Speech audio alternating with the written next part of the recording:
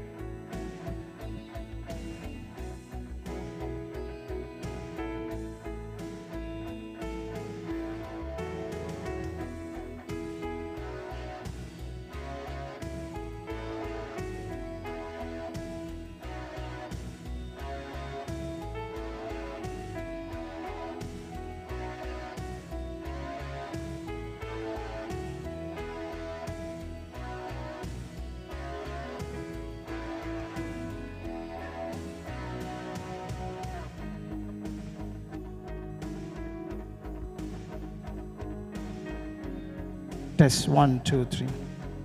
Test 1, 2, 3.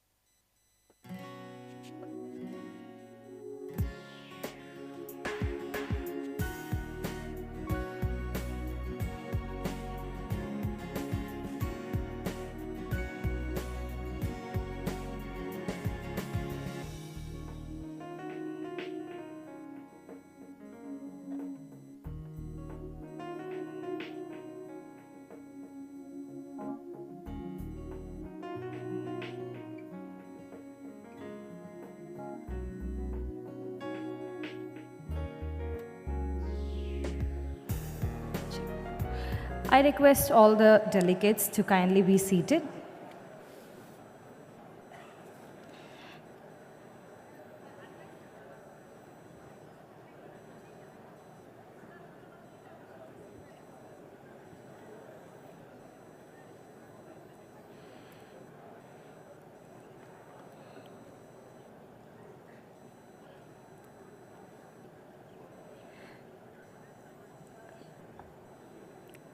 A very good morning to all the dignitaries and delegates.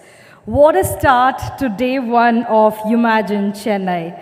Asia's largest tech summit saw 15,000 registrations yesterday and the exhibitions kicked off really well. Having said that all, I would like to welcome all of you to Umagine Chennai, Asia's biggest tech summit, day 2. Organized by Government of Tamilnadu, hosted by LCOT, co-host STPI, event planner CII.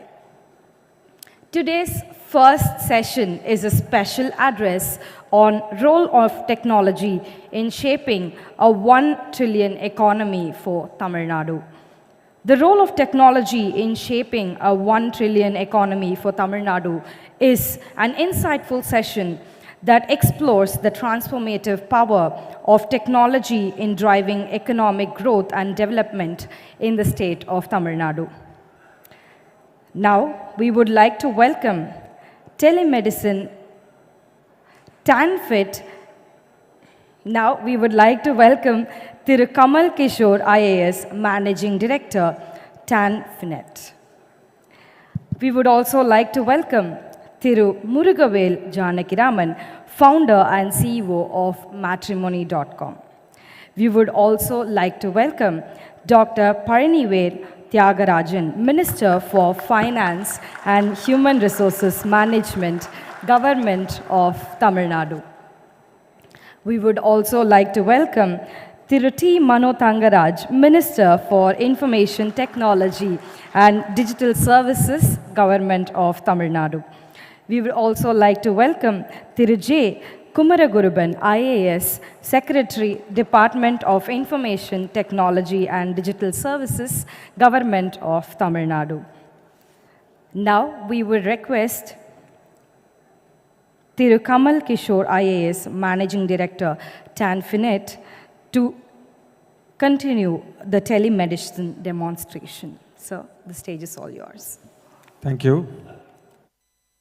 Honorable Finance Minister Thiru Parinivel Tyagarajan sir, Honorable Minister for Information Technology and Digital Services Department Thiru Mano Thangaraj sir, respected IT and DS Department Secretary J. Kumaraguruban sir, Murugavel Janakiraman, founder and CEO matrimony.com, and other dignitaries on and off the dais, a very good morning to all.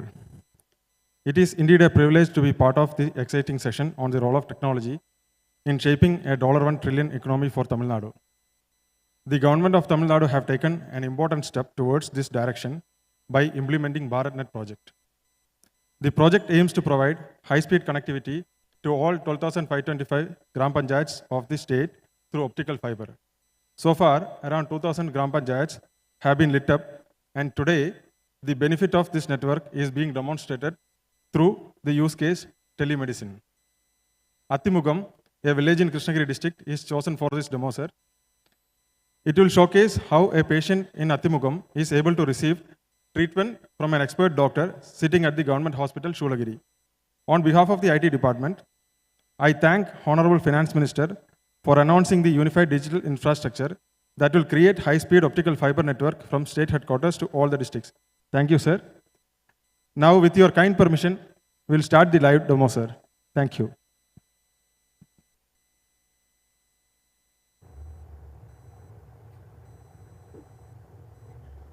Hi, good morning, ma'am. I am Dr. Prakash, Medical Officer from Attimugam PHC, ma'am. Hi, Dr. Prakash. This is Dr. Marek Tinjal, a dermatologist in Krishnagiri Medical College, now connected from Shoolagiri block for you. Solunga sir, yaar vandirukka? Ma'am, இப்போ என் கூட சக்தி வேர் சொல்லிட்டு ma'am, அவங்களுக்கு 20 வயசு ஆகுது. அவங்களுக்கு கடந்த ஒரு மாசமா பாத்தீங்கன்னா வலது கையில வந்து அரிப்பு இருக்கு மேம். அவங்க வெளியே காமிச்சிருக்காங்க, ஆனா எதுவுமே சரியாகல மேம். இதனால வந்து இப்ப அதிமுகத்துக்கு வந்தாங்க. அதனால நான் வந்து இங்க இருந்து டெர்மட்டாலஜிஸ்ட் பார்க்கலாம் சொல்லியிருக்கேன் ma'am. Hi Sakthivel. Doctor Prakash சொன்னாங்க உங்களுக்கு இருக்கிற ப்ராப்ளம் பத்தி. ஆக்சுவலி ஒரு சில கேள்விகள். உங்க வீட்ல ஆடு மாடு ஏதாவது உண்டியோட இருக்கா? இல்ல மேம். உங்களுக்கு உணவு அலர்ஜி ஏதாவது இருக்கா? கத்திரிக்காய், வெண்டைக்காய், கறி, மீன் எதுக்காவது அலர்ஜி இருக்கா? இல்ல மேம். உங்களுக்கு இருக்கிற இதே தொந்தரவு வீட்ல அப்பா அம்மா இல்ல வேற யாருக்காவது இருக்கா? இல்ல மேம். ஓகே. டாக்டர் பிரகாஷ், நான் அவருடைய லீஷன்ஸ் பார்க்கணும், ஸ்கின் லீஷன்ஸ். ஃபர்ஸ்ட் எனக்கு லீனியர் ஸ்கோப்ல normal skin and lesion skin காமிங்க, கம்பேர் பண்ணிக்கலாம்.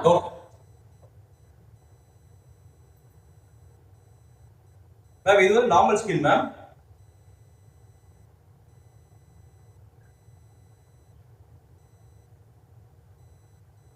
மேம் இது வந்து lesion skin.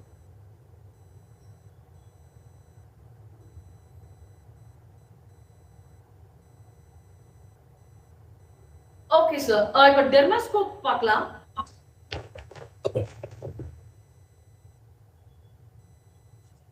டெர்மாஸ்கோப்ல normal skin ma'am.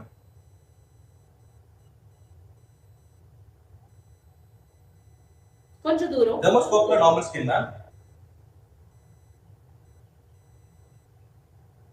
டெர்மாஸ்கோப்ல இப்ப லீஷன் ஸ்கின் காமிக்கிறேன் மேம்.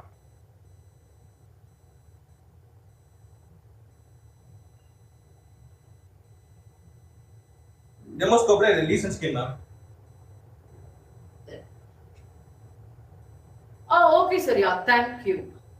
சக்திவேல் சார், ஒன்னும் பயப்படாதீங்க. நான் உங்களுடைய ஸ்கின் லீஷன் பார்த்துட்டேன். ஒரு 3 நாளைக்கு மட்டும் உங்களுக்கு நான் ஒரு ஆயின்மெண்ட் கொடுத்துருக்கேன். அந்த ஆயின்மெண்ட் யூஸ் பண்ணிக்கோங்க. வெளியில போறப்ப இன்னொரு ஜெல் கொடுத்துருக்கேன், அதை யூஸ் பண்ணிக்கோங்க. நல்லா தண்ணி குடிங்க. ராத்திரிக்கு ஒரு மாத்திரை எழுதி கொடுத்துருக்கேன், அதுவே உங்களுக்கு பிரிஸ்கிரிப்ஷன் இப்ப ஷேர் பண்ணிருக்கேன். சோ ராத்திரி மாத்திரை சாப்பிட்டுக்கங்க. இந்த 3 நாள்ல உங்களுக்கு கிளியர் ஆயிடும். ஒருவேளை அரிப்பு ஜாஸ்தி ஆகுற மாதிரி இருந்தா உடனே டாக்டர் பிரகாஷ வந்து பாருங்க அதிமுகம்ல. அவர் ஏன் கூட உங்களுக்கு இதே மாதிரி ஒரு செஷன் கரெக்ட் பண்ணி கொடுப்பார். நம்ம திரும்ப 3 நாள் கழிச்சு எந்த அளவுக்கு கிளியர் ஆயிருக்குன்னு நம்ம பார்க்கலாம். Thank you doctor Prakash and mister Sakthi.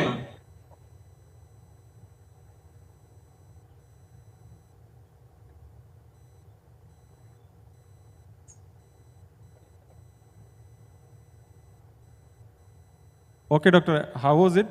How did you feel? Sir, இங்க கிருஷ்ணகிரி மாவட்டம் மாதிரி இருக்கிற இடங்கள்ல குக்கிராமங்கள்ல இருந்து நிறைய பேஷண்ட்ஸ் அண்ட் மலை கிராமங்கள், பழங்குடியின ஜனங்கள் நிறைய பேருக்கு வந்துட்டு ஒரு பிஹெச்சி மெடிக்கல் ஆபீசர் எக்ஸ்பர்ட் ஒப்பீனியனுக்காக தூரமா அனுப்புறப்ப அவங்க ஒரு நாள் அவங்களுடைய சிரமங்களை பார்த்து வரதில்லை.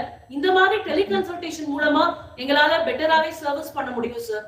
நேர்ல பேஷண்ட் பார்த்த மாதிரியே we feel actually.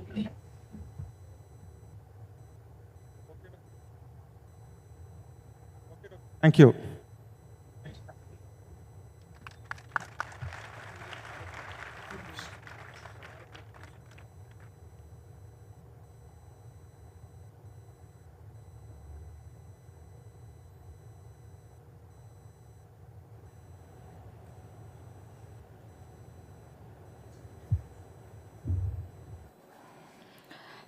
Thank you, Thiru Kamal Kishore, sir. And that was a demonstration of telemedicine, and that can be our future as well. On that note, we would like to invite Thiru Murugavel Janakiraman, founder and CEO of Matrimony, to address the gathering.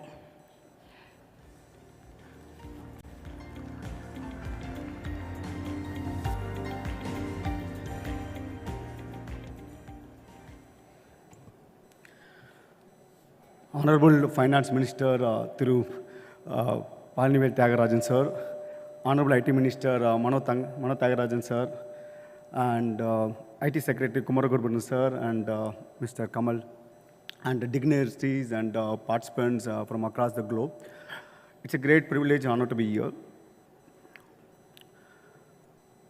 If you look at the technology, we all know that technology has been progressing at a rapid pace. Today, the technology changes can cause disruptions or destruction to the organizations. At the same time, technology changes can contribute to the growth and the governance of a country and a state. I am privileged to be part of one of the advisory members of Tamil Nadu IT department, where we worked on the goals where IT and IT-related services can contribute to 10% of the Tamil Nadu government vision of achieving $1 trillion economy by 2030. Tamil Nadu has a strength with respect to IT and IT-related services. We are one of the largest IT exporters. We are in the third place. In fact, last year we touched 1.75 lakhs crore, and we had a fastest growth compared to other states. And Tamil Nadu contributes a significant percentage of engineers coming out of India. And we have a well-developed state. It's 60% urbanized. We have good infrastructure across the state. So while you have this inherent strength and one of the large players in IT, definitely we have to do a lot more with respect to IT to achieve that 10% of $1 trillion economy. While IT services is one of the biggest contributor, we need to continue to ensure that we need to become a leader or to leverage our strength of what Tamil Nadu has got. And also the global GCC companies, they are setting up their development centers in Tamil Nadu. In order to ensure that we have the advantages in IT services and global GCC company to set up the infrastructure in Tamil Nadu or services company in Tamil Nadu, one of the areas we need to focus on is skill development. The skill development, definitely ICT Academy and Tamil Nadu government has taken some initiatives to ensure that we are able to develop students coming out of the colleges are well equipped, but definitely a lot to be done in this area. In fact, one of the areas where industry and academy need to collaborate strongly, because students need to be taught on the latest technologies. It's very, very important. So that will ensure that Tamil Nadu has the edge in IT services and also remain as one of the top destinations for GCC company to set up their base in Tamil Nadu. With the strong growth happening in digital services, the impending 5G rollout, and data localizations, data centers is one of the growth areas for Tamil Nadu. Because one of the advantages of Chennai has got is there's an sea cable between Chennai and Singapore. That's one of the advantages, plus also the geographically we are well situated. So data centers is one of the areas where Tamil Nadu can grow. But while definitely Tamil Nadu is getting data centers, but we have to have the big company like Amazon or Google or Microsoft set up their shop in Tamil Nadu. That's something we need to look into it. The startup is one area, while definitely making progress, the Tamil Nadu government set up Startup TN, and we want to create more startup. This one area, definitely we need to do a lot more. If at number one in startup, we could have become a number one state in India. Today, Tamil Nadu is the number 2 state in India.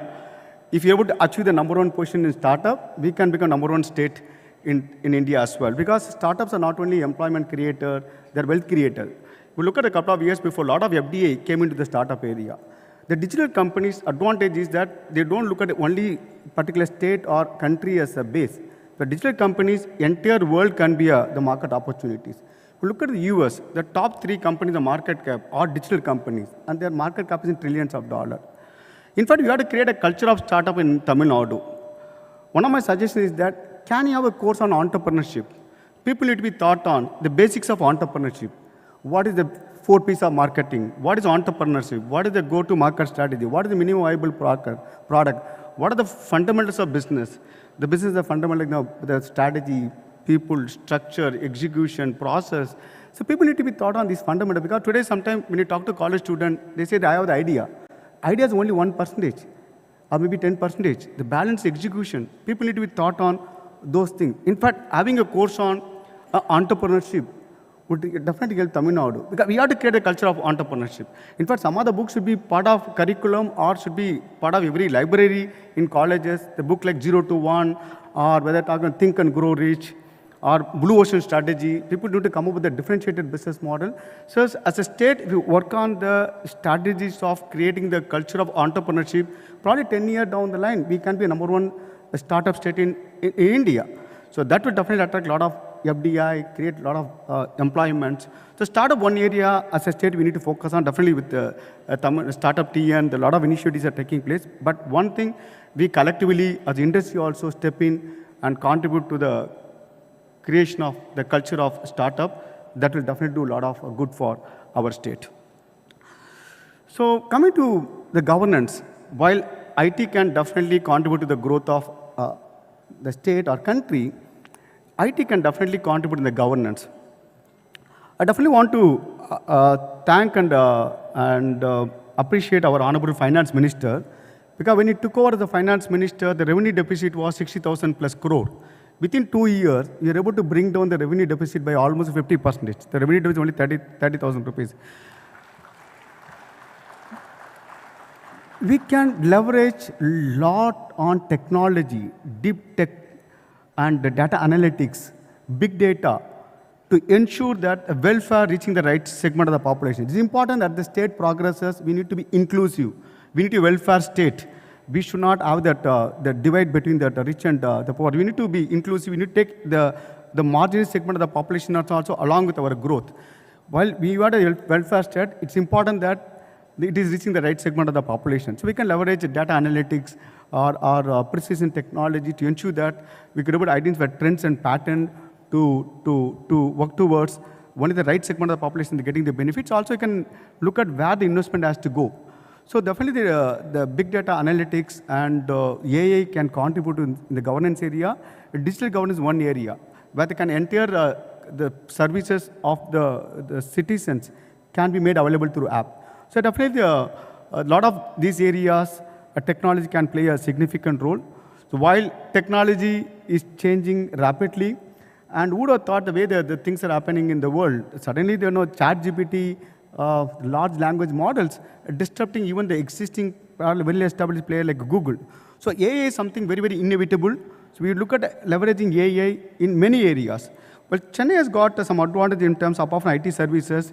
SaaS is one area where you got advantage. Today, thanks to some other successful company, they also create a SaaS booming.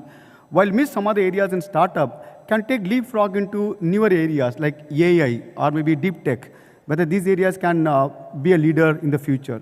So having a conference like this, even CAA last year organized their TechNext events. So having a conference like this would definitely contribute to the ecosystem and understand what's going on across the world. So we have a lot of advantages being in Tamil Nadu. It's a progressive state, well-developed state. It's my wish and desire that Tamil Nadu also should become a #1 state in startup. I think that's very, very important. It's all of us can contribute to the creation of Tamil Nadu becoming a #1 startup state. I also want to thank Honorable Finance Minister, sir, for allocating tech city, the budget, allocating budget for creating tech cities in Chennai, Hosur, and other markets, very, very important. So this will definitely, the infrastructure is very, very important for our state. And I want to thank you for allocating in the recent budget thing. So thank you so much for these opportunities, and look forward to Umagine Chennai becoming bigger and bigger. I heard that 15,000 people had registered for the Umagine Chennai event. A lot of people put a lot of efforts. I'm sure this become bigger and bigger and contribute significant to the growth and development of our state. Thank you so much.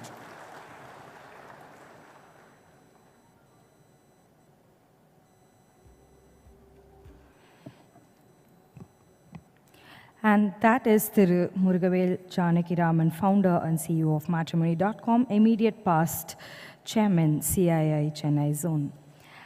Sir, thank you so much for pinpointing Tamil Nadu startup and drawing examples of Amazon and many other big MNCs. We are also thinking that Tamil Nadu will be there very, very soon. On that note, let's put our hands together and welcome Dr. Palanivel Thiagarajan, Minister for Finance and Human Resource Management, Government of Tamil Nadu, to deliver his special address.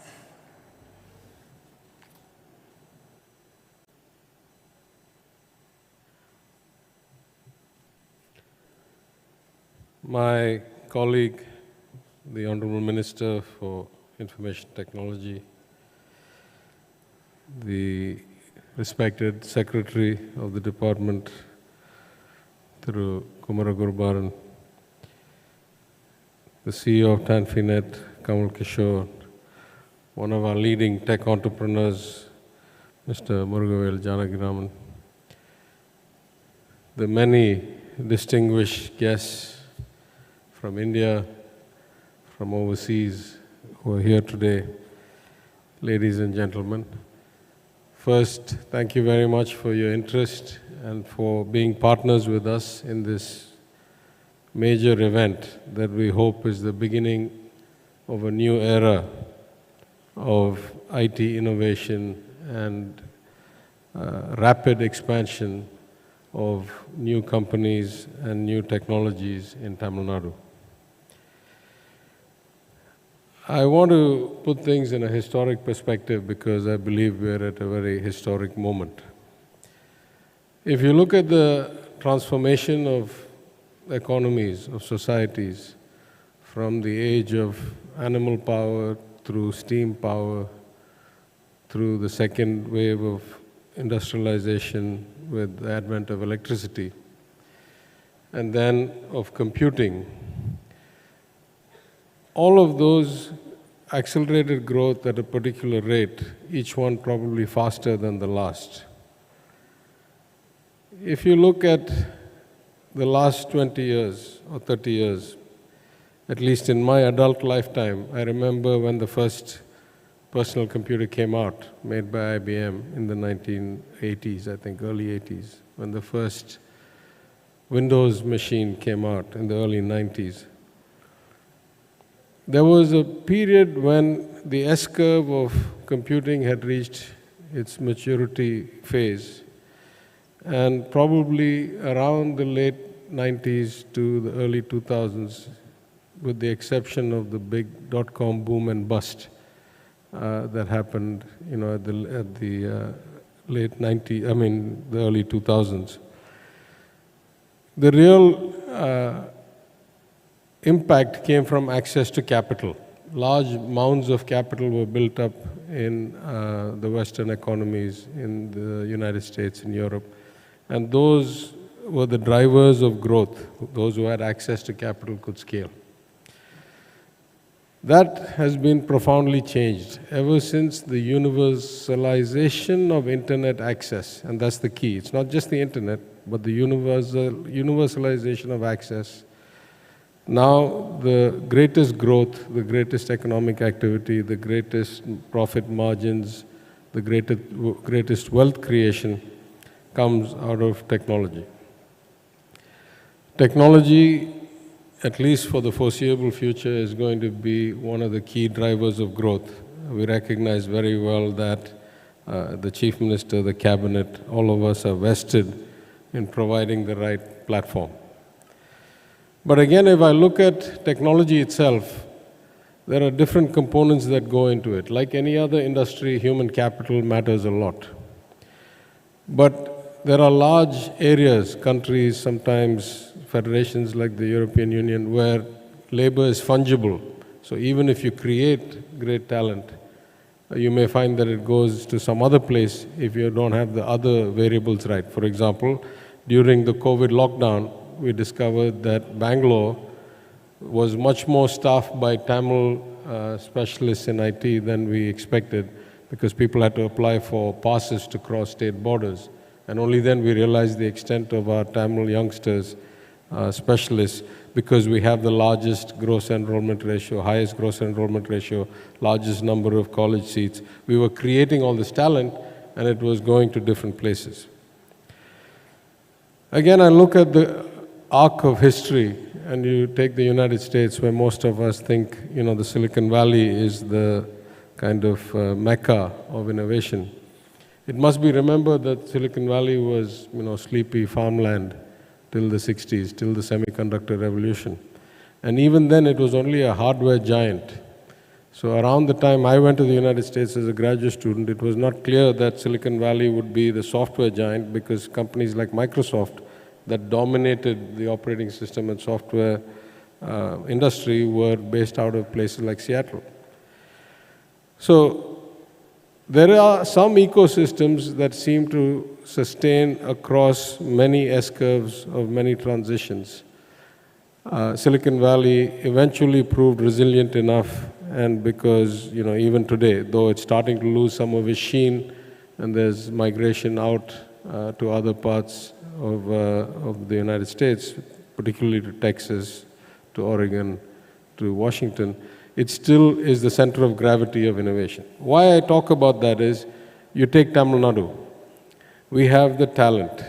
We were the pioneers. We started creating things like tidal parks and setting up an IT department in the administration of the government much before other people saw the potential. And yet today, I must admit that we are not the leaders. It is, at least at a city level, cities like Bangalore and Hyderabad seem to have better ecosystems that draw talent, and our ecosystem has not been that good. So this is our time. Our time is now to use this transition, this new S-curve formation in things like fintech, IoT, applications to large-scale government or governance problems, and reclaim our spot, not just in Chennai, but across the state of Tamil Nadu, because it is our talent. We want to become the best ecosystem for innovation, for technology, and for providing the right kinds of careers and opportunities for wealth creation for our youngsters. There are probably 2 or 3 components to that. The first, as with anything else, is to continue to focus, as we have for 100 years in the Dravidian movement, on inclusive access and human capital development. I think it's beyond a doubt around the country today that Tamil Nadu has by far the best talented, educated young workforce there is. But it still needs a lot more. So since we came to power, we have focused on converting this educated workforce into employable and immediately productive members of industry and of commerce. And the Chief Minister's priority program that he oversees himself, called Nan Mudalvan, works with many of the tech companies that are sponsors here, and we're trying to make the broad education and raw talent of people much more directly applicable in specific sectors. And that could be skilling in advanced technologies and pneumatic machines and specialized kind of precision mechatronics. It could be in development or programming or computer games or lottery systems. The second part is that we want to keep our focus on inclusivity. So I think a couple of our officers have spoken today that we want to reach every village, every hamlet with high-speed internet access. In today's kind of knowledge-based economy, you cannot create 2 classes of citizens, one who have access to high-speed information on their fingertips, because the wealth of information has become almost infinite. And so access becomes the barrier, and we want to have inclusion all the way down to the last mile at every village, at every hamlet. And that's why we announced in this budget a few days ago the investment we did in building the unified digital infrastructure and completing that last mile connectivity that is not being connected by BharatNet, so using our own funds and our own access. That's one part of the system. The other is to provide both systemic support as well as capital, and particularly capital to those who have been underrepresented and without access to capital. And so many of you may know that last year, the government of Tamil Nadu set up a couple of different investment funds, equity investment funds. One targeted Adi Dravidar and Palangodiyanar scheduled tribes, and one a broad investment fund. We have a fairly large emerging sector seed fund within the Tamil Nadu Infrastructure Fund Management Corporation, which I chair, and we hope to do a lot more. This year, we have expanded into other areas which we think are innovative. And so altogether, I think we'll have at least a few hundred crores of equity capital to invest and be partners with startups and ensure that people with the talent and the ideas are not deprived of access to capital as the barrier to to realizing their vision. The third thing that we can do is to improve ease of doing business, which is a kind of amorphous term which can mean many things.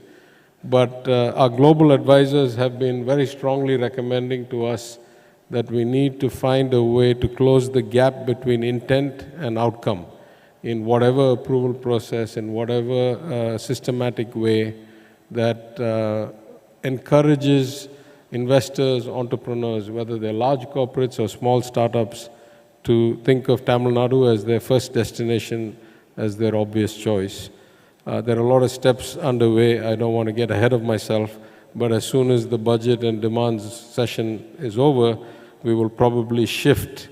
As Mr. Murugavel Janagiraman was kind enough to mention, we have brought the fiscal deficit down from 62,000 crores to almost 30,000 crores, so a reduction of about 55%. And now, we have the capacity to divert our attention a bit towards growth rather than consolidation. And that was the vision. We have been fortunate enough under the leadership of our Chief Minister to achieve that vision on time. So we're going to be much more focused on ease of execution, ease of guaranteeing outcomes or certainty of expecting outcomes, and that's going to be the third leg of the trade. The last thing I would say, as far as we are concerned, is to apply as much of these new technologies as possible in government itself. So, as you may know, from about a year ago, we have been having these Sell to Government days, where we invite startups to apply to make the government their client, government their kind of customer for technologies that the government can use. And to date, I think we have signed up with some people for cloud kitchen kind of IoT stuff. We've also signed up with drone survey companies, startup companies. We're signed up and we're going to increase with automation to do sewer and other cleaning, so there's no human being involved in this. There is a lot of innovation I've seen with my own eyes, places like the IIT Madras hub, where much of that technology, or a lot of that technology, is applicable within the government and our activities itself. So we hope to build this kind of good relationship where we buy their services, where possible we invest in them, and through the use of their services, we give them both scale and validation of the business model, and then they can go ahead and expand to other customers in other parts of the country and the world. That has been a very fulfilling experience for us so far. As I say, we have already taken many of them into our direct purchase. For example, we had to change the Transparency in Tenders Act and say that for contracts below 50 lakh rupees, you didn't have to have any pre-qualification. If you were a startup in a unique technology or a unique application, that would be enough for us to become your customer, the government of Tamil Nadu to become your customer. So in all these ways, we have been trying to encourage what I would call is the creation of an innovation ecosystem. That's the ultimate goal. The government has access to money. The government can simplify rules, regulations. It can reduce barriers, rent-seeking, red tape. But our aim is that the culture of innovation, the culture, the mindset that says, if I have the talent, this is the place I should be, and there are people like me around here who can help me, and I can achieve my vision. That kind of ecosystem and culture is really what we're aiming for and working hard towards. In that context, I think events like this are hugely valuable to us.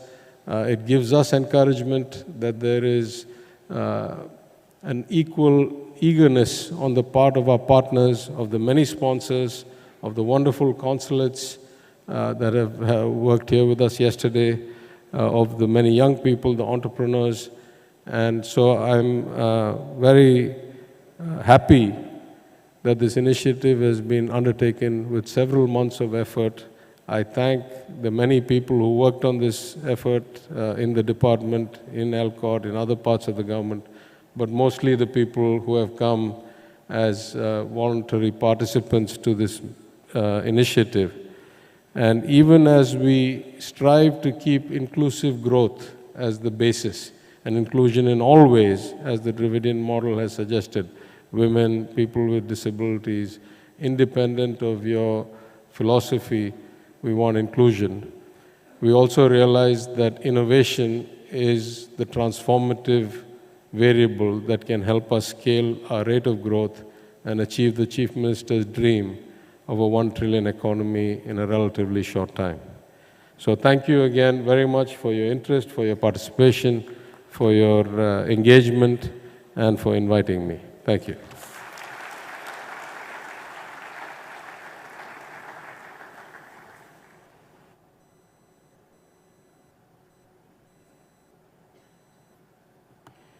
Thank you, sir. And that is Dr. Paranivel Thiagaraj, Minister for Finance and Human Resource Management, Government of Tamil Nadu, for all of us. Thank you, sir, for also pinpointing how Tamil Nadu was a pioneer and reminding us now is the time. On that note, we would like to felicitate the speakers on stage. I would like to call upon our Thiru J. Kumaraguruban, IAS Secretary, Department of Information Technology, Digital Services, Government of Tamil Nadu, to present a memento to Thiru Kamal Kishore, IAS Managing Director, TAN Finet.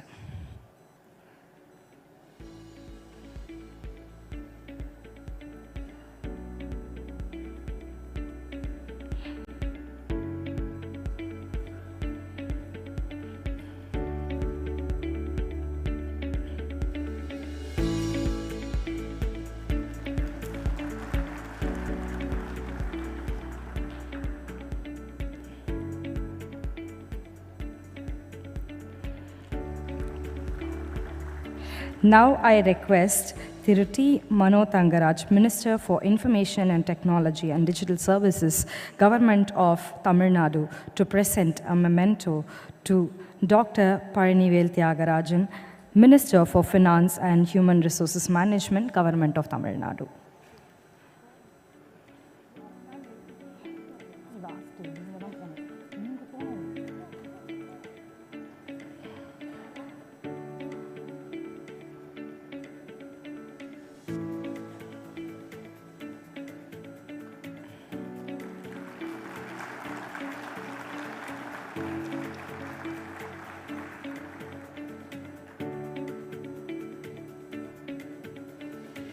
I now request Thiruti Mano Thangaraj, Minister for Information Technology and Digital Services, Government of Tamil Nadu, to present a memento to Thiru Murugavel Janakiraman, Founder and CEO of Matrimony.com.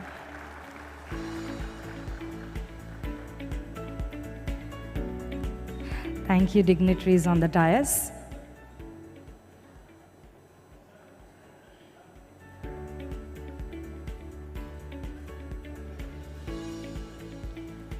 We request a photo op.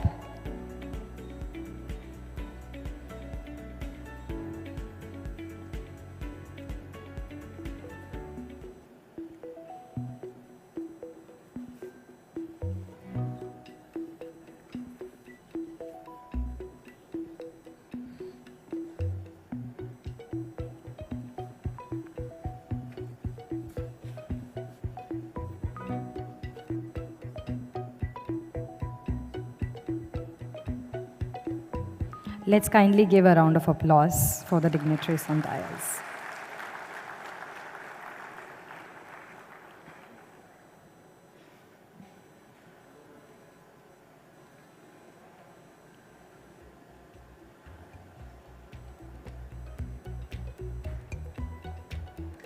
We have the next session, a keynote on leapfrogging to the future with technology, commencing in less than a few minutes.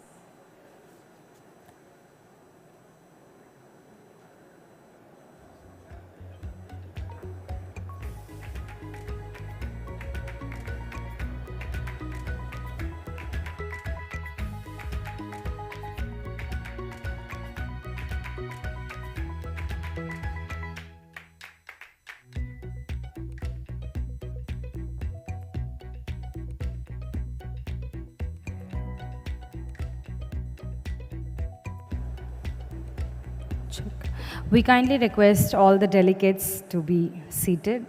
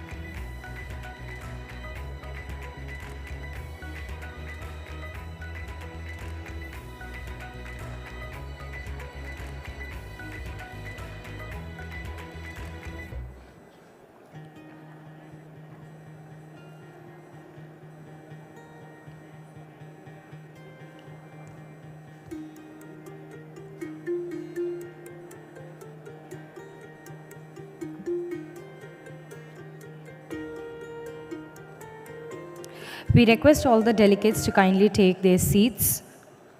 The next session on leapfrogging to the future with technology will be commencing in few minutes. We would also like to remind that the parallel sessions are starting by 11:30 in hall 1234.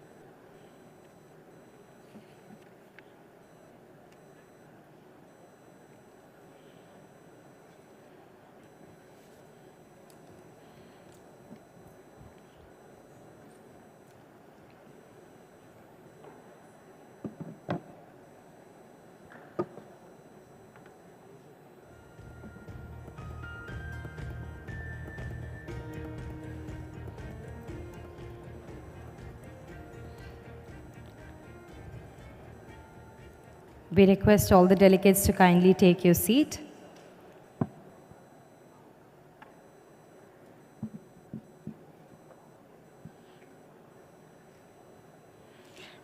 The fire chat is about to happen, and it's leapfrogging to the future with technology.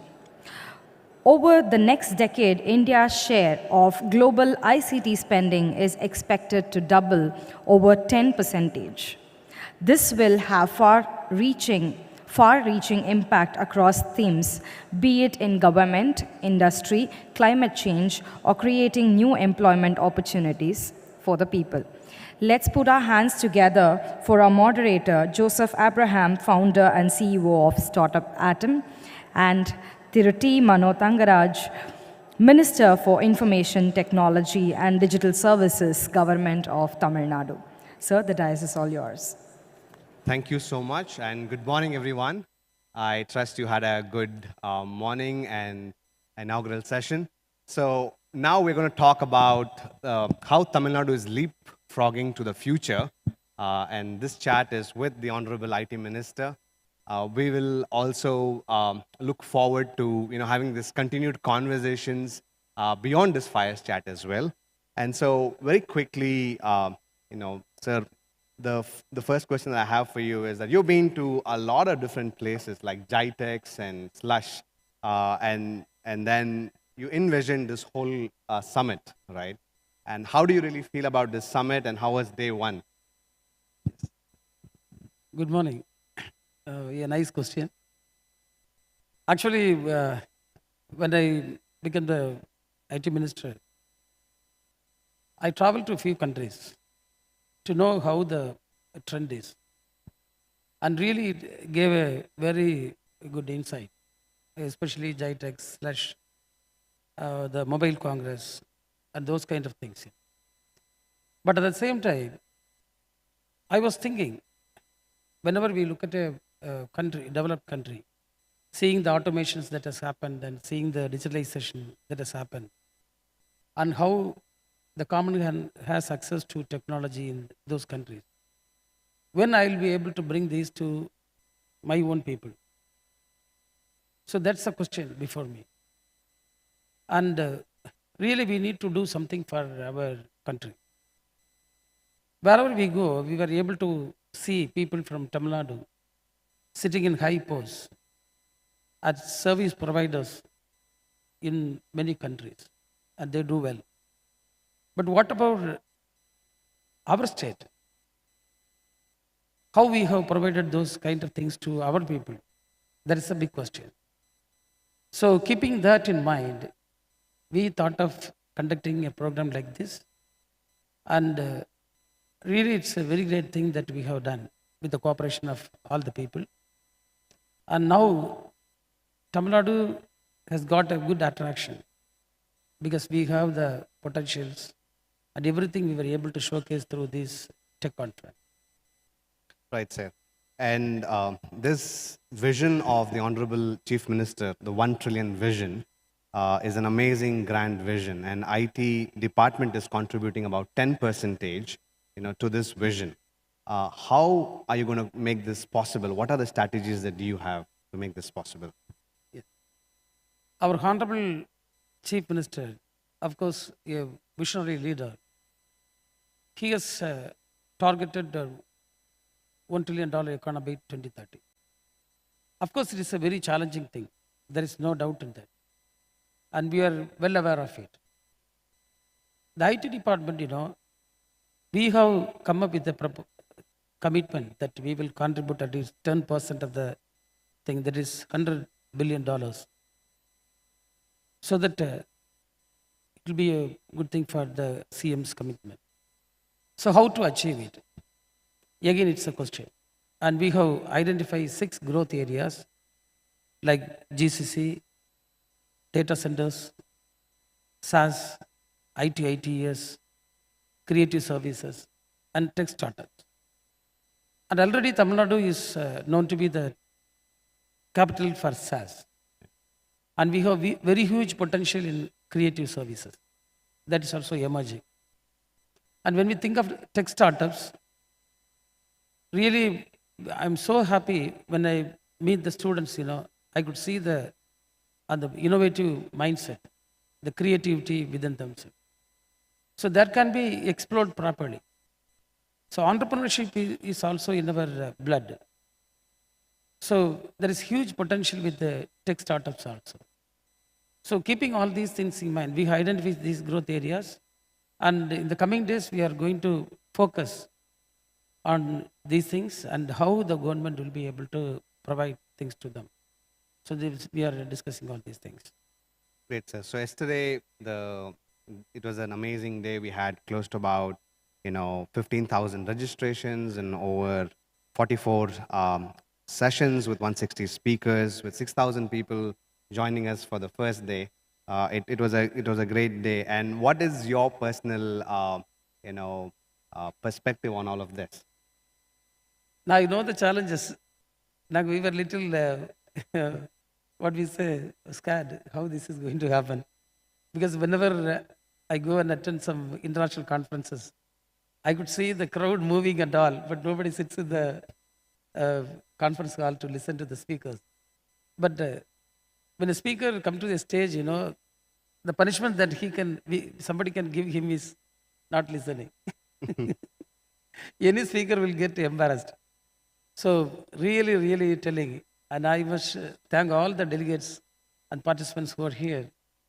It was such a wonderful thing that happened yesterday. And speaker after speaker told me that they were so pleased by the participation of the delegates who are here. All the halls were flooding with the crowd, and really very wonderful. The topics that we selected and the speakers we have selected. very nice. And we got a very good feedback from the media, press, and all the participants. A nice thing that has happened yesterday. That's really nice to know. And thanks to all of you for making this possible and making this a success. So let's give a round of applause to ourselves, right, for making this happen. Great. So moving on to yesterday's announcement that you made about tech cities. There are 3 tech cities that the Honorable CM has envisioned. It was announced in the budget session, and now yesterday you made an announcement about even the allocation and the earmarking of the place, right? Can you just talk a little bit more about what is this tech cities and how is it going to really make it an innovative ecosystem here?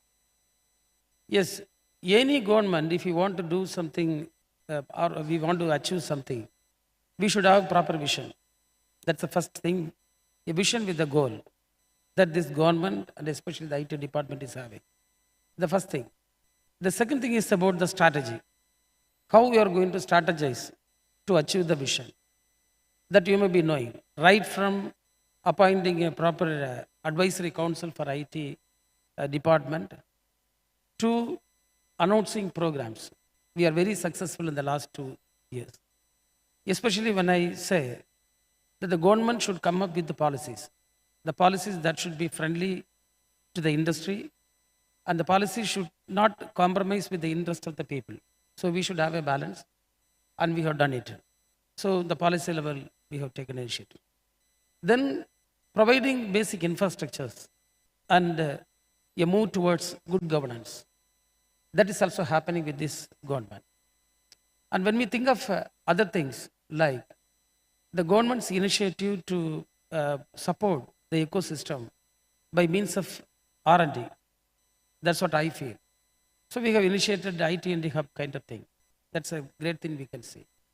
And taking into consideration the need of the industry, we need to provide proper talent to the industry.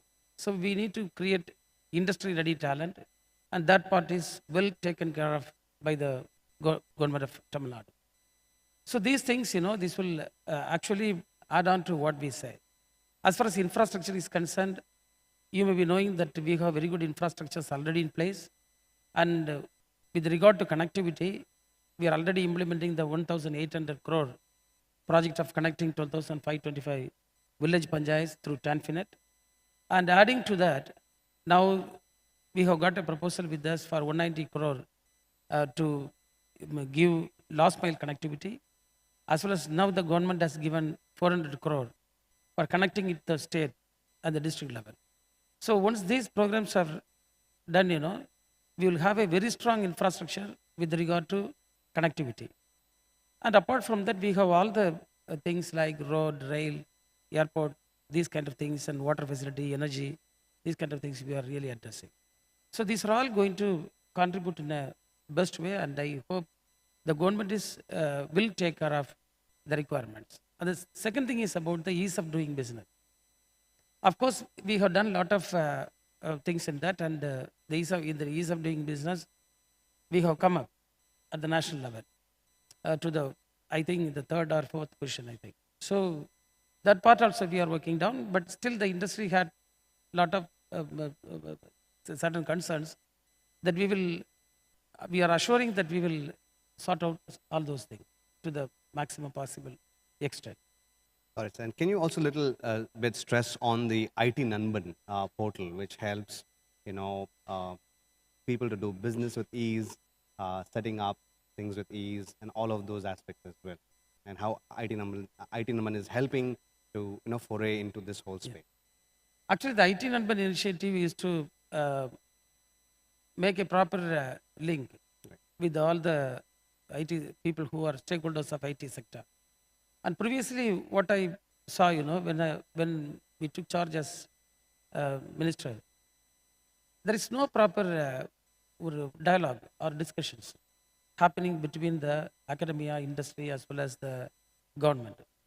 That needs to be addressed. So we immediately thought of doing certain things, and we interacted with the various stakeholders of the sector, and it has brought very good results. We got very good ideas how we should run the show, not theoretically, but the practical thing. And the outcome, I can tell you, now many of the colleges are now interacting with the industry, and they are sending their students, they are sending their faculty, and the faculty is turning towards what I say, not merely teaching students with the theoretical knowledge, but also they understand the requirement of the industry. They get exposed to the industrial ecosystem, and in that way, changes happen. So many kind of things we can say like this. In the policy making also, previously the government prepares the policy, but without consulting the stakeholders. But we are doing it in the reverse way. We are consulting, then we are circulating the draft proposals, we are getting their opinions, and then we are bringing it. So that the industry is also very happy about. So these kind of changes in the style of functioning of the government is really being appreciated by the industry. That's what I feel, and I get the feedback. Great, sir. You are very passionate about climate change and circular economy, and you've taken various initiatives back in your constituency as well. So can you elaborate a little bit about how you are, taking the steps towards climate tech and ensuring that climate tech is also part of the main agenda?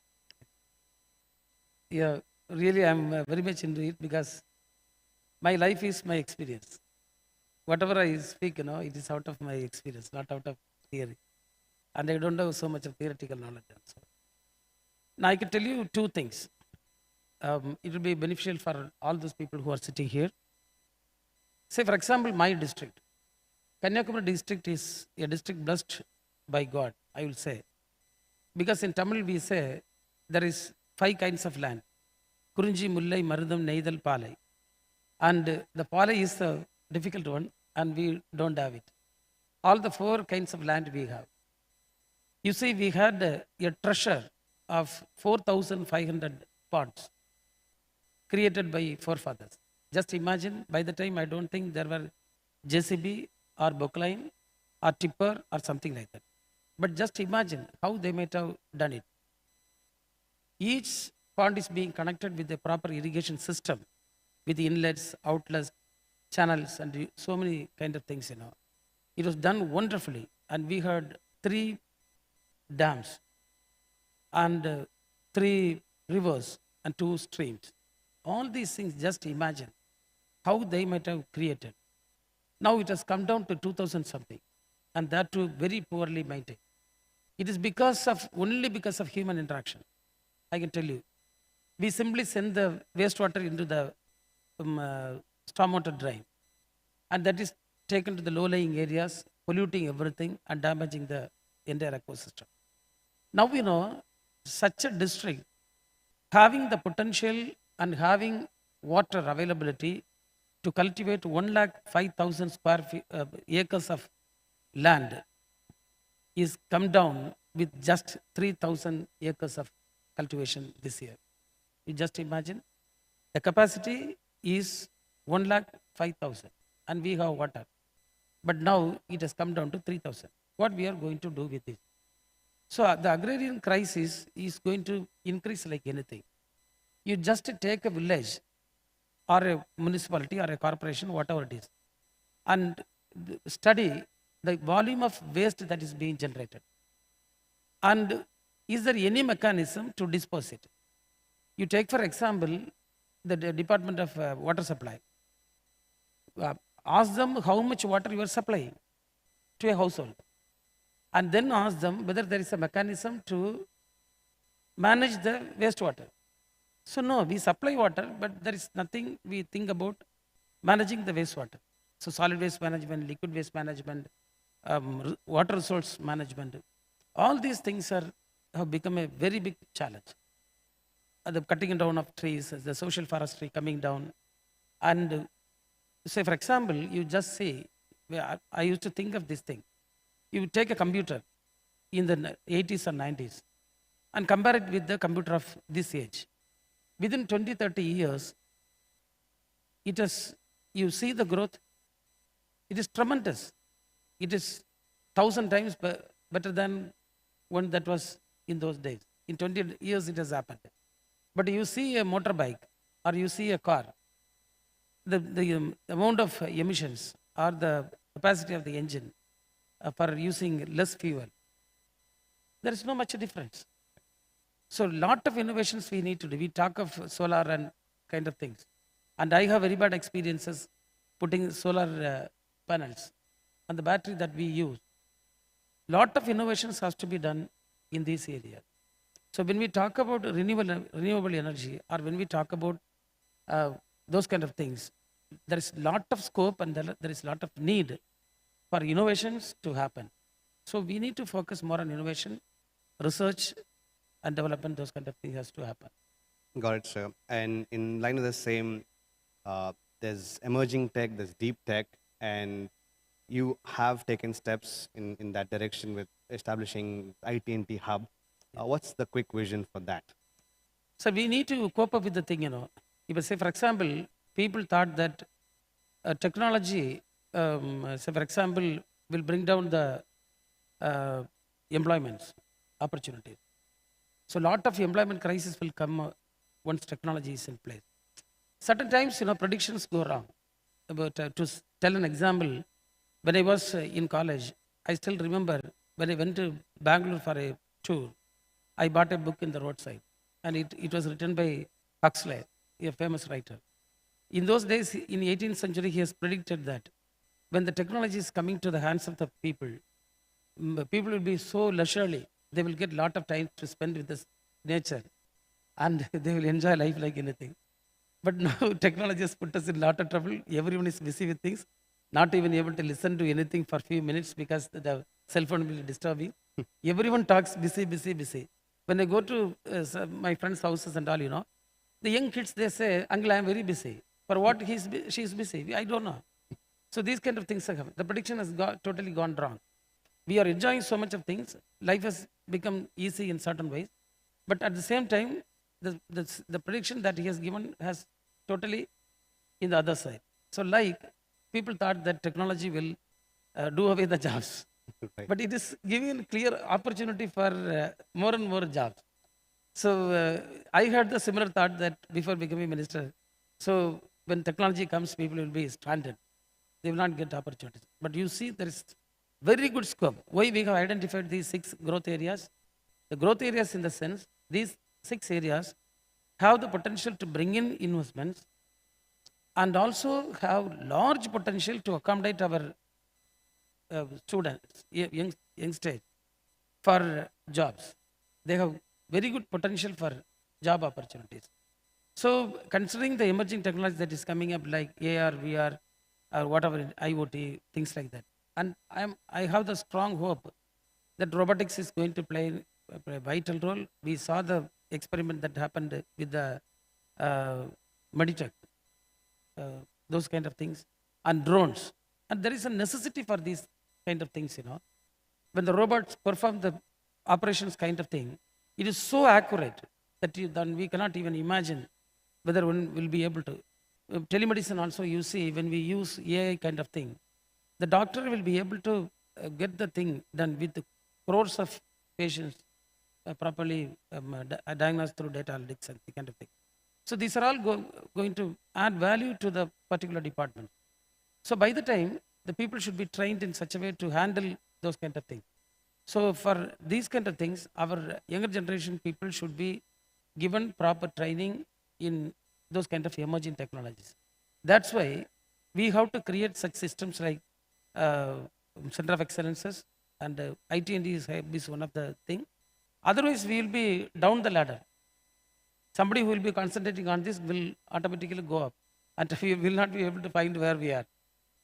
So we are focusing on that. Absolutely. Thank you so much for answering patiently to all these questions. In conclusion, and as you draw this whole fireside, to a close, what is your vision for Umagine? What's going to happen next? Is a continual progress? So what's going to happen next with Umagine? So actually, the Umagine is a very great success. Now, many people were with us. If I go on naming them now, it will create a problem. So all of they were here, and I'm so happy, They all supported us without expecting anything from us. Even we were unable to recognize also. And they all supported that this IT department has taken an initiative, we'll be supporting you. That's the only word I can hear from them. And in properly putting things in place, there were challenges, but everything went well. And I hope today and tomorrow it will be a great success. And of course, now we are making all efforts to properly evaluate how people feel, how the facilities are, what are the other requirements we need. All these kind of things we are making. And with all the people who supported us and from the participants, we are trying to get a proper feedback. And all these things will be rectified. And next year, we will plan in a very best way. So this time also, I never expected that our target was 10,000. But day before yesterday, we closed the registrations when we reached 15,000. Because we were totally taken to surprise how we are going to manage things, the food and things like that has to be taken care, how it is going to be. But this has given a very good experience for us, and the entire team is so happy and delighted. And we have got very nice encouragement from the participants that we need to go further. And Umagine should be the best in the, I can say, world level tech conference. And it's a great thing, when we provide this kind of technology conference to our students. I can't just imagine. Me as a minister, I wanted to attend a technology conference. I have no other way except to travel to Dubai or United States or some developed country. No other way. I cannot go and see something in India. I didn't see. So it is such an opportunity for the participants also to attend such a conference, to attend so much of discussions that is happening, eminent speakers coming, their speeches and everything, it's really amazing. So next year we will plan in the best way possible, and we will sort out all the pitfalls what we had, and it will be a wonderful thing. I hope so. Thank you so much for your time, and let's put let's give a round of applause to the Minister, Honorable Minister, and thank you so much.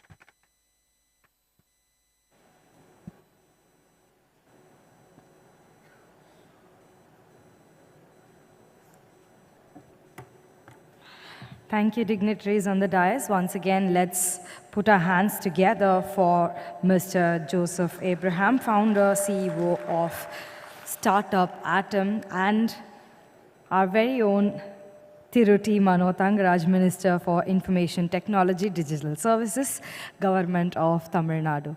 Thank you, gentlemen.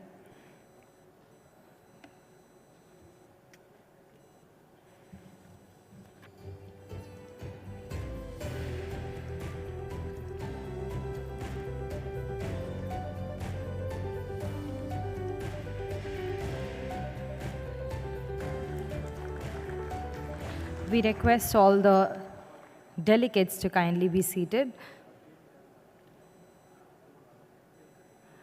We have an interesting discussion up next. From startup to scale, learning from building a business. And we have 4 speakers.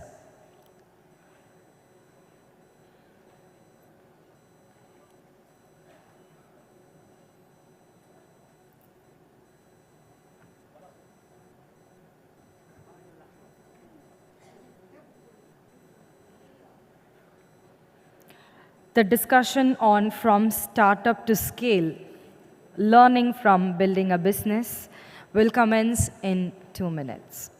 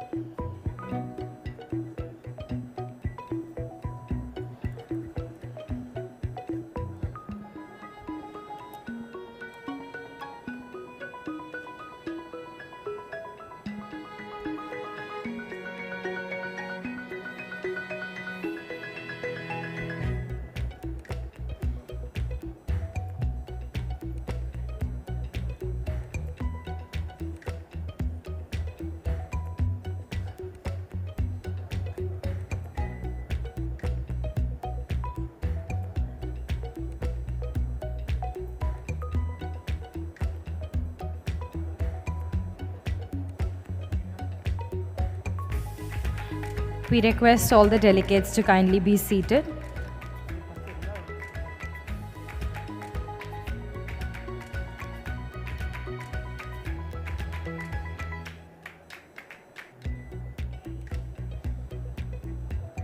The discussion on From Startup to Scale, Learnings from Building a Business. Building a business from a startup to scale up can be, of course, a challenging journey, full of highs and lows. However, it also offers a wealth of learning opportunities for entrepreneurs and business leaders who are willing to take risks and persevere through adversity. This session will bring together eminent leaders to share learnings and experiences from building a successful business. Let's put our hands together and welcome Mr. Ganesh N. Mandalam, CEO of Zerago India.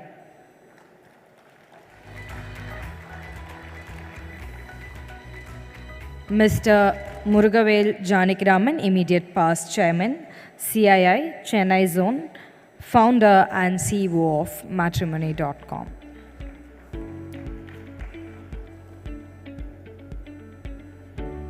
Let's put our hands together for Ms. Anita Selvin, Managing Director of Nila Apps.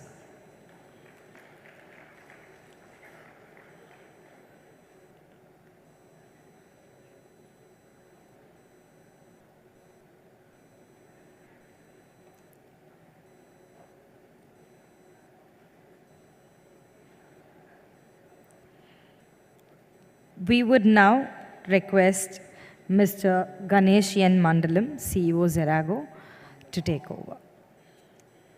So sorry, you are cut from your side. You got it? Okay.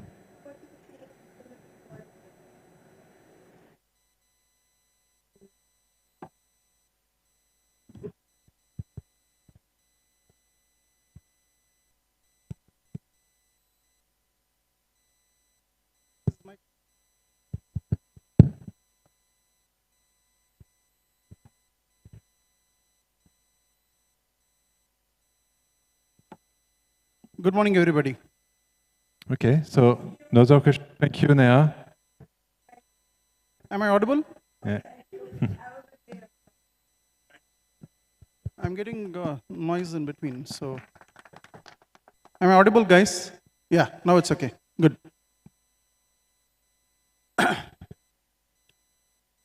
Good morning, folks. I'd like to introduce my fellow panelists here. So one is Murugavel Janakiraman. Murugavel Janakiraman is the founder CEO of Matrimony.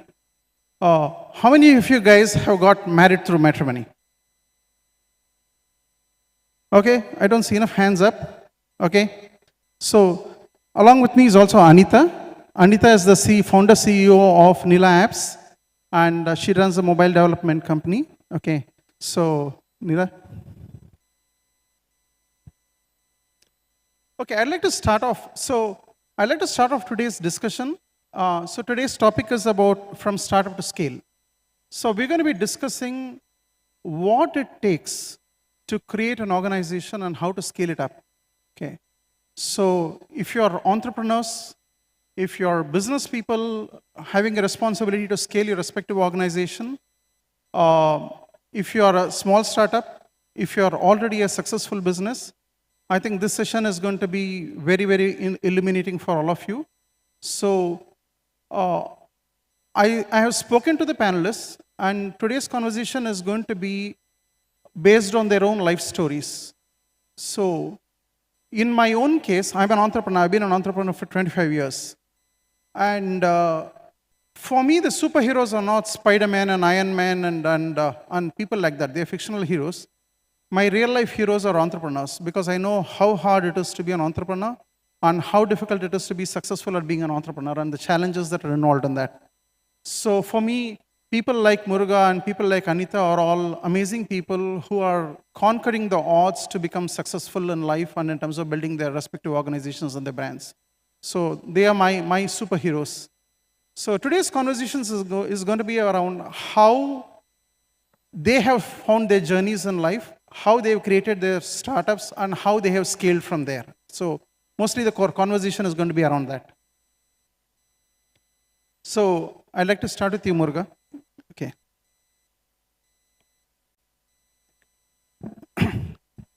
So what was the impulse that drove you to become an entrepreneur? Because I know you had a very successful career in the US, but you sort of gave that up and decided to be an entrepreneur. Thank you, Ganesh.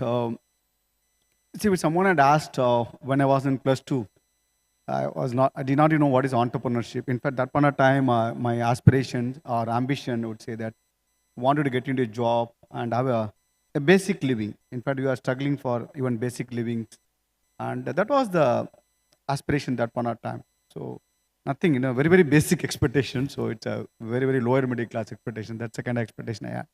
But thankfully that MCA changed my life. I was working in the US when I was making $100,000 per year. While during the daytime, I didn't take a full-time job. I was doing a consulting job, but I didn't waste my time. I was always building something, developing something. When the basic needs were taken care, that's when the signs of entrepreneurship started showing its seeds. So actually, I was clueless about where to begin. While today, many successful entrepreneurs, I know that their idea, they went up the idea. For me, it was completely clueless. I want to do something. I did not know where to begin. So I hit upon the concept of, okay, let me do something targeting Tamil community. Since I was very good in programming language, I was building various applications which I thought will be useful to the Tamil diaspora living outside of India. I was in the US, as I said. So matrimony was one of the services. It's not really well taught through idea. In fact, I put it in my life journey has been that from no idea to an idea of matrimony, and over a period of time, the idea of matrimony, where I got passionate about the idea of building a marriage portal or helping people get married. Today, that passion has evolved into one purpose. The purpose of matrimony.com is building a better Bharat through happy marriages. So it's from my journey has been one of the basic needs were taken care, from having no idea to an idea to a passion to a purpose. Yeah, I think to sum it up, that's my journey now. So for me, it's not really thought through idea. In fact, sometimes I say myself as an accidental entrepreneur. Okay. Wow. Thank you, Muruga. Anita, how about you? What made you want to become an entrepreneur? Because I know you live in the US, you're very successful over there.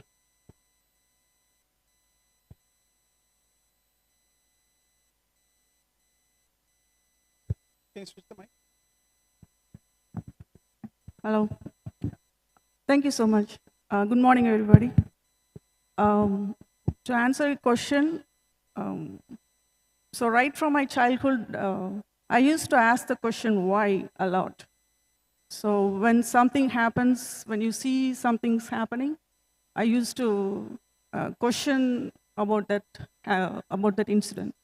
So my story is why I started this company and why we have a product to help the institutions is,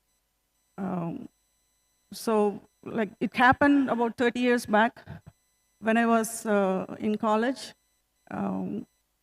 And I used to go to all these,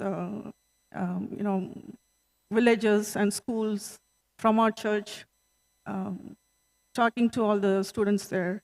So I found that there is a disparity among the education. Like you have a top-notch IIT in the same state, and you have a primary school, the government school or any, even the private school, which doesn't have the basic needs, you know. So I really wanted to target that. That was my passion. And so that triggered, and it took me a lot of time. It's not an overnight process, but it took me a lot of time. And I had to quit my full-time job in USA and start this company. And it's a risk-taking process. You need to be a risk taker, and you need to be more open-minded and willing to face anything that's happening. You may not have any money on day one. You need to be aware of that, and you have to face the situation. So that's the problem that we face in our early childhood or anything in your daily life has made me to create a company. Wow, thank you. So I don't know how many of you people are in a position in life where you're either building your organization, you want to set up a startup, or you're already scaling an organization, or you're in a role in an organization where you're scaling up, right? But if you see two very successful entrepreneurs on stage, right? So very clearly they started off with a thought, with an idea. Life is not always clear, right? It's not like we always have clarity around what we want to do. We jump in and start doing things and then we scale from there, right? If you take Anita's case, right, she wanted to create social change, right? So I have spoken to many entrepreneurs, and one of the lessons that I have learned is that most entrepreneurs don't always start out by saying that I want to make money.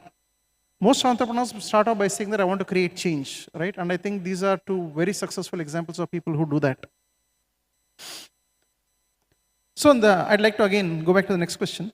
So in the early days, Muruga, what kind of resource constraints did you have? Capital, sales, technology, people? What were the toughest challenges in your early life? So everything was challenged because we started way back in 2000. In fact, I started at the Tamil side 1997. The matrimony was started in 2000. So everything was a challenge. In fact, that point of time, today, India, we have 800 million internet users. The number of internet users in India at that point of time was 5 million. In fact, sometimes you want to upload a software. You go to a cyber cafe that one cyber cafe was there in Tenam, they had a better internet speed. So everything was a challenge, resources, people, capital, and the number of users. So again, we continue to on our innovation journey. We continue expanded. We introduced a lot of innovative features. So while everything was a constraint, but somehow that point I didn't feel those things a constraint because that was available at that point of time. So I did not see anything as a constraint. In fact, I didn't have the understanding what I have today. So while everything was a constraint, now look back, I can say those things were the constraint. But that point of time, did I see those things a constraint? No, I did not see those things constraint. So basically, we looked at what we need to do from that point of time, how to leverage the opportunity in front of us, what best you can do, what are the innovation you can do, how to become a leader in the area, what you're taking. So that point of time, the focus was on what are the immediate goal which you need to achieve and become a successful. That was a focus. While we did not see this thing as a constraint at all, the reason I told you, because we didn't have the understanding of these are the constraints. Thank you, Muruga. I appreciate that. Anita, what about you? So what kind of constraints did you have in your early days, right? What are your most difficult challenges that you had to overcome during the earliest days of your startup? So to run a business in India itself is a very difficult process. Like we were living, we are still living in USA. So we were living in USA and we had a company there, and we were running a development team in Chennai, and it was a nightmare. So that was the first challenge, to run a business, like how is that accounting handled in a day-to-day basis? And also, when rain comes, people don't come to work, they cannot travel. There are some basic difficulties. But apart from that, if you look at revenue-wise, how we have to generate revenue is another challenge, like how you bring in money to table. Right, that's something that you need to learn. We might fall sometimes, But other than that, we scaled from a, like a 5-person company to 110 people are working in our company right now. So we were initially in a small house, in a small villa, and now we moved to Tidal Park. That's a big challenge, and that's a big step for me. I didn't think that I will come this long, but it's a very difficult and challenging process along the way. People think, when they ask me what I'm doing, I said, I quit my full-time job and I'm doing my own business. A lot of people thought that I'm just having fun. So I have to tell them I have to work day and night. Like, I don't have Saturdays, I don't have Sundays. I don't have, we have to wake up early in the morning, and we have to be awake late in the night. So there is no time limit, and it's like a dedicated life and also we make money. I'm not saying we don't make money, we make money, but that's a everyday challenge. Yeah. Thank you. Yeah. Thank you. So as you can figure out, right? So being an entrepreneur is not easy, right? Especially when you're starting off, it's pretty tough, right? So Muruga, how many days of because Anita said that I'm going to ask you this question, okay? So how many Saturdays and how many Sundays did you have to work in the early days, Muruga? Did you get weekends off? So actually, but I put it differently, Ganesh. I was enjoying what I was doing. So, and people say it's hard work. I think when you enjoy what you do, it's not hard work. But have you put in extra effort? Definitely. There are days, the early days I used to sleep probably 3 o'clock, 4 o'clock. I get up, maybe sleep for 3 hours. And I used to work day and night, weekends, but no complaining. Even today, while as an organization today, 3,000 plus people, and head office where people work only 5 days a week. But invariably, I'm there in the office on every Saturday. Because I enjoy what I do. There's no complaints. So basically asking Virat Kohli, hey, do you get tired of batting? No, he wouldn't say that. If you ask A.R. Rahman, do you get tired of composing music? No, they wouldn't say that. So when you enjoy what you do, it's not hard work. But no complaint from my side. I definitely put in extra efforts. I wouldn't want to call it hard work because it's a negativity attached to it. I rather say that I put in the efforts. But yeah, family sometimes need to go through the certain challenges because we are not available for them in maybe a certain period and all the thing. But I fairly say that I enjoyed my journey, still enjoying, very excited. So yes, I put in extra effort, or not. I won't say. Thank you. I won't call it hard work. Yeah. Thank you. So one character trait of most entrepreneurs that I think all of us can see, right? And both of these people epitomize that. Okay, is that if you want to be an entrepreneur, there is no concept of a Saturday or Sunday, right? And it's not that you're working on Saturdays and Sundays because you think it's work. It's because you enjoy doing what you're doing, right? So that's really important, right? The moment you start looking at it as work, the moment you start looking at it as, oh my God, I have to work weekends, right? So the moment the thoughts starting to enter your mind, right, then it's obviously going to be a challenge, right? So it goes with the territory that you're going to have to push yourself to become successful, right? And it's not even about success, it's about the fact that you're enjoying doing what you're doing, and for that reason, it just works out well.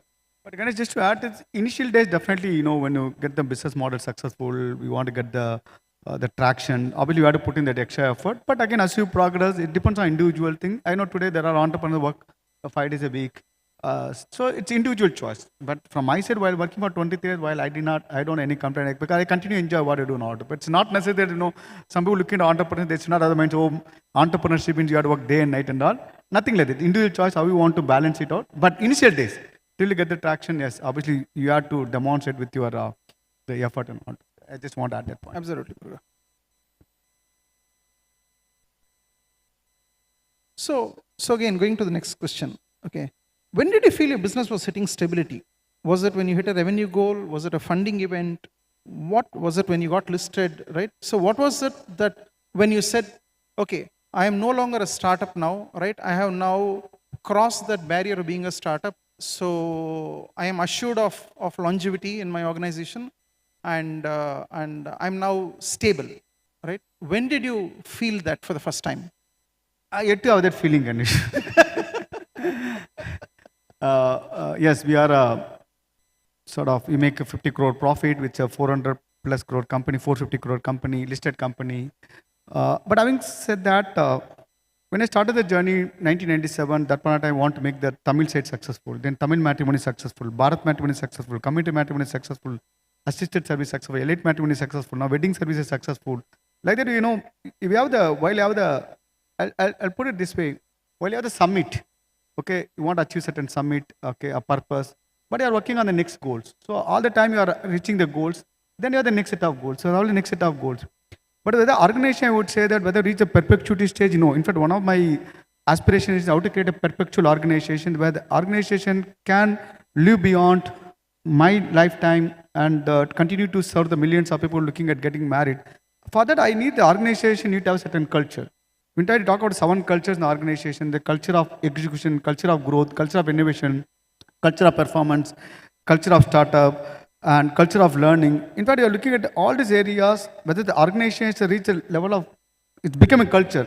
When the organization reaches a level where everything become a culture, then the founder become irrelevant because it doesn't matter because there is a culture of growth, culture of innovation, culture of execution, culture of performance, learning, all the things are there. I think you are there in certain aspects, but we need to achieve other aspects as well. When you reach all the areas which I mentioned, when you become culture by itself, I think I would say that, okay, now the organization reach a level where the founder become irrelevant or the thing, then the system or the culture takes by itself. I think as an organization, we are not there, but again, I'm enjoying my journey as well. So probably, it's decades to go still. So just so that you understand Muruga's answer, right? It's a listed company, right? He's hugely successful. It's one of the biggest brands in this country, right? And he says, I'm still working on creating stability, right? It's still something that's still a goal for me. It's still part of my journey, okay? So that's where he's at. So how about you, Anita, right? Would you feel that you are in a position where you have achieved stability? Would you feel you're getting there, right? Where are you on that entrepreneurial journey of yours? Yeah, that's a good question. Actually, we are at a point right now. So far, we are self-funded. I didn't have external funding or any investors so far for my company. But I'm at a position that I need to make a decision. If I want to scale, I need to bring in other people in. So day in and day out, I'm thinking, like, what should I do? How am I going to scale this business? If I'm going to be, I can definitely survive and sustain like this for another 10 years, but I don't want to do that. I want to scale my company. I want to reach more people so that more people get benefited of our services. And now I'm at a point, like you said, that I'm looking for external help. And I'm thinking, I don't have all the skills that is needed to scale this company. So I'm open for that. Like, I'm not saying I'm the best of everything. I have some skills, but I need some help with the sales and all those. So I'm at a point that I need some external investment. So do you feel right now that you have achieved stability? Do you feel you're still on the path to stability? Where do you see yourself? Yeah, we are a very stable company. We are not going to collapse, but for us to grow bigger, I definitely need some help. That's what I'm thinking. But as a company, I can run with our own fund. But if I want to scale to a bigger company, I need more resources. I need the external help with the push that, with some strategies that we need to think about. I had some strategy, and we are just trying out all those. But there are certain things that a company should decide, at some point, how are we going to move forward? Like, instead of just saying, okay, I can run. I mean, it's not, I don't want to be like just a mom and pop shop that I have a business in USA, and then, I don't want to be like that. I wanted to do something bigger. I wanted to reach out to more people with my services. So, thank you. So again, this is something that I don't know if you realize, right? I've spoken to many entrepreneurs in my life. And I got funded multiple times myself. And one classical trait that every founder, CEO probably goes through, right, is exactly what Muruga and Anita are epitomizing, okay?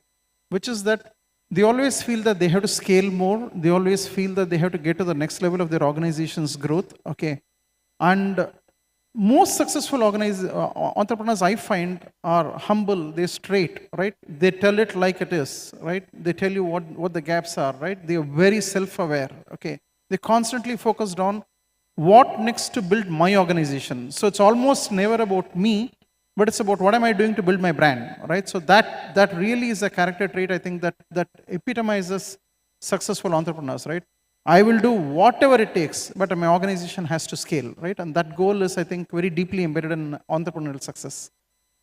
Going on to the next question. Do you feel, okay, do you feel money is important for you in growing your organization? Do you feel that money or a profit motive drives you to create scale? Is that a driver of scale, or is that incidental to the destination? So what do you think? While our revenue goals, Ganesh, that is there as a listed company, we have a board, but that's not the primary motivation. So the primary motivation is actually you have certain ambitions, goals, getting the business model successful, and achieve certain milestones. Yeah, definitely, see, money is a byproduct of the work what you do, but that's not a primary motivator. How about you, Anita? That's a very good question. We need money to live. We need money to pay the employees. We need money to pay the rent. Of course, money is very important, but that's not the only thing. Companies profit if it's going to benefit the community. That's my thought process.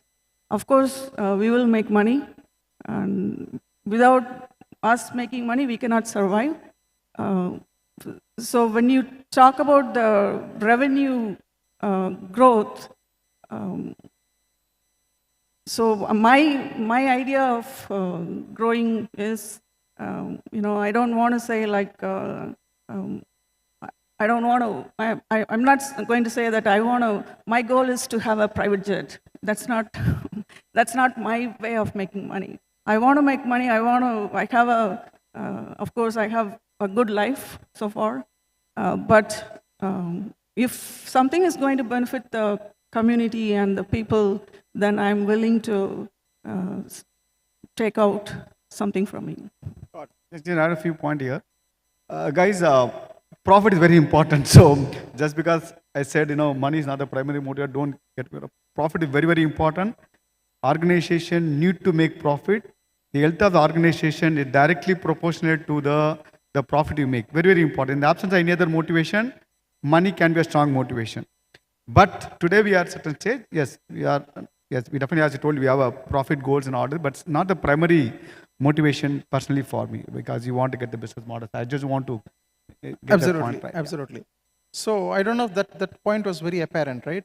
So for most businesses, right, while profit is critical to their existence and growth, right, there is usually a larger goal at work, right? And the larger goal can be social change. That larger goal can be creating a positive impact on the world, okay? Money is important, right? Money drives the organization's existence, because if you don't have profits, obviously you're not going to be able to sustain your balance sheet, so you need to keep growing. But at the same time, there are also larger goals at work in terms of what drives you to become successful. So I want to change the topic a little bit, okay? So I'm sure there are many people inside this audience here who want to become entrepreneurs, who are probably uncomfortable, who are probably fearful of what it takes to become successful, right? Or maybe there are people here who are already in an entrepreneurial journey, but who now want to go to the next level, right? So given your own successes, okay, what kind of motivations, or what do you see as an essential characteristic for being a good entrepreneur, right? What makes you want to succeed, right? What is the driving force? Ganesh, I just share 4 points on what can make, these 4 points can make a people to become successful. The first and foremost is desire, okay? It's a starting point of any success. So have an ambition or strong desire. In fact, you have to make your desire into a burning desire. In fact, I suggest a simple technique which you can follow that you can make your desire into burning desire. Whatever you want to achieve in life, write it in a piece of paper, put it in different place. Could be a screensaver, whatever it is. As if it's happened. It's a present continuous statement. Say 5 years from now, I'm running a thing, or 5 years from now, whatever desire you want to have, just make it the present continuous. Just, it should, maybe that should be the first thought in the morning, that should be the last thought in the morning. Convert your desire into burning desire because you need the energy. The burning desire can give the desire energy for you to put in the required effort on a daily basis. So basically, we should have a burning desire. So the technique, what I said, if you just follow, you can, every day you have to keep, when you get a chance, go through it. So convert the burning desire. That's a point number one. The second is that you should have faith, absolute faith in your desire, that unflinching faith that you will achieve a desire. Because we should not have the doubt, will I? No. That's it, you will do it. That's the absolute faith required. That's the point number two. The point number three is that backed up by relentless effort. Relentless effort, day in, day out, relentless effort.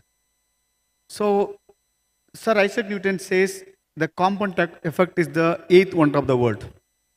What is the compound effect? Something is starting somewhere, small beginning, incremental improvement, sustained over a period of time, will produce a monumental results. So everywhere start small. Okay, starting small, backed up by the relentless, sustained effort, incremental improvements, the over a period of time can achieve the success. So that was the success. The fourth is that the incremental effort, you have to put a smart effort. The smart effort is possible with your learning.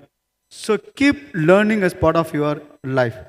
If you have these four things, burning desire, faith in your desire, relentless effort, improving your competencies by learning. In fact, when I started the venture, I did not have any, I just had only programming was the only understanding I had, nothing else. In fact, I did not know what is a balance sheet, P and recruitment or challenge. I think for me, each and everything, you as a person helped me in a digital market in many areas. Many areas of the business, we didn't have the understanding. What about the effort you put in, continue learning, today help us to become what we are. I'm sure that will help us to become, help us achieve our aspiration. So this follow the four things, then success is guaranteed. Okay. Thank you, Murugan. What about you, Anita? So first you need to be a risk taker. So in my case, I know a lot of people become entrepreneurs right after college, but I didn't become like that. I was working in companies, a lot of companies. We made money, so, but we still have to make money to survive. But at one point, I thought I should quit my job and I should support the development team in India. So we were just trying to build it. And we were living in a white neighborhood. And my neighbors, ladies, were asking me, because I told them, tomorrow onwards, I'm not going to job. I'm going to run my company. So where is the money? There's no money. So I need to make money. So I quit my job in 2012. It was a high-paying job, and I was a development team manager in a good company. So it was difficult also to sit at home and thinking, what am I going to do? But that was a good reflection on me. Like, at least for a few months, I was reflecting, because 20 years I was working. I was, from 20 years onward, 20 years old, I was working in software development. So it was a good thing that I had to stop doing what I was doing and reflect on what happened. And then I have to start to think about how to make money. So one thing is risk-taking, that you should have. And also then the next one is, I will say, do what you like to do. I did computer engineering in 1988 to 1992. And we were the first batch of computer engineers. And I did it because I liked it, not because it was engineering. I mean, not because my parents told me or anything like that. I did it because I liked it. And I did get into software development because I wanted to. And all those things matter. And like he said, we should have faith. So my neighbors asked me, how are you going? So after 1 year, if you didn't make money, you will go back to work. I said, I will never do that. So that means you'll make money? Yes, I will make money. Do you know how you'll make money? I don't know. I'll figure out. So that's, that people should take that. And of course, the family should support. I had the luxury. Even my parents helped me when I was little, but after that, I got married. So we had a family that I can survive without some salary, but there was no, if you always wanted to have a safety net, if you always wanted to have a government job, or if you always wanted to be in a safety zone, then entrepreneurship, it's not going to happen. You have to get out of that. You have to fall down. You have to make mistakes. And like he said, that it's a learning process also. We made so many mistakes. And we might have lost a lot of money also in that. But those learning process helped us to grow. So, thank you. So I hope you realize that, right? So like Muruga and Anita was saying, right? So you should have a deep desire, right? You should have faith. You should have the belief that success is going to happen, right? And then you got to have relentless effort, right? And you're going to make mistakes along the way, right? There's going to be a ton of mistakes that we're all going to make, but we shouldn't allow those mistakes to stop us. We should keep moving forward, and we should keep working on trying to scale up. And I think those are good lessons over there. I have one more question taking off from that, okay? When you're a startup, okay, or when you're just starting off, right, the drivers, right, what motivates you, what makes you tick is your focus areas are, how do I make money, right? How do I survive, right? So the focus areas are very different in our minds, okay? But then when you're not thinking starting up, but when you're now thinking scale up, right? When you're now moving to the next level of the organization, right? When you're pushing it, let's say to 1000C, 2000C, right? When you have that kind of vision, right? So how does your thinking change in terms of the things that you need to focus on as compared to being a startup? There are 3 stages of evolution in the life of entrepreneurs. Doing it by yourself, that's a stage 1. Getting it done is a stage 2. And the 3rd stage, it's influencing others to do it and all. So I think every stage you need to evolve. So if you continue to be a doer, we can't scale up. So we are at a stage where I'm at the 3rd stage where I need to influence, I need to create a culture of, as I told, innovation, come with ideas, play a large role influencer, but again, continue to play some role in those are my strengths, continue to play a certain area where I get deeply involved, but we are at the 3rd stage of influencing people to get it done rather than doing it by yourself or telling people what to do and all. So I think people need to, when you want to scale up, we have to move to this. Yeah. It depends on the organization's stage and size. Great answer, Muruga.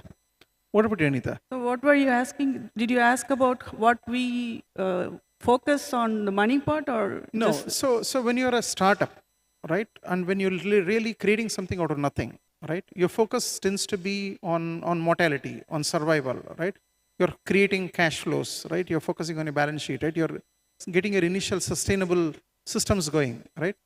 But then there is a stage of your organization where you're looking at scaling, right? So when you're looking at scaling, how does your thought process change? What are the drivers of scale, right? What are the things that as the CEO and the founder of an organization you're focused on to help you scale as compared to when you're just starting off? So main thing is money. We need money to scale, so increase the revenue.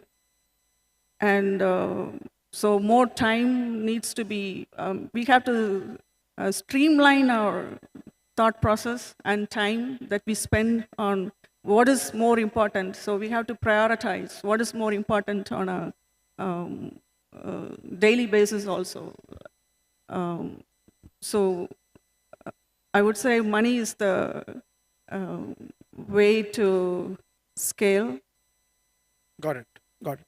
So we have 7 minutes, so we'll wrap up. Okay. Yeah. No, I'm looking at the time, Muruga. Okay. So you are now. So I don't know if you people understood what they were saying, right? So initially you are talking about Muruga had this beautiful example where he said initially you do it, right? Then you get it done. Then you influence the doers to do it, right? So there are 3 stages of evolution in that journey, right? When you're going from startup to scale up, okay? So now that you're no longer constrained by hopefully, right, by capital constraints, right, by the short-term monetary constraints and things like that, okay, what are the other constraints that you feel you have, right, or what are the challenges that you face? Is it human capital, right? Is it brand, right? Is it marketing, right? What else are the factors that you're focusing on to help you create scale? I remember meeting Nandan Nilagani, had a one-to-one conversation. In fact, I asked him to write his piece of advice. This is what he wrote and gave to me. The size of imaginations and the execution. These are 2 things. So one is that our imaginations and speed of execution are the 2 constraining factors. So as an organization, definitely have the huge aspirations, dreams. It's an ongoing journey. So for us, yeah, it's capital not a constraint. You have the strong leaders. It's a more of coming with ideas and executing these ideas, transforming those ideas into successful, increase the velocity. So we definitely feel as an organization which has created the online matrimony, transform the way people find a life partner in India. I think that one thing can definitely, our team can credit for it. We completely transformed the entire matchmaking industry. Today, we're the top of the pyramid for elite matrimony. Last year launched Todi, matchmaking app for non-degree holders. So as a company, we created various categories of matchmaking, segmented horizontally, vertically. We transformed the matchmaking thing. But I feel that we still believe long way to go, lot to achieve in all those things. I think the size of imagination and speed of execution, both are the important factor. Yes, we have the imagination thing is there. We have aspiration, imagination. It's a more of executing speed of the execution and the transforming ideas into results. That's what I feel. Yeah, it's happening. I wish it can happen, faster. Faster. Ideas there, but it takes time. Transform idea into results. It takes time. I wish a magic wand. Okay, boom. Okay, it's become 1,000 crore business. Ideas are there. It won't transfer results, but it takes its time and effort and all that. So I know it's going to happen, but it has to. You have to give the time and time required in order, because when it is organized at certain scale and size, the ability to move diversity will be very fast. We are at a certain stage. Maybe 10 years down the line, maybe you can branch it too many things. Too many ideas can become successful. It's a journey for us. Yeah. Got it. So, Anita, what about you? So, in addition to money, what are the other challenges you see? Yeah, the main challenge that we see here is the manpower. We are not able to get the right fit, the right personnel for the right job. So we have difficulty in basically hiring, keeping them, and training them. And I mean, we do have a big training process as part of our hiring. We have a training department, but still there are a lot of problems. And also the main another issue is like communication and the culture of how things work in India and other countries are different. So we have to be aware of all those. COVID time came, everybody was working from home. And in America, there was not an issue. Like all the infrastructure was there and people started working from home without any issues. India, it was a big problem. Even now, it's a problem. And the day-to-day issues, like it's different how things have to be handled very delicately. Like people will take time off by saying, my neighbors, somebody is passed away. So, but that will affect the client or the deadline. So the culture definitely needs to be taken into account, and also how we pay them. Probably the main thing is the manpower. How we need to tell the colleges how to train them. I mean, how to give them education so that we can give good jobs, and they should be able to help us grow. Got it. So I'm going to end this session with one last question. So if each of you people have to give one message for young entrepreneurs and upcoming business people in the audience, what do you think it will be? It can't be any other time in India. Phenomenal opportunity in front of us. Country is poised for a phenomenal growth. Leverage this opportunity in front of us. Country going to grow. Huge opportunity in front of us. It's time. Thank you, Muruga. What about you, Anita? One message for the audience, entrepreneurs. Yeah, I would say follow your dreams. And there are a lot of, like you said, there are a lot of opportunities. And just be bold and take the first step, and things will come in your way. So let's have some faith in that. Thank you. Thank you. Folks, I got a notice in front of me saying time's up, so I'm going to wrap up. I hope this session was useful for you folks, right? Here are two hugely successful entrepreneurs, right? They face their own challenges in their life journey and they've been very successful. If you guys want to talk to them about scaling up your respective organizations or ask them about the challenges that you're facing, they're going to be available offline. So we'll take questions offline, right? Please feel free to reach out. Thank you very much.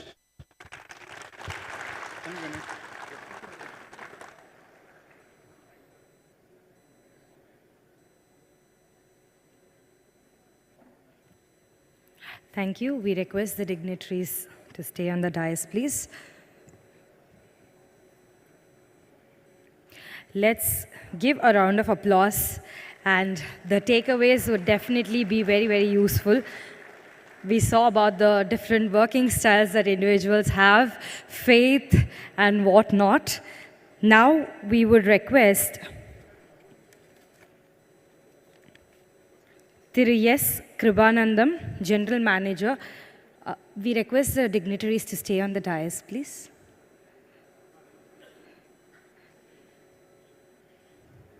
We now request Thiru S. Kribanandam, General Manager, Finance and Accounts, ELCOT, to be on the stage and felicitate Mr. Murugavel Janakiraman, immediate past Chairman, CII Zone, and founder and CEO of matrimony.com. Let's give a round of applause, please.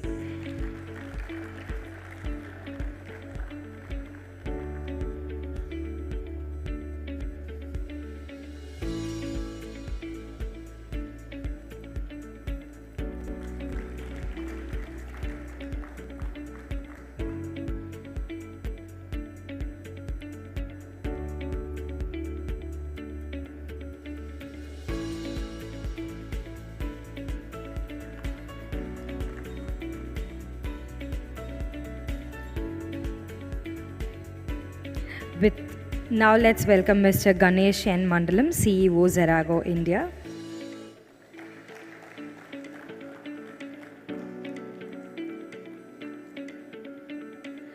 Now let's welcome CEO of Kissflow, Mr. Suresh Sambandam, to be on stage and present a memento to Ms. Anita Selvin.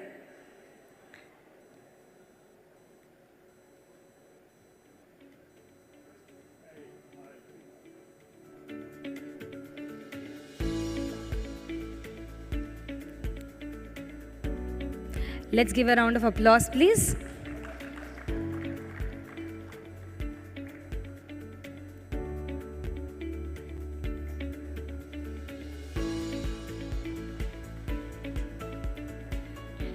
Thank you, everyone. Thank you, the dignitaries on the dais.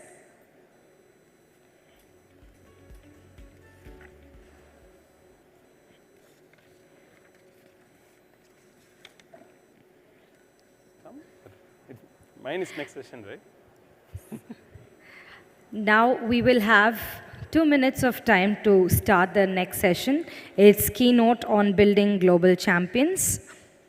And we already have Mr. Suresh Sambandam, CEO, Kissflow.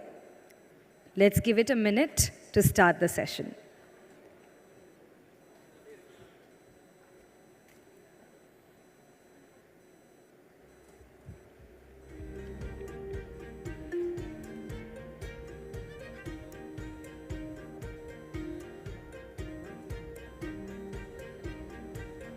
Can I just leave this here?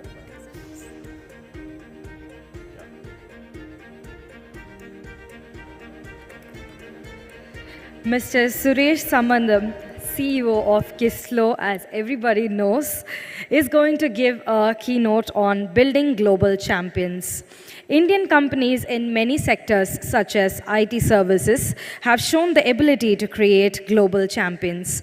This session, we will explore the best practices adopted by leading players for creating global business and what it takes to cater to global customers. It will also cover the implications on business model, workforce, and culture to create a global enterprise. Sir, the dice is all yours.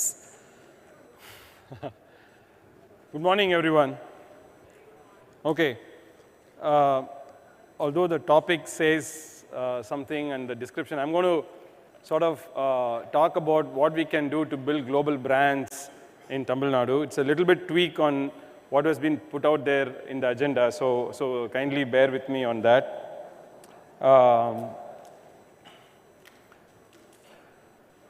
I believe, meaning, நம்மலாம் ஒரு தலைநிமிர் காலத்தில் வாழ்ந்துட்டு இருக்கோம் அப்படின்னு நான் சொல்லுவேன். ஏன் அப்படி சொல்கிறேன்னா, தமிழ்நாடு வந்து இந்தியாவிலே we are not like the number 3 state or number 2 state.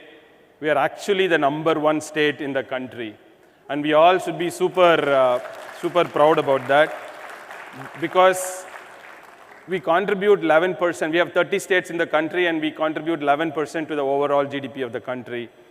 And from a GDP terms, we are second largest, but actually in my own view, I actually believe if you do the accounting correctly, we'll be the number 1 GDP as well because all the companies' headquarters are in Mumbai, right? And the accountings are done in Mumbai, and the Bombay Stock Exchange is in Mumbai. And you appropriate all those accounting properly to respective states, Tamil Nadu will actually be the number 1 state even in GDP terms. And a lot of people do not, generally we think that Maharashtra is the most industrialized state or Gujarat is the most industrialized state, but actually the most industrialized state in the country is Tamil Nadu. We actually have 17% of the entire country's industries in the state, okay? And I don't think many of us know it, especially the youth doesn't know it. Somehow youth is stuck in the WhatsApp forwards, so we need to see how to get out of that. Why I talk about this, I'll go into global brands quickly, but I think it's important to set the baseline understanding of where Tamil Nadu industrial position is. Entire country's leather, we make 50%. 50% of the entire country's leather. We make 30% of the entire auto manufacturing in the country. I'm not talking about anything like entire country. We make 19% of the entire textiles. We make 18% of the entire electronics in the entire country. Entire heavy machinery, Tamil Nadu alone makes 15%. Meaning these are all really massive numbers. I'm just giving you some really macro numbers so that you can get a perspective. So that's economy, right? Why I say Tamil Nadu is number 1. Second is education. The India's average, we double India's average in terms of education. We double. It's not like 10%, 20%, we double. And we do better than America. America's gross enrollment ratio is 41% and Tamil Nadu is 51%, which is really, really high. And China is 43, okay? So we are benchmarking ourselves not against poor states of India, but we are actually benchmarking ourselves against America and China and those kind of developed states, developed countries. So that's really where Tamil Nadu is heading, okay? That's why I say it's Thalai Nimir Kalam. Healthcare, World Health Organization talks about 1 doctor per 1,000 people. Tamil Nadu has 1 doctor per 250 people. That is 4 times better than the world average. That's 4 times better than the world average, right? And you see like where Gujarat stands and where Uttar Pradesh stands. I think it's very important to take these messages out there to the youth. And we are one of the richest state, right? And we are the most inclusive state. The only state doesn't have a caste surname behind our names. The only state in the entire country. And Tamil Nadu's economic growth is built on top of social revolution. It is not pure money. It is social inclusion and social revolution is the foundation on top of which Tamil Nadu's economic growth is built. And that's very, very, very different than any other state. And that's something that we need to be very clear. And Tamil Nadu has the highest middle class population in the entire country. The reason America is rich is not because they have rich people. The reason America is big because 80% of the people are middle class. And Tamil Nadu is 57% is middle class. 57%. Highest concentration of middle class in the entire country. Tamil Nadu no longer lives in villages. We are not a rural state. 60% of people live in urban centers. So we have to keep all these things in mind. This is like the union government has published something called Sustainable Development Goals. There are 16 of them. And if you see, Tamil Nadu is the #1 position. We have all 12 greens, 3 yellows, and 1 red. And literally, this is like, I'm not saying this. This is a more comprehensive, meaningful assessment done by union government, right? This is taken from Niti Aayog website. So it's not like I'm saying it. So where are we headed? We are headed from the current $310 billion to a $1 trillion. So when I put out this $1 trillion vision in 2018, I first thought it's like a distant dream, and people laughed at it, right? You know, what is this $1 trillion dream? You know, it's like India itself is looking at $3 trillion, and how can Tamil Nadu do $1 trillion? And then the new government comes in 2021 and makes it an official mission of Tamil Nadu. By 2030, we'll actually make it a $1 trillion economy. And that's really what we are talking about here. And how do we get there? See, this $1 trillion challenge is not a very easy challenge. If you really look at it, before this government came in, the industry was growing at only 10%, roughly 10.92% at financial year 2021. And at that time, when I extrapolated, it was supposed to grow at 15% CAGR, which means roughly 40% increase in growth. You know, like, you just think about it. At a $300 billion base, you got to increase 40% more growth. Is not an easy target. And you know what is the current CAGR? It is already 13.8. We are already, like, from 10.9, we are already in 13.8. We are getting closer to the 15% number. And in 10 years from now, it doesn't no longer look like a distant dream. $1 trillion definitely looks like something that we can hit it, right? But then the only way, in my view, we can hit it is through mass entrepreneurship. And that's very, very important. And luckily, there are a lot of entrepreneurship that's happening. I think I talk about Tamil Nadu's transition as many steps. Like when Kamaraj came in, he added education for the primary education. And Kalaignar and MGR came in and they added the higher education. Right? And then we also invested in social justice. Of course, most of these people are building on the foundation of what great leaders like Periyar did, right?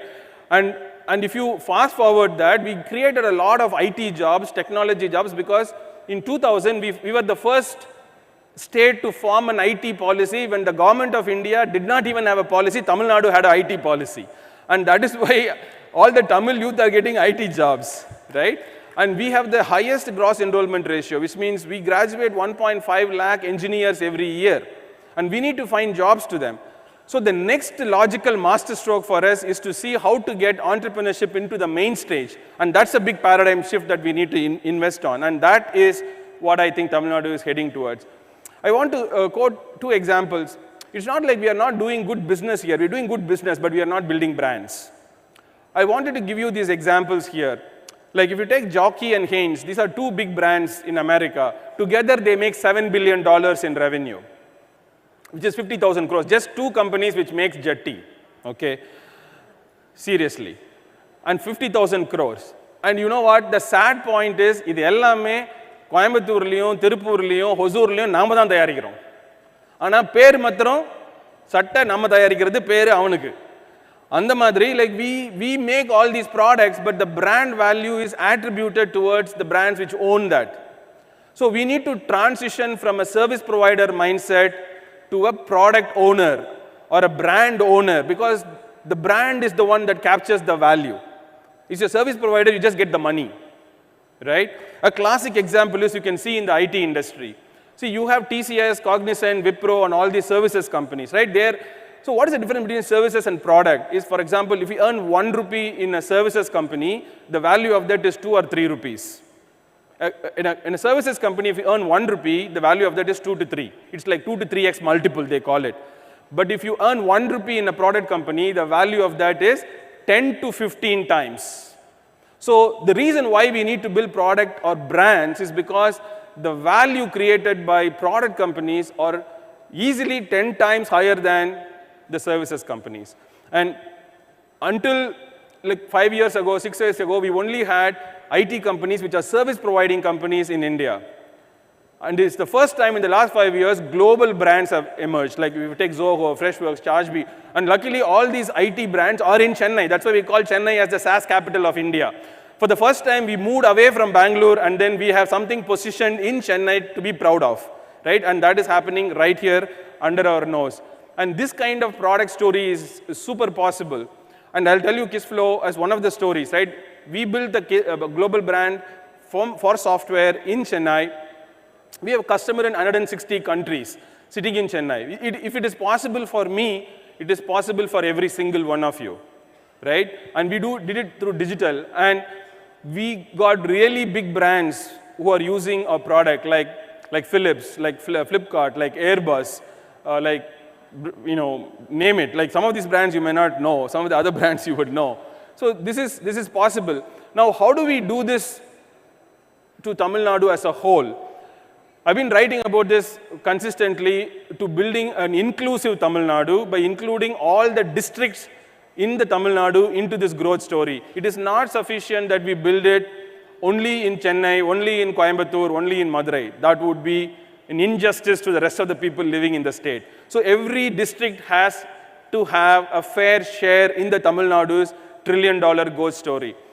But there are a ton of ideas. And I'm writing every week in a series called Kanavu series. If you have time, just go ahead and read it. I'll give you a few examples from that to clearly give you what is possible. For example, this is Kanavu Viluppuram. In Viluppuram district, 330,000 tons of peanuts have been produced. And we know what we do with the peanuts. But the thing is, what we do with the husk, the wastage of the peanuts, that can be converted into what is called as a hydrogen power plant. I've written about that.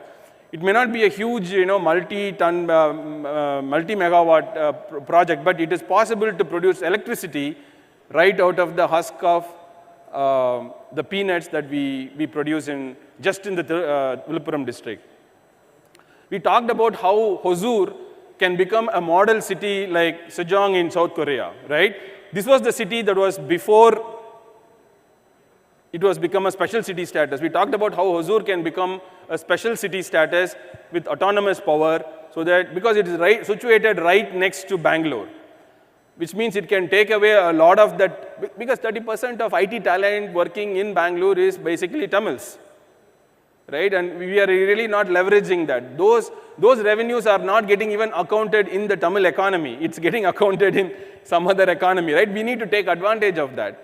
So, and there is a potential to put a EV park and a robotics and AI park basically in Hosur, because that's the cluster potentially we can do, because Hosur is also famous for automobile manufacturing center, because we have TVS and other big automobile. Now we have also Olo Auto. And if you take Tirunelveli, there is huge wind power.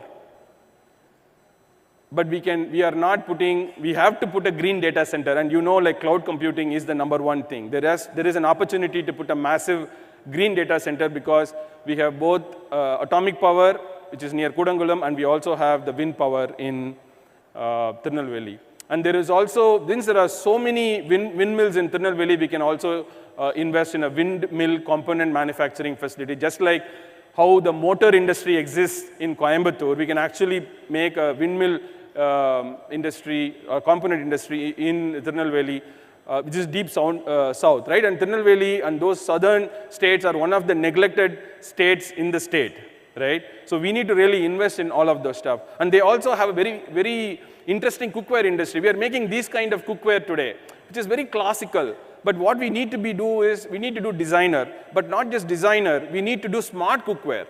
And this cookware industry is not a very simple industry. It is a 250,000 crore industry. And Tamil Nadu alone can do 20,000 crores in that industry. And there is a huge opportunity there. Today we make biscuits and murukku like the way it is there on the left-hand side. But we need to make millet-based idli dosa batter the way it is branded on the right side. This is a big difference between creating services and creating products. Left side is like service. Right side is like products. Okay? And you can see the difference. We make legium. Like for example, in Tiruvannamalai, there is huge, herbs medicinal herbs are there because of the mountains around Tirunamalai. But then we take those herbs and make legium in these kind of bottles. But what we should be making is actually branded products like Live 52 from the Kiranalli. Kiranalli is the actual herb. From there we make Live 52, but then they brand it. Once they brand it, it's proven, and people buy it in volumes, and then you get a tremendous amount of value. You talk about the 10x multiple, and that's what happens through this, right? We take nungu and make a syrup like this. This is how we sell nungu today. But if you look at lychee juice, we buy lychee juice in the supermarket in a branded way like this. But why nungu is not? Nungu is much better than lychee juice, but it has not gone there. But because we lack this brand perspective, right? So that's very, very important. Today we are selling palm candy like the way it is in the left-hand side, but what we should be selling is like dark chocolate. The way they sell dark chocolate today, right? It is branding, it is positioning, it is creating productization. And these are the global brands that we can build right out of Tamil Nadu, right? And we can create exponential value creation, because this palm candy you will sell 1 kilo for like 150 rupees, 200 rupees. But that one, 50 grams you will sell for, I just bought a dark chocolate, 85% dark chocolate, 50 grams is 335 rupees, just 50 grams. So selling 1 kilo for 150 or 200 versus selling 50 grams for 335 rupees. See the value creation difference, and that's what branding and productization does. So invest in branding and productization. That's how we build global brands.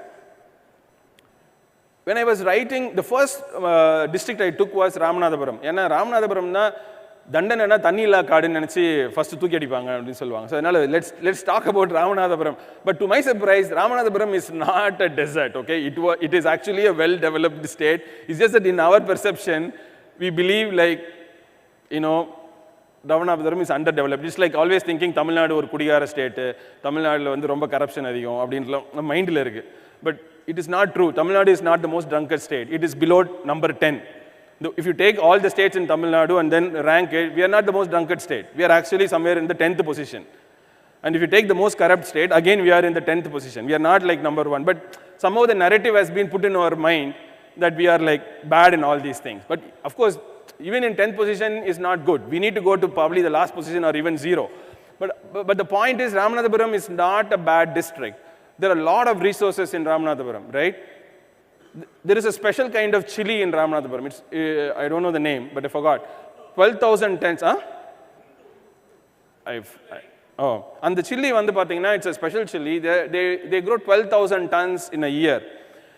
The thing is, we are selling chili like molagatul. But what we should be selling is like Tabasco sauce, which is a small pencil-like chili sauce that goes along with pizzas when you buy pizzas. And this small chili sauce pencil is like 100 ml, and it will probably be 300 rupees. But molagatul you won't sell for 100 ml for 300 rupees.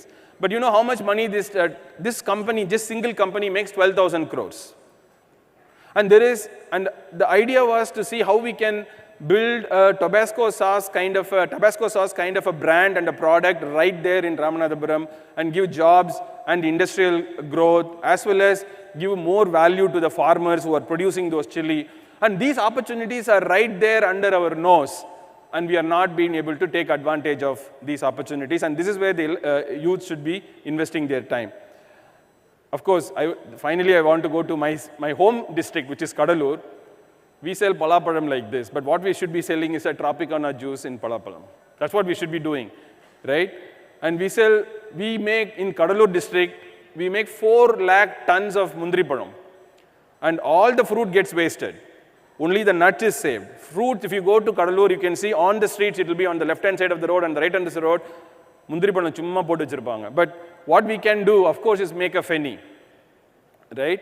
But alcohol is a very touchy-feely subject in Tamil Nadu. But when I proposed the idea, I said we will install fully like an SEZ zone, where this whole thing goes. We'll make international quality liquor like the way they do tequila, and then fully export it. Don't sell anything in India, anything in Chennai.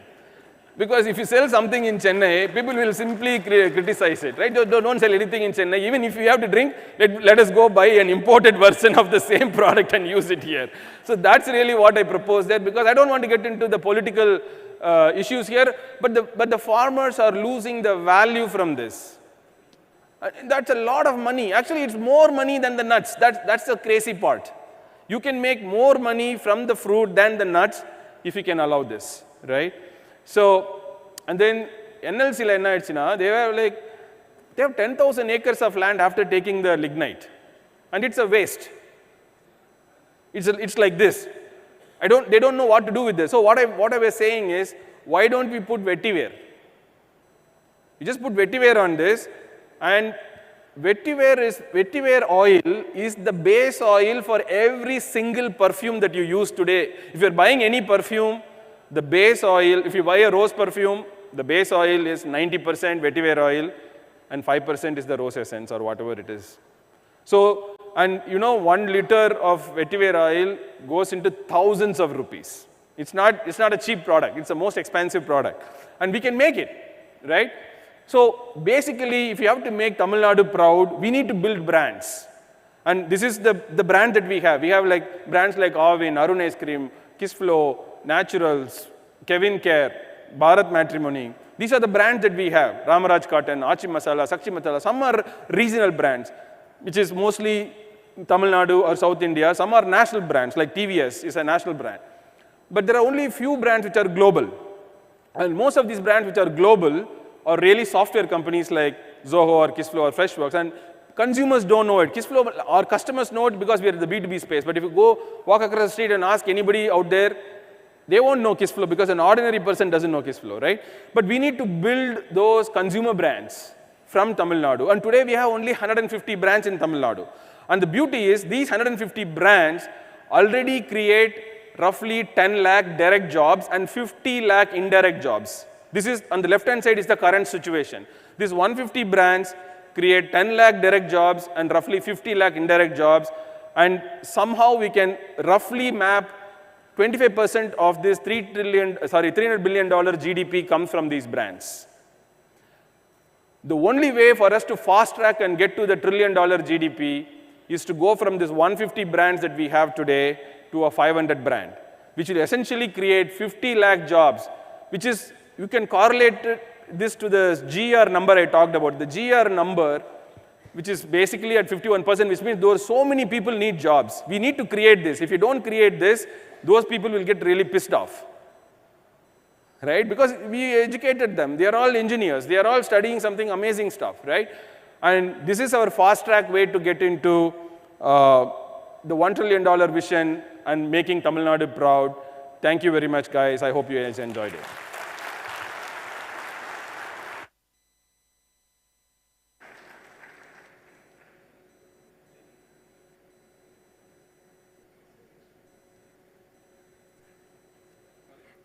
So we request you to stay on the dais, please.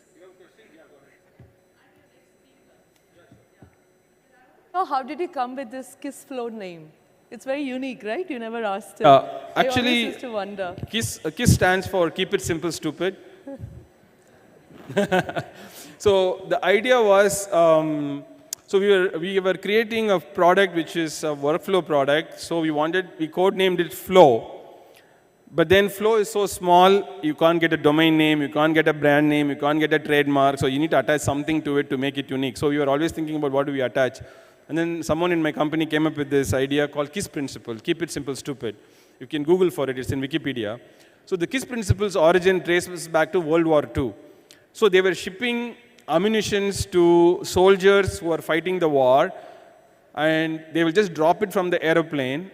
It will land to the soldiers, and they need to assemble it and then start using the equipment. And the assembling process needs to be so simple that it is like fitting a Lego block. It cannot require complex setup process. So you drop it, get the package, you just put everything together. Even like a stupid person should be able to assemble it. So it is Keep It Simple Stupid. So the simplicity was our core value, and we basically called it Kissflow because of that. I hope you got that. Thank you. Yes.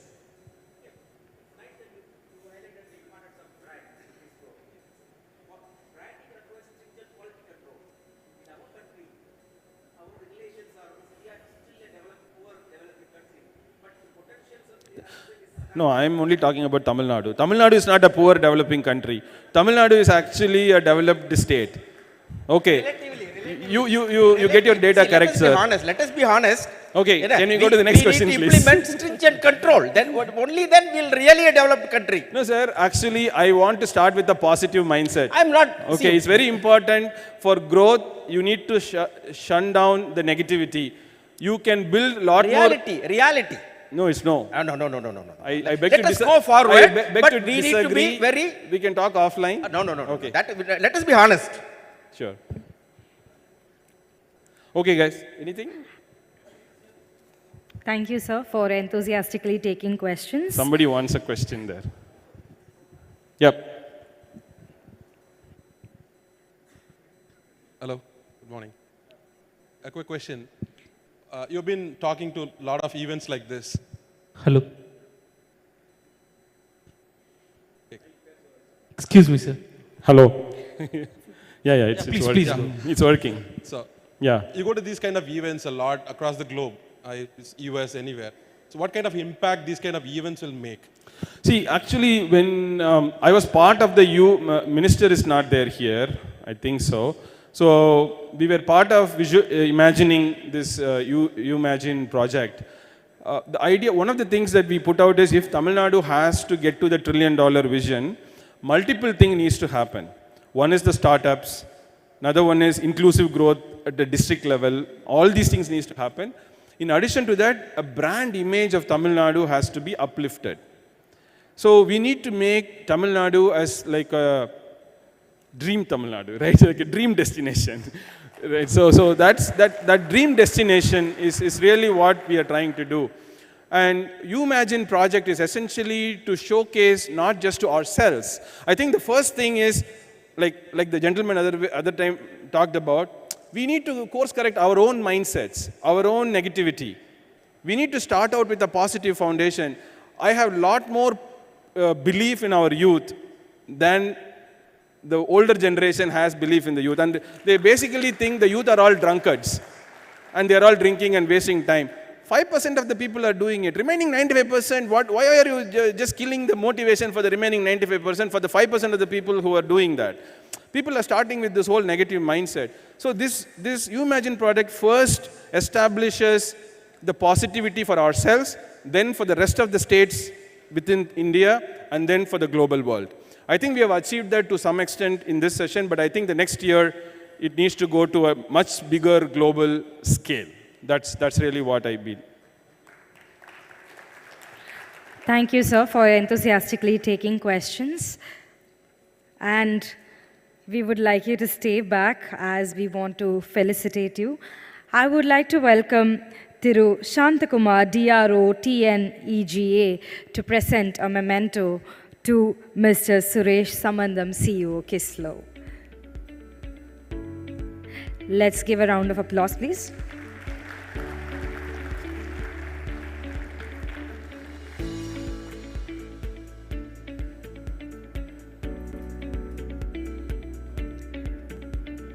Thank you, dignitaries on dais, and thank you, sir, for an amazing session. Up next, we have keynote on inclusive learning equals to inclusive growth by Srimati Shivashankar, CVP and Global Head, EdTech Services Business, HCL Technologies.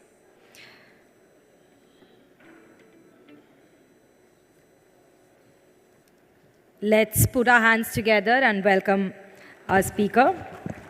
Can you hear me?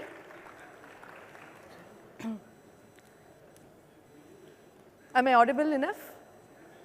Yeah. Good afternoon. Let the crowd settle down, and then I will talk.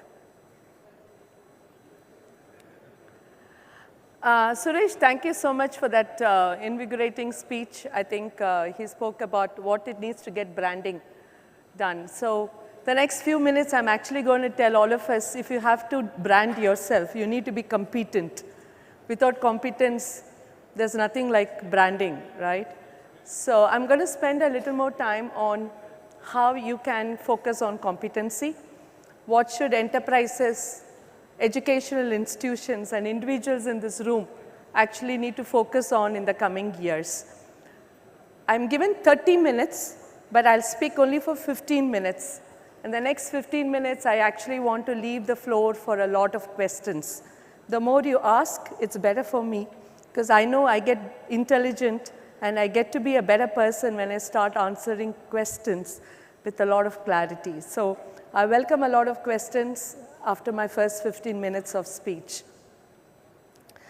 You know, from morning I've been hearing a lot of stuff about technology is going to change a lot of people's lives.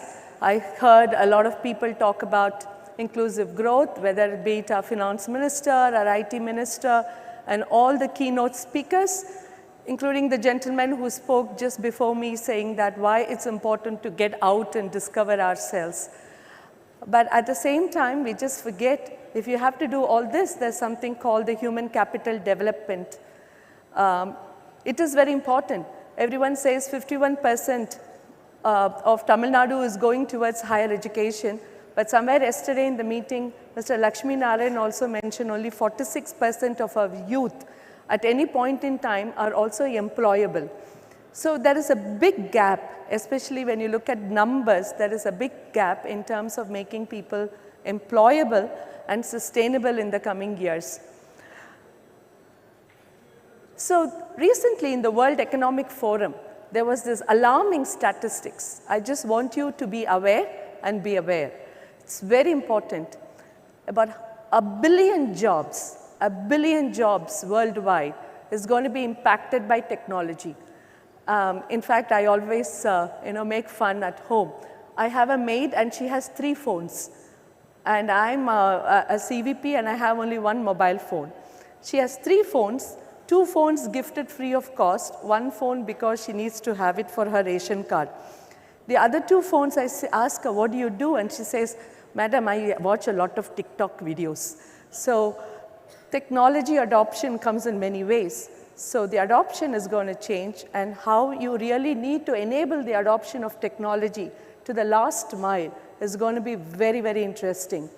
That's why probably for the first time in the World Economic Forum, they have a separate vertical on skilling.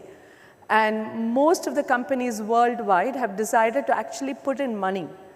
And I just want you to pay attention to some of the concepts that I'm going to talk.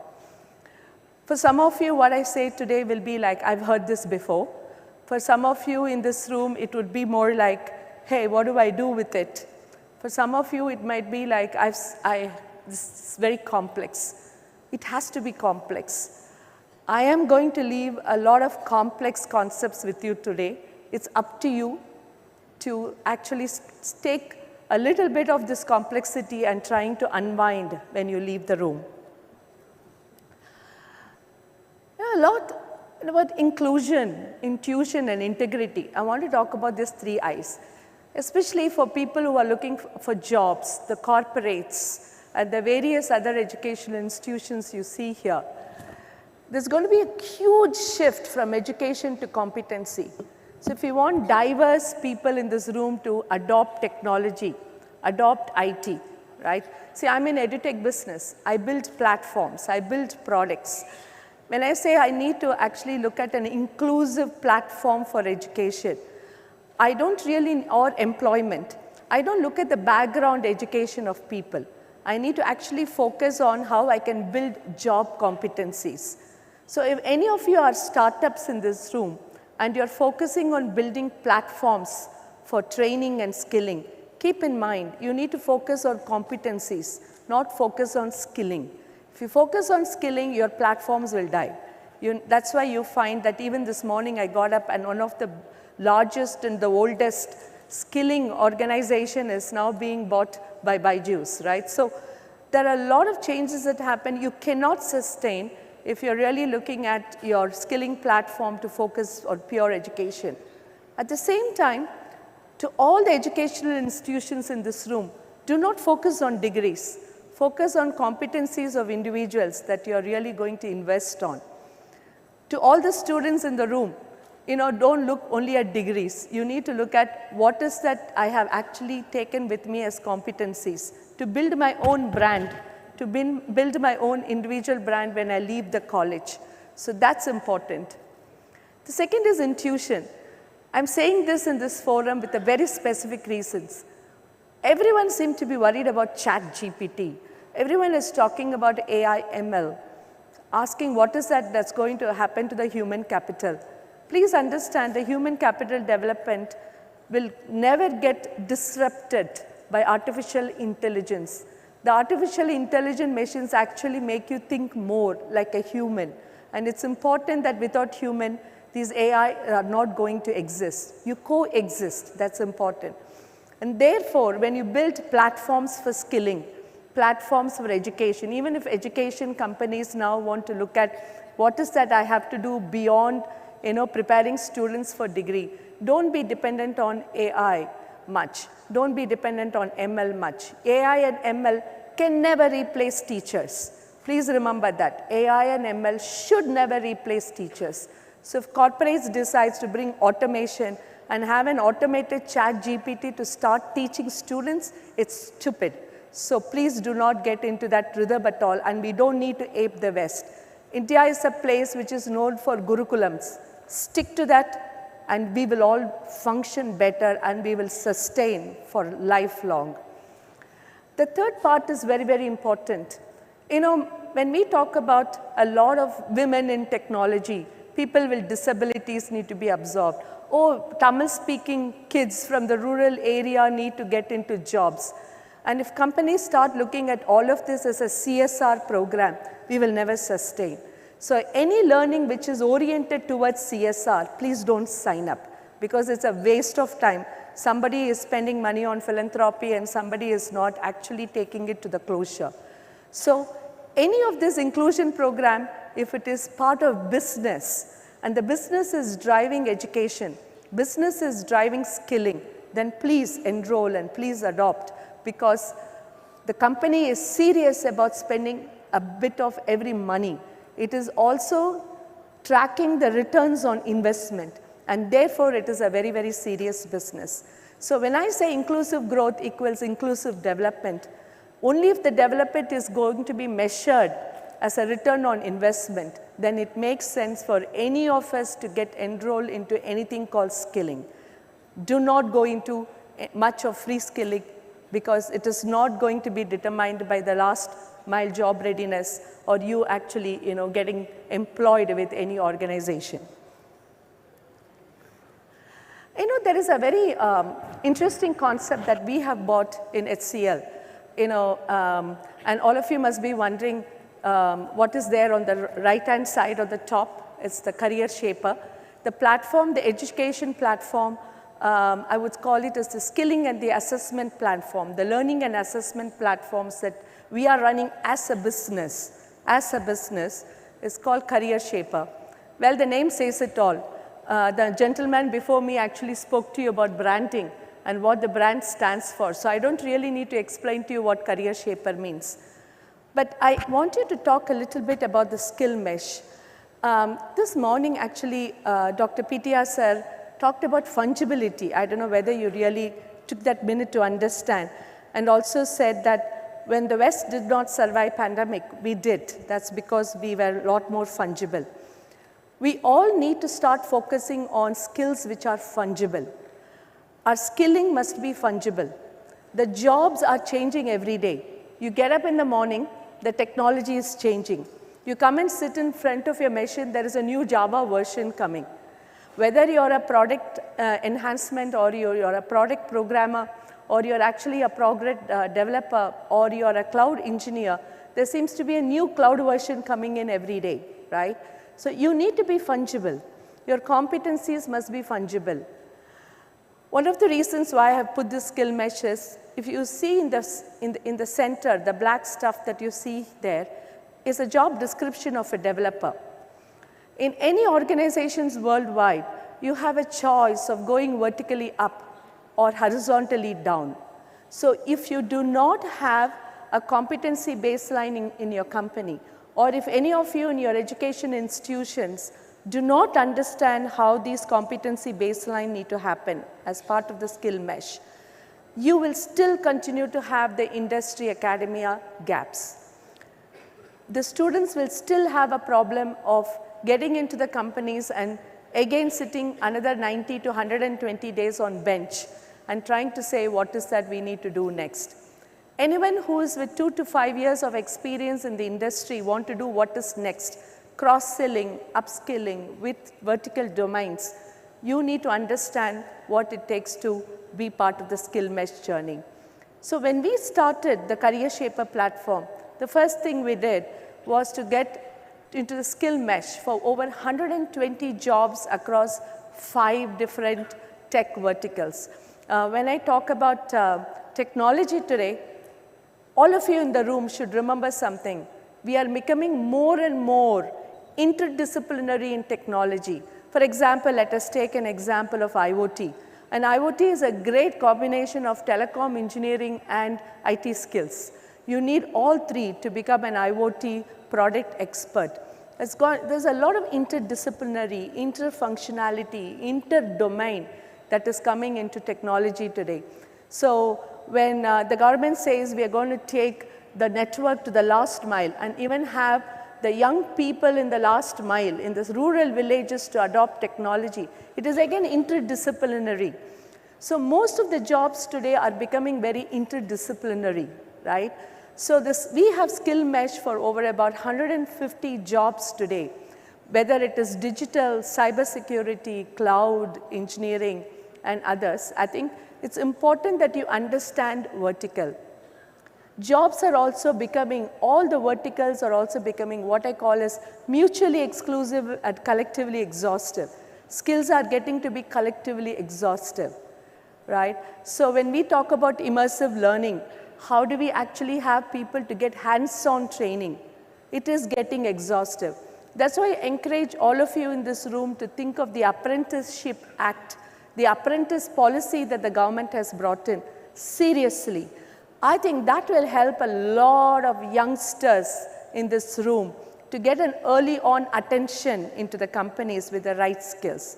Get ready, your skill mesh will also get expanded, right?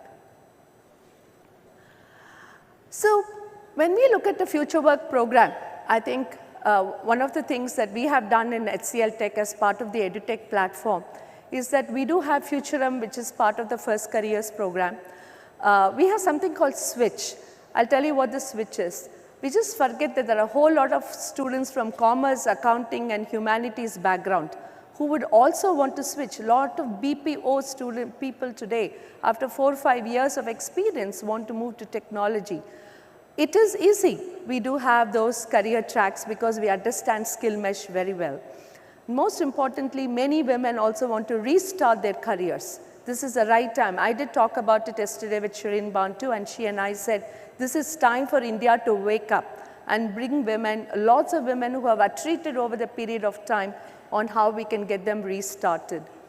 And inclusive learning, about 30 to 14% of our eligible group today are people with disabilities, and we haven't really looked at them in the way that we should. So an inclusive, any platform, this is a request to anyone who is into product development in this room today. When you develop something, please look at it from the accessibility perspective.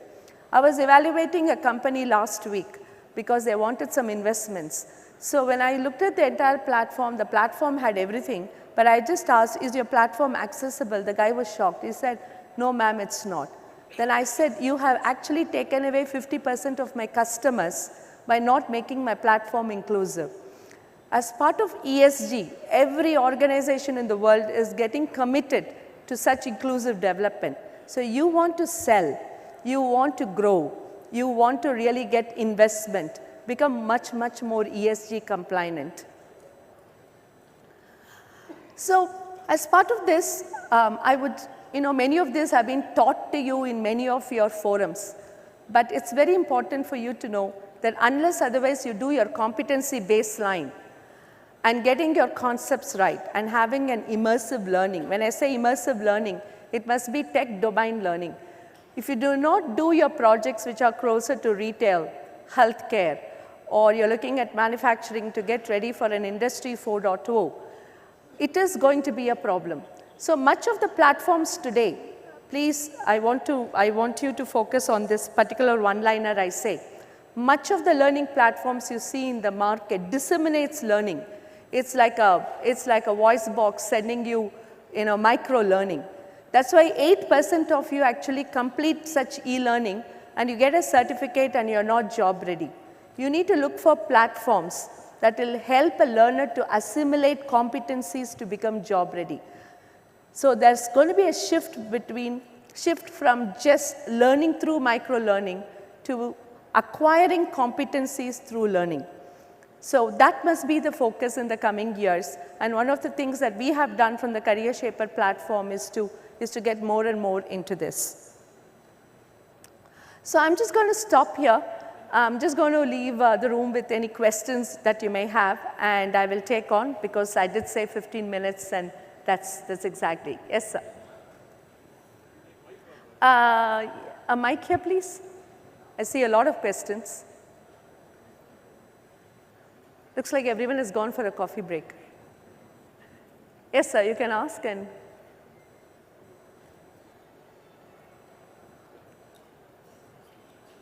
we need more mics here.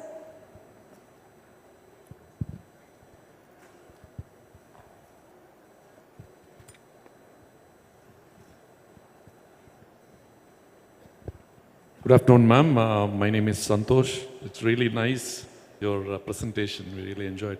So I'm a regular, in many of the conferences. My question, although I don't know whether it's relevant, you can answer. See, you guys have SSN, the engineering college where you educate, engineering degree and masters. And I know you are starting primary education. Recently, I think you're coming up with schools. The fee structure of your engineering is very, very less for any international standard. And the fee structure of the primary education is too expensive, too steep.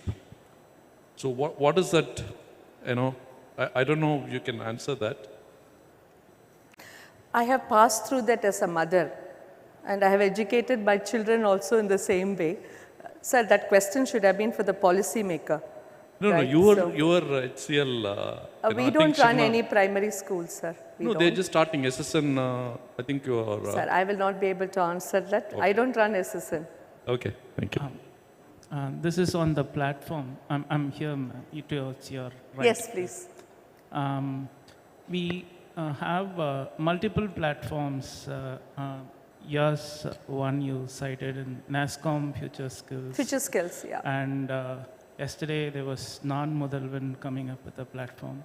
There are also other private players who are primarily producers of content who also reach out to the customers directly.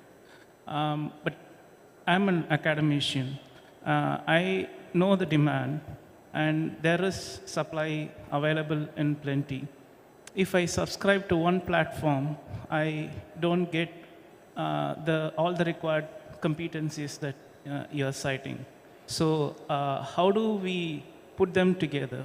There are some content, for example, on emerging technologies in Coursera, edX, NPTEL, SWAYAM. Content is all there, but all of us need to sit on one single platform connecting the supply to the demand. There are different entities. How do we bring all of them together towards the customer? Yeah, I can do a little bit of marketing response to it, right? Because more, I'll request you to also to go to the booth and learn more. The interesting part about our platform is we are leveraging the 46 years of our industry experience, right? And in the last many years, we have been setting up new talent hubs across the world, only skilling and hiring the local talent, right? For example, if you go to Madurai HCL, right, almost 90% of the people who are in Madurai are from Madurai or in the affinity towns, right?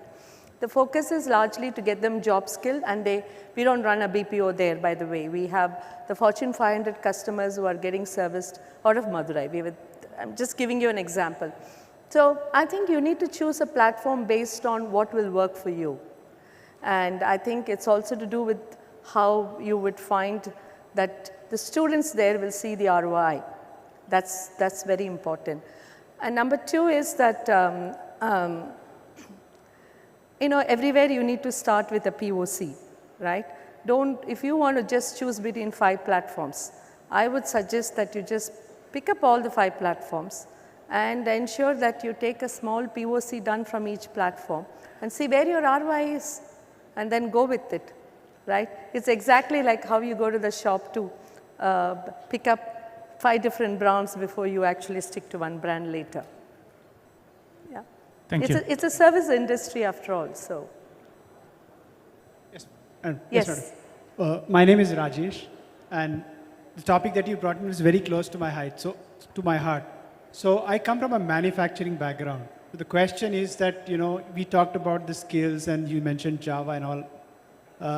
Yesterday I was talking about AI. So how does manufacturing or do you have skills to manufacturing already in this skill matrix? So that's one question. The second one would be around soft skills. Right. I mean, a lot of time we talk about, having coding skills and so on. But then we forget that, soft skills are equally important. Absolutely, absolutely. I'm glad you asked me this question because I want all people in this room, especially students, to know that engineering now is becoming digital engineering, right? And much of the skills that you really need to drive is a combination of engineering and digital. Let us look at the VLSI, the embedded, the networking, right? There is a hardware component for it and there is also a software component of it. We do need a lot of such engineers in Tamil Nadu. Trust me, there were a lot of people saying, oh, we are number 1, number 2, number 3. Let's not go into the number 1, number 2, number 3. I think number 1, number 2, number 3 should be in terms of intelligence, not in terms of just revenue. I think if you have to be futuristic, we need to have more and more semiconductor and more electronics coming back into the state. And we need people who can cater to such the new engineering industries as well, right? The auto, the aero, and the various other people are also adopting the Industry 4.0 standards.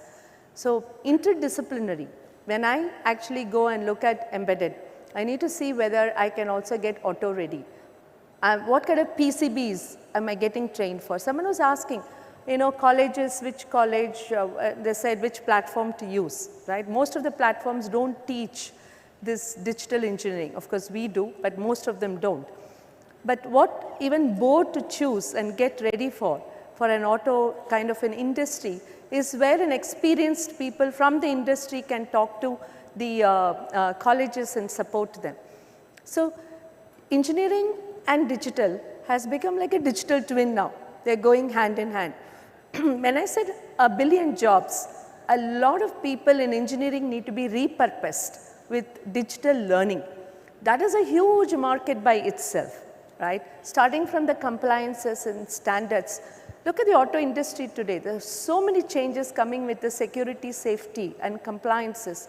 In fact, we thought healthcare will pick up security and safety first, but actually auto has beaten the healthcare and the security and safety. I can bet you, I can assure you, sir, in our engineering degree, I come from one of the best colleges, I can say. Even in our engineering degree, we do not touch upon any of these things in the engineering degree at all. So I think that the gap will continue to exist, but every engineering college should also understand, not only engineering college, most of us in the corporate, when we look at reskilling, should understand, we need to prepare people beyond just their technical learning, right? That's number 1. Number 2, when I said job ready, you also have to, I also looked at skills, professional skills as an integral part of job readiness. Everyone is just talking about English communication. I don't think many of us really need English communication. What we need is articulation of ideas. If I grew up in Tamil medium, I still think in Tamil. That's why I still speak slow, because what I speak, I still think in Tamil and then I translate. There's nothing wrong.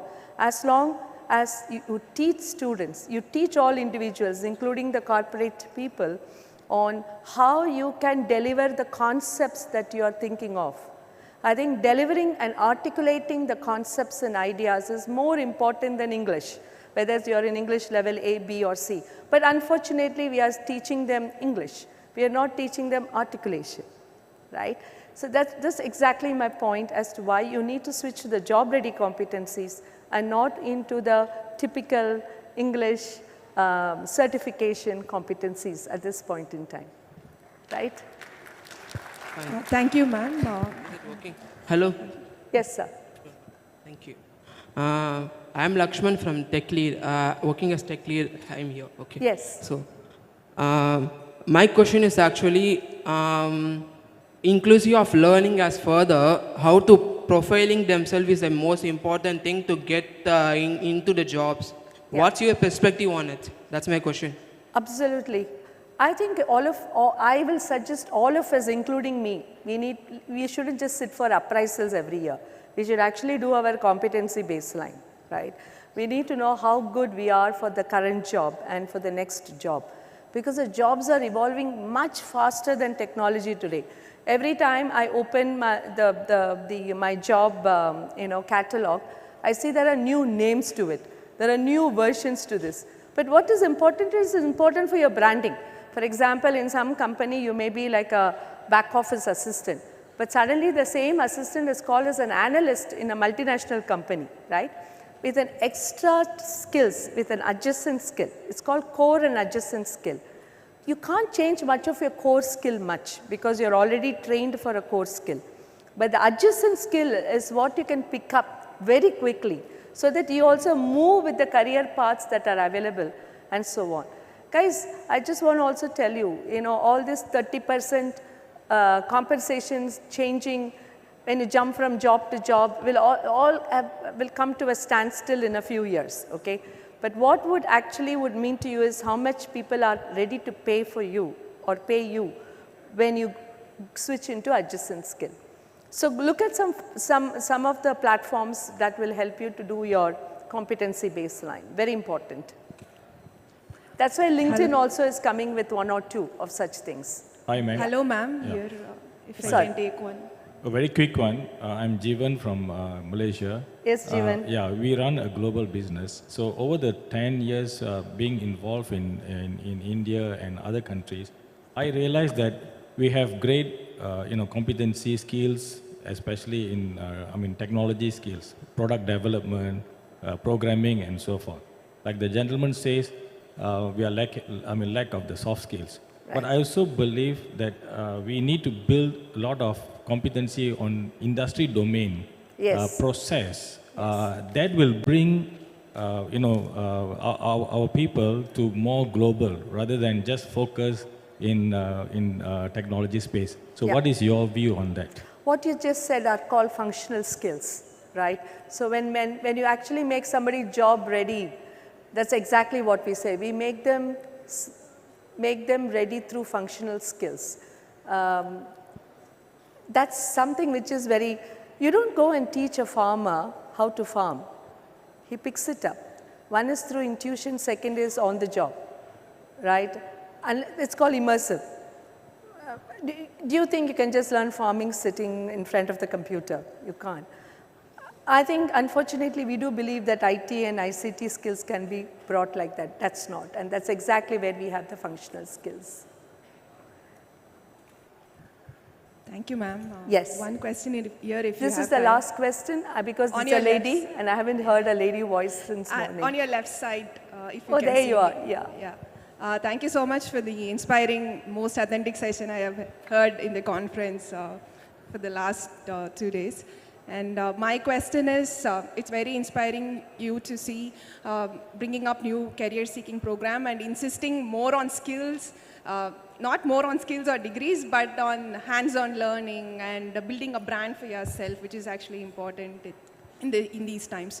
So, as a person who came from a very traditional Tamilnadu state board background, it took me a very long while to understand that and change my mind and come into a world where hands-on learning is more important than just memorizing and vomiting it on the paper. Or now I feel really bad even to tell my grades outside because that doesn't matter anymore. I tell what skills I have, meaning in the case of what I can really do.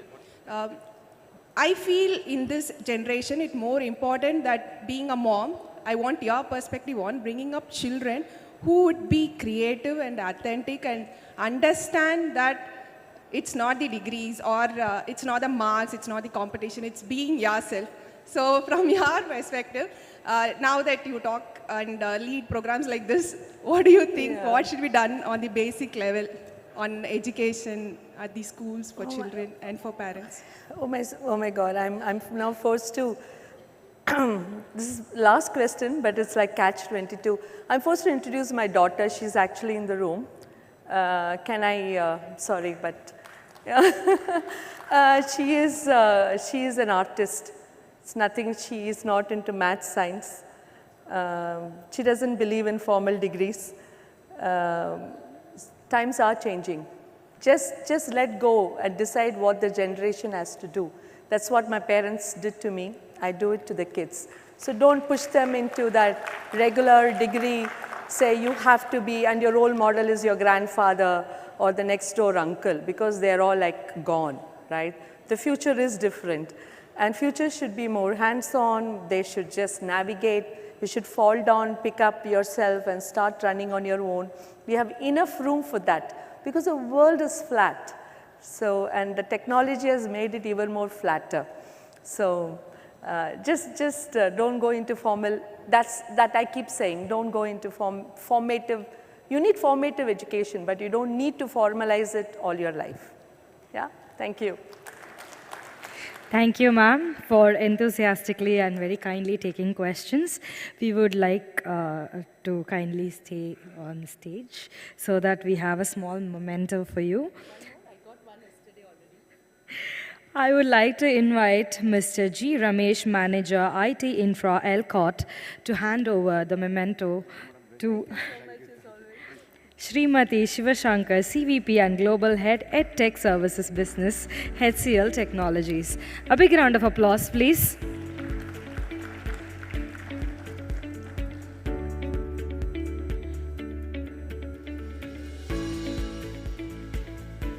Thank you, ma'am. Thank you, sir.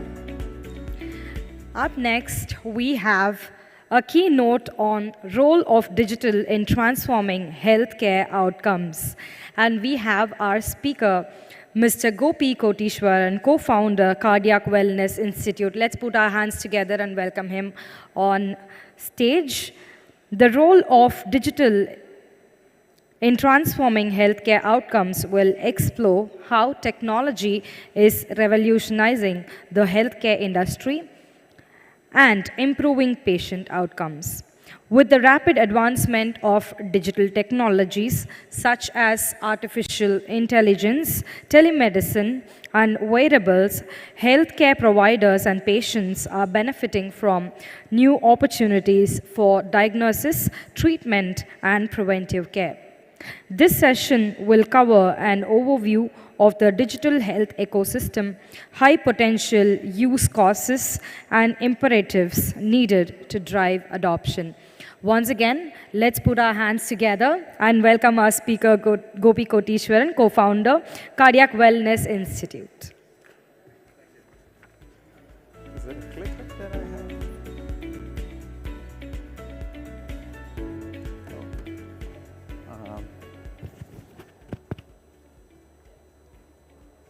Is this the one? How do I move forward with this? This is right and this is back. I got it. Hey, good afternoon, everyone. Can you hear me? Yes?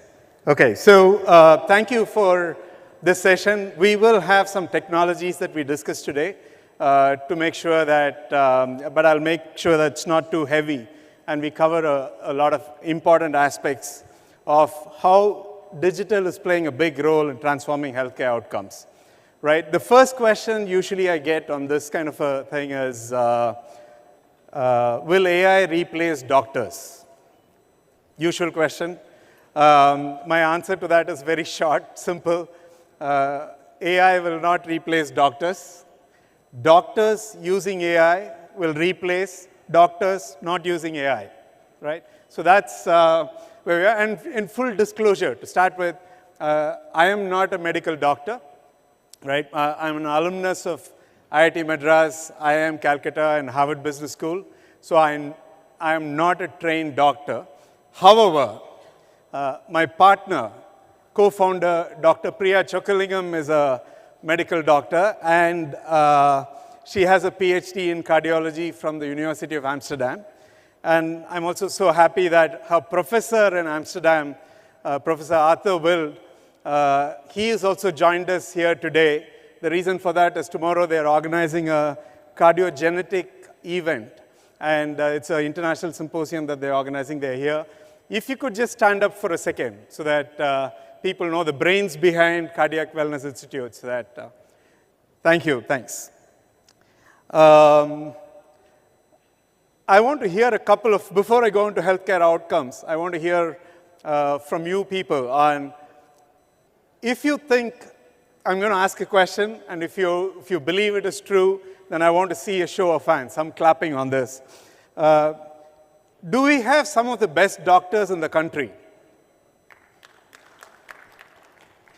Do we have some of the best hospitals in the country? Thanks. Because I believe we are very fortunate to have some of the best doctors with us and some of the best hospitals here, and we have a very good healthcare system. But today I'm going to focus on healthcare outcomes, right?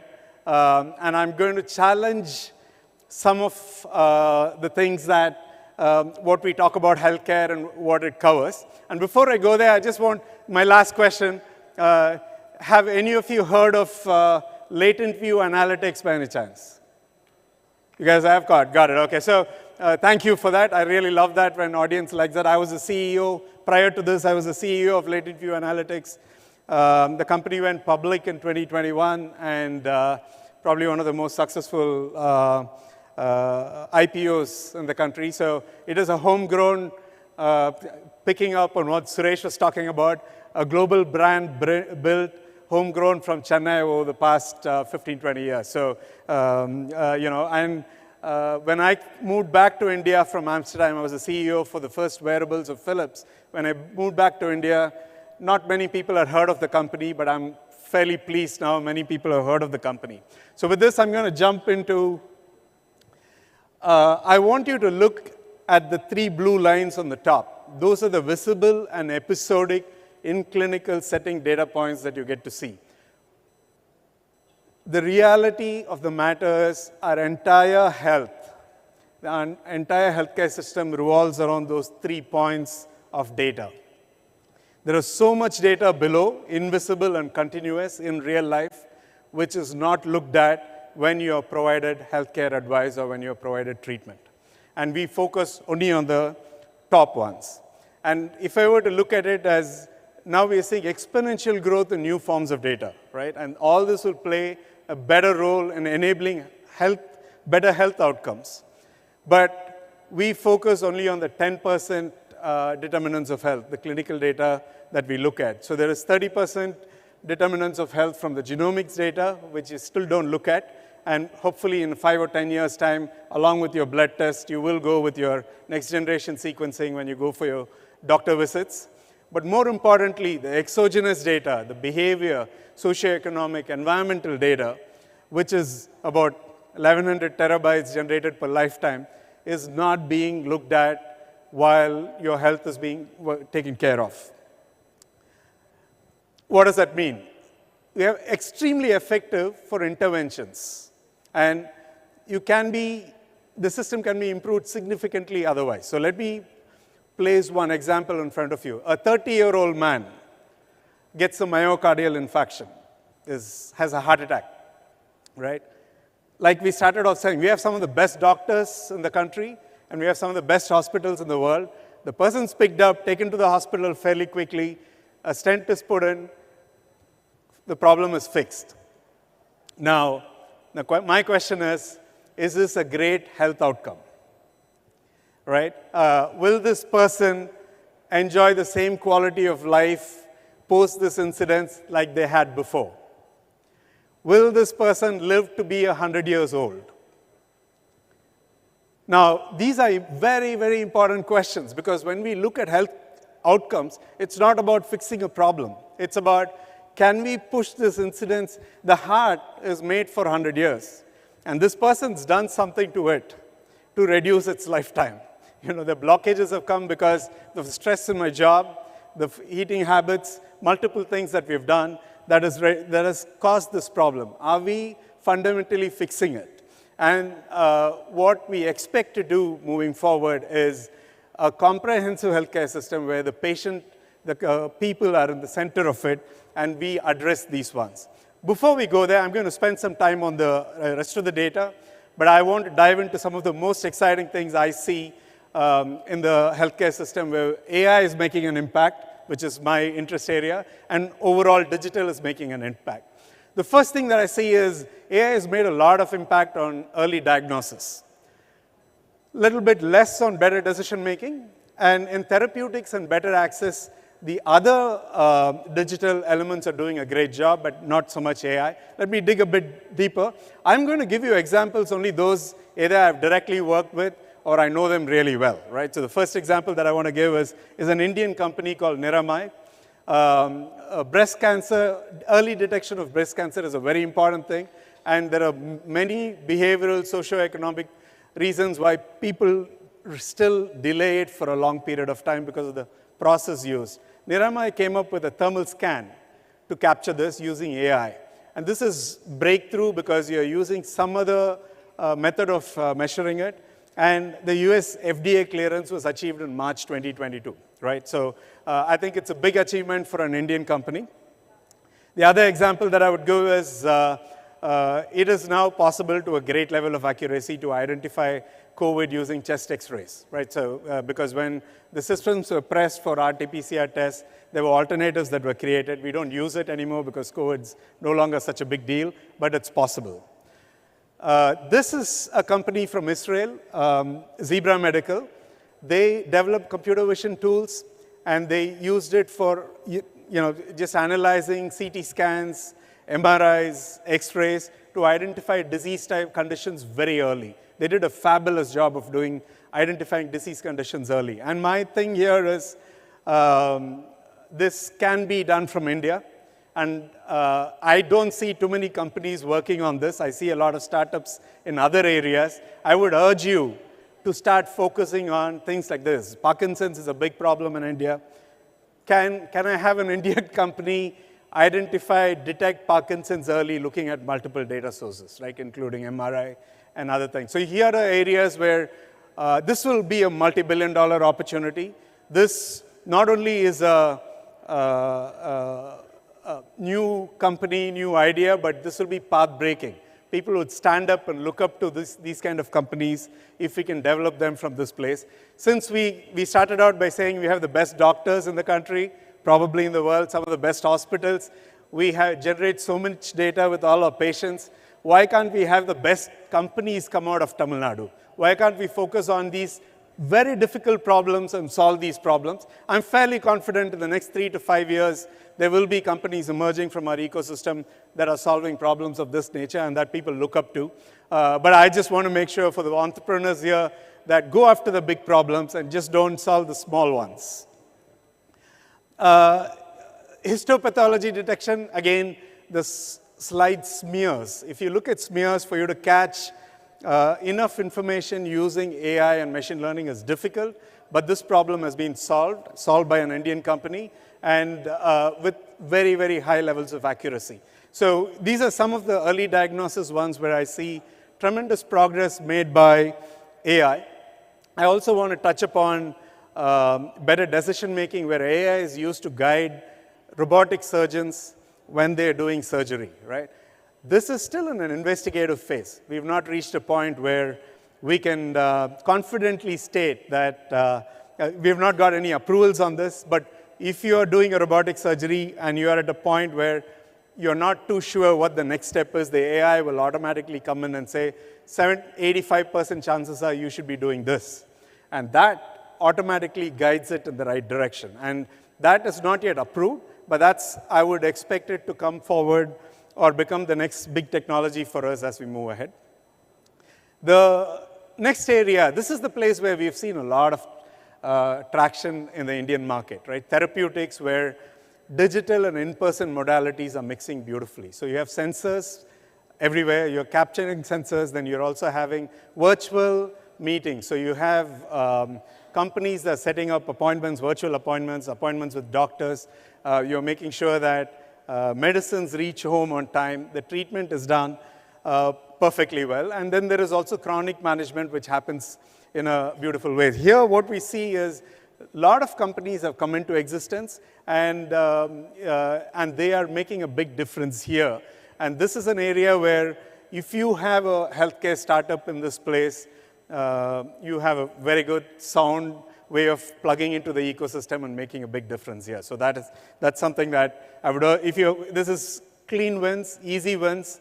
This is the area that you should focus on if you have any startups in this place. And I just want to touch on one area which the WHO talks about in a big way, which is accessibility. And we are in the urban setting. We have access to doctors, we have access to hospitals, so we get the best care possible. However, if you're in a rural setting, you don't have access to these hospitals, it's challenging for you to get the same level of service or same level of care, and it's possible to do that using telehealth and remote monitoring, telemedicine. And this was accelerated in a big way during the COVID times. When we had COVID, we saw that in the US, automatically a single ICU would control 20 ICUs with the monitors that they had, which was really good. And now what we need to do is make sure that people who are away from the existing healthcare system get access to it and get access to the same kind of facilities that we get access to. Now with this, I want to come back to the original topic that I was touching upon, which was our entire healthcare system is focusing only on the clinical data. And what can we do? Can we look at 360-degree data opportunity, multiple data points, structured, unstructured, and all of this? Can we bring this into healthcare? And can we increase our life span more and quality of life more? And the key thing in this is behavioral change. The only change in this is the behavioral change. And can digital drive behavioral change? And I want to show you some examples where I have seen digital drive behavioral change. This is totally into the future. If I look at the next 5 to 10 years, these are the kind of healthcare systems that would come up, and here are the kind of things that you would look at. But I do see that 50% of health outcomes are really connected with behavior. And even for those who get a prescription, you had an incident, and all you do as activity is maybe an evening walk, and that neighbor could be doing a 5-kilometer run in the evenings. So this algorithm can suggest you a specific program for how you can get better by nudging you, giving you the data, providing you with inputs, giving you with the encouragement, and move it forward. So it's fantastic to help make sure that you're getting back your health. It's not a quick fix like a stent, but it takes time. But when you use this in a period of 6 months, in a period of a year, you get back to normal. Your family gets back to normal. You lead your life to the fullest like you were doing before, and AI can help in this front. And I'm going to talk about one company that I have invested in, and I'm a member of the board on this company. It's a Dutch company called Ancora Health. They address the diabetes problem in the Netherlands. So, and what I see there is they've created something called micro-habits. So they identify your micro-habits, critical micro-habits, using AI, and try to change those micro-habits in a positive way. So if you have a tendency to eat certain kind of foods, then it's captured there, and it helps you change it slowly, but make that difference in your lifestyle so that you can make. So they have, in the diabetes continuum, they have a pre-diabetic program which is approved, and it's close to reimbursement right now, which means that if you're a pre-diabetic, the Dutch healthcare system is going to help you with this digital solution so that you come back to normal. Then the second one is remission. There's a trial going on with one of the leading hospitals in the Netherlands. What that means, again, is if you're being identified as diabetes, you can be remitted out of it. No big deal. You can do it. And it's such a big problem for India, but we can get out of it. And this is being done using AI, and it's digitally done. And the third one is the diabetes virtual care. Your condition is a bit more serious, but it can be managed virtually, and you can address the diabetes through virtual care. So these are the three areas. And I would like to add here that 2 weeks ago, I was in Saudi Arabia with this company, and the healthcare regulators are very keen on implementing this at a grand top-down scale in Saudi Arabia. So we already have signed MOUs with partners in Saudi Arabia, but we're also going to be implementing this in a big way. And I think, Saudi has as much of a problem in diabetes as we do in India. This is something that will be really big when it comes in digitally into India. And I'm really looking forward to how this develops in the Netherlands and in Saudi Arabia to see if this would be relevant to us as we move forward, right? With that, so I just want to take a step back. What I've done is give you an oversight of where digital is transforming healthcare outcomes in a big way. But I also want to make sure that the WHO guidelines, which WHO is very serious about it, are shared with you. There are just 4 points I want to share with you, which are the strategic objectives. We need to collaborate globally and advance the transfer of knowledge on digital health. This is important because you can't develop all of this on your own. You got to work with other countries. Whoever's advanced in something, you got to. And similarly, we can be advanced in some of those, but we should share this knowledge. Number 2, implementation of national digital health strategies. I want to touch upon NDHM after that. We have a national digital health strategy, Ayushman Bharat. Fantastic, top-notch. I don't know how many of your companies are working on it. If you're not, you should be working on it. And the third one is the governance. We need to have very strong governance on digital health, global, regional, and national levels. And that's something that WHO is insisting. And the fourth one, I think, which is the most important, is that this whole thing has to be people-centric, right? Gone are the days when your doctor tells you what you should be doing. You should know what you should be doing. And that knowledge and accumulation, you should be interested in it, learn it. AI can help you, digital things can help you, your doctor will help you, everybody will help you because that's the only way we can move forward. So these are the 4 WHO strategic objectives that I thought I'll share with you. But I also want to show you the reality that despite all of this, there's massive variations in health outcomes across countries. So even there is, for the same disease condition, you see some of them are dealing with it better, some of them are not dealing with it better. There's huge variations. Even within a single country, the variations are huge. So even I've shown I couldn't find one on India, but I thought I'll share one with the US, which is the closest that we get to see a lot, is that the variation is immense and huge in this, right?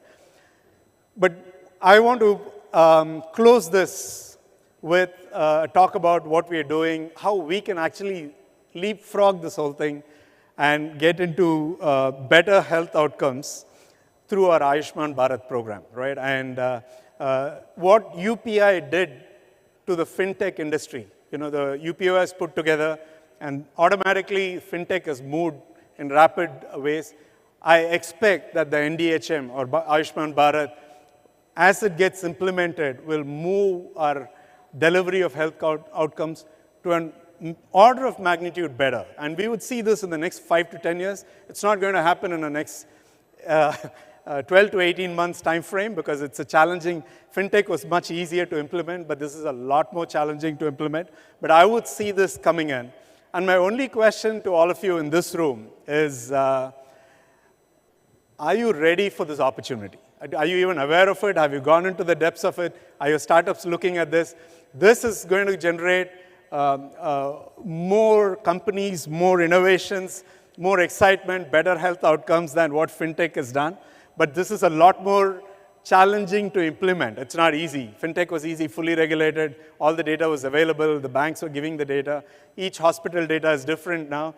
But as and when it gets implemented in India, and I'm sure it will get implemented because there have been lots of great systems that have been implemented, I want to see companies from Tamilnadu take advantage of these opportunities. And as Suresh was saying earlier, we've seen great services companies come from here. We've seen great SaaS companies come from here. I'd really like to see some companies come from here where everybody looks at it and say, wow, you guys thought of that from scratch? If you have the best doctors, if you have the best hospitals, if you have the maximum number of patients with the maximum number of data, shouldn't we be the ones coming up with this cool stuff as we move forward? And with that, Answer to that is, I think we should be the ones who come up with it. I have 3 or 4 startups. Hopefully in 5 years' time, you will recognize some of those. But at this point in time, I'll urge you to look at this as a phenomenal opportunity. We are not just fixing healthcare. We are looking at improving health outcomes for the country. And we want to make sure that we have some very, very innovative companies coming from Tamil Nadu and leading the space in this. With that, thank you very much.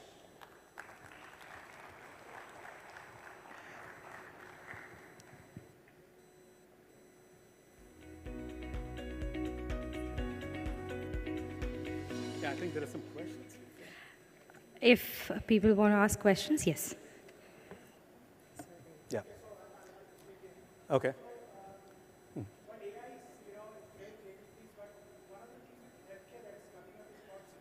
Mm-hmm.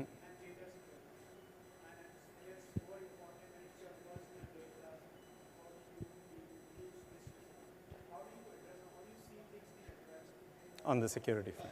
When it comes to the security of the data about an individual. Got it. I'll just repeat the question so that for the benefit of the larger audiences, all this is great, AI is great, all this is fine, but how do you look at security in it? No, it's the same problem that we have with finance. So it's not that you want to lose all the money in your bank account, right? So it's not that, it's a lesser problem. But we are structurally addressing this. I'm a great fan of the National Digital Health Mission program. I know that my colleagues and the doctors and the healthcare professionals here say it's challenging to implement. But with the right level of security, which is what our government would be. So my Aadhaar number is linked to my PAN. Everything is now connected. And somehow that's being used when I use Zomato or any of these things, right? So we have already put a lot of things out there. We have to address, and this is something that I would expect the government to address it in a structural fashion. It's just like you're looking at banks. It will be addressed, but it's too critical a thing for us not to move forward saying that I don't want people to know what I did yesterday. No, that information, it will be anonymized. You won't know what I did. Electronic health records are available in most countries. The control will be in my hands. So if I'm traveling, I meet somebody in Calcutta, I have an incident in Calcutta, I meet a doctor there, I can transfer all my health records to the doctor. Only I can do it. So that's how the program is set up. The doctor cannot access it. And similarly, if I do a scan there, they have to necessarily update that. They cannot say that. So yes, we've been terrible at collecting data till this point in time, but once this is implemented, every data, anything will get captured and in a very nice systematic fashion. So we can make a big difference when we get that data. And security, I expect it to be addressed by the government. Yes, go ahead. Yeah. I think there was a...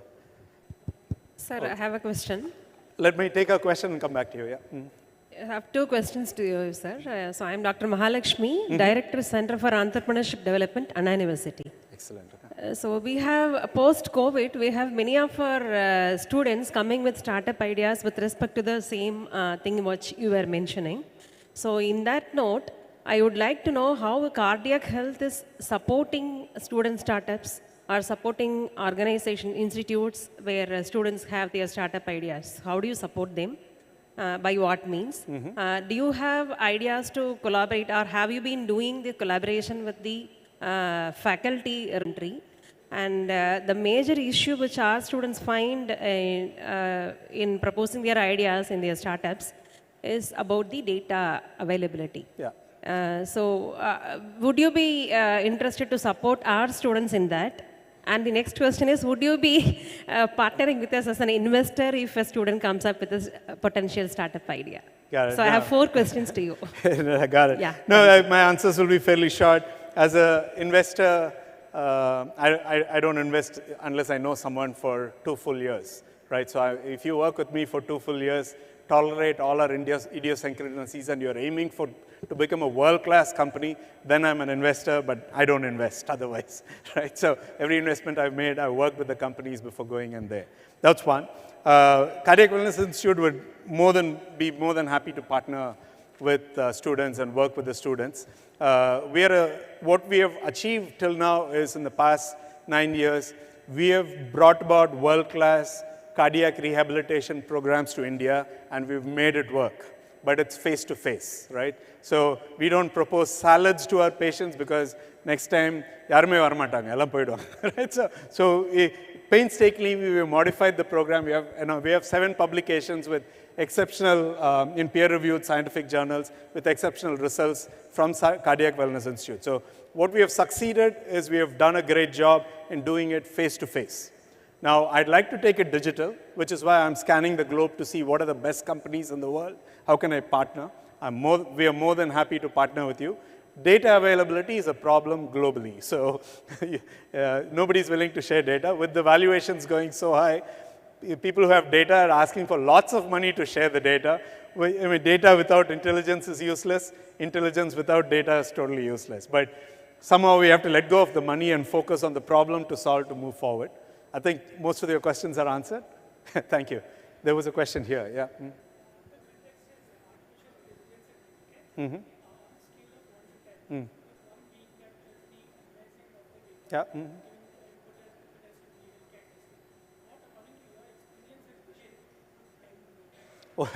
The question is, let me first repeat the question without editorials. In a scale of 1 to 10, AI in healthcare, what would be a number 10 be from my point of view, right? Yeah. 10 is what you see in Hollywood movies, right? So it's never going to happen because in my view, the health outcome. So if you ask me a question, Gopi, how healthy are you? And how happy are you, right? And if I'm able to say 9.5 out of 10 for both those, right? 10 seems a bit arrogant to answer, I'm totally happy and totally healthy. So let's say then I've achieved the outcome. And can AI help this? In what ways can it help it? Right now, AI is looking only at clinical data, but when it looks at huge quantities of genomics data plus other data, the human mind will find it challenging to capture all those information. But the problem still remains very simple. Am I healthy as an individual? Am I living long enough? And am I leading a healthier, happier life when I'm existing? AI can only support it. If I decide to be unhappy, good luck to AI. It cannot do anything to me. Okay, thank you. Last question? Hi, sir. I am Suresh. We are a tech-based startup from Chennai. Mm-hmm. So my question is on how we can build a startup fully based on generic medicine. Actually, it's a large market in India, mm-hmm. but still it has many barriers to become a startup, good startup in generic medicine. Have you have any opinion on that? Got it. Thanks for the question, Suresh. Is it?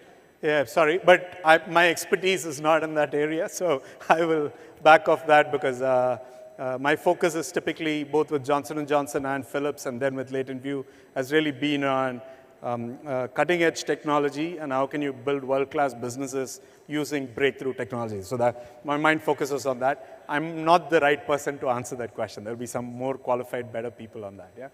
Thank you very much. Thanks a lot. Appreciate it.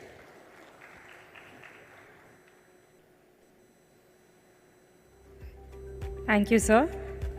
We request you to kindly stay on stage. We have a small felicitation and memento to give you. I would like to welcome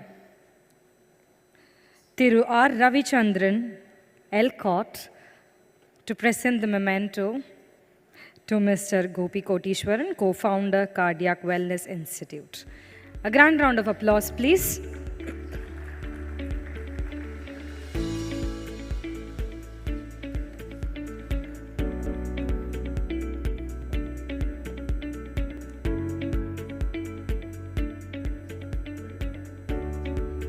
Thank you, sirs.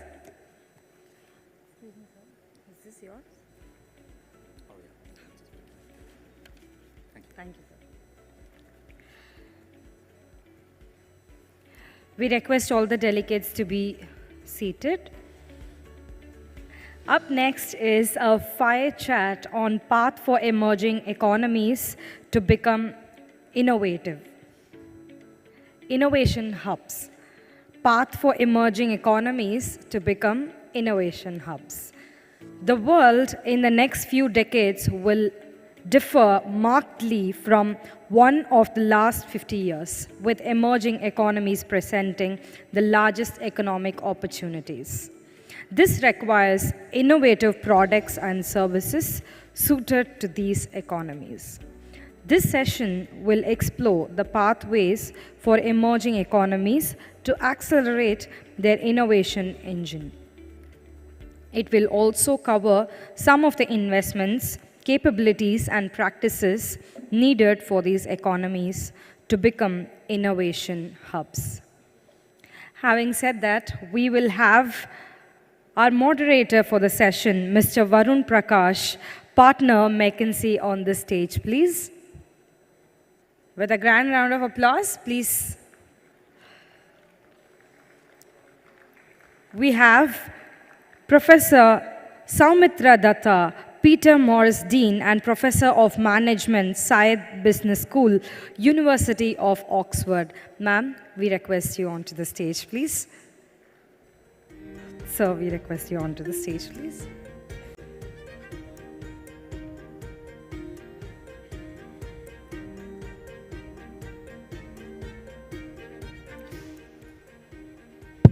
We now request Mr. Varun Prakash to take over. Thank you. Thanks to the Umagine team and for all of you for making this platform real. Technology is an important topic, so it's great to have this platform to drive the agenda. And many thanks to you, Professor Datta. You're one of the leading thinkers on innovation globally, so it's great to be in this discussion with you. Maybe I'll set 2 bits of context and then we can get into the conversation on innovation. The first is that if you ask 5 people what they mean by innovation, you're going to probably get different answers, 5 different answers, none of which would be wrong, right? So that's one. Second, I do a lot of my work in the private sector, and when we look at why innovation is important, companies that are top quartile when it comes to innovation performance typically have 3 times the TRS of the median company. So this is an important agenda and not an easily understood agenda as well. So maybe we can start off with some opening remarks from you on how you see innovation and some of the work that you've been doing with the Global Innovation Index. So thank you very much, Varun, for having me out here, and thank you to the Umagine organizers for organizing this important, I think, event in Tamil Nadu. Innovation is something which is of very high importance to all of us, and that is not just only for economic reasons. Clearly, innovation is important for creating economic value, increasing wealth, and allowing society in general to raise living standards. So that's very clearly a very important benefit of innovation. But innovation is also very important from a social perspective.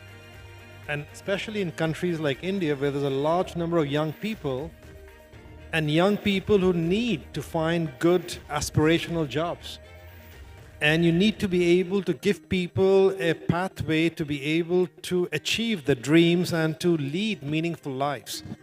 So innovation is also a way, if you have the right kind of environment in the country, to provide great, I think, social satisfaction and social aspirational sort of creation inside an economy. So I think for innovation, those 2 elements of economic and social are very important. But let me add a third one, which is also very important, is of preservation and sustainability. Today, look at all the concerns around climate, around sustainability. We know that we'll never achieve these sustainable development goals or the climate challenges just by changing behaviors. We need innovations in the way technology is applied. We need innovations in new products and services. Otherwise, the world will just cease to exist the way we look at it today. Great.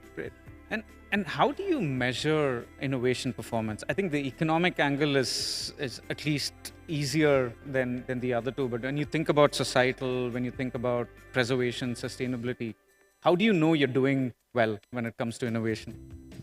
So measuring is something which I personally believe is very important. At the same time, it's very challenging because innovation is this fuzzy, amorphous sort of domain, and the boundaries are constantly fluctuating. On the economic side, clearly there's some parameters you can measure. On the technical side, there are parameters that people have been measuring traditionally also in terms of patents and publications and so on. You're right in saying that some of the other more social elements are much more harder to measure and fully integrate.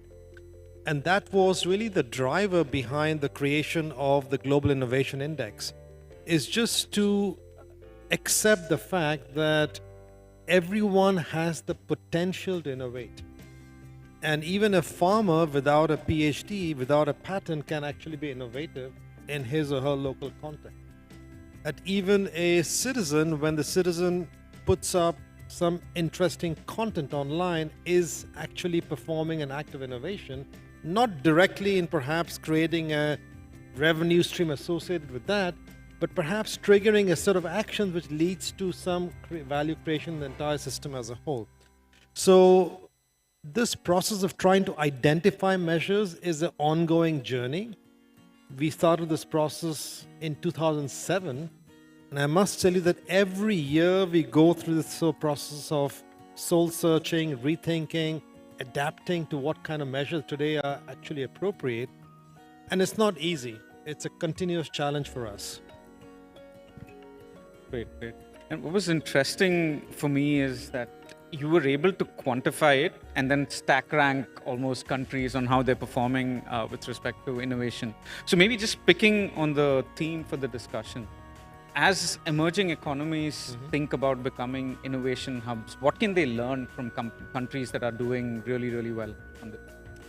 So, as was mentioned in the introduction, today we are living in a world where emerging markets are not just at the receiving end, but they're also the generating end of innovations.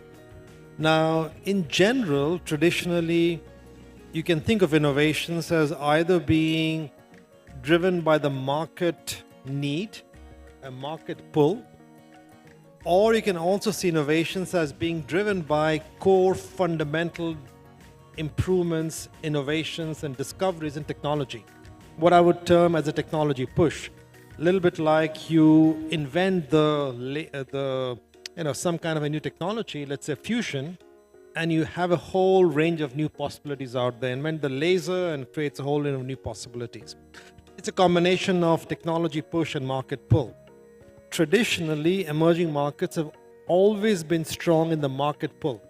And that's where the whole frugal innovation concept of India and everything else fits in very nicely, to say that, well, the needs of the customer in India are different or other emerging markets because the living standards are different, the context is different, and need to be able to combine existing technologies in a more effective package to satisfy those needs.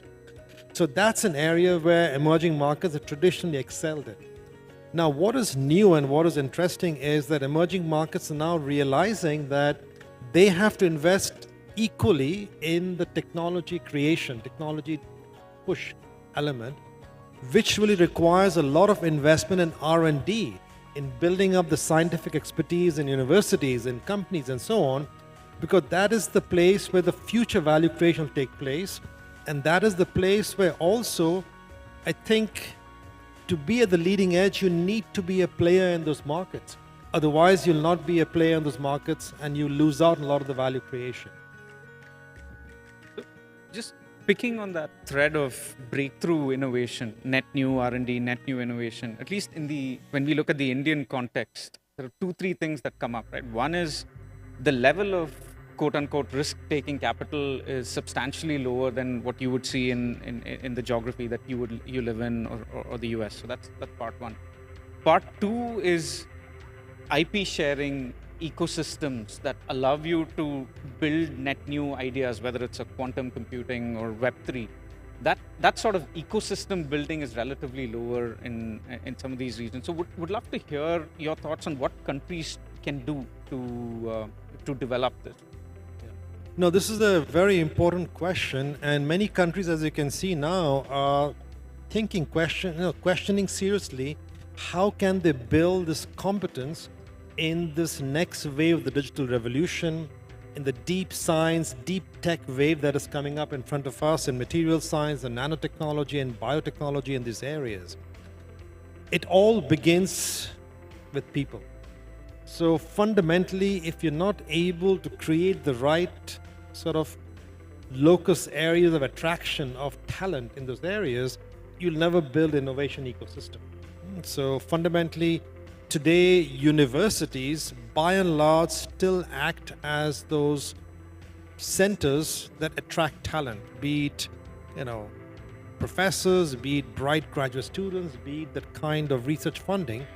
So creation of universities, and not just universities, but research universities, creation of the environment in which the faculty members, the doctoral students work and invest in leading technologies in collaboration with corporations lies at the heart of it. Around the universities, you need a whole ecosystem of companies. And that kind of institutional and a country climate that encourages companies to come and invest, to create, and to build from there is very important. So I think this question of can you in fact build the right high-end R&D centers of competence in universities? Can you actually get the right kind of R&D investing companies to come and work out there in the centers is very important. And I must say that most emerging markets in this area have quite a lot of work to do. If you look at India, for example, we have great talent, but the R&D spending in Indian industry is very, very low. It's less than 1% of GDP. And look at the typical global benchmarks in this area, it is typically the leading, like Finland and Korea, they invest around 4 to 5% of GDP. Even large countries like the US invest little more than 3%. And China is today hitting the 3% barrier pretty soon. Yeah, and why is that the case? Right? So at least as we speak to leaders of companies who are thinking about their budgets for the year, governments, etc., there's enough market opportunity in India where incremental innovation gives you it gives you the growth, it gives you the bottom line. So how do you make that switch to think about breakthrough innovation and put that in the overall P&L agenda of enterprise? So India has the benefit of having a large population that has been underserved traditionally by products and services. So it's a market where it is relatively easy to do market-driven innovation. So you have existing technologies packaged together in a low-cost form factor, and you can essentially make money in that format. What is much more harder is to go abroad and compete amongst the best companies on their own domains with the leading technologies.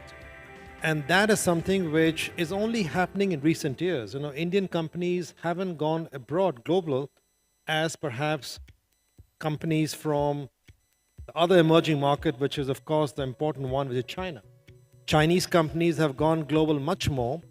And a good indicator of that is if you look at the Fortune Global 500 list, the 500 biggest global companies in the world, 10 years ago, there were only a small number of Chinese companies on that list. Now, today, China actually has more global companies on the list than American companies. And at the same time, the number of large Indian companies in that list of Global 500 hasn't budged. It's gone from 5 to 7. So barely has moved up. While Chinese today, I think there are roughly around 130 companies in that Global 500. And you can see a lot of them at the cutting edge of industries, whether it's BYD and automobile, Huawei and telco equipment, etc. What, from your vantage point and research, what has China done from an ecosystem point of view, from a company's point of view, to make this happen, to go through this journey?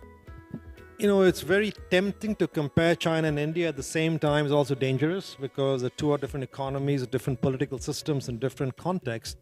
But from a science and technology point of view, what China has done very well, it has prioritized science and technology very early on. So, because of the Global Innovation Index, I do come in contact with the Chinese government, the Ministry of Science and Technology, quite often.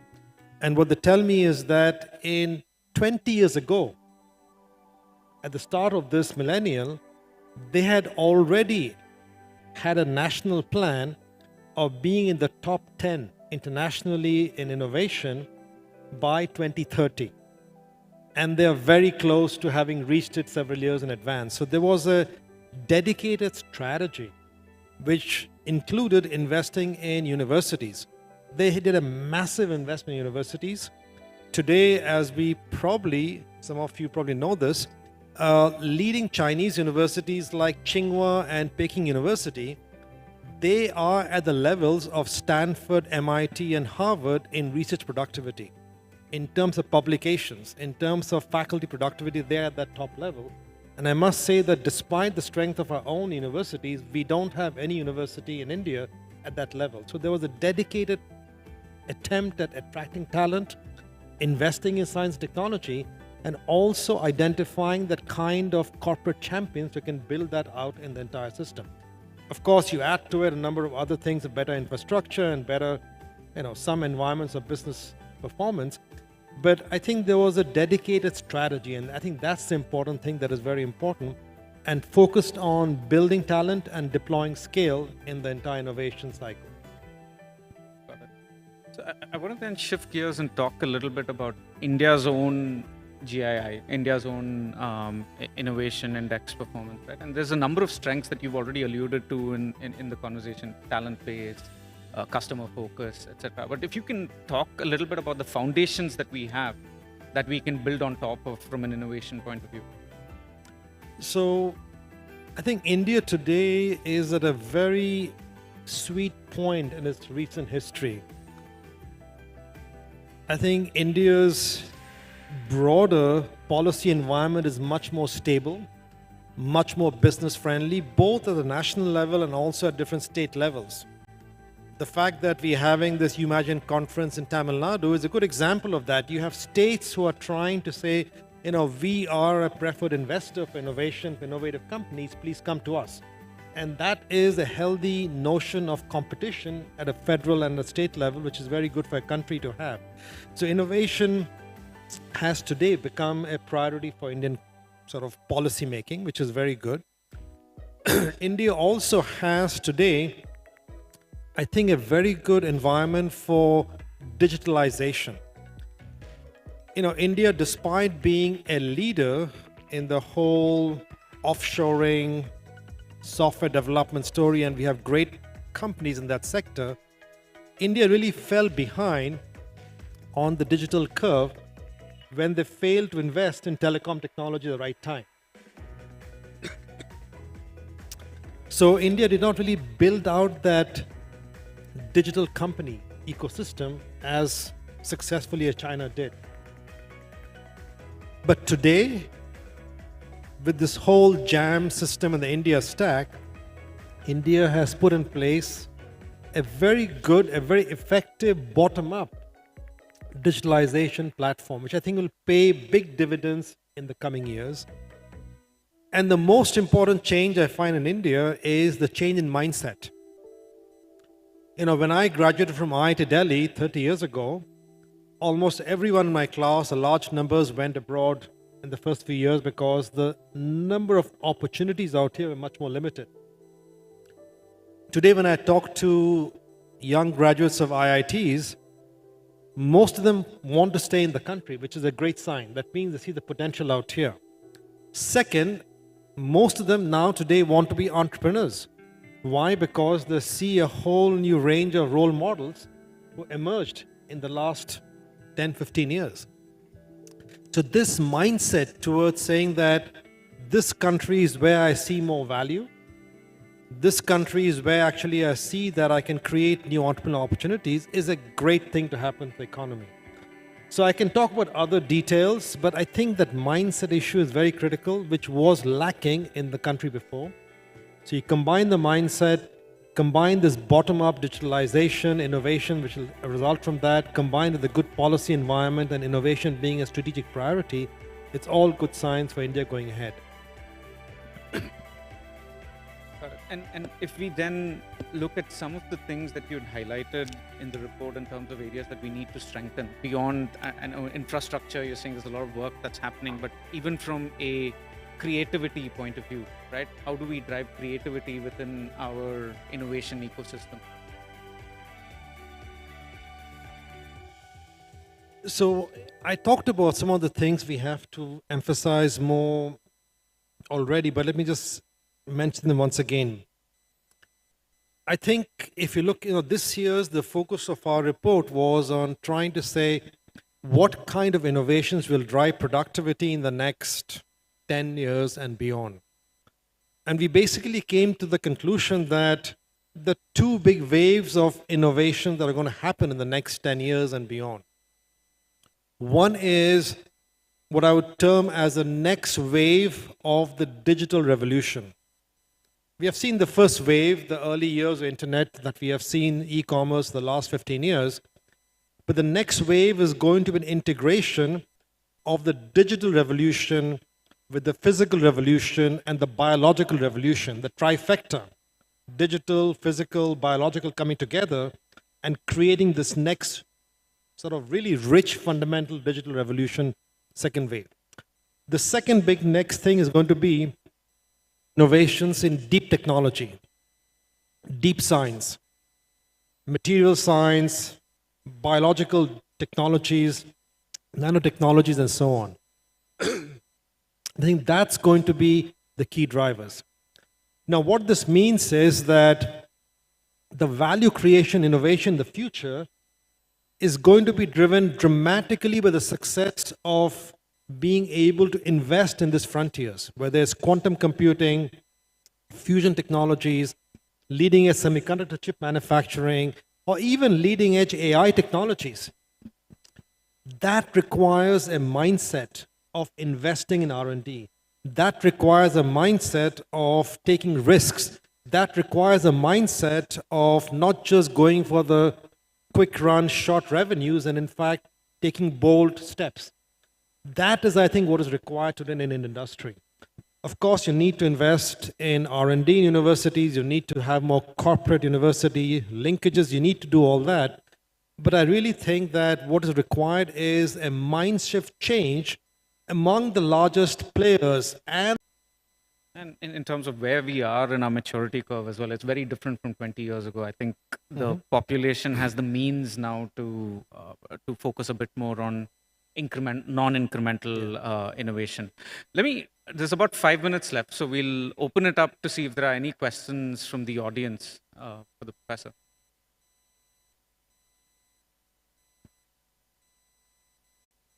I think my question is, I'll keep it short.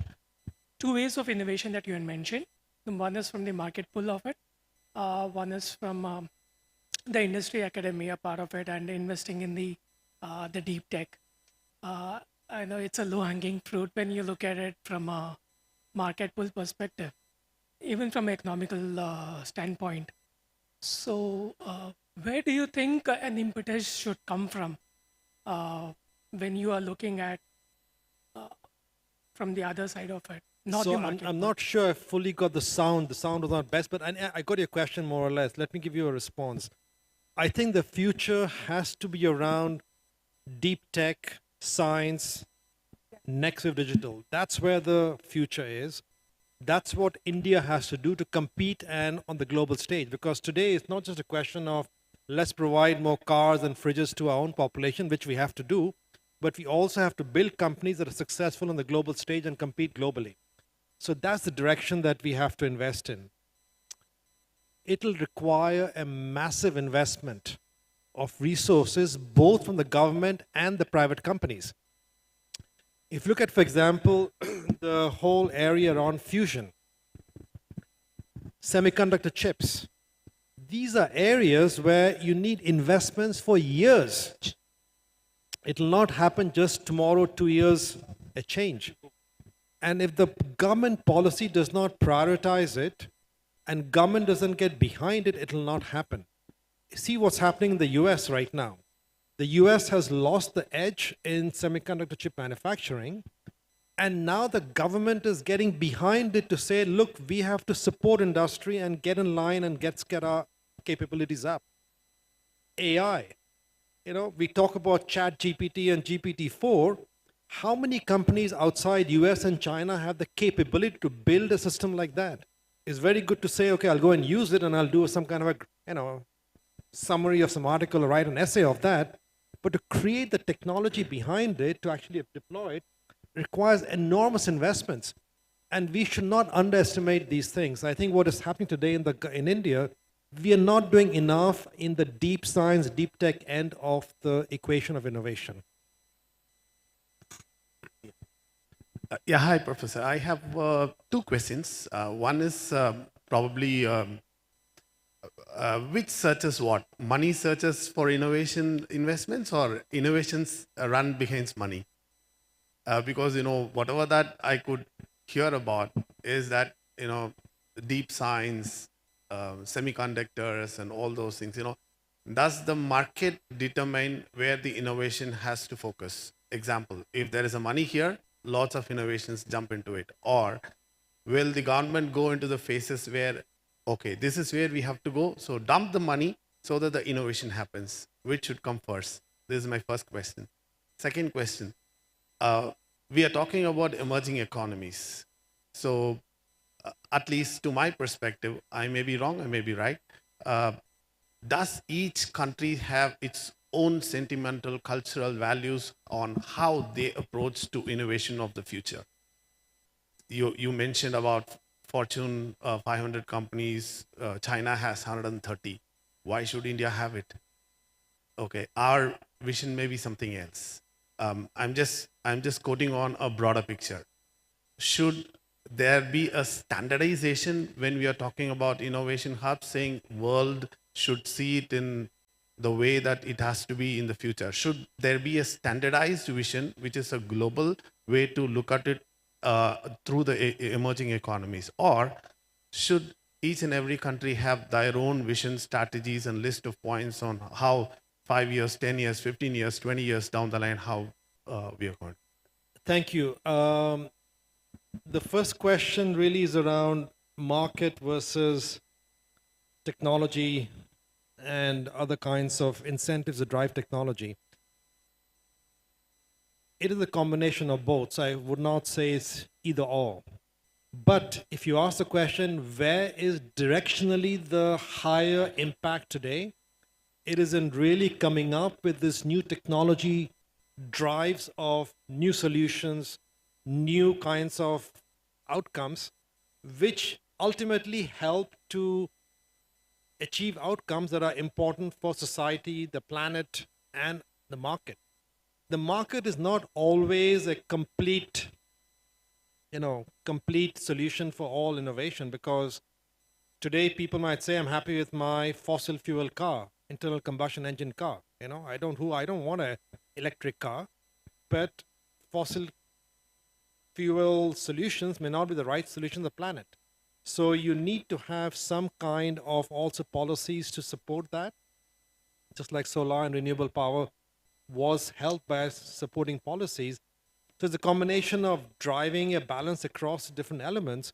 But I do believe that today, if I had to sort of weigh, where should the policy support more and where should the focus be, I think it should be much more on the technology and the deep science and coming up with innovative solutions, that perspective. The second question, I just quickly slipped my mind. Just give me a hint what the second question was. Should there be a standardized approach? I got it. So now, if you look at, for example, the most innovation always has benefited from exchange. You learn, improve, you sell, others learn, others improve, and exchange. If you look at, for example, the royalty and license fees that countries pay to each other, the countries that earn the most in terms of royalties that others pay them because they create innovative IP or innovative ideas, also are the ones that pay the most to other countries. So countries like Japan and US, they earn a lot in royalties and license fees, but they also pay a lot in royalties they pay to other countries for their innovative ideas. So innovation really depends and thrives based on exchange. Now, what is happening is a very dangerous thing today, because you're seeing a deglobalization in the way innovation is being thought of and structured, and a more nationalistic view coming out, especially across US and China, because the US is doing all it can to slow down China, and China, of course, does not wish to slow down, and US is putting all kinds of barriers out there between innovation, exchanges, and so on. Now, there's a general tendency also of reliance and self-reliance and trying to, have more local supply chains in many key areas. And the reality is that it's unknown what the ultimate impact of all this will be. Will it actually slow down innovation? Innovation gets fragmented, different standards, it might actually slow down innovation in the long run. So this is a big, dangerous question for innovation for the future. Perfect. I think we're out of time. Maybe one final question and then we can go. So being in the education field, where do you think changes need to happen in the way the undergrad, the masters and the research side of work is happening, which should actually make emerging economies like us become the innovation hubs? Because we understand the number of startups have increased. We also understand there are a lot of companies which are hitting that 1 billion, but it's still not enough. How do you make it thrive in emerging economies? What do you think needs to change in the approach of education for that? So thank you for the question. I think it's a very important question of how do you actually bring about change. So the good news is that, as I said earlier, things are changing in India. Okay, so we know that India is one of the biggest innovation ecosystems, large number of unicorns and all the good things. But I must emphasize that there's a big difference between having an e-commerce unicorn and having a fusion unicorn. The big difference. So in unicorn count, yes, an e-commerce unicorn adds to unicorn count, but it doesn't add to your count of creating the future. Okay? So I think what India needs right now is good researchers.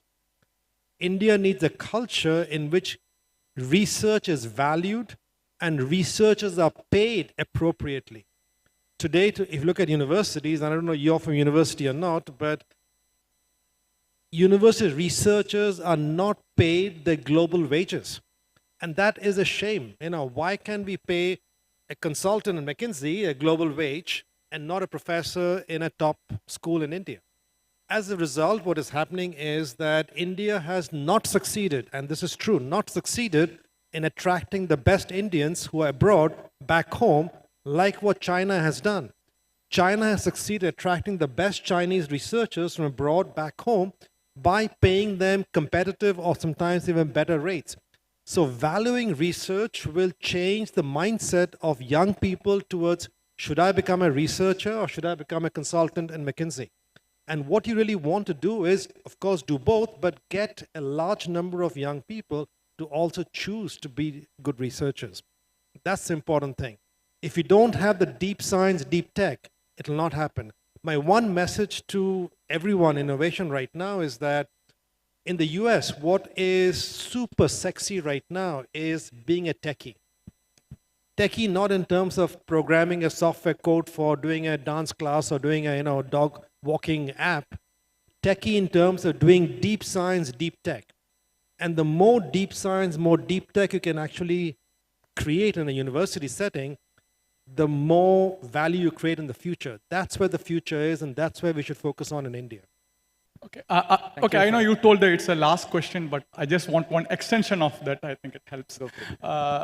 Okay, so the research problem which you talked about, Professor, is yes, very true. And me in my day job, I see a lot. But the problem is the quantification of the value today. So today, if I have to invest $1 million in research, and the results are going to come after 10 years, and I don't have a mechanism to quantify that. Me coming from corporate, who should do that today? It's a government to quantify that, academia to quantify, or a corporate? Because as a corporate, I have a money, but I don't want to put something after 10 years this is going to give. Rather, I focus on quarter or max 1 year. So who should take this ownership of quantification, the value that research is going to bring so that the corporate can invest or whoever has the money to invest? How to solve this problem?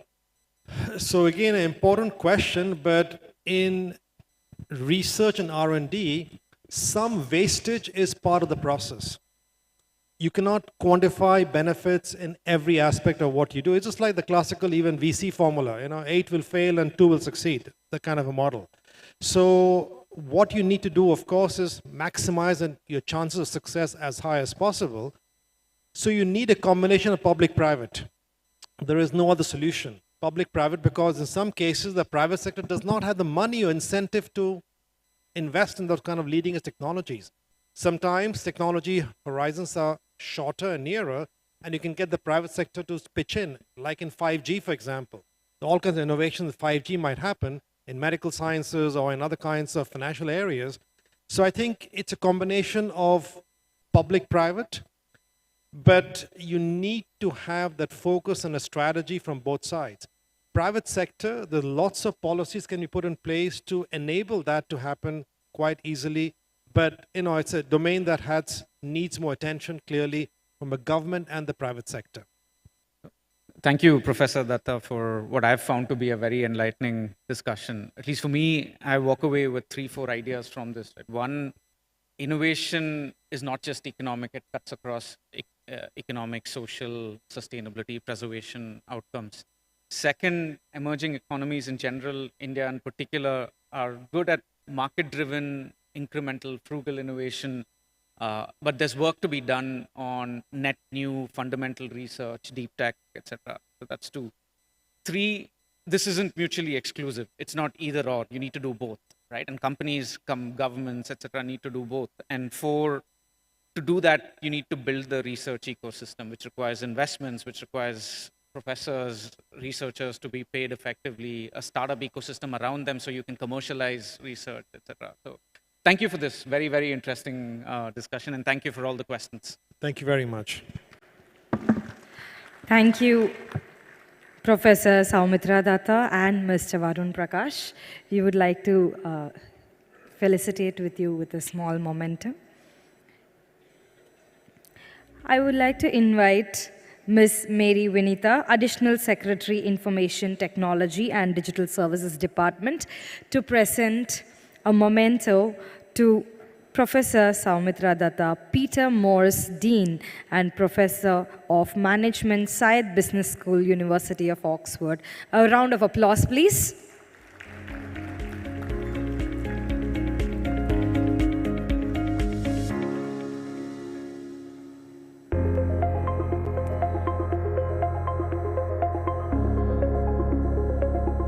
Ma'am, kindly present another memento to Mr. Varun Prakash, Partner McKinsey. Thank you for moderating the session, sir. Can we have a small photo with the 3 of you on stage, please?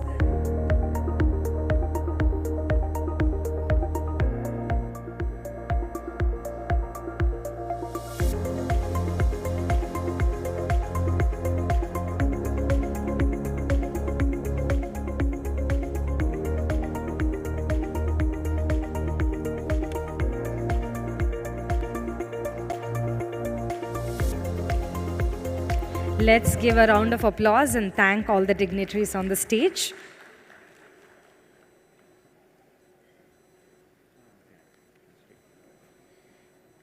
Up next, we have a panel discussion.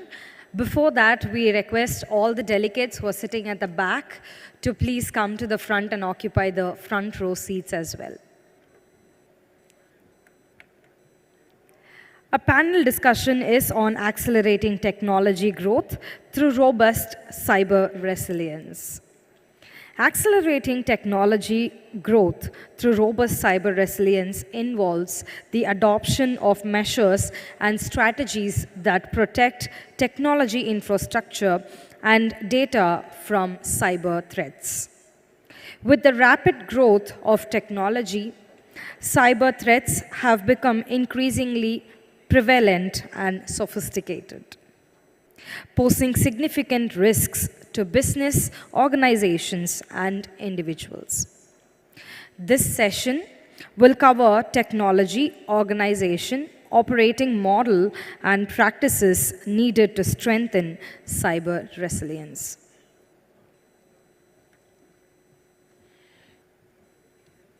Let's welcome our moderator and speakers onto the stage.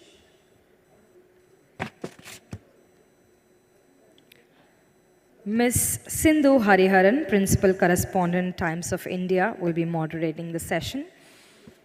Thiru Hans Raj Verma, IAS, Additional Chief Secretary, Chairman and Managing Director, the Tamilnadu Industrial Investment Corporation, Government of Tamil Nadu. Ms. Cicely Rawlinson, Director, Cyber West. Mr. Sunny Pokola, Chairman, Amectex Group of Companies. Mr. Mayuran Palanisamy, Partner, National Lead for Data Privacy and KPMG India.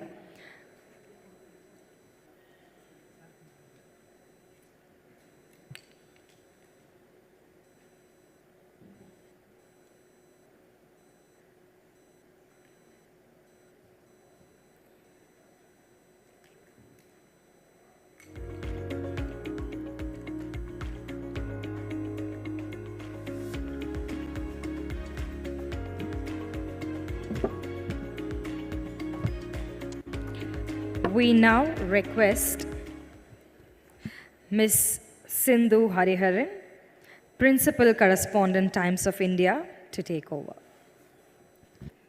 Thank you. Hello, good afternoon, all of you. Hope all of you are refreshed after a good lunch, because this topic is a really important one that needs your full attention. Today, when we talk about technology, it's important for us to talk about both the good and the other side of the technology, which is about protecting ourselves from the ills of technology as well. So I'm sure that every CEO today is one of the things that keeps them awake at night is about, is their system secure, is their network secure? Is something as important as worrying about the recession itself. So it's important for us to understand from all our experts here. It's not about just responding to attacks, but it's also about building a cyber resilience, getting ready for all sorts of new attacks, and what can all of you companies, startups or SMEs or large enterprises do today to kind of shock-proof yourself from this. So let me just first quickly start off with introductions. So here I have to my left Mr. Hansraj Verma. He's IAS Additional Chief Secretary and CMD of Tamilnadu Investment Corporation. They work closely with MSMEs, so I'm sure he can give us a perspective as to what really do MSMEs need today in a state like Tamil Nadu to secure themselves, secure their technology. And we also have Cicely Rawlinson. She joins us from Western Australia, where she heads the Cyber West Innovation Hub. It's an organization that works with government, academia, and the industry to capacity building on the cybersecurity front. So what they do there is it's pretty close to the parallels that Tamil Nadu is today trying to do to build a cybersecurity ecosystem here. And then I have Mr. Sunny Pokola. He's the founder of Amectex Group of Companies that have a lot of IT services and solutions to address this very problem. And he tells me that most of them are SaaS-based and hence affordable to every company today that's looking to get into the cybersecurity journey. And we also have Mr. Mayuran Palanisamy. He leads the cybersecurity practice, national lead for the cybersecurity practice, and a partner at KPMG in India. Hi, Mayuran. So first, let me start off with you, sir. Just tell us a bit about, in your experience of working with MSMEs in the state today and in your prior roles, what do you feel about the cybersecurity ecosystem today here, and what do the companies actually need? Thank you, Sindhu. I'll give a perspective about the strategic imperatives for a nation and organization on cyber resilience. Friends, technology security is national security.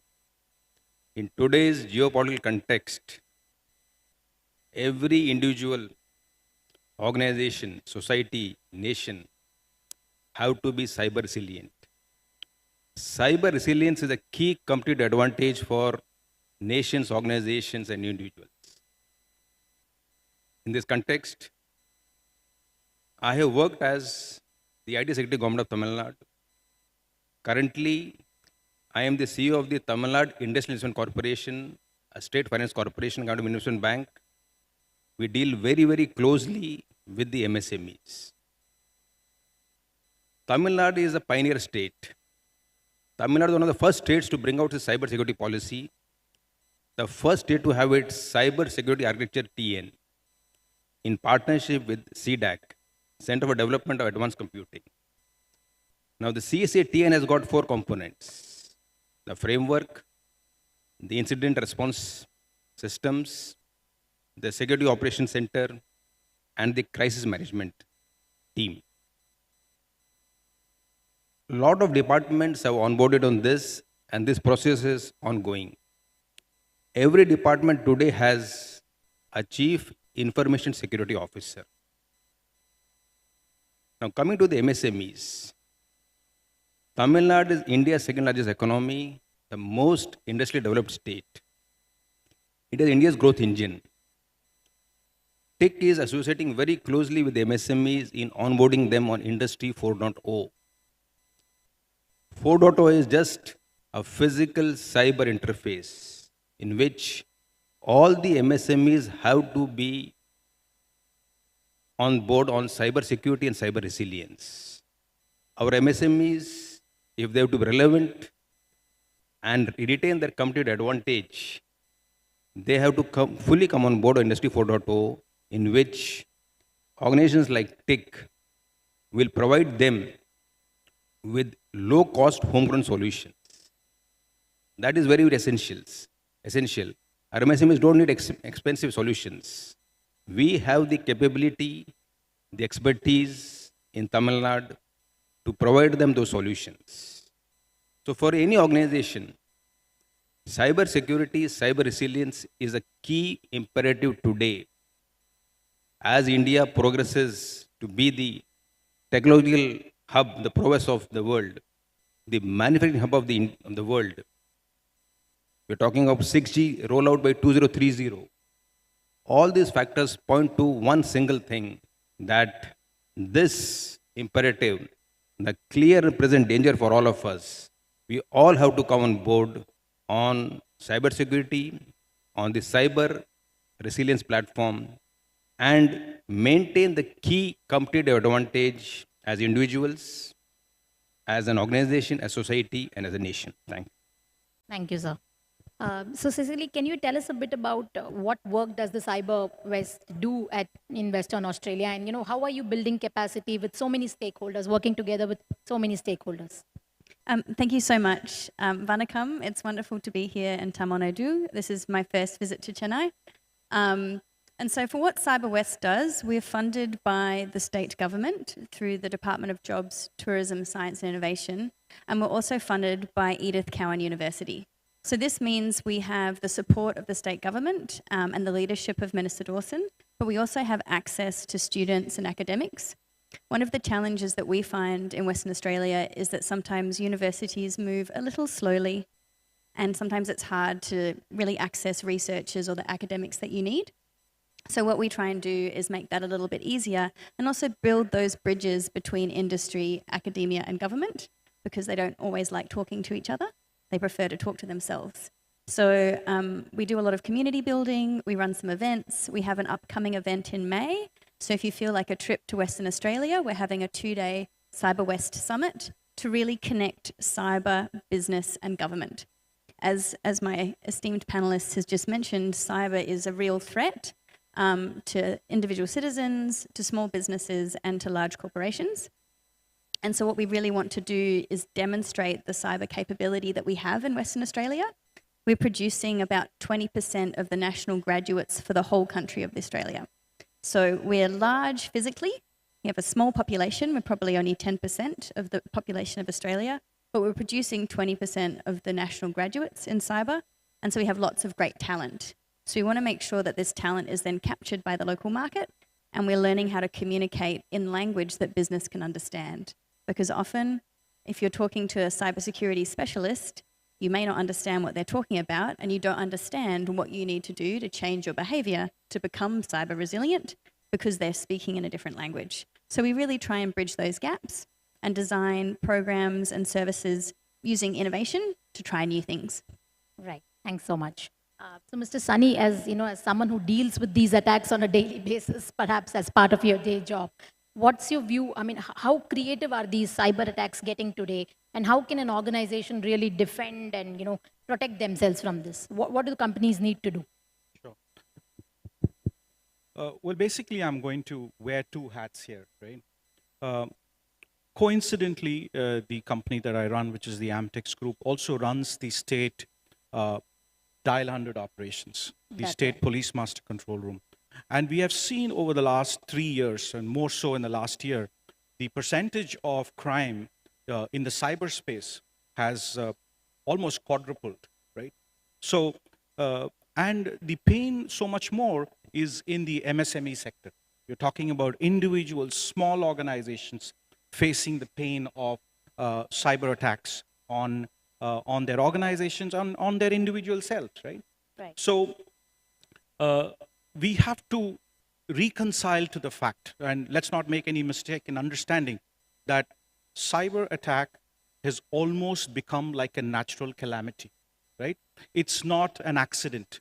It is something that all of us will have to deal with, however prepared you are, because the bad actors are getting more and more deep tech, like our previous speaker said. That's something they're doing research in, right? So they're getting better at what they do, right? So however well prepared you are, you have to be in a state of high level of responsiveness when the attack happens. Now, how do you do that? How do you find an affordable way to do that? Especially if you're an MSME, you can't hire 150 incident responders to handle a company that's only 100 people, right? So as an organization, we partnered with one of the world's most sophisticated guided cyber response platform called Cygnus. I'm also a director in the company, so that's why I said I'm wearing two hats. That allows organizations to be in a response state. That means you prepare for a cyber attack much before it happens. So who are the stakeholders? How do you bring them into your system of response, right? So when a cyber attack happens, you can't be conversing on the same platform because the bad actor is already sitting in it. He knows every move of yours and he's manipulating you, right? Right? Even for negotiation. So companies such as Cygnus provide you an out-of-band communication network where your key stakeholders are already involved. Now, we are all used to doing a fire drill, a lift drill, right? So now is the time for us to have cyber drills. Every 3 months, organizations need to get prepared for it. And you need to have low-cost solutions to be able to prepare for that. And this is something that's on the cloud. It's serverless. It's completely protected. So people can prepare, practice, and be in a state of alert and respond when the attack really happens. And we'll talk more about it in the following sessions. Yep. Mayuran, just want to understand from you, I mean, as someone who's working with, national and global organizations today, how creative and how tough are these cyber attacks getting? I mean, on one hand, we talk about chat GPT and other AI solutions, cloud solutions, making lives easier for businesses. But then it's also about getting more complicated to protect oneself, right? Just want to hear your thoughts on how things are changing on the securing front.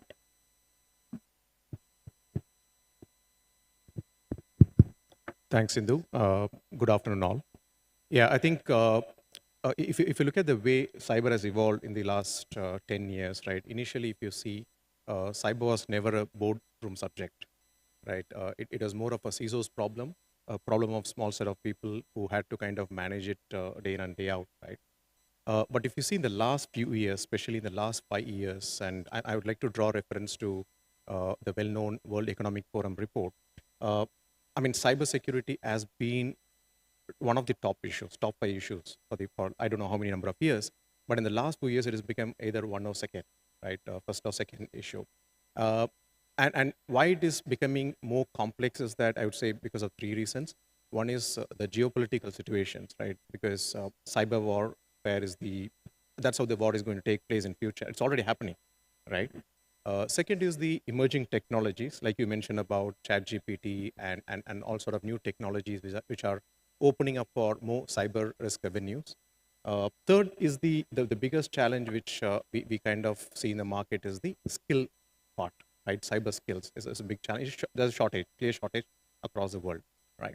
So when it comes to organizations, I mean, as I mentioned earlier, it is becoming better because if you see 10 years back, there was a clear gap between the way the business leaders see cyber risk and the security leaders see that, right? There is a clear alignment now, which is getting better. And second is that there is a good level of knowledge about the risks. While the risk is changing every day, I mean, it is not constant, right? I mean, whenever there's a new technology, there's a new type of risk coming in, right? So this is clearly kind of changing for betterment, I would say. But when it comes to certain things around what organizations are currently doing, right?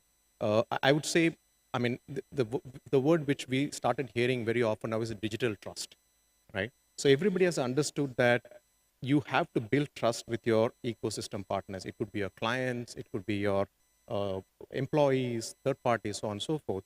So there is kind of huge amount of focus on building that trust, right? And cyber is going to play a very significant role, or already is playing that. Thanks so much. So these were just opening points to understand, where our panelists stand with respect to cybersecurity. So now, Joe, I would like to get into the specifics of, on the national front. Where is our country placed with respect to securing? Because we're not just talking about cybersecurity of companies, but also of countries today. So many e-governance initiatives are all on the cloud. Everything is going digital. So how secure is our citizens' data? What is the country doing, sir? There are two agencies at the national level, CERT-IN, Computer Emergency Response Team, and the NCIIPC, National Critical Information Infrastructure Protection Center. And we have third is the CDAC. Cybersecurity has got two dimensions. One is the commercial dimensions, which target the commercial enterprises in terms of ransomware or a computer's attack to cripple your business. The second is the geopolitical context today. The wars of the future will not be fought only on the borders. Our adversaries are going to try to cripple our critical infrastructure, power, oil and gas, transportation, civil aviation. These areas are which open up tremendous business opportunities for the professionals to give innovative homegrown solutions. Second, the need for all the stakeholders to come on board, that every individual action is a collective effort in safeguarding the state, the nation. So every stakeholder has to come on board to be sensitized that his role, however small or big, is very critical in the chain of things. Tamilnadu has always been a thought leader. The IT department, Government of Tamilnadu, under the vision leadership of the Honorable Chief Minister, is very, very proactive, understands that the process of bringing out the cybersecurity policy 2.0, the engaging the various stakeholders very, very critical, very actively, very intensely, showing the models for rest of India how critical infrastructure has to be protected. Whether it's data or your energy systems or the civilization systems, all are national assets. I mentioned initially, technology security is national security, cyber resilience is national security. So with these models, all the stakeholders, we have to come on board, engage the agencies, and be ever vigilant. As Sunny was mentioning, you cannot wish away cyber attack, cyber security. It will always be there. You have to shore up your defenses by collective action by all the stakeholders. Thank you. Yeah, please go on. Just to add to that, I think Australia and India have similar understandings of critical infrastructure, and that's one of the areas of collaboration I'd like to explore during my time here. We've just redefined 11 key sectors as critical infrastructure, and we're doing a lot of awareness raising, because if you work in health or transport, you may not think that you're critical. But as COVID has shown us, when things stop, you then really truly become critical. So we've had a few natural disasters in Australia recently where supply chains for food delivery have been blocked, and we've had empty supermarkets. Perth is nearly 2 million people, and we had empty supermarkets. So re-understanding food and groceries, logistics, health as critical, I think is really important, because if we do suffer an inevitable cyber attack, how do we make sure we can continue the critical services to make our populations thrive? And so I think that understanding of what is critical infrastructure and then how do we protect it is really important. And it's very interesting to hear from what Tamilnadu has done in this space. In that context, in what ways are you working together with India or perhaps even Tamil Nadu to kind of grow this area? Well, I'm here with the Data Science Hub, so we work on different sectors, and they've just signed an MOU with the IT&T Hub. So we'll be looking to explore potentials for cybersecurity research partnerships with IT&T Hub. There's also something called the Australian-India Innovation Network, which really tries to foster innovative partnerships between the two countries. So we're definitely going to be designing some pilot programs for cyber. One of the issues that we're seeing that my panelists have echoed is the difficulty of changing small, medium business behavior, because they're very overwhelmed, they're very busy, and cyber is often seen as something extra, or it's expensive, or it's hard. So how do we really, there's a huge opportunity for some entrepreneurship in this space, because small, medium businesses in critical infrastructure supply chains, we're seeing as real targets, because it's the little fish in the supply chain that helps you catch the big fish, which could be a government asset, and it could be a huge corporation that has access to a critical infrastructure asset. So uplifting the small, medium businesses is something we're really working on, and we're trying to pilot different ways to do it, because what we've done right now is not working, and we're not seeing the behavior change that we need.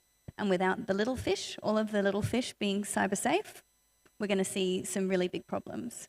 So that's one of the things we're trying to target, and it sounds that we could have some that's collaboration. something that we have in common when it comes to, perhaps India, Tamil Nadu, and right. So Sunny, it's a chicken and egg problem here.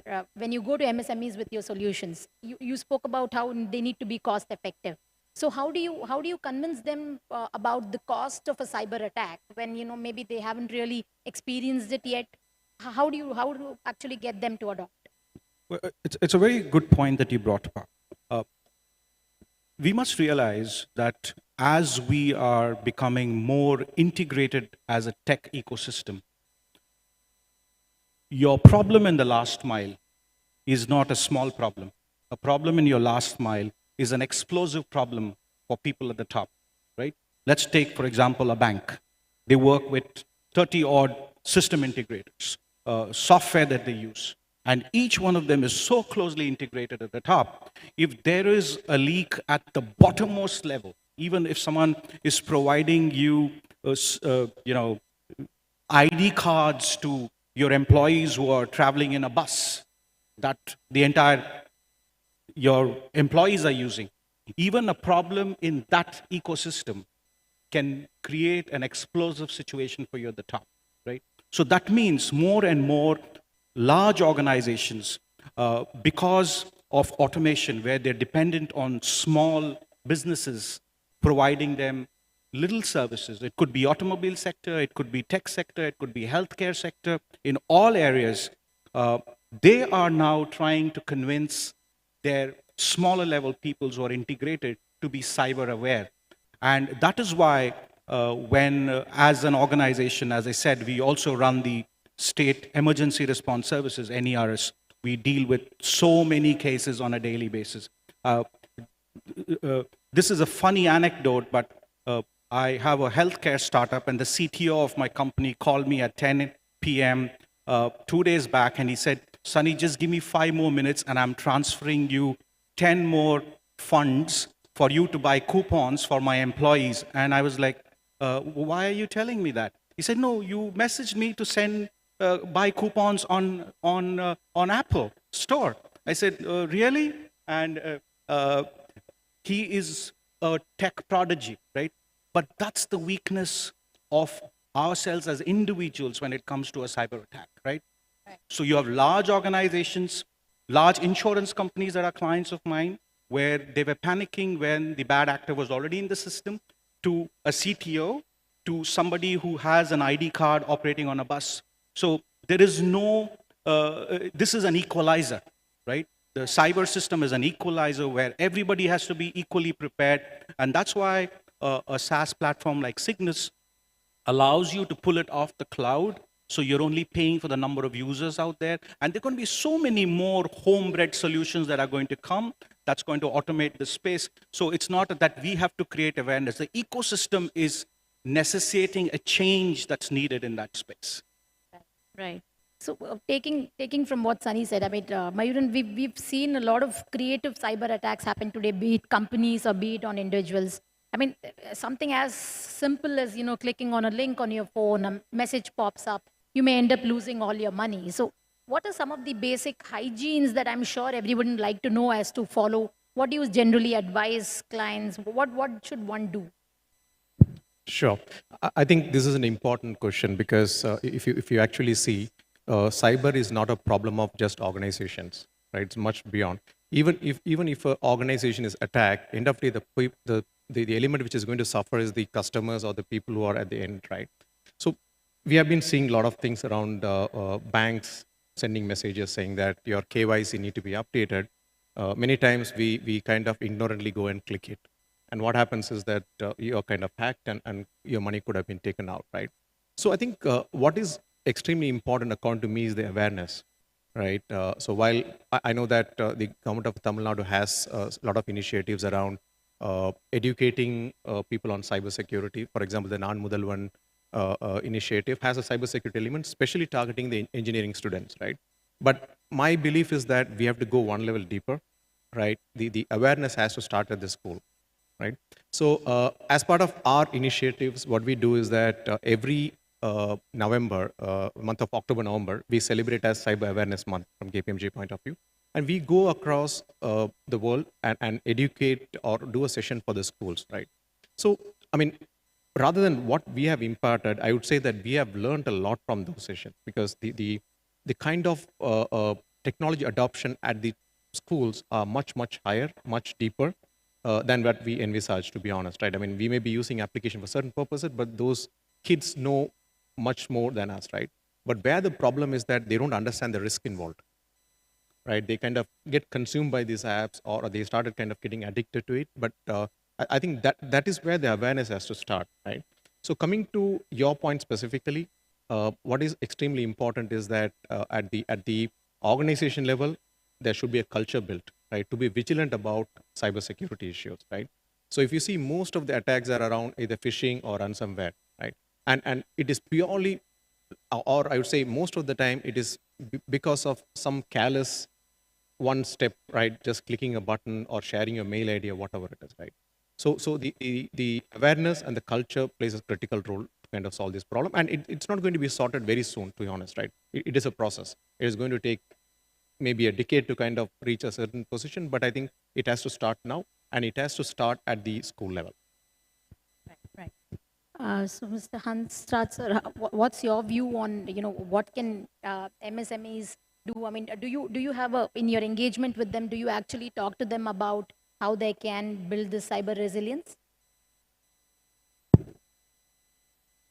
As Cicely was mentioning, MSMEs are very vital links in the critical supply chain systems of any state or nation.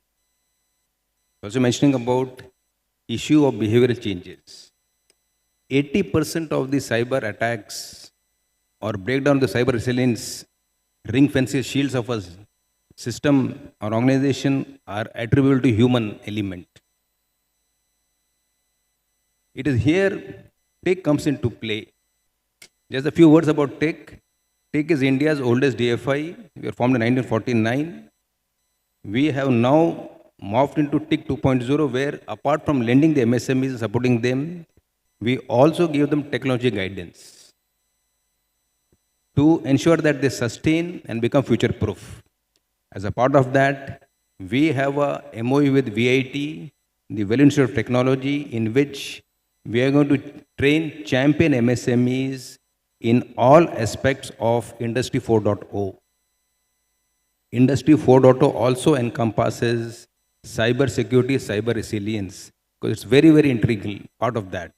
Once they come on board Industry 4.0, they have no other option but the imperative to follow the systems and processes of being a cyber resilient, cyber robust organization.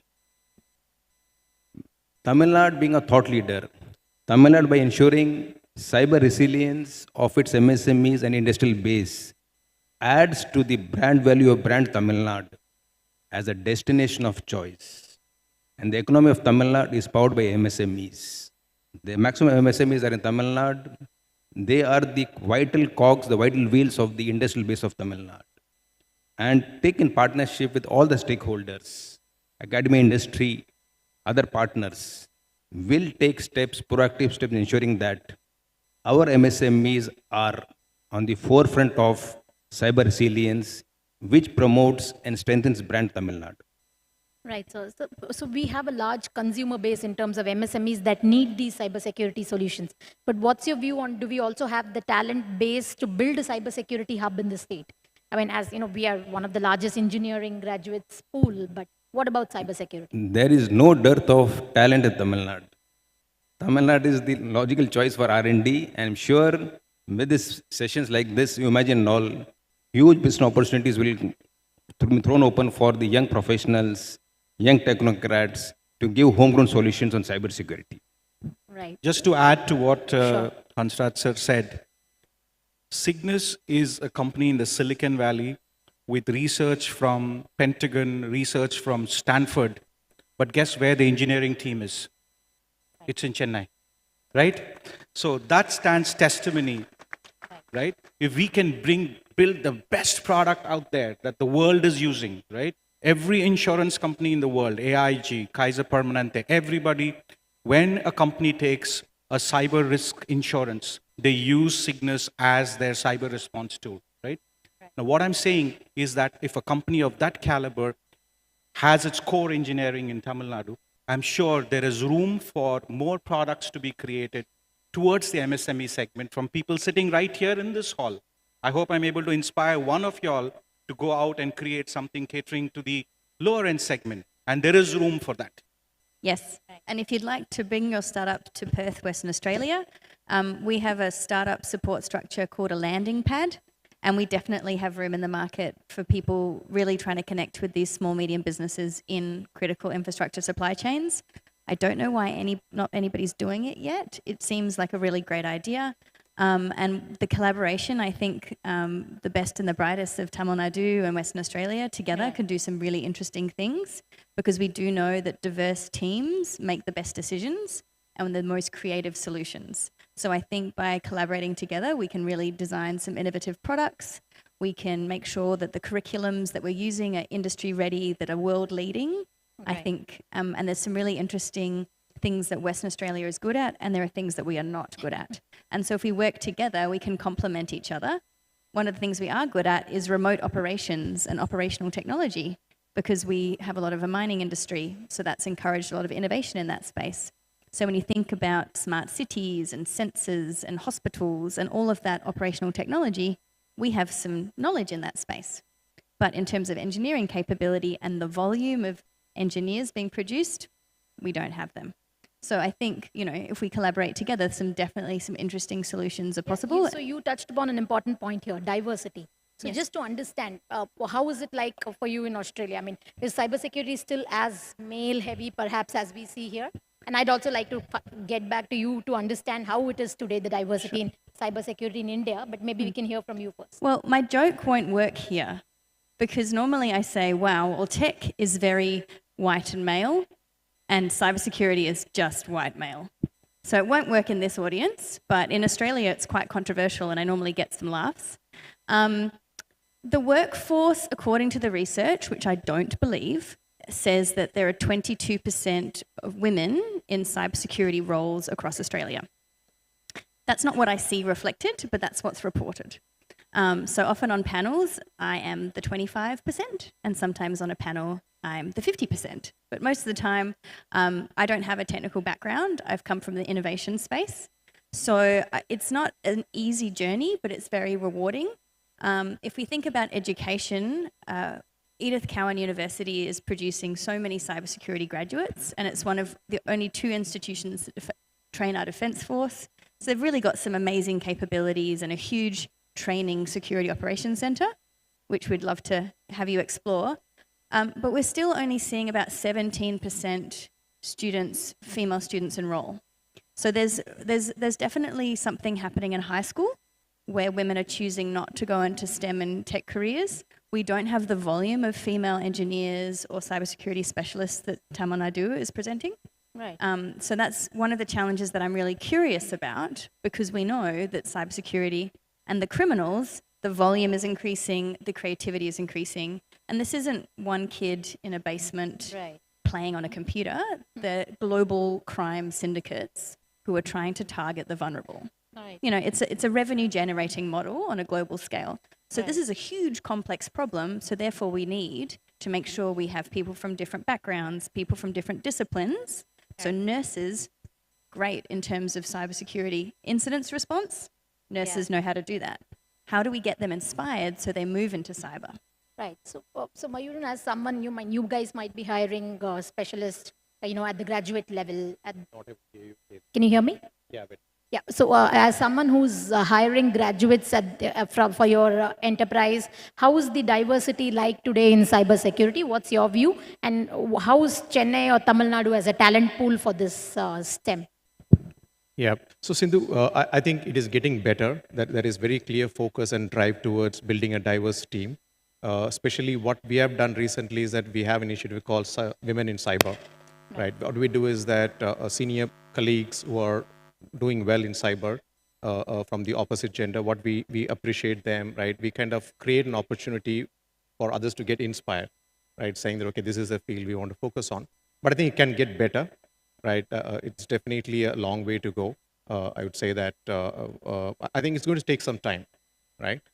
So one quick addition I would like to do to what Hansraj just said, right, regarding the advice to MSME, because we see a lot of MSMEs here, right? So the fundamental question which comes in our mind when you talk about investing in cyber is that what is the ROI, right? That's a question from mostly from the management saying, okay, what is the point of doing this? Why should I spend money on that, right? So I like to draw parallel from a well-known book called Atomic Habits. I'm sure that most of you have read about it, right? So there's a concept called plateau of marginal aggregation, right? Which is nothing but that you, some of these things, right, don't happen overnight, right? You have to change even if you're changing a habit or building a good habit or breaking a bad habit, it takes time. So usually the graph goes this way, right? It goes flat and then slowly after some time it goes up, right? So cyber is also very similar. I mean, if you're expecting a return of investment saying it goes like this, it never happens, right? I think that is something we have to factor in. And this is what I hear from many of our clients saying that, especially MSME saying that, okay, no, we don't have a budget for doing, right? I mean, which is respectable, I mean, in a lot of ways. But you have to have some budget to kind of build that culture and start putting the right processes, invest in the right technology. I think that's extremely important, right? There are certain things can be done with processes, but the technology landscape has changed significantly. So it is important for us to invest in that as well. Sure.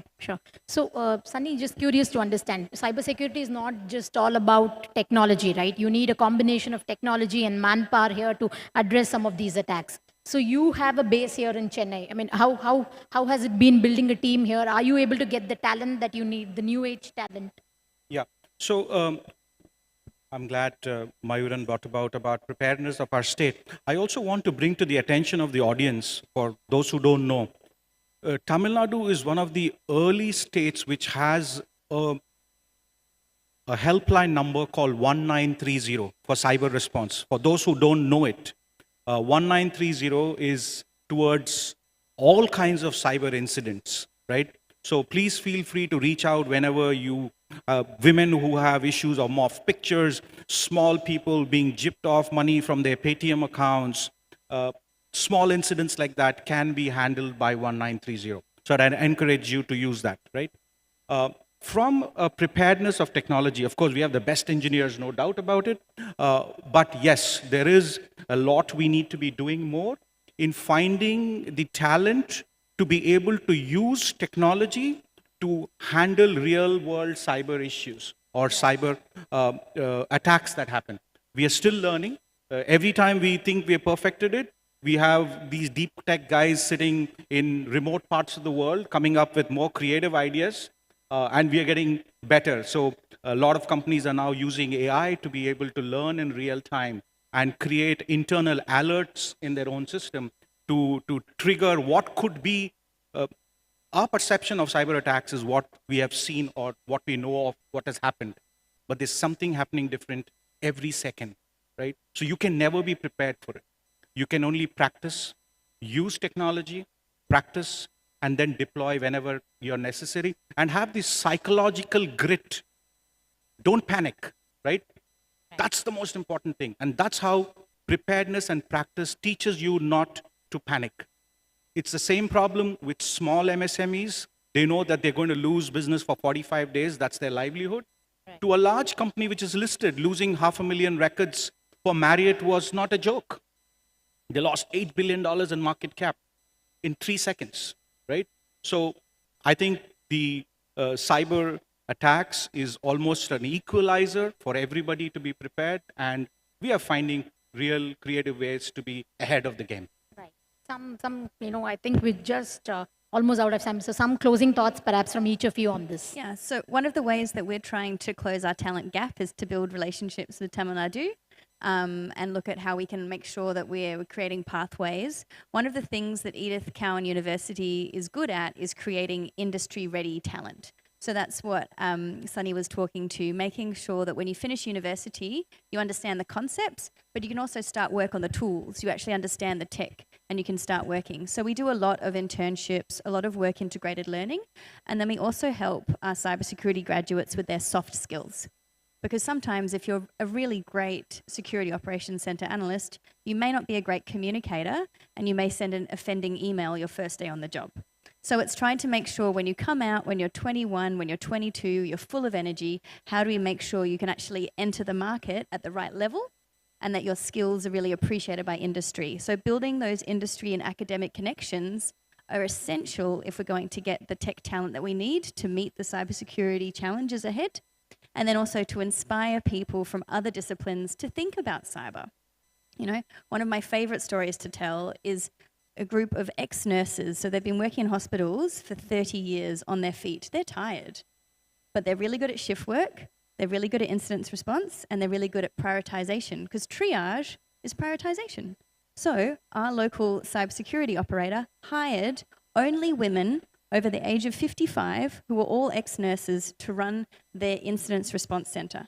Okay. So that's a group of women who are normally not employed in Australia. They don't want to work in nursing anymore, but they have skills that are directly relevant to cyber. So how do we inspire people who are nurses, who are teachers? How do we get all these other disciplines excited about cybersecurity so we bring them on the journey and then raise the capability of the state and the nation?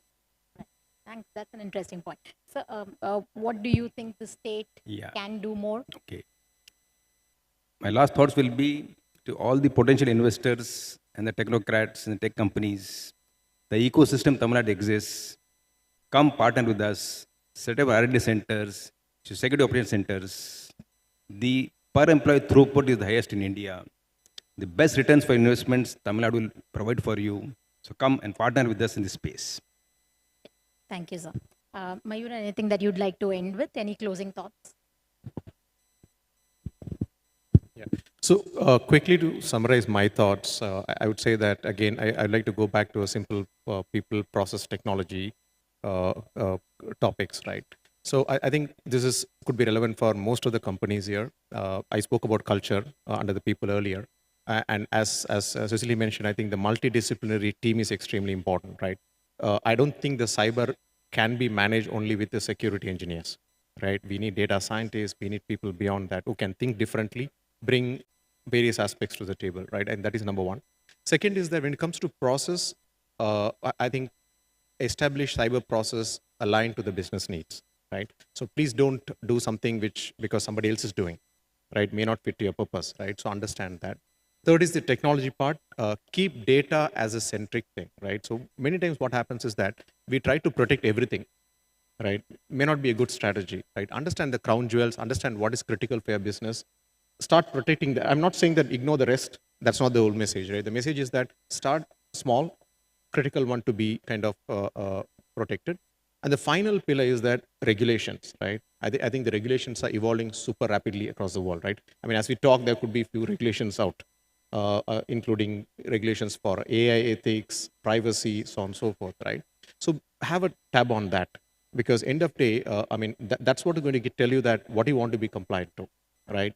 It could be regulations or good frameworks, standards, so on and so forth, right? I think if we start putting your thoughts around these 4 areas, that itself is a good start for MSMEs, right? I mean, your maturity journey is going to take long, as you said, right? I mean, it's not going to happen overnight. It's going to take longer, but this will be a good start.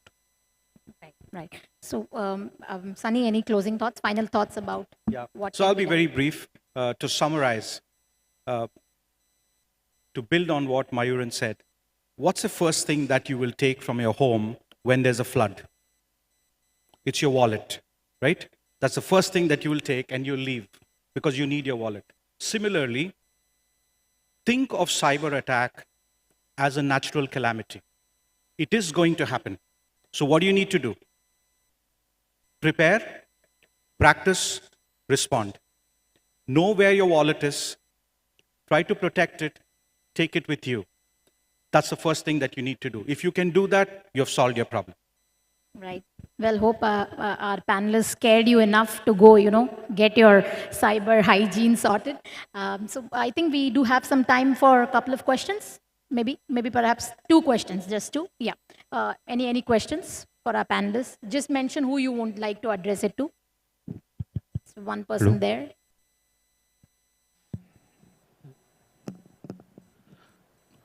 Check.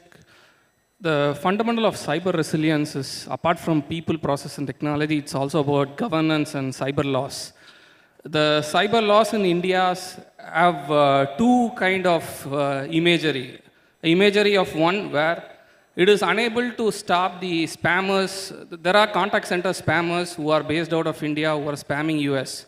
Whereas even though cases are filed, they are not getting prevented.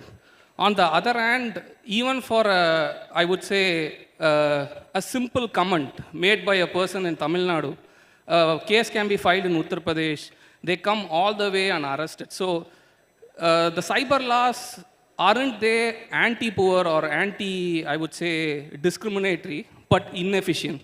With this being the case, how will your cyber resilience help? Would any of the, so basically I'm guessing he's asking, are our cyber laws currently discriminating based on class, based on society? Anyone would like to address that? Something about the regulations? That's a very deep social question you're asking. I don't think we are in a position to answer that, number one, but still I'll take a hit at it. I think we are all learning, right? Society is going through a change. And we are all learning from mistakes in the past, and I think the government is formulating laws to democratize the access of cyber laws, if I may, to all segments of society. And you'll see that this change is happening, and you'll see real results very soon. Mayun, did you have something to say on the regulations? So the reality is that there are challenges. I'm not saying that there are no challenges, right? It is there. But what is happening is that we are kind of trying to streamline that. As a country, as a state, we are trying to bring in policies. And the biggest challenge, as you rightly said, the enforcement part, right? It is not easy because we have started the journey a little late compared to most of the advanced countries or developed countries. It's going to take some time to reach there. And what you have to keep in mind is that this problem cannot be just solved by doing certain things, right? It is going to evolve into different things. And I mean, it is like any other laws, right? There's no straightforward, I mean, laws always kind of not black and white, right? There are gray elements. So that part we'll have to handle. It is going to take some time, right? But is there focus in it? Yes, there is clear focus in it from governments, right? It's going to take some time. Sure. One more question, anyone? Hi, Okay. here I'm from. Okay, yeah. Hi, this is Venkat. I'm a undergraduate student. I need to ask on something. Okay, Mr. Sunny sir said that Sindhu ma'am asked Sunny sir that okay, how do you convince your customers to Right. make a cyber security, to sign up for their cyber security? So there are only limited companies which provide cybersecurity to any other consultations or AI-based startups and everything. Okay, not all startups get enough funding for cybersecurity, and to be more in detail, they won't be having any venture capitalists, or most of them are limited companies and or sole proprietorship, etc. So they won't be having enough funding for security side, so they will be leaving for us. So if other cybersecurity startups could sign up with the startups who are not from the security side, for example, AI side or any manufacturing, protection, etc. How do cybersecurity startup owners could convince the other startup owners to sign up with them? Right. So I'm is just trying to understand, it's more so difficult for cybersecurity startups to actually get clients because they're just starting out. How's the ecosystem for the startups? As I said, right, the cyberspace is evolving. As more and more, so it's a cycle, right? As more and more attacks happen, and large corporates are realizing the need, and they're now understanding that it's not enough that they are prepared, right? They need their entire ecosystem. The last mile needs to be as prepared, and their weakest link is their weakest point, right? So that awareness is coming, and you'll see progressively over the year, probably the next couple of months, a lot of new cyber laws coming in, companies mandated to protect their data better. You now have bad actors from different parts of the world who are going through economic challenges themselves, who are deep tech companies now using this. They understand that India is now the golden bird. So they're all coming after Indian companies. We are seeing that happening, right? So the awareness is generating, and I can guarantee you that if there are startups in the cyber security space, they're going to see a huge demand and need for them to install in the MSME, as long as there are low price solutions out there. Okay, thank you, sir. Just one last question. She wanted to ask something. Yeah. Actually, I have 3 questions. Just make it short, yeah. Okay. So, the quantum computing will disturb this cybersecurity triad or not? Whether it will disturb We can't hear you well. Just be louder. Yeah. Okay, the quantum computing technology will disturb the cybersecurity triad. Is there any possibility for disturbing the triad? Sorry, we couldn't hear you clearly. Okay, the triads of cybersecurity is CIA, confidentiality, integrity, and availability. Right. When quantum computing comes to play, we think confidentiality and integrity will get affected. Will confidentiality We take this question in booth number B12 because we can't really get you, but I will be more than happy to answer that. Sure. Okay, thanks so much. Thank you all for being patient listeners, and hope this was useful to you all. Thank you. Let's give another round of big applause for all the dignitaries in the dais. And that was a panel discussion on accelerating technology growth through robust cyber resilience. Now we would like to facilitate our dignitaries on the dais with small memento.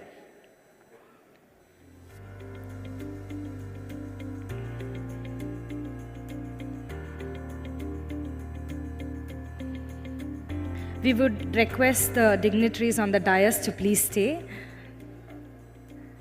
Now we would request our Honorable Minister, Information and Technology and Digital Services, Government of Tamil Nadu, Thiruti Mano Thangaraj, to be on the stage to present mementos to our moderator and our speakers.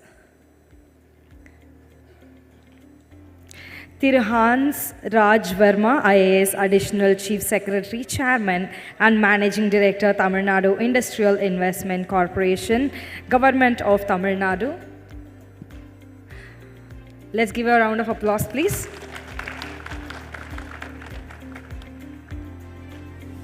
Ms. Cicely Rawlinson, Director, Cyber West.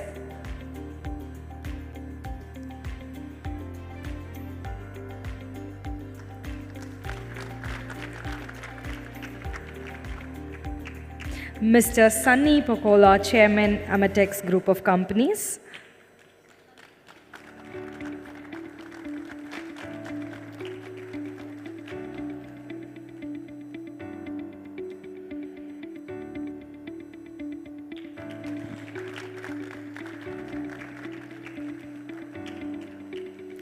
Mr. Mayuran Palanisamy, Partner, National Lead for Data Privacy, KPMG India.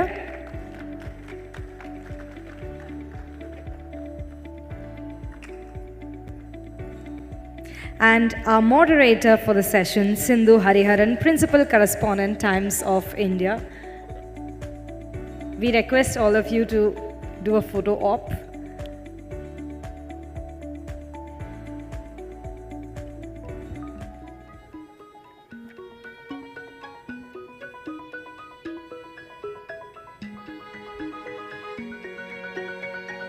Thank you, our Honorable Minister, and to the dignitaries on dais.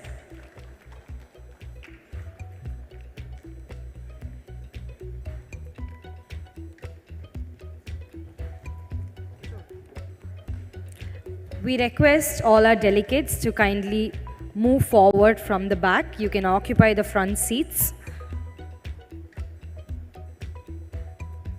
We have a keynote address on pathways to a sustainable future.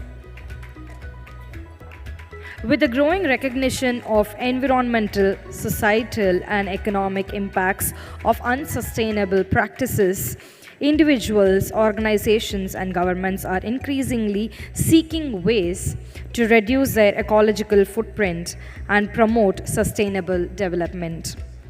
This session offers a comprehensive overview of challenges and opportunities of the sustainability transition and provides a roadmap for action. Let's put our hands together and welcome Mr. Kishore Jayaraman, President, Rolls-Royce, India and South Asia.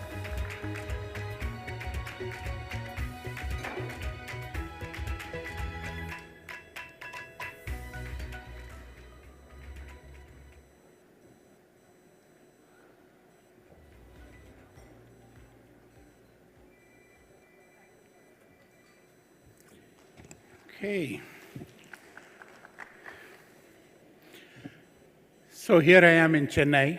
We can't start the afternoon without saying namaskaram, vanakkam. For a இங்கிலீஷில் பேசுறதுக்கு முன்னாடி தமிழ்லேயே சொல்லிடுறேன். நான் இங்கே வந்து சென்னையிலேருந்து 1982 வெளில போனவன். ஸோ நான் எப்போதுமே எல்லாருக்கும் என்ன சொல்கிறதுனாக்க, சென்னையை விட்டு நான் போயிருக்கலாம், பட் சென்னை என்னை விட்டு என்றைக்குமே போகல. So to be here in front of you, it's a privilege. It's a deep privilege for me, and thank you very much for this opportunity. Honorable Minister, it was a pleasure meeting you, sir. Honorable Secretary, it's a pleasure to meet you. And this topic is anymore not something we just listen and forget. Sustainability is a topic that we all have to take it very personal. And when we take a topic personal, we always do not have to think about it. It'll be natural for us. We will do things that will take us in that direction. And before I go further, I just wanted to talk to you a little bit about Rolls-Royce, talk to you a little bit about what we do, talk to you a little bit about how we go forward with this, and how we all in Tamilnadu will be a partner, will be a promoter, and will make sure that we show progress towards sustainability. So with that said, for those of you here in the room who think Rolls-Royce is in cars, I'm very sorry to disappoint you. The Rolls-Royce cars are owned by BMW. Okay, so we have that out of the way, and so Rolls-Royce that I represent is a company that is in the civil aerospace, that is in defense, and that is in power systems. So the latest Air India order that was placed from the Tatas has Rolls-Royce engines on the wide-body aircraft. The defense business that we have, the Jaguars have Rolls-Royce engines. The Hawk trainer aircraft have Rolls-Royce engines. The C-130Js, where our Honorable Prime Minister landed on the highway between Delhi and Lucknow, has Rolls-Royce engines. Every airport in India, every five-star hotel, every convention center like this has the ability to have backup power through Rolls-Royce. So we are empowering responsibly. And I add responsibly because we are talking about a session on sustainability. Future is not about just powering. Future is about powering responsibly. Now, what do we do with sustainability from Rolls-Royce? Rolls-Royce as a company, we signed up to the 2050 net zero charter with the UN. What does it mean? Lots of companies, a lot of countries have signed up to ensure that we in this planet shall have net zero emissions. And for our piece, we have committed that every product, every service, every factory that we have anywhere in the world will produce net zero carbon emissions. But I always say the 3 I's are important. The first I is the intent. The intent is to say, I will do something, I want to do something, I wish I can do something. The second one is to implement it. And the implement phase is to say, I had this intent, and now I'm going to do something about it. And the third one is innovate. I have intent, I have implemented, now I have to take it forward sustainably. And so in our case, the intent has already been signed off. So we have the intent and we will do it, yes, great. Now how are you going to implement it? And when we talk about implementing, the way we go about implementing is to say, all our current products, if you're flying an aircraft with a Rolls-Royce engine, you will be able to fly an aircraft with a sustainable alternate fuel by the end of 2023. What does sustainable alternate fuel mean? It means that we are not flying on the traditional kerosene. We are going to be flying on an alternate fuel, which will be a mix of other fuels that will reduce the carbon emissions by almost 80%. That's a lot.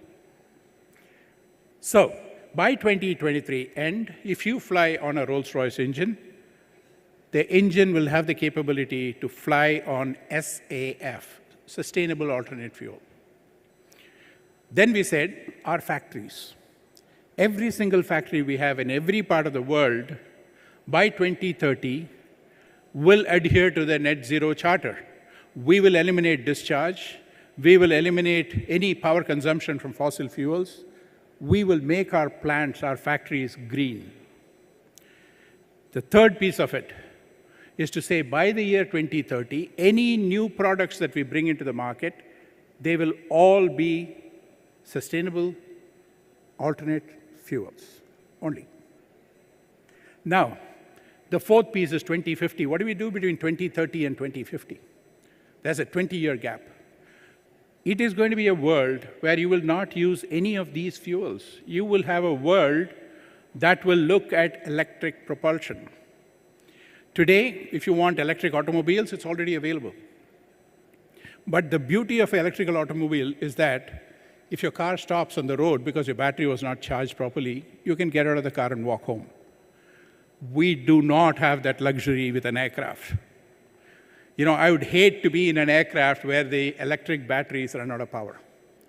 And when you have that on you, you have to make sure that the chances of failure are zero. Your battery cannot run out of power before the aircraft lands and taxis to the aero bridge safely. That puts a lot of pressure on companies like us.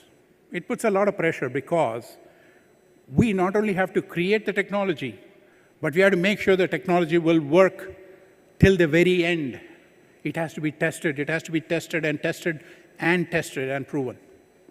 That's where it takes time to do all this. So it's not going to happen by tomorrow us saying that in an aircraft, we're going to take a battery and the electric plane is going to happen. We have to first prove that a plane can take off with batteries, which we did last year. We have the first world's electric aircraft. And this aircraft flew at a speed of 352 miles per hour. This aircraft only flew for 15 minutes, but it's a beginning. Now the next step is cross the Atlantic. Now the next step is go longer. Now the next step is have people on board. That's one way that we can increase the confidence level. But we also said batteries technology has to be safe and secure and there. And so we are working on the electric vertical takeoff and landing. So a lot of people in this room will say, eVTOL, what does it mean? It's nothing but an electric helicopter. But then when you come up with a disruptive technology, there should be a disruptive name. So we call it as eVTOL. And the eVTOL will be the first aircraft that will carry 5 people. And already, companies like Uber are very, very serious about the eVTOLs. We have partnerships with companies like Samsung.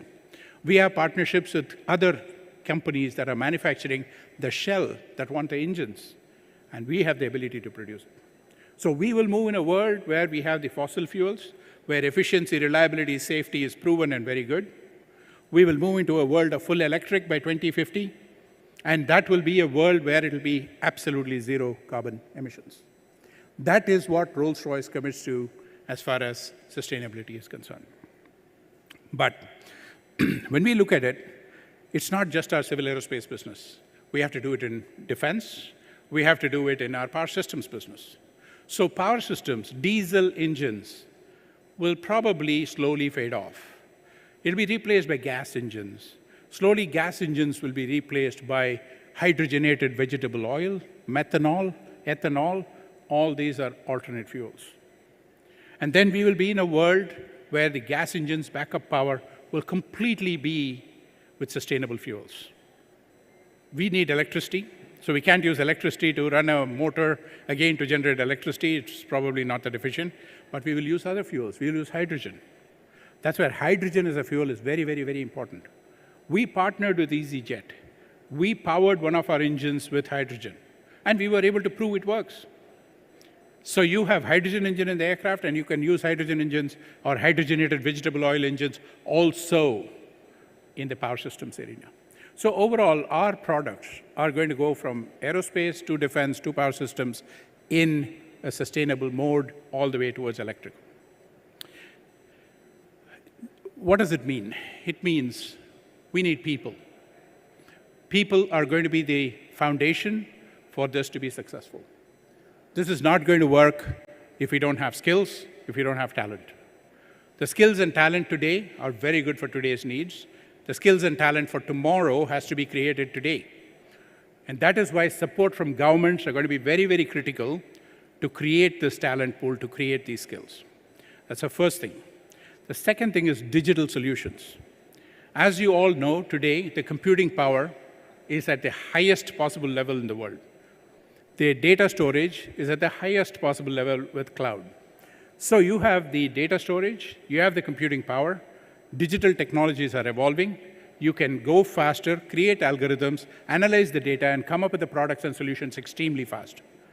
You don't have to wait the 100 years it took for us to get to this current technology levels.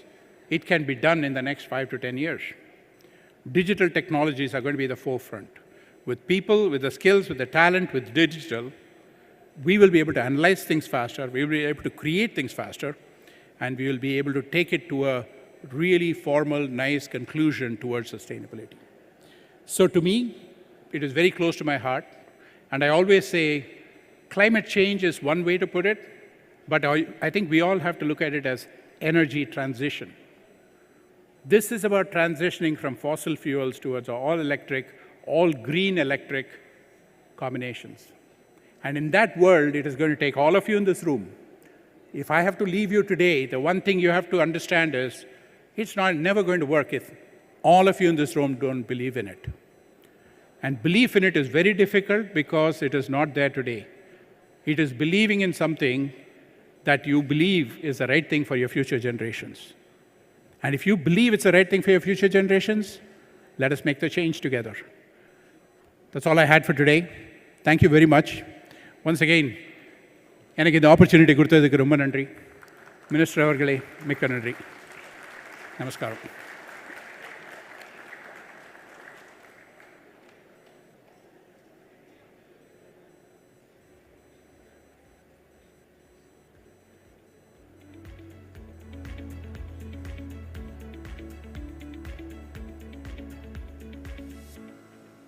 Sorry, I walked off a little too fast.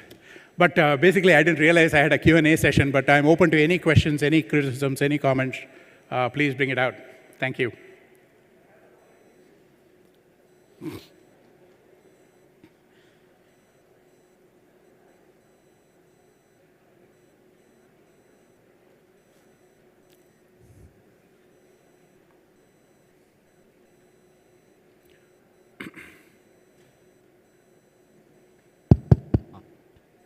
Mr. Kishore, I am Ranga here.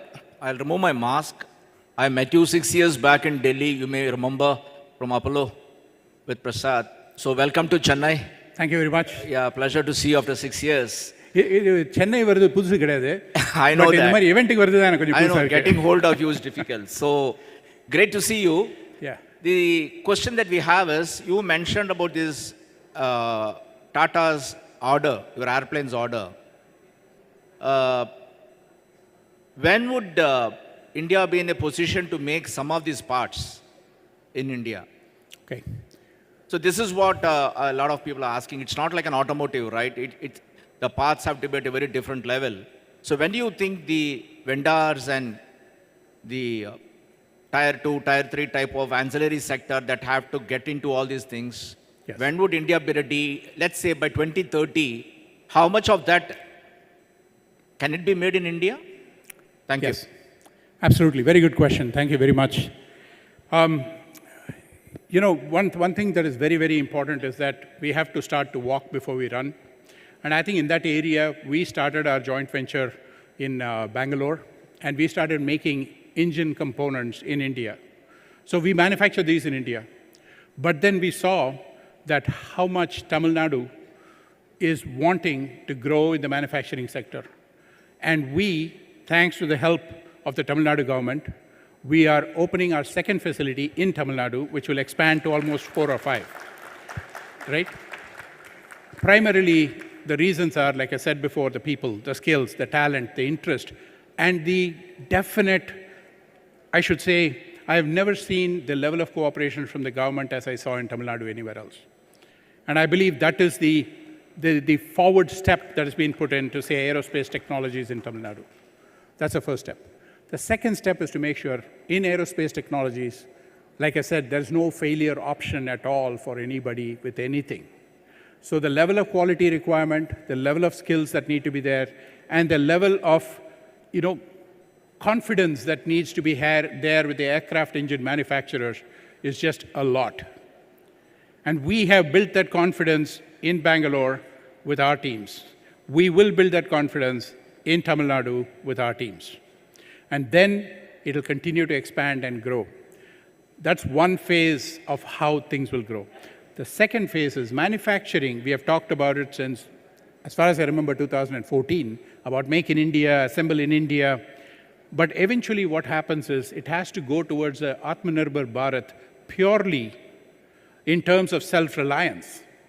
Self-reliance only comes when we have patents in India, IP in India. IP in India will only happen when we create programs that will generate the IP. In defense, we are working with the government of India trying to figure out how to generate that IP for combat aircraft.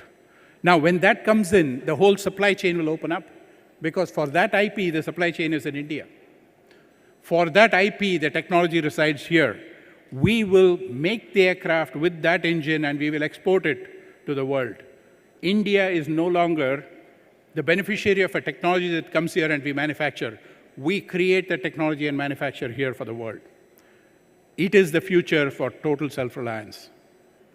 And the third most important thing is that more and more companies are realizing the democracy we have, the talent that we have, the capabilities we have, is going towards a value arbitrage. No longer is it towards a cost arbitrage. We don't look at it and say, I come to India, I get cheap labor. We look at it and say that we come to India, we get the right talent. That's a big shift. I can tell you, I've been here 17 years trying to grow multinational companies in India. And I can tell you with confidence that the world today and the confidence today that Indian talent has is par none. That is what will take us to the next level. Do we have a long way to go from here? Answer is absolutely yes. Have we come a long way from where we started? The answer is also absolutely yes. So this is why I believe there's a tipping point to be reached. If you look at all the aerospace companies, I don't have to quote them here, but if you look at all the aerospace companies, they're all coming here for engineering talent. That tipping point is gone. Every multinational Fortune 500 company came here for back office services. That tipping point is gone. Every company came here for IT. That tipping point is gone. Every company is now coming to India seeking a secondary source that will become a primary source for manufacturing. That tipping point is yet to come. When that comes, we would have arrived. Sir, good afternoon, sir. I am Sendamarai Kannan. I just want to ask that simple question. Everybody talks about electric vehicle, and then we are moving towards battery management and all these things. But for the electricity, what you are producing, majority of the electricity comes through the coal. I am not able to hear you. Maybe you should move your mic down a little bit. I'm not able to hear you well. Yeah. No, we are talking about electrical vehicles. Yes. Yes. That electrical vehicles, you are using the batteries, and the battery storage, we are producing more of electricity, more than 70% of electricity comes through coal. Then what's the meaning of producing some green energy we are talking about? Yep. Yeah, that's what my question is. No, very good question. Excellent question. Because anybody who talks about sustainability, they forget the fact, what this gentleman mentioned here, is that we all use fossil fuels and we go charge the batteries, and then we say, oh, we run on batteries, so now we are all green. The answer is absolutely, that's not green. That is just an alternate source. That's all. You have not gone green at all. So the world now is talking about green fuels. Now, when you talk about hydrogen, to get that hydrogen atom, you will split. You will split water. How do you split water? If you use fossil fuel-powered electricity to split the water, then it makes no sense. So then renewable sources of energy will have to be used in order to split the hydrogen and create that hydrogen. When you talk renewable sources, there are other challenges. But all these are the reason why climate change and sustainability is so long distant, like 2050 or 2070 for India. That is why it takes time. It is not because we cannot quickly say, I'll have hydrogen fuel. We will create the technology, but how do you create green hydrogen? That is going to be the key. And that will take time. That will take time. I'm not saying that today it will be fossil fuel generation of hydrogen, but tomorrow it will be green that will not come from fossil fuel generation. Hello, sir. Hey. Hope I'm audible to you. Very good afternoon, sir. This is Mohammed. Actually, you spoke a lot about sustainable future, and we were delighted to listen to your speech. And I have an important question. Like, everybody who speaks about sustainable future and every company who are talking and who have goals for the sustainable future, everybody projects from 2030, 2050. That's what's going to come. You're talking about the products which are going to come. As a manufacturer, you have footsteps in different parts of the market, right?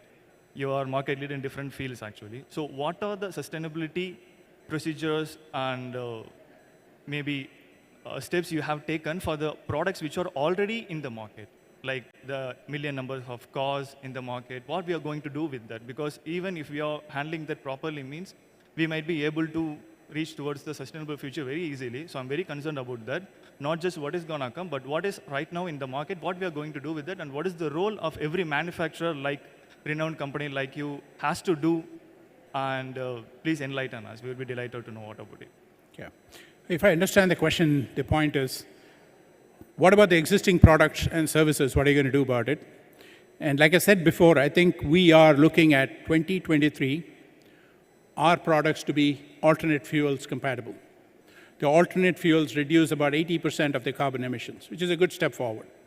But it doesn't mean that we can do it. Our engine says, yes, I can take this fuel, but I need that fuel. So somebody else has to make that fuel. So we work with Shell, we work with all the other oil and gas companies to make sure they give us the fuel. Then the airlines have to say, I feel comfortable taking an engine with this alternate fuel.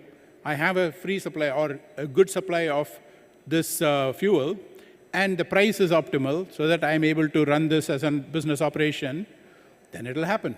So bottom line to what you just said, yes, as an engine manufacturer, we will do that. As airlines, they are also committed to doing it. As fuel suppliers, they're committed to do it. So there is a time when all this will come together, which I believe will be towards the end of this year. But then it'll take time to scale it up. It'll take some time to scale it up, but it'll scale up. Right? Point number one. The other point is that once we achieve that, we have to keep going, creating the next milestone, following milestones. And we will continue to do that. So we're not saying 2050 and we're going to sit back with it. We're going to look at 2050. We're going to bring it backwards to 2023 and 2024. That's our job. Yes, sir. Small correction, actually. Apart from the fuel, manufactured machines and engines, what we are going to do with the which are already been dumped here? Doesn't that contribute to the sustainable future, actually? I'm not able to hear you properly. I'm sorry. Maybe that's why I'm missing the question. Can you hear me right now? Yeah. What about the machines and the engines, what have been already manufactured, which are not in use? What we are going to do with those things to create a sustainable future, actually? No, fine. I think it's a good question, too. So the point is that, look, first we get our new engines that are coming out to be that way. Then there are other engines that are already flying, other products that are already in the market. We have to go and retrofit them, right? And the retrofit, what happens is they will be mandated by two different things. It is going to be mandated by the laws in play, and it will be mandated by the profitability for the companies. By changing my current product with this new product or upgrading my current product, is it going to make my business more profitable? That's the first question. Second question is the government telling me today that I have to do this, otherwise I cannot operate? And the second part, to be honest, look at automobiles. We went from BS4 to BS6. You cannot run a BS4 automobile today, right? Same thing is going to happen in power generation. So emissions norms are tightening, and the tightening is going in a direction towards sustainable operations. That will force companies to take existing products and convert them. And that'll happen. That'll happen.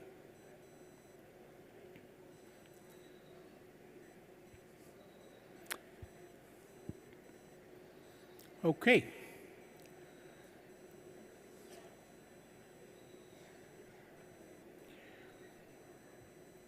Well, I guess this is it. Thank you very much. I shall give you some time back. And it was great meeting you all. Thank you.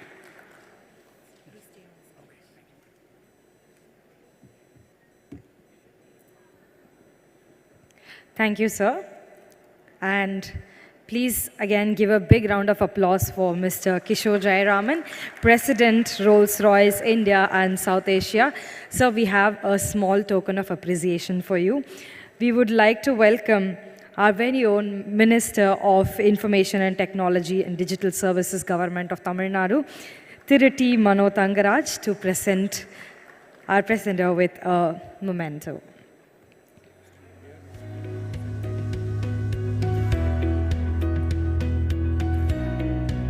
Please give a big round of applause.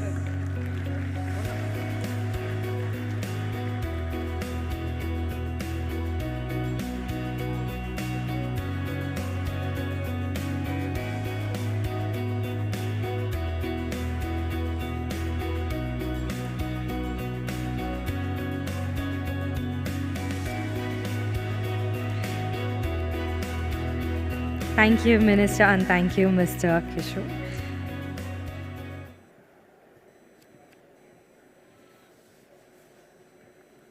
Up next, we have a case study on disruption at national scale, on how large-scale transformations can be achieved through creation of digital public goods. The disruption case study through the case of Open Network for Digital Commerce. This session will cover the opportunity for disruption at the national scale to achieve large-scale transformations through creation of digital public goods. It will also outline the opportunities created by the ONDC platform for building disruptive businesses and how young companies can leverage it to access new markets, make their supply chain more efficient, and ultimately drive transformative growth. Let's put our hands together and welcome Mr. T. Koshi, Chief Executive Officer of ONDC, and our moderator, Subhashri Datta, Managing Partner, Social Entrepreneurship, the Nudge Institute.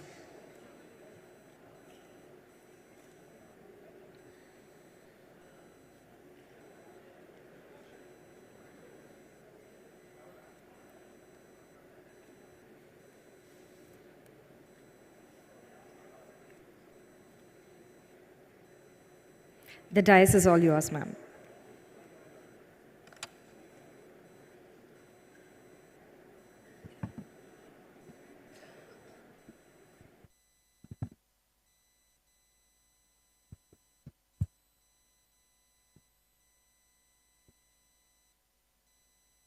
Hello, good afternoon. It's my great pleasure to welcome Mr. Koshi, CEO of Age. India has led the world in digital innovation, especially in creating digital public goods, and disrupted and democratized markets. So we can see what Aadhaar did, or UPI did, DigiLocker, COVID. These initiatives have had staggering impact. 1.37 billion of Aadhaar cards, 126 lakh crores of UPI transactions in the last year, $1.5 trillion, just think about that. And now we are looking to democratize the way e-commerce is done through ONDC. Mr. Koshi, CEO of ONDC, brings a long career in working with e-governance across various initiatives, and he has also been a senior partner with Ernst & Young and a director at NSDL. It is my great pleasure to discuss ONDC and the disruption that it's going to bring about with Mr. Koshi. So for the uninitiated, what is ONDC? Can you just give us a big picture view on how you will democratize e-commerce? Thank you. I'll just quickly give you a very brief outline of what we are trying to do. I know for the past 10 years, we are all used to seeing platforms in the e-commerce era. So our mental models are like that. So it's often not so easy to break a mental model. So what ONDC will do, as you said, is to democratize commerce. Let's look at how we will do that. You know, we are all familiar, I'm sure that all of you sitting here are familiar with digital commerce, because we belong to that part of the society which is fully involved in that. But on the other hand, if you really look at the total e-commerce penetration is only about 5 to 6%. On the buying side and the selling side is only 1 or 2%. But fortunately, most of the people sitting here are users of. So we are familiar with platform A, B, C, some few large platforms. So if you are a seller in a platform, you're visible only to the buyer in that platform. So if you as a seller would want to make your products visible to buyers in multiple platforms, you have to have a technological and process integration with multiple platforms, which becomes too costly. So, which means that when you have such proprietary platforms working, the network effect will ensure that there is a concentration. So what ONDC when it is attempting democratization is to change this paradigm. So if you are a seller in any selling platform, you should be visible to a buyer in any buying platform. I use the word selling platform and buying platform. Today we are used to having one platform doing both. So what are we doing? We are unbundling the building blocks of commerce. Nice. The sellers can make their catalog visible in this open network using ONDC protocol. And the buyers can help their clients to search for and choose products and services of their interest in this network using ONDC protocol. That's why in this open network, you're going to bring a uniform customer base of 1 billion people in India who all use digital, and provide opportunity for the sellers to make themselves visible to all these people, all these buying platforms, that means all these 1 billion consumers, without, on their terms, not on the term of the platform's terms.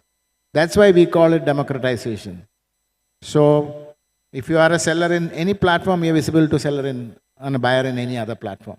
So, we are expecting this will empower the small enterprises to take advantage of the larger network, and will empower all the buyers to choose what is relevant for them, not just what is being pushed to them. That's, in summary, what democratization would mean. So if I'm a small kirana owner, how do I get on the network? Whom do I go to? You know, the democratization goes with a lot of education as well. So it might be daunting to the last mile penetration. How do you propose to solve for that? Very important point. Yeah. What you said is the challenge that we will have to address. The ONDC protocol will give everybody equal opportunity, which is true. Yeah. But what you pointed out in the other dimension, everybody may not have the equal capability. Correct. To take advantage of this forum. So what we are actually doing multiple things for that. One is that since this is a standard protocol, we are expecting multiple technology service providers to come with standard components.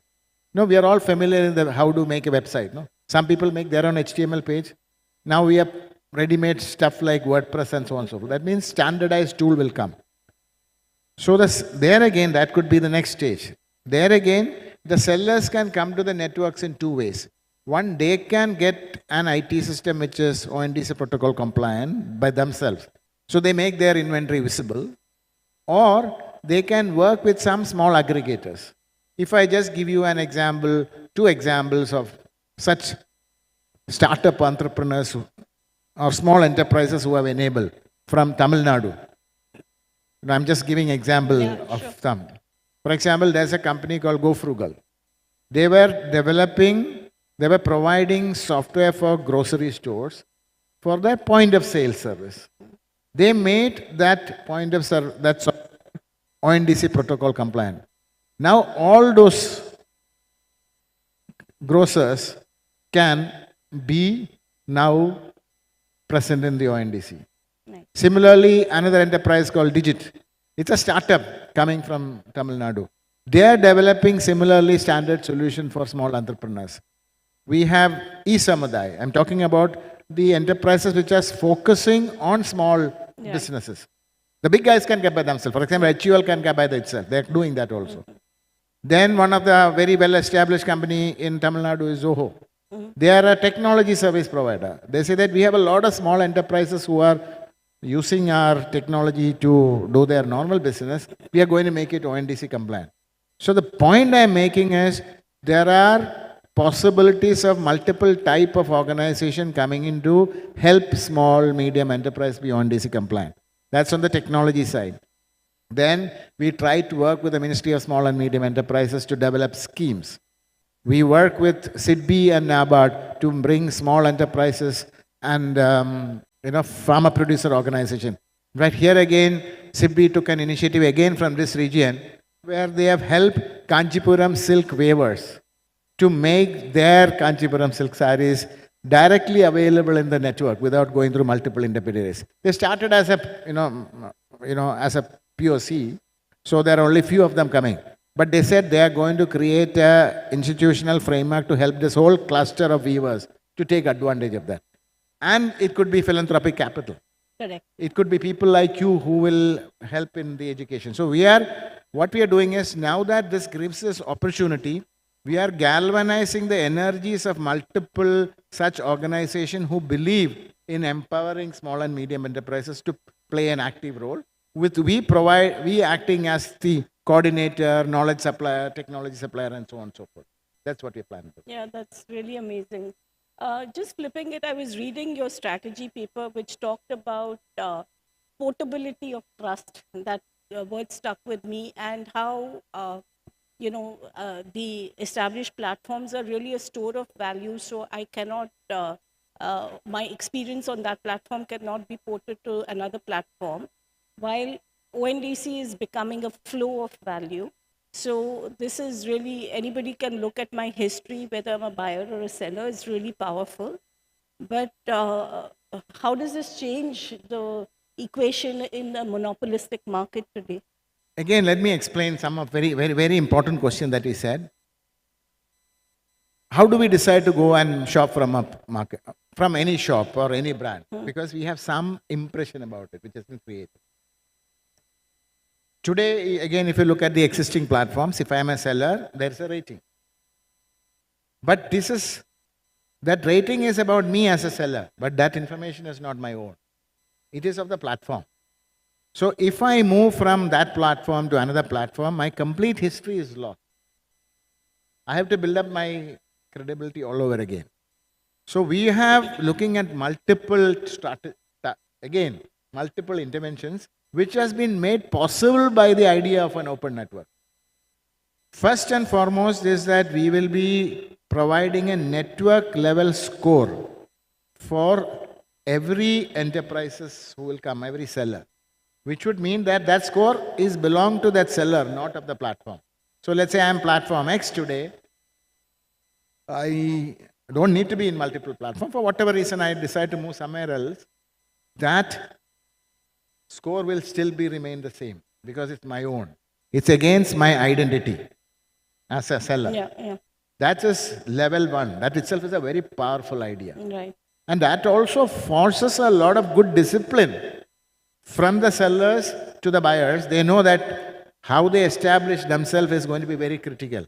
So each of the seller platforms will also make sure that their group of sellers whom they bring also are of certain category and capability. Otherwise, they will end up being the losers. Yeah. You can't just hide. Second thing, we are also working with enterprises like Quality Council of India to help them to give a certification of digital readiness. The other day, that these things could be very helpful in India. But we need to help our small enterprises to eventually get business internationally too. So what we are saying is this core itself is available on the network, what I call API-able. It means other platforms can use this to build something on the top of it. Right. For example, somebody like Sibyl or somebody like Dun & Bradstreet, they may have information about these companies on their financial performance. Now they can marry these two together to create a badge. So we are creating an idea of a badge, which will, today is cold start, after some time all this will come. So all these things will help independent enterprises to build a reputation and build on that reputation across a period of time without that at somebody else's mercy. And that is a big possibility in an open network. How do you deal with data secrecy and confidentiality in your network? Again, we are so used to thinking platform, so and the platform has all the data. So we end up thinking that, hey, is ONDC becoming the another data? Yeah. The beauty is the architecture is that nobody is a single hoarder of data. Today, one of the complaints against some of the platform is that they have all the data, the sellers don't have any data. It gives them a competitive advantage of whom to deal with or what to deal with in future, whereas sellers who don't have that market intelligence. But the way the ONDC system works is that, I told you, there are many buying platforms, not just one, many. Even already there are 5, 6 of them. People, it could be fintech companies like Paytm, PhonePe, it could be banks, it could be telcos. So there are different buying platforms. Let's, for simplicity, say, let's say Paytm as a buying platform. It's already live. Yeah. Let's say I go into that, I decide to use that. You may use tomorrow something else. Any platform you use, you will still be able to access the same sellers. The same Kanjipuram weaver will be there in anywhere. It doesn't matter. Yeah. So, it is this kind of an openness will bring a paradigm shift in the way that has been seen. And in the data, if I look at how it is, Let's say I go to Paytm and say I want to buy a shirt. So how it works is now buying platform has faith in me. Or I have faith in him. That's why I go to him. If I don't like it, I'll go somewhere else. Doesn't matter. Then nobody can hold me. So they will now help me to make my interest very specific. Hey, do I want a shirt of 42 size of price range of, let's say, 500 rupees to 1,000 rupees? They will help me because they are not pushing any product. In the convention thing, they'll immediately say, hey, why don't you take this brand? But they know to say, Koshi, what do you like? After that, they will create a search and give it to the gateway of the network without telling my name. So only he knows about me. And it broadcasts this search intent saying that, hey, there is a person who's interested to buy a shirt 42 size, and he'll send it to all the shirt manufacturers an intent without telling Koshi is buying. So all the shirt manufacturers, because they are nobody's private property, will get this information. Yeah. So they're able to get the demand of a product, not from whom. And one of them, and all of them will give a response back. And Koshi will now see in the Paytm that I like, let's say from Gupta stores. And I say, I want it from Gupta stores. Now, the buying platform will directly enter into a digitally signed agreement with the Gupta stores with the full details of me. Because he needs to deliver it. Right. So what does it mean? The buying platform will know who are the people who are coming to buy what kind of thing. Each seller will know what is the demand of certain product in their category, and they will know everything about their customers, which is only with them. Right. So that is how the whole architecture provides for data being available to whoever it is residing and not to be made available to anybody else. Second thing, what we are also trying to do, eventually once they start building up, what will, as ONDC would do, is that this is a community. Aggregate performance analytics is a benefit for the community as a whole. So we will create aggregates which are relevant to this community and make it available to all, because we are not trying to sit there and make money out of it. And this performance aggregates will become the market intelligence for the community and also for the policy makers to refine policies without compromising personally identified information or competitive information. Even when the community share, I won't even know from where it came. I only know some of the community members said, this is the demand for, let's say, fashion in this market. So that's why architecturally itself is designed such a way that information security is taken into account. Plus, each of the platform has the data security certification and so on. So, we heard about cyber, I don't know. Each of them have to go through all those disciplines. That's the second element. So just as a very lay person, I still go to Amazon and I look for a sari. And it may be coming from Flipkart, but my experience is still with Amazon, and there is a network that ONDC is providing me. Theoretically, yes. Yeah. But to be very honest, neither Amazon or Flipkart is at a part of this community yet. Correct. Whenever they become a part of the community, this is how it will work. Yeah. And eventually, in the long run, that's what we believe will happen. Right. Because everybody will realize that it is a requirement, it makes sense to be a part of the community. Yeah. If you remember, this is what happened in UPI. If you look at what did UPI do? See, in any business transaction, there are two elements. One is a money side, other is a goods side, goods or service. Yeah. So UPI was about the money, and ONDC is about goods and service. Right. Yeah. And what do you think is the size of the market and your roll-up plan? See, one thing that we need to mind is that it's a population scale transformation. Doesn't happen like abracadabra. You saw UPI, it took 2-3 years to build certain build-up, and after that it just exploded. Actually, I read somewhere that this is like the HTTP of the World Wide Web. Exactly, this is like right? HTTP. This is like HTTP of commerce. Yeah. Yes. Yeah. Okay, it takes, and there again, like you said, there's no central system, no central platform of ONDC. Yeah. So we are like a choreographer. We have to get different enterprises to come with their catalogs and their systems and processes. For example, buying side somebody like Paytm or SBI or Kotak Bank or Airtel or anybody. Selling side it could be Grow Frugal, eSamadai, Zoho or HUL, ITC, right. Google. All those different enterprises will come. Some may have regional aspirations, some may have large. So what we are doing is we are going in a step by step. So we got everything. We want, at every point, we need to show that it works. Because it's never been attempted in the world any time before. Yes. So what did we do? We started with alpha testing. What do you mean by alpha testing? It means that we got the buyer application, some seller application, some merchants came. Imagine a town, if there are not many merchants, if I tell, hey, come and buy from ONDC, they'll say, what is there? Nothing, one shop. But we have to start with one shop. Correct. Yeah. We have to show it works. So our stage one was to encourage this network participant to have 1 or 2 merchants. In fact, people like Digit and Isamadai and all help, GoFrugal, etc. help on this in bringing this thing. So like that, we are present in 180 cities today with few merchants. But some places we said that let's now have a lot more merchants to show that it can be done on a, in that town scale. Right. So that's what we have, like more than 15, 20 cities with more than 100 merchants. Nice. And like places like Bangalore and Delhi and etc., we have thousands of merchants. So what we did, we started the beta testing in October. Then we are doing limited publicity because everybody should feel comfortable in this new one. So if I just look, initially it was few tens of transactions a day. Then when it started building up, now it has few hundreds of transactions a day. Next month we expect few thousands of transactions in the area of grocery and food. That's where we started. But we are also adding all the other segments. Like in the last couple of weeks, like fashion, beauty and personal care, electronics, all of them have been introduced. And the most critical thing, we also introduced mobility. In fact, the first pilot that was quietly done before we started was in mobility in Cochin for taxis. Based on that one, we scaled it up, and the next pilot in Bangalore. Yesterday, we had formally integrated the whole thing. Cochin was integrated few. In fact, in mobility, we have about 15 to 16,000 transactions happening in a day, purely for autos in Bangalore. So now we will copy paste. So that's why you're going to see, just like in winter in North Indian, etc. You know Sigdi, na, where you. Yes.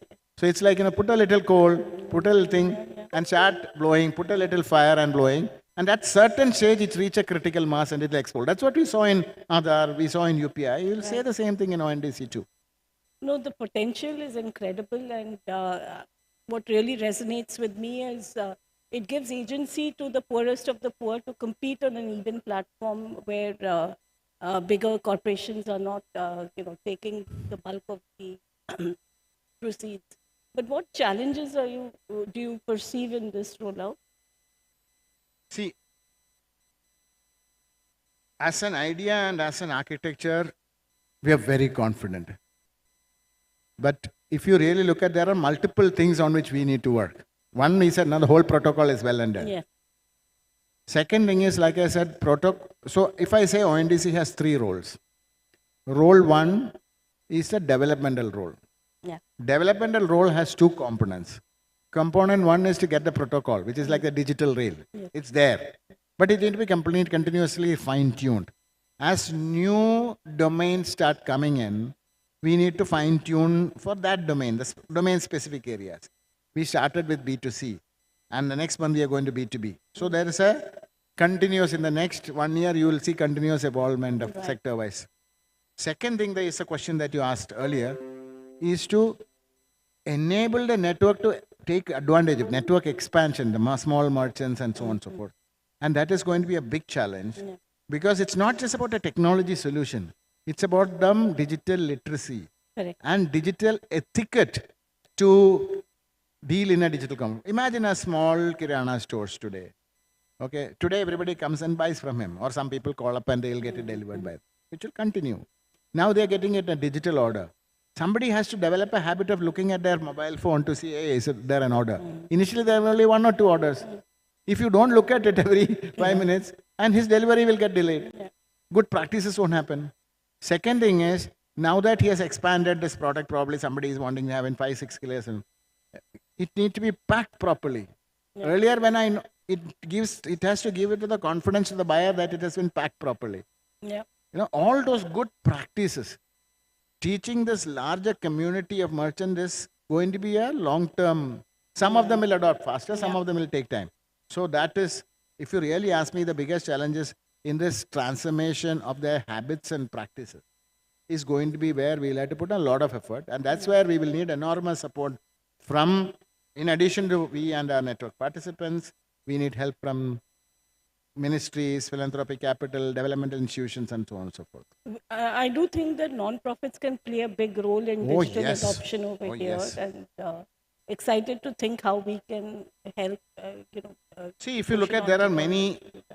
One is I'm saying is we are developing the significant amount of good practices as reference material. In fact, we are also, we can act as a seeding ground. But to take it across to this millions of small entrepreneurs, it's just ONDC cannot do by itself. Correct, yeah.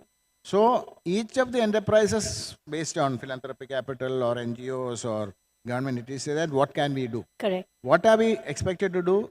To do many things. One is pure digital literacy. Yes. Of how to, digital literacy is not just about writing any program. It's saying about a particular interface is there. How do I look at it? How do I take a call when there is an order? How do I update my inventory? A lot of good small steps. And that is very different from the real world in which they have done. Right. Now that these more and more number of people are coming, so we need each of them to, have more people ready with that. Right. In fact, one of the things that we are introducing is that we are saying that an ONDC academy. Okay, nice. What it is, when we are creating the whole study material and making it available in multiple languages across multiple forms. And there again, we cannot cover everything. So each, for example, some enterprises which, for example, all the artisans of Tamilnadu or even southern Tamilnadu, there should be somebody who work with them, especially for the long tail. There are some. So all those kind of stuff, certification programs that we did, and development of good business practices, good quality control processes. Because now, like I said, even a Kanjipuram, even an artisan can sell much beyond their normal cluster. Right. Yeah. So all those areas are where a lot of effort need to be done. And that's where we believe that the support will come from such enterprises. Right. Because it's not that without that it cannot do. So we have different kinds of enterprises. Right. No? Yeah. So we will start with the most matured one, but a long tail is there. Yes. In the current scheme of things, that long tail will never get an opportunity. In the open network, it will create an opportunity. Exactly. And that opportunity, in addition to them taking advantage of that, there is a need for the developmental agencies to make this fast. Yeah. And that is the kind of thing that is there. I'm really excited of the potential. This looks like the next UPI. Wonder if we take a couple of questions from the audience.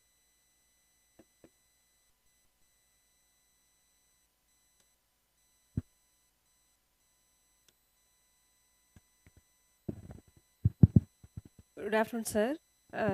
So your speech was awesome. So it was creating that much very, very interested. I have one single question. What do you think the present ONDC as a policy or as an operation cannot achieve in the near future? I mean, you may need technological discoveries or inventions in future. Only then that dream could be possible, if you have any such things in mind. So what do you see in the near future? ONDC cannot fulfill certain things unless with the help of the new technology, which is not yet invented. Okay. I cannot be a technology predictor, but I'll tell you what is the possibilities. Okay, just to... one is that with the current level of technology, we can definitely have a network. We can have small enterprises and large enterprises to come. But a network can give significant enrichment. So let me just give some throwing option for the startups. I understand there could be many startups sitting here.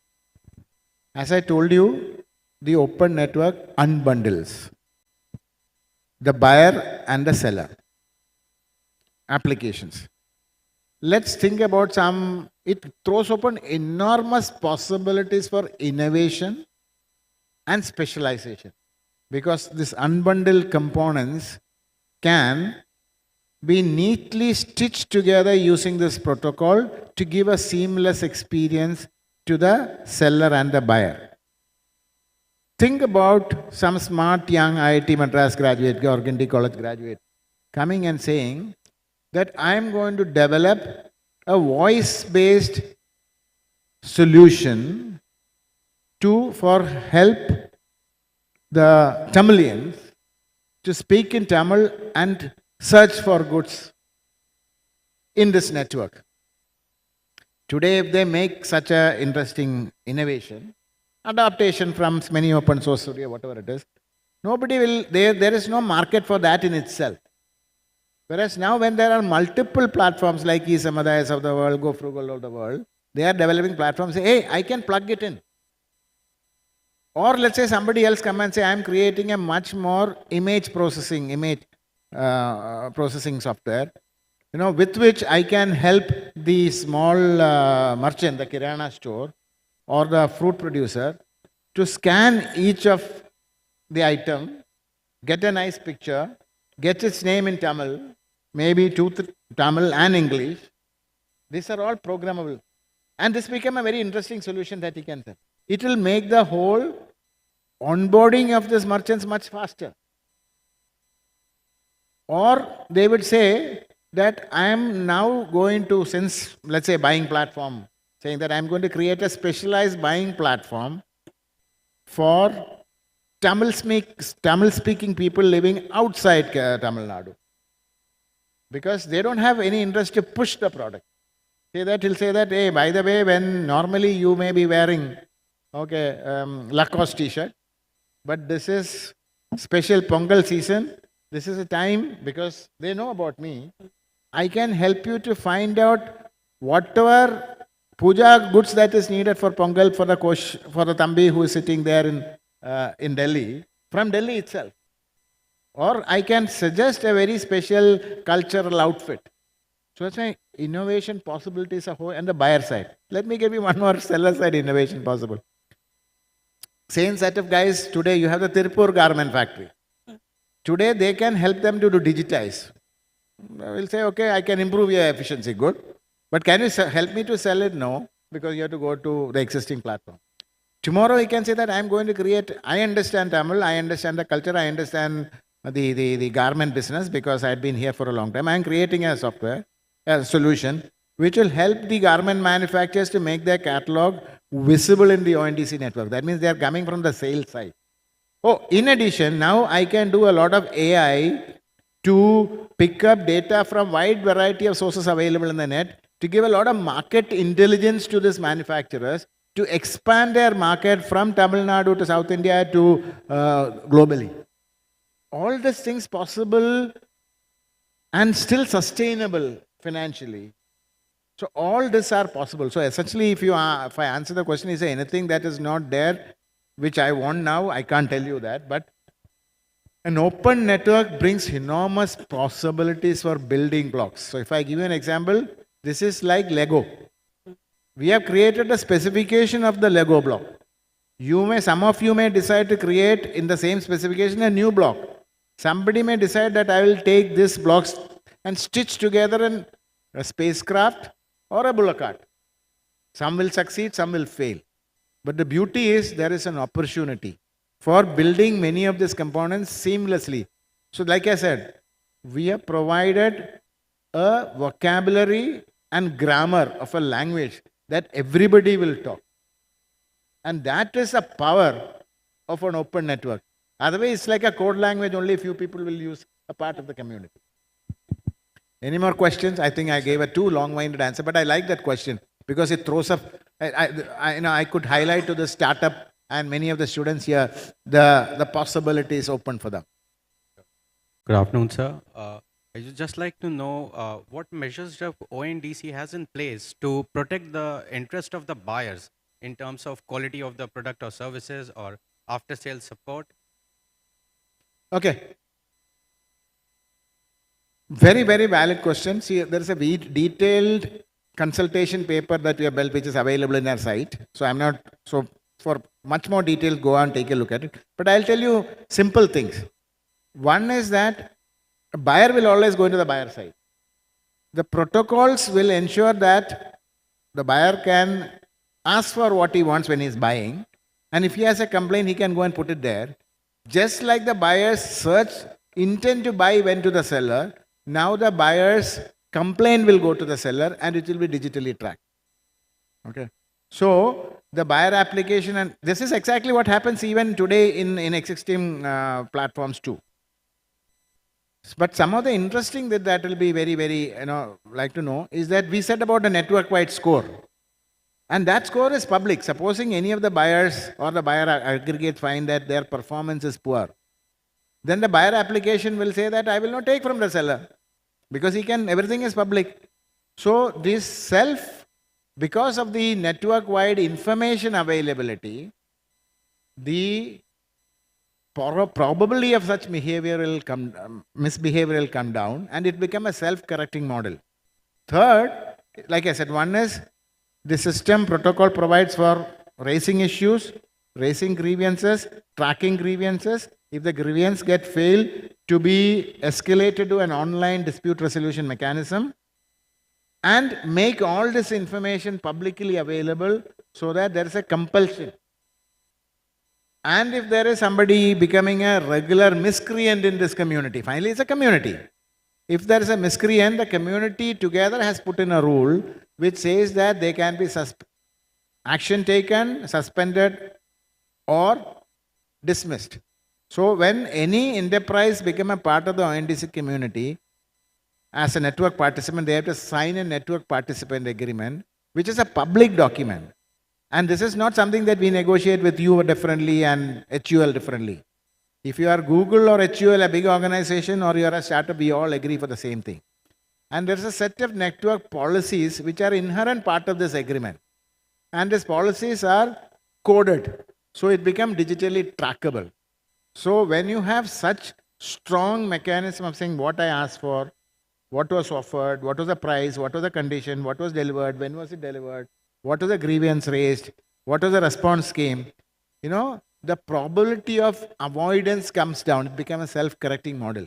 If I just give you an example from our own experience, you're a young boy, you may not have experience personally. Say we all know capital market. It used to be a mess when we had physical tracking. About 20 years ago, when everything was in physical form, we used to have something like a daily transaction of 400 crore. But 25% of them, there used to be a problem. But today we have 1,50,000 crore. Still there are some problems. But the whole checks and balance that can be digitally ensured make this whole system much safer. And that's what will happen here too.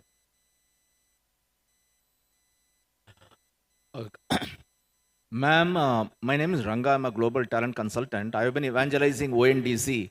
So I think 10% of your offload. Recently, ONDC went live on Mirror, ma'am. And I think Tamilnadu is an urbanized state. Today morning we've been hearing. It's a perfect place for a state like Tamilnadu with 38 districts. If you skip Chennai, this is my 8th month, I have been evangelizing ONDC. And to challenge and to demonstrate it, if the group can understand, some of you can probably contact me. I'm a chief business mentor, and we have implemented it, and we are the first one to have done it in India, in a college, in a rural area. And what we have done is, this product that we have, which Mr. Koshi represented, e-Samudaya, has a seller app, buyer app, console app, and a delivery app. So all these great things that we talk about, startup, entrepreneurship, galloping up, all the skills, the engineers, predominantly engineers, they all learn within 4 months with the revenue model, meaning they earn while they learn, right? And this entire concept is based on local commerce. That is why he's calling it distribution of public goods. So my suggestion is we have roughly around 748 districts as a country. If you skip the top 20, 30 metros, still we are left with roughly district. I'm not talking about states. So this 720 districts, Tamil Nadu has, we have done a lot of homework. Everything is available. People who, I think the forum of this kind of movements, it's a movement. There's no point saying throw Amazon out. It's easier to say. But the fact of the matter is, in non-metros, this is for the lady who asked this question, the issue is not about the problems. Madam, in non-metro, only 1% of the sellers are still digitized. I think am I right, Mr. I'm not talking about Chennai. Non-metro. So in Chennai, in Tamil Nadu, anything outside Chennai is non-metro. So what it means is the real challenge is how are you going to make these small guys, you keep on asking about this, Kiran. That's the biggest challenge, if I can. I have so much of on-the-road experience. I've demonstrated it. It's published in LinkedIn. Mr. Koshi is liked what I have posted. I would request all of you, if anybody is interested, we have got our hands dirty. It's all nice to talk about entrepreneurship, but here in a college where people are busy with their exams, some of the students are also sitting here, the lecturers are also sitting here. We have proof of the pudding in the eating. What we have done, what we have demonstrated, and why am I talking here? This is all part of ONDC. Because e-Samudaya, Go Frugal, Falcon, there are so many seller app, buyer app. See, the students learn revenue management, enterprise management, commercial skills, negotiation skill, and they learn to understand profit and loss. Now imagine a student passes engineering, 4 years of engineering. At the second day he gets into it. We have taken an NDA, just be with us for 1 year while you are studying. He completes 3-4 quarters. After he completes his engineering, he doesn't need to go to a city. I mean, we talk about job creation versus job seeking. This is what the government wants, theoretically. But how does it happen in the 720 districts? So ONDC, when they club the local seller and the buyer, and when the local merchant, through the console, has a control over the data, which is a bigger challenge today, as Mr. Koshi observed. I don't know how many of them were. Yeah. So if that happens, we are not slave to the platforms, right? So this is an open network. So this is very conceptual at this point of time. But I would request this audience, because we are all sitting in Chennai, we all have hundreds of hours of man-hours of experience. I've got my hands dirty. I can tell what are all the challenges, but I can also tell you the bigger side. There are 10x type of opportunities if we know as a nation how to play this game. Otherwise, that's how we will build up. What you said is very, very true, because it is a community building. Yeah. And we have to, as a collective, as a community, will have to take advantage of this possibility that is coming. To conclude, I have just demonstrated it. This is possible in a college, in an engineering college. Thank you. Sorry. And we have generated 1,200 orders. We have a minute left. Any last question? Any more questions? Sir.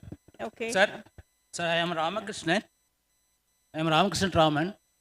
I first of all thank you, our ONDC network, Commerce, Digital Commerce. I will be proud of person in this session. I am going to the part of this ONDC network from Nagapatnam. I am startup. It is going to onboard shortly. It is a nice time to tell all the audience to thank our Dr. Gosi sir. I am the startup entrepreneur through the ONDC platform. I am proud moment of this. From Nagapatnam, I am the third startup in Tamil Nadu. In the common platform, I am proud. Thank you so much, sir. Thank you for giving the opportunity. This is my life's second chapter is starting from this startup. Thank you so much. Thank you, Antal. Thank you, bye. I have worked with BSNL. Thank you. Okay, thank you. Time's up for us. I think there are more programs. I think it's our time's up. Yeah, we are being kicked out of here. But I would like to thank Mr. Koshi for a really eye-opening discussion. And I'm really excited about the possibility of ONDC to democratize e-commerce and really to bring India out of poverty and build resilient livelihoods. We need to have mass entrepreneurship. And we need to get our Kirana stores onto the map to have and grow. And the ONDC really gives a promise of prosperity to the bottom 30%. Thank you, Mr. President.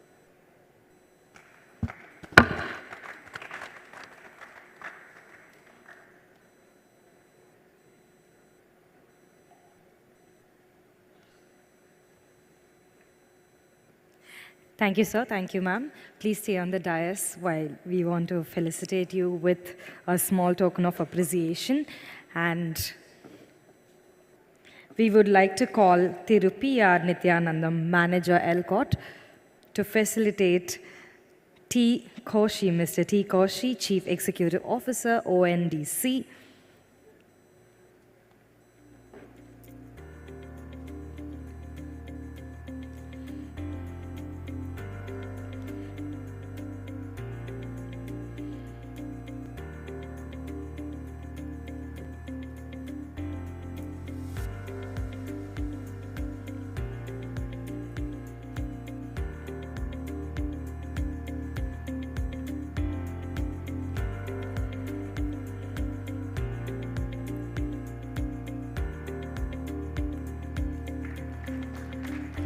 A grand round of applause, please.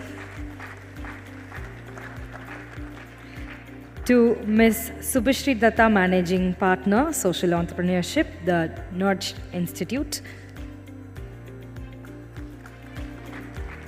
Thank you, dignitaries on dais, and thank you, sir. We request all our delegates to kindly come forward and occupy the seats in the front. We have a keynote speaking up next, and we also have an interesting session by lyricist, director and writer Vignesh Shivan. So he is also going to come later today. So we request all of you to stay back. And once again, we request all the delegates to kindly come forward and occupy the front seats. Now, the keynote on Thinking Original, Leadership Mindsets for Entrepreneurs. Entrepreneurship is an exciting journey that requires a unique mindset to succeed.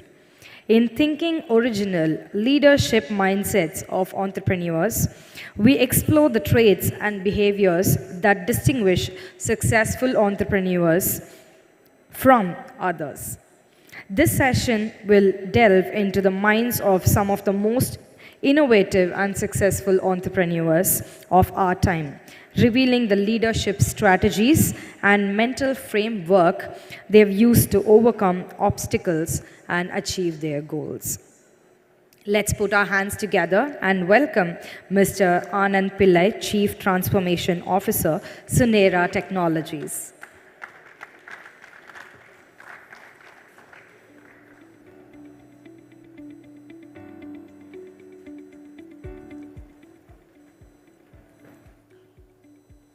Good afternoon. Vanakkam. It's my pleasure, it's my privilege to be here in front of you to talk about something that is close to my heart.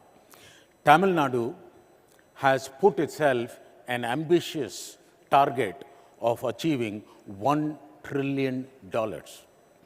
Now that $1 trillion will come through entrepreneurs. The question is, what is it that an entrepreneur must have? What are the traits? What are the qualities? That is what I will talk about. So if you look at the presentation overview, I basically have got 5 points. Let us look at the foundation, the building blocks. What is the basic premise that an entrepreneur will have to start his or her enterprise on? And I want to give you a formula for impact. Having done that, we need to learn to be an intrapreneur before you become an entrepreneur. You know, when I first talked about intrapreneurship, many people said, Anand, there is a spelling mistake in your slide. I said, no, intrapreneur is a word. And I want to introduce that to you. And of course, the 5 mindsets of an entrepreneur. Let's look at the building block or the basic. See, we talk about mindset. There are 3 components that are required in any business transformation. It is the skill set, the will set, and the mindset. Now, I want to ask you a simple question. Of these 3, what is the easiest to acquire? It is the skill set. What is the most difficult? It is the mindset. You know, many people think it is will set. No, it is not. You must have heard of this proverb or the proverbial statement, you can take a horse to water, but you can't make it drink. Let me tell you one thing. I will not waste my energy of pulling that reluctant horse and taking it to the water. What I will do is, I'll just pull the tongue of the horse and rub salt on it. What will happen? It will run to the water. Will set is easy. Skill set in today's Googled world is extremely easy. In ChatGPT, whatever you want to know, you will know. But the mindset is what is necessary, and that is the foundation that we need to have. Having said that, the basic premise that any entrepreneur must have is whatever it was that got you where you are today is not sufficient to keep you there. Take the case of Tamil Nadu. Whatever it was that got us where we are today is not sufficient to keep us there. As an entrepreneur, whatever it was that got you where you are today is not sufficient to keep you there. We need to learn to reinvent ourselves. When we learn to reinvent ourselves, we need to understand that there is no point in churning the ocean. Typical problem that any entrepreneur has is he or she will try to attempt to do many things. So I want to give you a simple formula for creating impact. And what is that formula? That formula is I, which is impact, is equal to E, which is effort, divided by A, area, into time. Now I want to ask a question.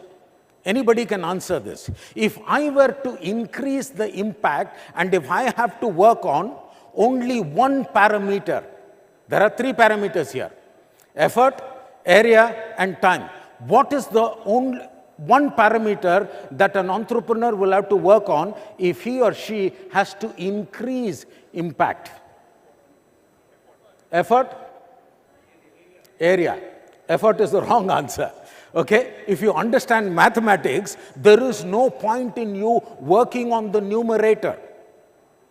You can increase the numerator, but that will only give you what we would call incremental impact. But you are right. So should we increase the area or decrease the area? You gave area as answer. So what should we do? Increase, decrease. Okay, you should decrease it. You should have a focus. Mathematically, if the denominator is 0 or close to 0, what will be the value of I? Infinity.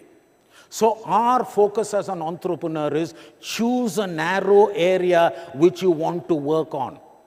The simple rule in life is if you chase two rabbits, both of them will escape. Ask the entrepreneur, what is your focus area? What is the point of impact that you are creating? And you don't have to do it over 3 years or 4 years. You will have to do it in a short period of time. So that formula having understood, let us get into the definition of an entrepreneur. Who is an entrepreneur? An entrepreneur, not an entrepreneur. An entrepreneur could be a corporate employee, an employee in any organization. Before you become an entrepreneur, you must first be an entrepreneur. And who is an entrepreneur? An entrepreneur is one, a dreamer who does things, who takes hands-on responsibility for creating innovation of any kind and make sure that he or she turns an idea in a business into a profitable product or a service. But there is one key component, and that is he or she will be taking assertive risk-taking. An entrepreneur, the first thing that he or she will do is take risks. People will laugh at you, but you need to take risks and go forward. Having said that, now let us look at the 5 mindsets that is necessary for an entrepreneur. What are the 5 mindsets? The 5 mindsets is passion to excel. Second one, ownership mindset. Third one, managing ambiguity. Fourth one, lifelong learning. And the fifth one is detail orientation. I will get into each one of them in a greater detail. Let us look at the first one, passion to excel. What is passion to excel? Well, passion to excel begins with you having the ability to proactively identify ambitious goals and overachieve them. This has got 3 components, all of which are in the extreme. First one is proactively identify. Normally what happens? How do we identify our goals? Do we identify our goals or does somebody give it to us? Our boss gives it to us. So you reactively do it. The second one is, what kind of goals do you accept? Realistic goals, achievable goals. But an entrepreneur will accept ambitious goal. And what will he or she do? Overachieve them. Proactively identify ambitious goals and overachieve them. This is the one distinguishing character between an ordinary person and an intrapreneur or an entrepreneur. An entrepreneur will look at things way before anybody else can see. An entrepreneur will not take ordinary goals. He or she will take ambitious goals, and an entrepreneur will overachieve them. But this involves limitless thinking and a self-directed behavior.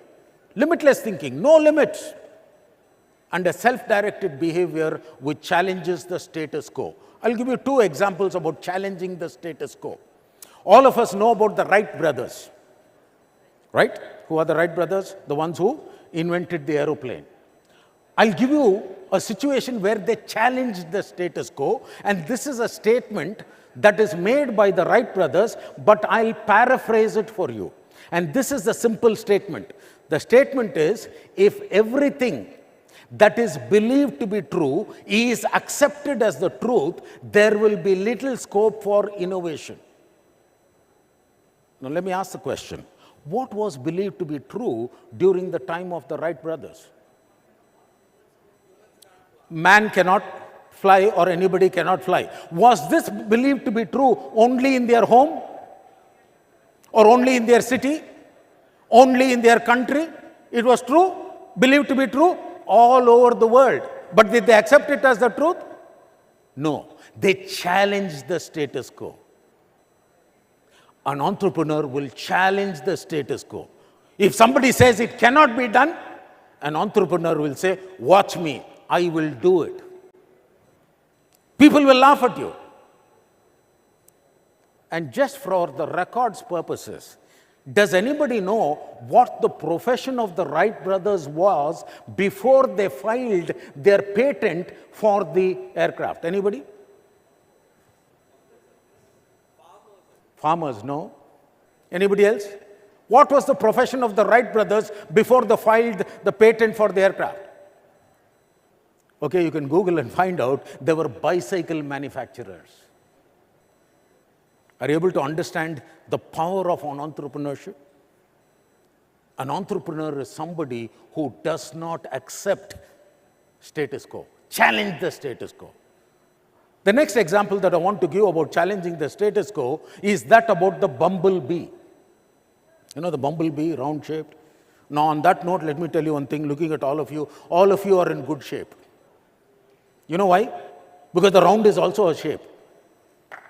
Okay? So don't worry about that. Look at the bumblebee.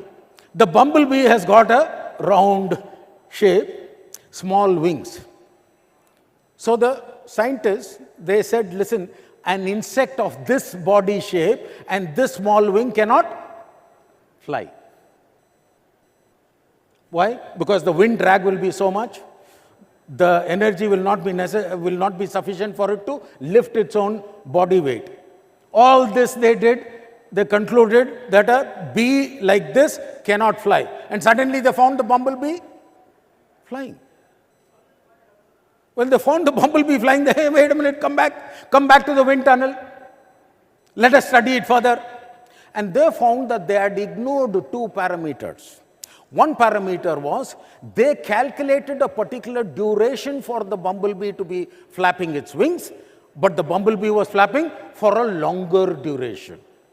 The second parameter that they had neglected was they calculated a fixed plane for the bumblebee to be flapping its wings when actually it was flapping its wings all over, and they said because of these two parameters the bumblebee can fly.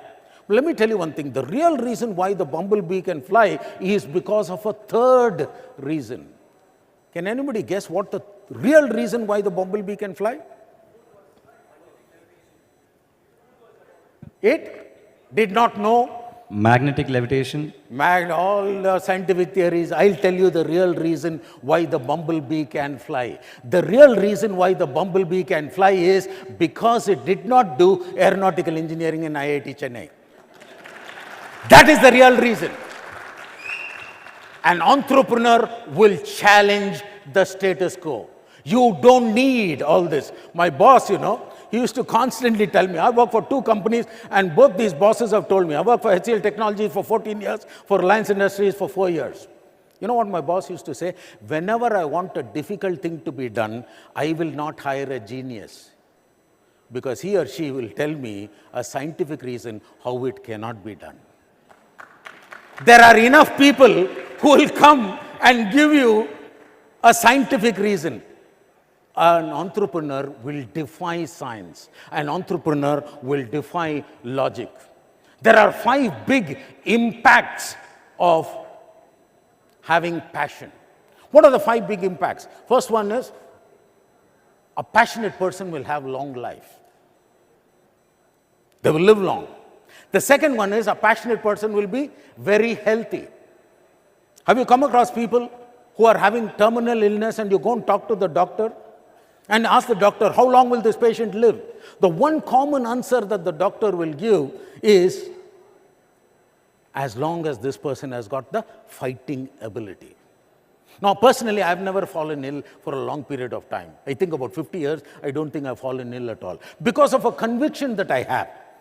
And that strong conviction is, listen to me carefully, the strong conviction that I have is, I strongly believe that no self-respecting germ will ever bother to infect me. Unfortunately, in these recession times and in these COVID times, the germs have got shameless. That's a different story altogether. But a passionate person will be healthy. A passionate person will also be very happy. My father, he had a foresight in seeing the level of happiness that I'm going to have, and he named me Anand. But a passionate person will be happy. What my earthly father intended, my heavenly father accomplished. They will manage themselves better than anybody can manage them. Their fire will come from within. So as an entrepreneur, you need to look for passionate people. And for that, you yourself must be a passionate person. A great preacher, John Wesley, was once asked the question, how do I get people on fire? How do I get people charged up? The answer that he gave is, I just ignite myself and let people watch me glow. So if you want passionate people, you must be a passionate person yourself. A passionate person will be a successful entrepreneur. That's the first quality. The second quality of an entrepreneur is he or she must have ownership mindset. What is ownership mindset? Ownership mindset is basically the ability to think and act like an owner, seizing opportunities to maximize value across the organizational boundaries. Now, in any organization, there are organizational boundaries. These are called departments. HR department, finance department, marketing department, sales department. An entrepreneur will not come and say that this is a finance problem, or this is a marketing problem, or this is a HR problem. Boundaries exist in every organization. And this is typical blame passing. You ask why is sales not improving? That is because production problem. Ask the production guys, why is sales not improving? That is because R&D problem. Ask R&D guys why? Because finance did not give us the budget. An entrepreneur will not blame departments. An entrepreneur will have a sense of personal identification. He or she will say, this is not a finance problem, this is not a marketing problem, this is not a HR problem, this is my problem. That ownership mindset, that personal identification is the second quality. The third quality of an entrepreneur or a mindset is his or her ability to manage ambiguity. Now, let me tell you one thing. In the last 36 months, due to COVID and due to whatever, there has been more volatility, uncertainty, ambiguity, and complexity than in the last 3,600 years. Nobody, no science futurologist has ever predicted that 4.5 billion people in the world will be under lockdown. No Nostradamus predicted it. Nobody ever talked about it. But the world successfully went through it. There was so much ambiguity. So what is this managing ambiguity? An entrepreneur must understand the big picture, but learn from experience and translate it to perform successfully under new and first-time conditions. Almost everything that the entrepreneur will do will be a new and a first-time activity. But he or she will draw upon all the experience that they've got from themselves and from their team members. You know, after leaving Reliance, when I started my company, in the first year, my chartered accountant, he said, "Wow, man, you got more than what you got in your previous company." The assistant, he said, "Anand, you're an overnight success." My chartered accountant corrected, "You're an overnight success with 38 years of experience." You need to understand that as an entrepreneur, you need to draw from your own experience and you need to draw from the experience of all others. Ken Blanchard, a great management thinker, said, "None of us is smarter than all of us." An entrepreneur is one who's got a team of people who's feeding him with ideas. That's when you'll be able to manage ambiguity. The fourth quality or a fourth mindset of an entrepreneur is lifelong learning. Whatever is the technology, whatever is the market, it keeps on changing. Lifelong learning basically helps you to get that innate aspiration to acquire knowledge. And if you're taking down notes, write down one phrase: in any area. Not just in your own area. Because the problems are common, the solution can come from all over. You need to have multi-dimensional thinking. You need to have the deep-rooted desire to seek out new experiences and the humility to learn from them. Learn from failures. That's very important. J.K. Rowling, in her commencement address in Harvard Business School, this is what she said. Everybody wants to prevent failures. Everybody wants to avoid failures. But you need to learn from failures. This is what she said: "It is impossible to live a life without failure until you live so carefully that you do not fail, in which case you've actually failed by default." Henry Ford was once asked a question: "How do we increase the success rate?" He said, "Just double the failure rate." You need to learn from your experiences. And those experiences, some of them may not be good. You need to also be open about your exchange of information, exchange of knowledge, exchange of expertise. No point in keeping your information to yourself. Let there be a learning environment. Let there be a knowledge-sharing environment. Regularly, and that's one of the first things that an entrepreneur should do, is have debriefing sessions. This is what I did. This is what I learned. Not all of it may be positive. You know, in almost all the companies that I worked with, I would initiate an activity called LFI, learning from incident. Okay, there was this fire that happened. What did we learn? Okay, there was this boiler burst. What did we learn? Okay, there was this calamity. 4 people died. Rather than finding out who did what, understand what is it that we can learn from this and how can we prevent. Learn to have a learning organization. Peter Singh actually talked about this. He said, this is the 5th discipline. The 5th discipline is when you have a learning organization. Even though the CEO or the founder may be a CEO or founder by virtue of starting the company, learn to learn from others, learn from your peers.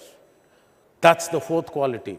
The 5th quality of an entrepreneur is his or her ability to break down a complex task into smaller elements and incorporate all the relevant details in order to ensure a flawless execution, but very specifically with a hands-on approach. That's very important. All the problems that come to you will come as complex projects. But your ability to break down that complex project into smaller executable elements, taking hands-on responsibility is very important. And here I want to give you one sentence. And that sentence is this: delegation is not abdication. Let me say that once again. Just because you have delegated it to somebody, it does not mean the responsibility has gone from you. You must have a hands-on approach.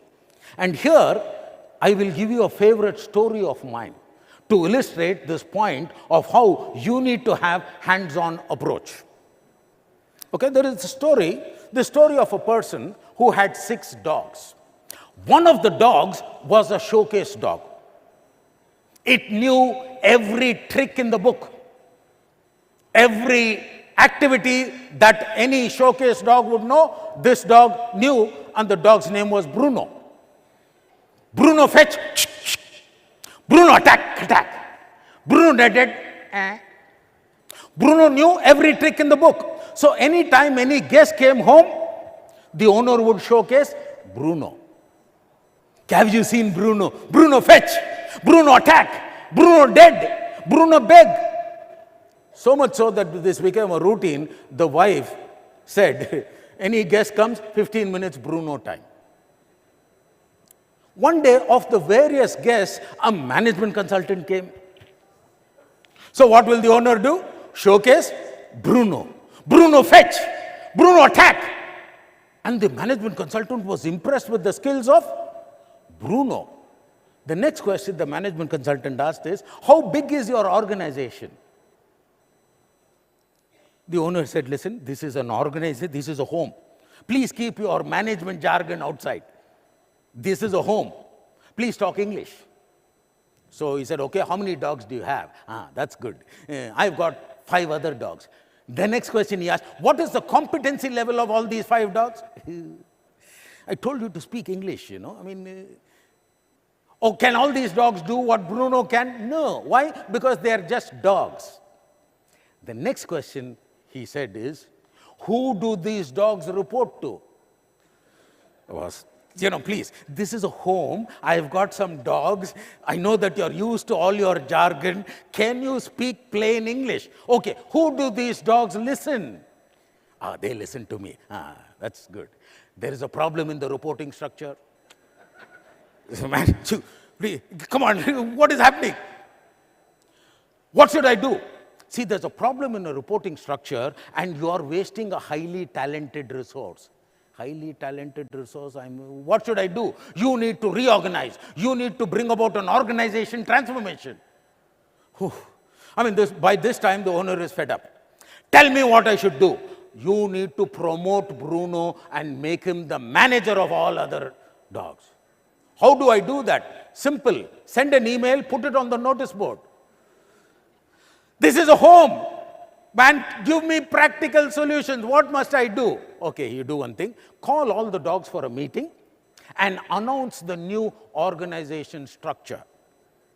So the next day, he called the 5 other dogs along with Bruno, and these are the names of the 5 other dogs: Rexy, Ruby, Roxy, Princey, and Sheba. Incidentally, they're the names of my dogs, so don't get personal. Rexy, Ruby, Roxy, Princey, and Sheba, along with Bruno, were called for a meeting. And they all come and they're all wagging their tails. What's going to happen today? So the owner announced the new organization structure. Rexy, Ruby, Roxy, Princey, and Sheba. From tomorrow onwards, your boss is Bruno, because Bruno has got promoted as a manager. And Bruno is very happy. So he asked the management consultant, what should I do now? He said, leave this new organization structure for 6 months and you see the competency enhancement of all the subordinates under the new leadership. By this time, the owner was anyway fed up. He said, okay, leave 6 months. After 6 months, the owner came back. And along with the management consultant, they wanted to check the competency enhancement of the dogs after Bruno got promoted. So the management consultant, he came to Rexy and said, Rexy, fetch! As good as Bruno. Wow. Princey, attack! As good as Bruno. Man, this is really good. Ruby, beg! As good as Bruno. The owner was mighty thrilled. He said, you management consultants are really good. Earlier, I had only one talented dog, and now by implementing a simple advice of yours, I have got 6 talented dogs. Fantastic. But I did not know that management consultancy has gone to the dogs. But nevertheless, it is really good.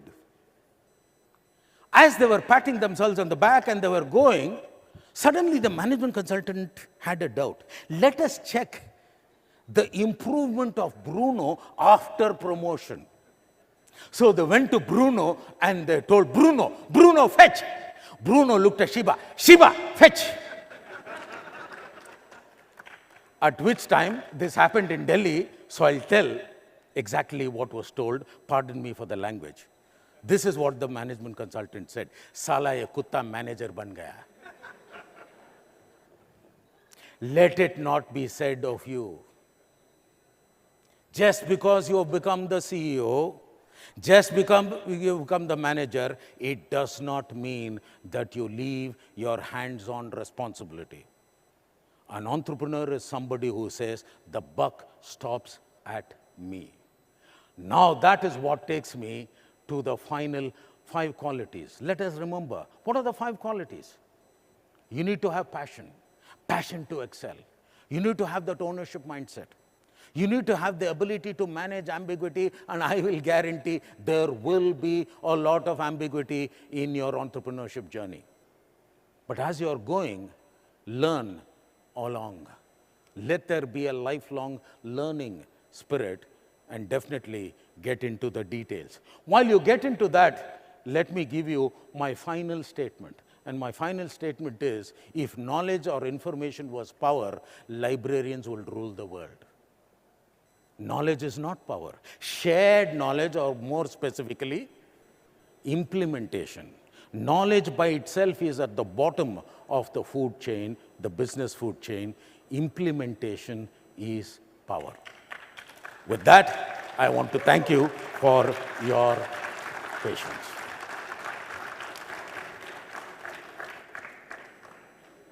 Now, if you have time for questions? Yes. Okay, time for questions.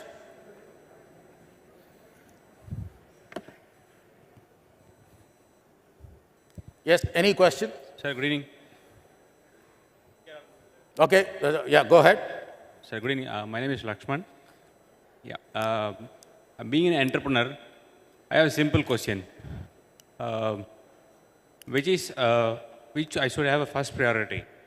Should I have a first priority as a purpose or vision? Purpose? Or vision. Or vision. You want me to give you a direct answer? Neither. Neither. Meaning, just find something to do and do it. You know, see, I'll tell you one thing. An entrepreneur will not waste time in writing a purpose statement, a vision statement. Find a problem, go and solve it. That's it. Are you getting my point? Leave that to corporates, leave that to big organizations. And the entrepreneur, no time for a purpose statement, no time for a vision statement. Find a problem, solve it, and that's it. Thank you. Yes.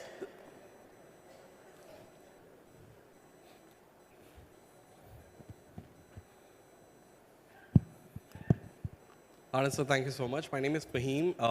Been an employee for about 10 years and entrepreneur for 8 years. And now we have started a not-for-profit organization called My Story. My Story. Yes. Okay. So what we do is we bring successful entrepreneurs and entrepreneurs to come and share their story. So that's what we're doing. So what I have discovered in my journey is that not everybody needs to become an entrepreneur. Some can become very successful entrepreneurs as well. And not everybody needs to become successful entrepreneurs. Some can become entrepreneurs as well. What's the question? Right. So I just wanted your inputs on, is there anything that we can use to see who should pursue what kind of direction? Okay. These qualities are for an entrepreneur as well. So when you find employees with these, just encourage them. That's it. Okay. One more question and then... Hi. Yes. There's a person there with the mic. Yes, yes. Yes. So, as we are starting up, we are meant to learn everything, do everything by our own. So, when is the point we should delegate things? Okay, let me give you, when is the point you should delegate? Okay? See, I have in my organization, I have 3 rules for promotion. First rule for promotion is you must make yourself redundant in your job.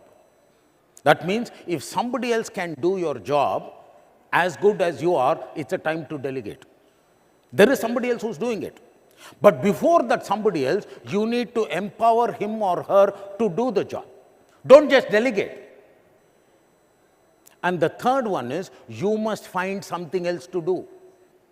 Because I'll tell you one thing, the biggest problem for an entrepreneur is you have delegated and you've got nothing to do, then you'll go and do micromanagement. Okay, so those are the 3 rules. One last question and then we'll close. Any last question? Okay, the mic can come there. Hi, sir. Somebody got the mic earlier. Sorry. Sorry about it. Yeah. Hi, my name is Jitesh, and I run a startup called the Internet Generation. So you just mentioned that the biggest problem is an entrepreneur goes and micromanages. Yes. But you had also mentioned that when you delegate, it does not mean the responsibility is given away. So where is that thin line between not micromanaging and, micromanaging? So I mentioned earlier, if you train another person, if you empower another person, he or she has got the ability to do what you have entrusted him to do. But the responsibility still lies with you. Which means if he or she is stuck, you take ownership and drive it. Okay? That's the thing. I know that there are others. Oh, you got the mic. Okay. Just one very small question. Yeah, small question. I'm Lamek Jacob from this university. I'm really glad they say the best for the last. And I just want to understand the exact pronunciation for the word entrepreneur. Is it entrepreneur? Is it that or this? Because I've heard so many. Don't worry about it. Don't break your head over it. A rose by any name is a rose. It's really confusing. This is not an academic question. This is not an academic session. I will not even attempt to answer that question. All right, being politically correct. Thank you, sir. Okay, let me also tell you, there are others who may have a question. Write down my personal email ID. You will never forget it. It is gmail@anandpillai.in. For Rajnikant, it was a joke. For me, it's a reality. gmail@anandpillai.in. Thank you once again.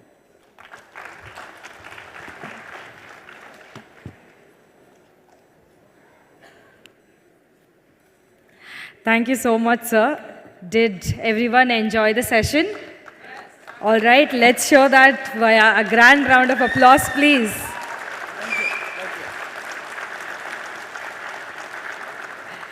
That's great. And thank you so much, sir, for a very fun and enthusiastic session. We would like to present you with a small token of appreciation. We would like to call Mr. A.R. Unikrishnan, Managing Director of St. Gobain, to be on stage and presenting our memento to Mr. Anand Pillai, Chief Transformation Officer, Sunera Technologies.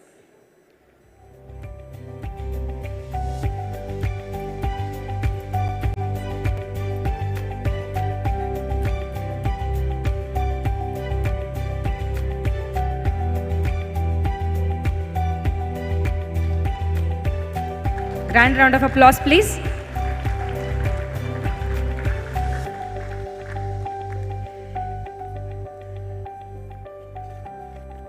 Thank you, sirs.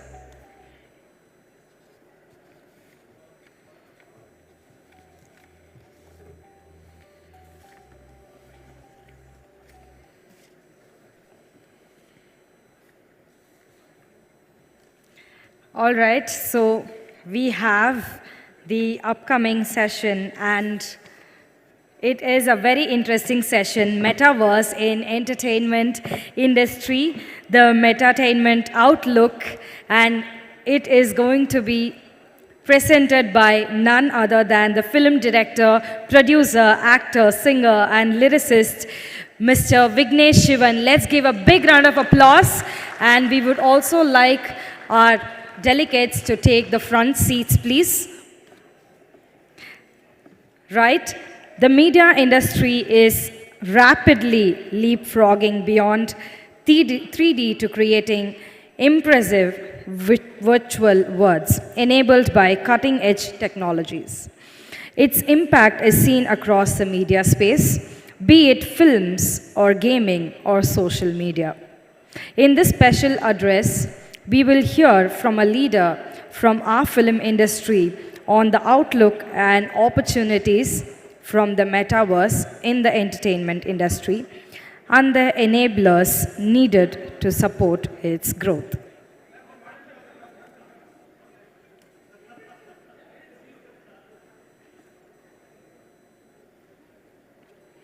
And the session will start in less than 2 minutes.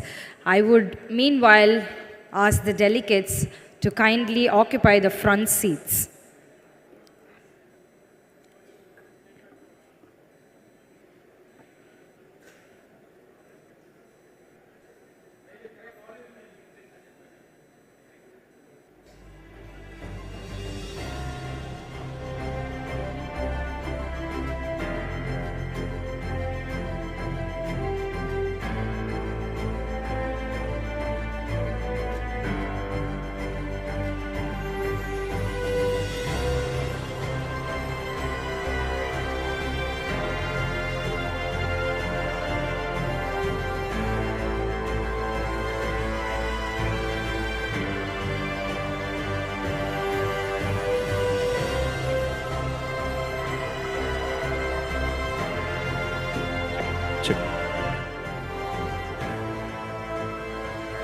All right. Once again, let's give a big round of applause and welcome film director, producer, actor, singer, and lyricist, Mr. Vignesh Shivan. And he is going to talk about metaverse in entertainment industry, the metattainment outlook. So the stage is all yours. Thank you. I don't know why they say singer. I've never sung any songs. Thank you so much for this lovely introduction for me, and it's good to see so many people gathering here. So I'm a little nervous also because I think inga irukra ellarume enna vida nariya padichavangala irpinga. So இல்லையா சரி okay. Then okay, I'm feeling better then. So I just came here. Kevin sir, he just told me to have a discussion, just share my knowledge about metaverse and how it's going to influence filmmaking and all those things, and then how it can be a part, or it can actually enhance the experience of whatever our audience are enjoying now. Like still till now we are used to going to theaters and watching movies from there, and then for them to transport from this seat to just enter into whatever is happening, the world that is happening, it's going to be a real அது உண்மையிலேயே ஒரு பிரமிப்பான ஒரு விஷயமா தான் இருக்க போகுது. Like before, when I was born like 1985, so at that point of time I remember people telling us, like, 90s, when first we had the phone that came to our homes, because my parents were like government servants, so we had this privilege of having telephones. So at that point of time there used to be some rumors that were spread where they'll say, hey, future-la வந்து phone, you can see the person and you can talk. In 90s they used to say, like, you can see the person, you can when you're talking you can see the other person's face, they can see your face, and at that point of time it looked like as if like how it can happen, like, how can something like that happen. But now we are in that we are seeing it, and it's gone to another level altogether. So inniki how a smartphone looks very fascinating for us. So today, whatever we are thinking about metaverse or whatever we are hearing about, all these things might feel fascinating, but then down the lane, 15-20 years, I think the future is going to be that way. And anniki we will be talking like how if we see an audio cassette, we are thinking like idilalam party ketama like that. We'll see the same iPhone 14 or whatever, and we'll feel like, yo, we've just used this phone and all. And I mean, after 20 years, maybe my kids might mock me for that. Anyway, so how I got this interest is, I came up with this concept of create verse, where I'm the co-founder of it with one of my friend, Satya. We just had this idea of bringing in virtual reality. I was supposed to do a film before, which I'm doing now. The movie is called LIC. I mean, the announcement is yet to come. But then that film was a futuristic film, which I wanted to do in 2017, 2018, but then that film didn't happen. At that point of time, it was like over budget, and it was a very expensive film to be made at that point. So I wanted to show like Chennai and Tamilnadu in a future space, like how it will look in 2030 or 2035, how it is going to look. So I was not able to visualize most of the things. Then I had to meet some people, and I wanted to know how the futuristic Chennai is going to look. So I needed some creation for it. So I met Satya and many other people, and they gave me this experience of having a VR set and then seeing how a Mount Road might look, how a T Nagar might look, or how Chennai might look. So that is when I got my interest, and then I felt, okay, maybe we should just put these ideas and make it into something. So that's how we arrived at Create to Us. So, so once we started this, then we felt there should be some way where we should bring creators some kind of an economy. Like the Createverse is a platform where it's a platform for creating a economy for creators, like any type of creators. Like even you're making movies or you're making a painting, you're good at something. Today we are just putting out all our efforts and effects into something like Instagram, whatever photos or whatever we post.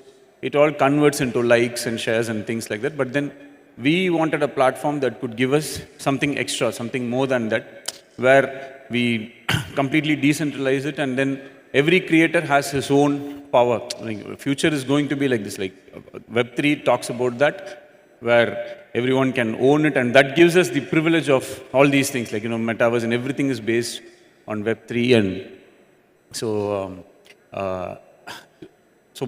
one second. Satya, please don't. I think, yeah. Go to the first page. So we wanted to do this, and then we tried to do it for a movie that we did. Like we made a horror film called Connect, and then we wanted to create a metaverse for that, just to have an experience, like how it's going to look, just to have a feel. So if you can just play it, Satya, can you just play the Connect verse?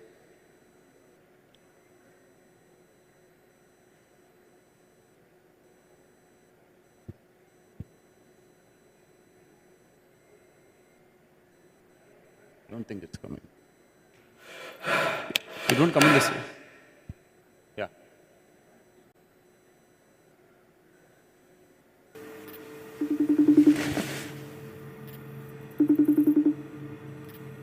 It's much better with a VR set, but... Ravi?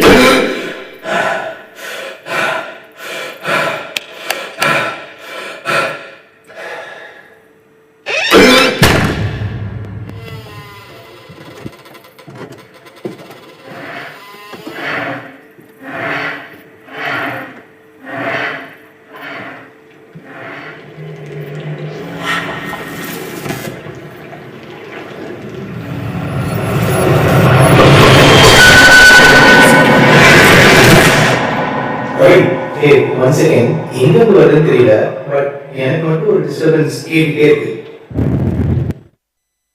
So we did a small teaser because it was a horror film. So we just tried. So we are trying to do certain things in this. In this concept. So என்ன சொல்றது? Next இது போ.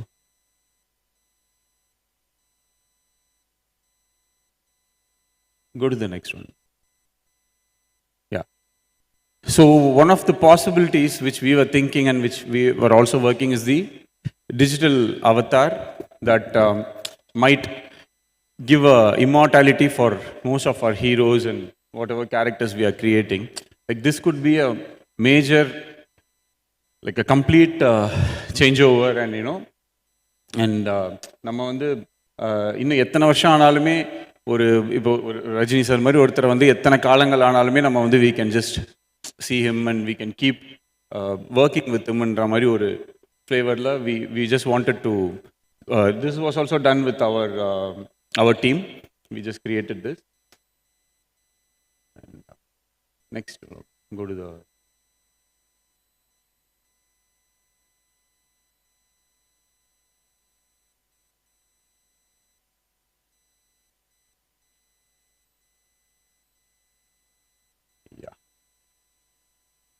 yeah. Sir, you wanted to.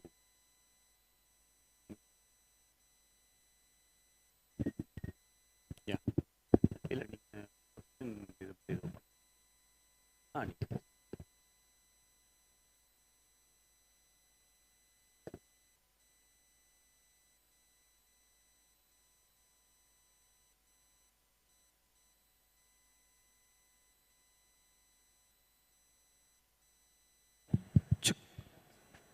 Thank you, Vignesh. That was a good demo of your Connect movie that you did in the metaverse. I know that not many filmmakers who have access to the Web3 ecosystem or creating a Createverse kind of this university. You are very passionate about doing this creator economy, right? And you want to bring all the creators into a one platform. And that also going to create a lot of job opportunities and identifying the talent with ease. Maybe, if you can share that perspective to all of us, saying that, how you are creating that creator platform, integrating the talent into the Createverse, and identifying the talent and giving them the right opportunity. So, what we initially planned with Createverse was, like, you can enroll in it, any creators can enroll in it. Like tomorrow, if someone wants to put up a film or they want to do a short film or a big film or anything, you just have to just give your requirement and then it will pick the best talents that are already available in Createverse. Like, if there are n number of directors, n number of actors, then you have your DOP and everyone, they'll be included in this environment. And then once you mention, okay, this is the genre, this is what you have to do, what you need, it will just put up a team and then you can immediately talk to them and it will be like there'll be mentorship. We already established and registered winners in the industry. They will be acknowledging certain talents. For example, today, how a film is made is we come up with a story and then we go and meet a producer, we tell them a story, then we have narrations and all these things. So this is how traditionally this has been happening. So everything, and we don't have any hold on, like, like it's all person to person. It is not based on one person's exact talent. So it's more dependent on whom you know, who you can talk to, who can recommend you, and all these things are happening only person to person. But once we get a platform like this, so what happens is, there is already someone who's validating you. So, for example, a movie called Love Today, it released and it became a huge hit. So, if we had the access, for example, if I was a nomad, like, if I followed someone like a Pradeep Ranganathan's short film, so he has a profile on Createverse. So he puts his first short film or his first poster or something, and I am someone who thinks that he is going to become a big guy. So I can buy even his profile as an NFT. I can be in his space right from the beginning, and once he becomes successful, or my calculation of his talent, if it works out, today he is 10x or 100x. So I can also be a part of his success. Like today, there are certain people who are making this. Music has become as an NFT. So here we make talent as the NFT, where you can invest on it. You can invest on a person's talent, and then once it grows, you can also grow along with it. A normal, instead of me just going and buying a ticket and watching a movie, you can also share the success of a movie. You can be a part of anything. Like today, there is a first look that releases of a movie. So the first look just comes and we just see it and that's it. Tomorrow, if I'm able to release a poster or a first look as an NFT, n number of people can own it. All the hero films are something that we all root for, but then there are certain small films which are based on very good talents, and if we are able to predict all those things, and if we are able to be a part of all those things, then if the film becomes a big success, then I also grow along with it. So that is the kind of concept which we are trying to bring with our platform, this Create World. Sure. I think there are a lot of student communities also here. Okay. So whoever is having those creative thoughts and creative mindset, they can join this ecosystem of the creator economy and build up the thing. And a lot of times, we talk about these kind of creative works, kind of initiatives happen in the Hollywood, right? They bring this new technology, new wave and adoption. And it's the first time we would see something is happening in the country, and very proudly say that that is happening in the state of Tamil Nadu, right? Where do you see this potential that can take Tamil Nadu to the next level in terms of the createverse, metaverse, and aligned in the entertainment industry? See, it's everything here, we always relate it with movies. So even for metaverse, the first idea that comes for everyone is how to include metaverse into cinema. But there are n number of other things also. I mean, being from the industry, I wouldn't always say that only cinema and movies can take a platform beyond boundaries. There can content creators, like, even directors can think for metaverse also. Like, it need not be just a movie. It can be see, there is this convergence of cinema and gaming is going to happen. Like, eventually this is going to be your experience in a metaverse. Like, the day I get to be a character in a Ponniyin Selvan, or the day I get to become a character in a LCU or something like that, that is where we are all heading. I mean, future is going to be there. So we are dependent on hit ideas, we are dependent on hit movies or heroes and all those things. So this is one side. There is another side where creators or people who think, they can come up with concepts, they can come up with stories heavily mythologically based, because we are all rooted to our own mythology and things. But then some creative ideas which we can have great stories which can happen inside the metaverse, and we can be a character inside, like how they show in this movie Ready Player One. I don't think that level of dystopian future is not very far. It's going to be like now. So directors or storytellers, they can also see this as an avenue. Like, it need not always be a film. It can be something here also, like an experience created.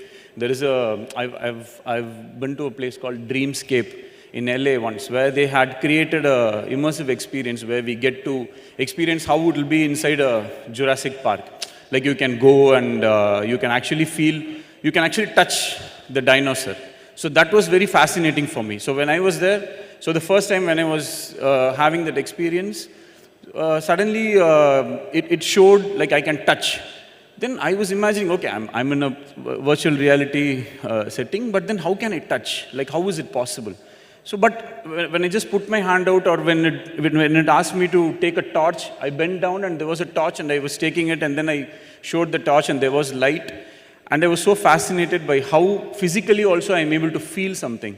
So the next time also I booked the same ticket and I went inside, and when that particular point came, I removed my VR mask and I was just looking. There was a small rubber dino doll that was popping out. So I was like, this simple idea, I mean, it was just a small, it was like not even 1,000 square feet hall, but then the kind of experience that it could give me. So see, for today, to be more precise and simple, we are keeping our phone or the computer or everything. It's in our pocket. It's with us. Like, that is here. If we go into the phone's pocket, or if we go into your computer's pocket, when I am inside that, the kind of experience that it's going to give me is immense. So what I'm trying to do is, if I can bring that kind of an experience for my audience in the future, if I can give that kind of, if my movies have that level of thought process, where it can become into a metaverse, where people can also experience it from inside and just not audience, if they can also participate in the movie, if they can also take calls, if they can also act inside it, then that experience is going to be huge, is what I'm thinking. And I'm also working towards it. Like all the stories that I'm doing now, I mean, my scripts, everything, they have a good potential of being converted into like bigger than a movie. It's not going to die when the movie is released and after 2 weeks. It's not aimed at a Friday and for the next 2 weeks. I want it to grow. I want it to stay for a long time. So I've changed the way of thinking for a movie into that way where it will have a longevity in different formats. Like a theater or a television, I mean, all these things, they are time bound. I mean, you go, you watch a movie once, you come out, then you go for something else. But then if we are able to go back to it, if I'm able to make you come back to the experience again and again, then I feel sky is the limit. Sure, that's a good one. Now, create words, is it your team's thought that come across and maybe one of its kind in the country as well, that kind of an approach that has been adapted. But do you see this kind of technological evolution? Because the film industries are very traditional. They have a schedule, they run with their own sequences. How do you see this adoption of create words kind of technological evolution in the film industry? And what kind of challenges that you are foreseeing, and maybe some of your recommendations to overcome the challenges? So, how I would see is, to share an idea is actually risky for any creator. Like someone who comes up with a nice idea, for him to put it online, like today even whatever NFTs are facing is, there is no authenticity. Authenticity in the sense, even I can own it and anyone can own it. Anyone can just take a screenshot and say, this is my NFT, and there is no specific, we don't have control over it. So when a creator, so if I'm coming up with a mind-blowing idea, which is mind-blowing for me, so I feel that, okay, this story is going to win.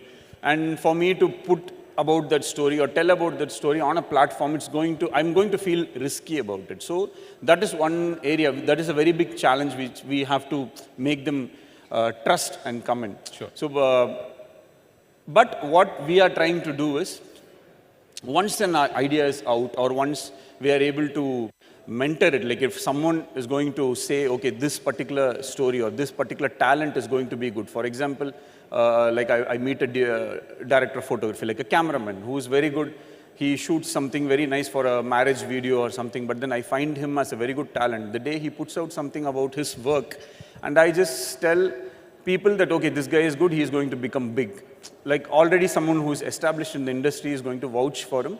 And then he can easily be selected. So even today, if we have to go for talents, we speak to agents, we speak to managers and things like that. We don't have this hands-on, like, directly I don't know you for any film shooting for that sake. Like there are like totally 150 to 200 people working every day. In that, you will know only your 30 to 40 people who you see every day.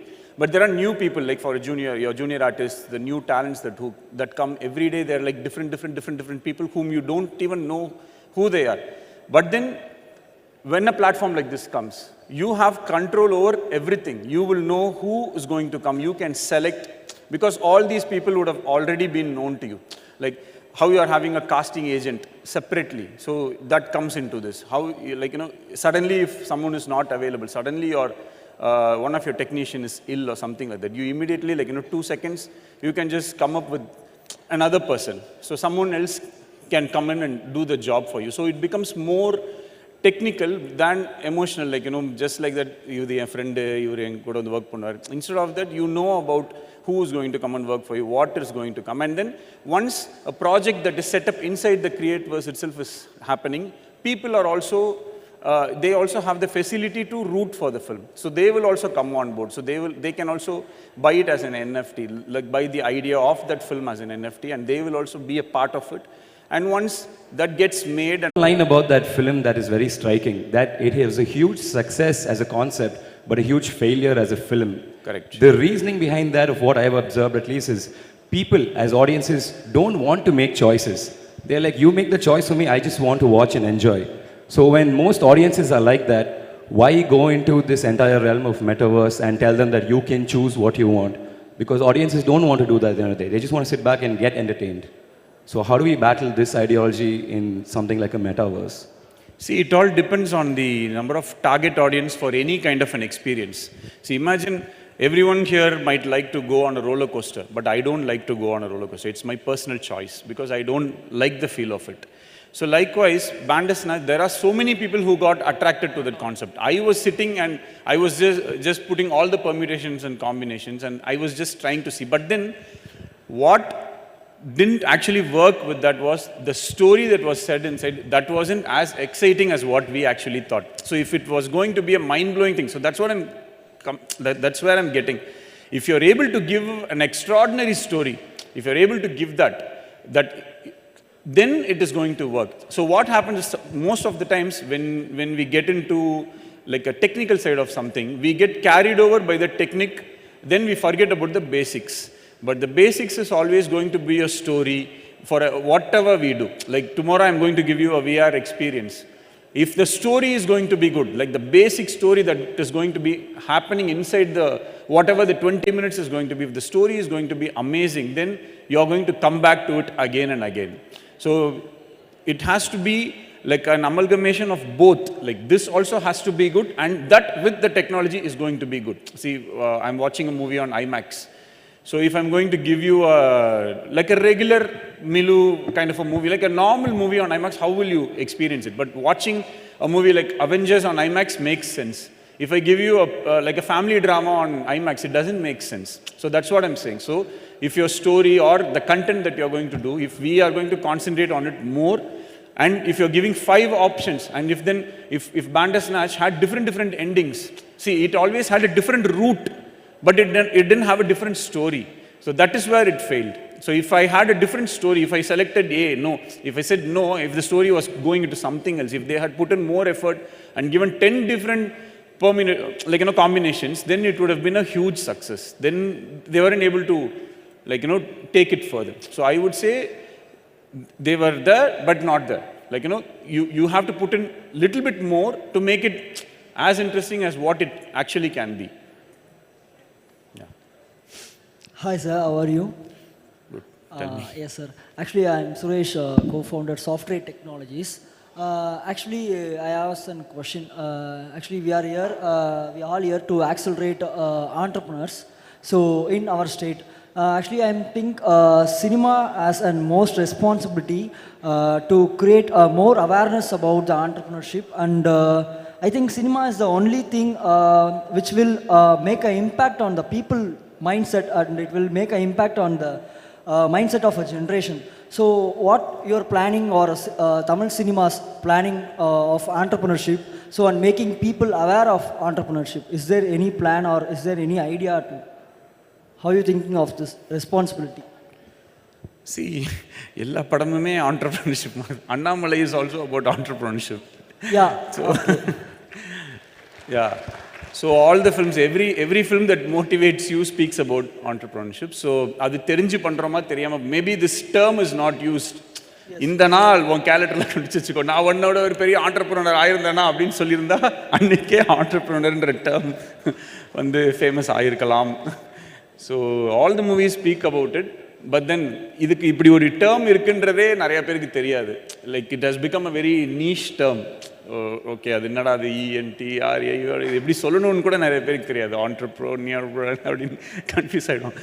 So எல்லா மூவிலும் இருக்குது. இப்போ கடைசியில் even Vijay SARS movie Varisu மூவியில் கூட it's the same thing. Like entrepreneur, he wants to do a start up, இந்த மாதிரி terms எல்லாம் வரதானே செய்யுது. So it's already there. It's எல்லா சூரிய வம்சம் இல்லை, he becomes a start up பண்ணுறாருல, ஹி மேக்ஸ் அ பஸ்ஸு, அதில் குடம் கொடுக்குறாரு. That's a great start up idea. He made it so well. அந்த டைம்லேயே Vikraman. So that's a nice idea. எல்லா விக்ரமன் படமுமே ஆண்டர்ப்ரனர்ஷிப் பற்றி தான். So yeah. Next. Hi sir. So yeah. Sir, basically இப்போ VR based கம்பெனிலாம் ஒர்க் பண்ணுறோம். Sorry VR based company, VR AR based company தான் ஒர்க் பண்ணுறேன். Very good. ஸோ நாங்கள் இப்போ VR ARலாம் இப்போது நிறையா பொது ஆடியன்ஸ் பீப்புள்ஸ்க்கு நம்ம ஷோ பண்ணும்போது, ஓகே இது ஒரு டாய், நார்மலாக கேம் தானே விளையாட போகிறோம், வேறு என்ன பண்ண போகிறோம் அப்படின்னு தான் இருக்குது.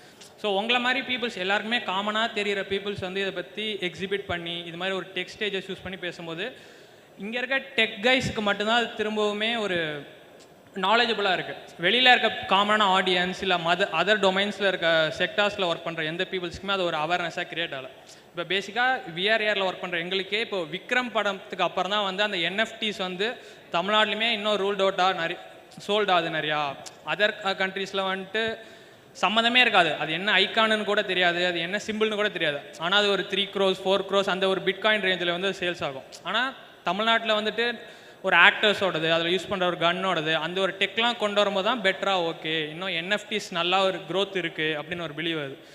ஸோ இந்த டெக் ஸ்டேஜஸ் டெக்னாலஜிஸ் தவிர இந்த மெட்டாவர்ஸ் இந்த கம்யூனிட்டியை வந்து எவ்வளோ சீக்கிரத்தில் வந்து நம்ம காமன் ஆடியன்ஸ்க்குமே ஸ்ப்ரெட் பண்ண முடியும்? See, anything will take a little time. So first when mobile phones came in, when we had this incoming call was costing so and so, the day incoming calls became free was the changeover at that point of time. So if we are able to get access to a VR set within a considerable cost. So even நானே வந்து ரொம்ப யோசிச்சு தான் வாங்கினேன். ஒரு ஆக்யூலஸ் வாங்குறதுக்கு வந்து 2-3 வாட்டி கேட்டு இது நல்லா இருக்கா அது நல்லா இருக்கா அப்படின்னு. ஸோ இப்போ என்கிட்ட காசு இருக்குது, பட் நம்மளே வந்து அப்படி தான் பண்ணுறோம். ஸோ அப்படி இருக்கும்போது ஆக்சசிபிலிட்டி இஸ் ஆல்வேஸ் ஒரு கஷ்டம் தான் வச்சுக்கோங்களேன். இப்போ இந்த மாதிரி கான்செப்ட்ஸ்லாம், பட் ஆனால் it will all get diluted. நம்ம கடைசியாக வந்து எஸ்டிடி ஐஎஸ்டிக்கெலாம் எவ்வளோ பே பண்ணியிருப்போம். இன்றைக்கி வந்து ஐஎஸ்டி சும்மா தானே அப்படியே ஜாலியாக பேசுகிறோம் இல்லையா, ஃப்ரீயாக. அந்த மாதிரி ஒரு நாள் இந்த விஷயமும் ரொம்ப ஈஸியாக மாறிடும். அந்த ஈஸியாக மாறுற டைமில் அது எந்த அளவுக்கு நம்ம வந்து யூட்டிலைஸ் பண்ணுறோம், அதுக்கு நம்ம ப்ரிப்பேர்டாக இருக்கோமா. Are we front runners? Like from Tamil Nadu, there are like certain films, already we are there in the game. Abdinradhu is the thing. So that is what we are trying to do also. Like we want to be in the game before anyone else. We want to know, okay, future la ipdi dhaan irukka poduna. Are we prepared for it? Are we prepared? And the thought process namakku irukka? அதுதான் வந்து நம்ம பண்ணுறோம். To take it to the masses, it will reach the masses of course. Today Netflix has reach masses, but even now you can't actually C access. இப்போ ஒரு பொள்ளாச்சியில் போய் பார்த்தா they still watch அதே நம்ம சேம் கேபிளில் என்ன வருதோ அதுதான் பார்க்குறாங்க. ஸோ நவ் இன்னும் அதுவே இன்னும் போகல. That has to go, then after that only this can go. ஏன்னா இதுக்கு அதோட இன்டர்நெட் ஃபெசிலிட்டி இருக்குது, அதுக்கு ஒரு பேண்ட் வித் இருக்குது, அது இருந்தால் தான் it will play correctly. You need so many other things also. It's not just buying a set. There is so many things. And preparing something is also very expensive. So everything will come down, everything will be feasible, everything, it will all go there. But this is where it is heading into the we are just seeing, and it will reach the masses 100%. Like automatically it will go. Thank you. Sure. Thank you. Thank you very much. Maybe I'll ask one last question, Mr. Vignesh. Yes, sir. Kind of, time's up already, 5 minutes up. So you have seen a lot of ups and downs, right? Lot of hard work has enabled you to achieve what you are today. There might be some budding directors who may have their thought process to become a movie director with the technological evolution, right? What is your piece of advice to those budding directors? What they need to be careful of, or what they need to focus on? So, ups and downs. See, there are no downs. There are always only ups. Whatever it is, it's going to be an experience. It's going to teach us something new. It is going to give us some other idea, and it's going to make us strong. So I would always consider anything that happens in life like that. For any, I don't know, not upcoming directors, upcoming whatever you want to be. Like everyone here wants to upgrade, everyone here wants to get promoted to a next level. So focus should always be on ourselves, our skills, where we are. Yesterday நேற்று நமக்கு தெரிஞ்ச விஷயத்தை விட இன்றைக்கி எவ்வளோ விஷயம் நமக்கு எக்ஸ்ட்ராவாக தெரிஞ்சிருக்கு. நேற்றை விட இன்றைக்கி நம்ம பெட்டராக, if we are working hard towards our goal is the only, it's very simple to keep progressing. And I am not so such a big guy to give actually such kind of advices and all. I am also in my early stages of life. So I am also doing the same thing. Whenever there are certain drawbacks or whatever it is, I just know how to handle it because I'm not new to such. I'm not new to drawbacks or setbacks. So my body is used to all those things.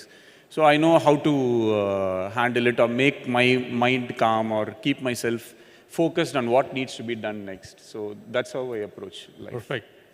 Very good answer and very good advice Sorry? to the young students and the community over here. It's a mic. Okay. Yeah. Thank you very much for your time.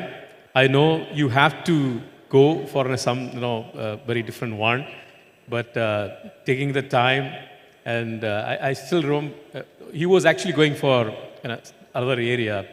Then I was requesting him, this is a very important event, sir, please make, come. Then he actually took a U-turn at the Adayar and he came back and I said, sir, I will honor, I'll be there. That shows a lot of commitment, a lot of dedication, more importantly, the respect and the love and the care that you give the community. Thank you very much for gracing the occasion. It's a massive event and definitely your presence is making much more amplified. Thank you, Mr. Vignesh Shivan. Thank you so much. Thank you for taking this time and sitting here and listening to me. Sorry? Okay. ஏதாச்சும் வளரி இருந்தால் மன்னிச்சிருங்க, தெரிஞ்ச வரைக்கும் பேசினேன். Thank you so much.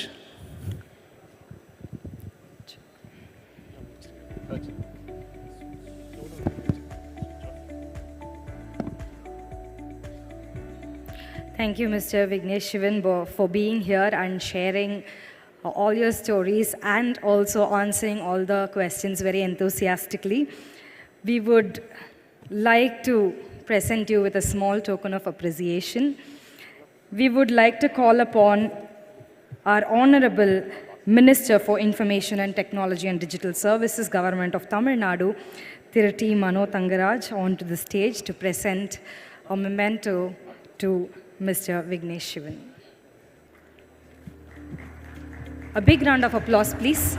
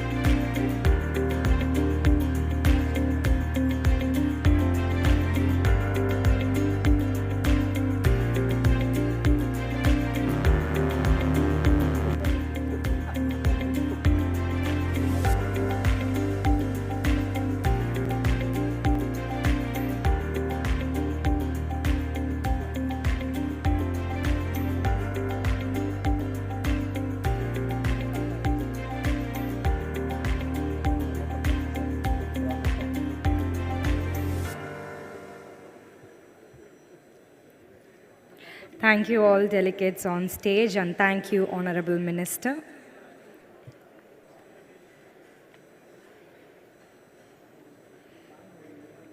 We request all our delegates to kindly move forward and sit and occupy in the spaces in the front. We have a very own Blue Ocean Awards coming up, so we request all of you to please come forward and occupy the seats in the front.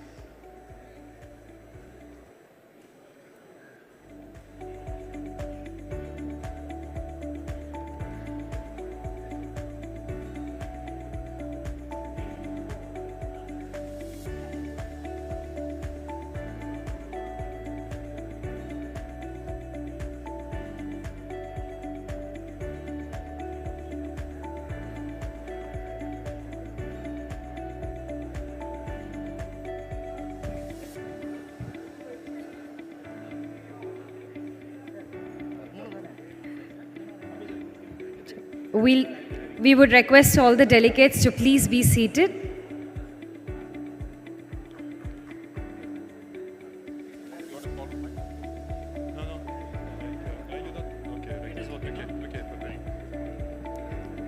Dear delegates, kindly be seated and please do occupy the front seats.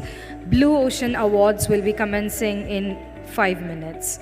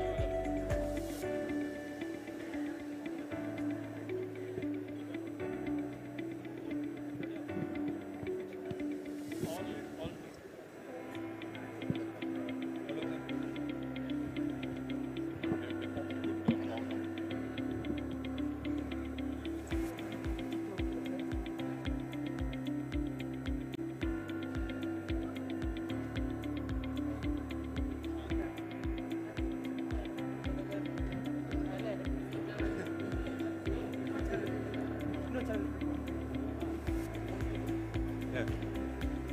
So,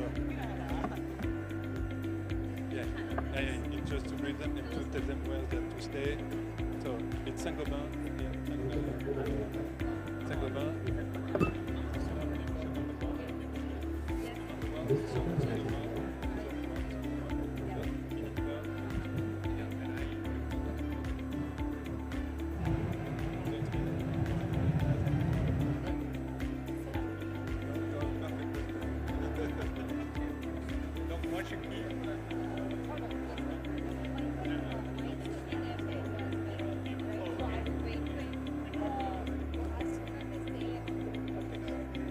You can do all the talking.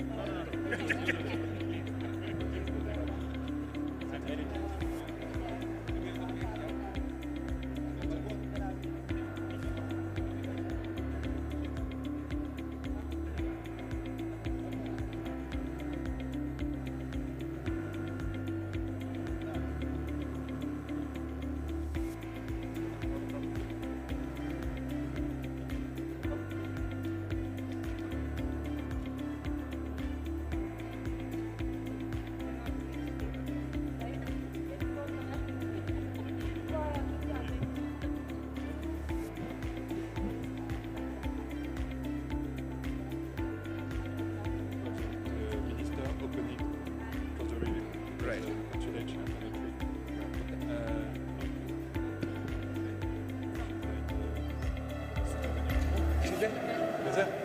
Okay.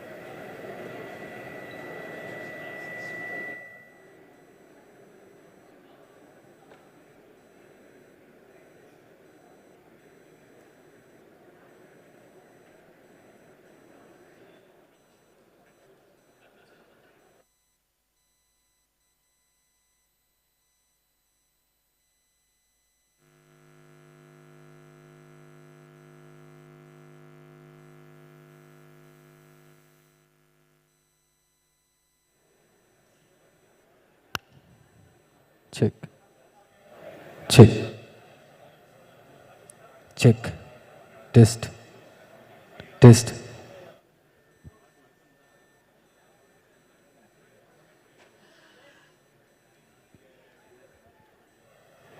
Check. Test.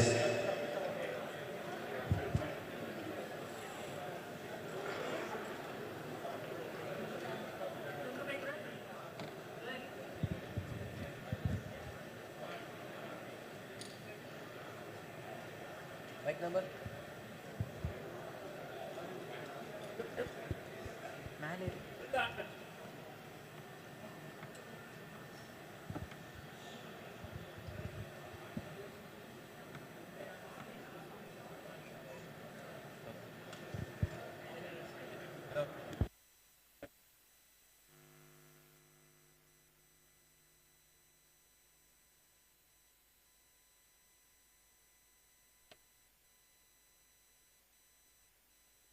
Also good to go.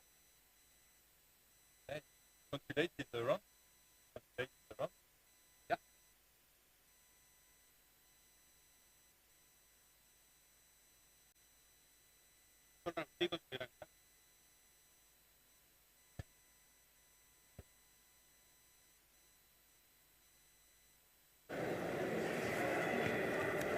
So these people are.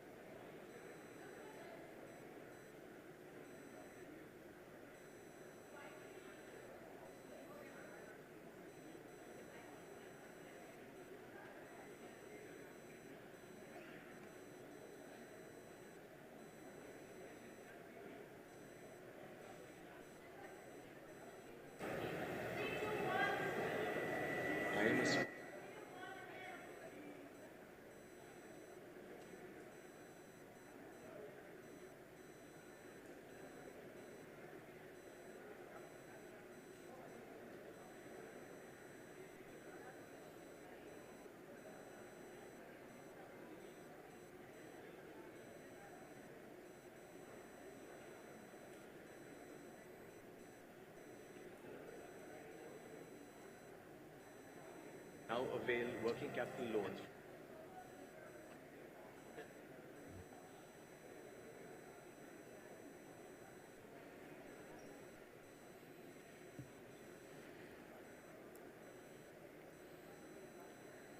We request all the delegates to kindly be seated, and we also request the delegates who are sitting at the back to occupy the seats in the front.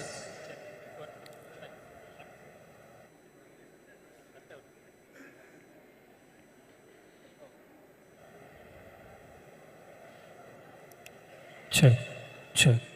1, 2, 2, 2, 2.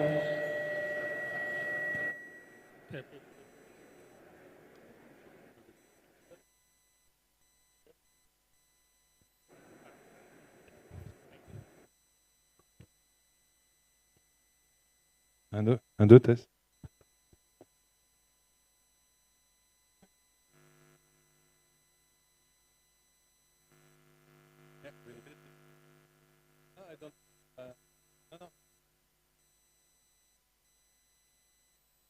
She will call me. She will call me.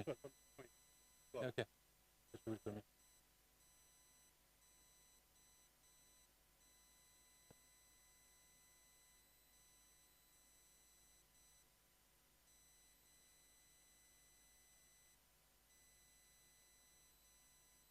Check.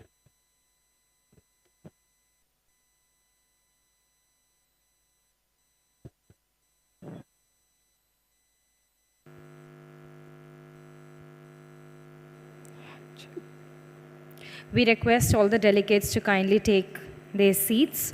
Blue Ocean Awards, it's commencing right now. We are very, very glad to say a very good evening to all the delegates and dignitaries. Umagine Chennai is very proud to bring you Blue Ocean Awards in India for the first time. On that note, let's put our hands together and welcome Dr. Sanjay Tyagi, the Director, Software Technology Parks of India, onto the dais, please.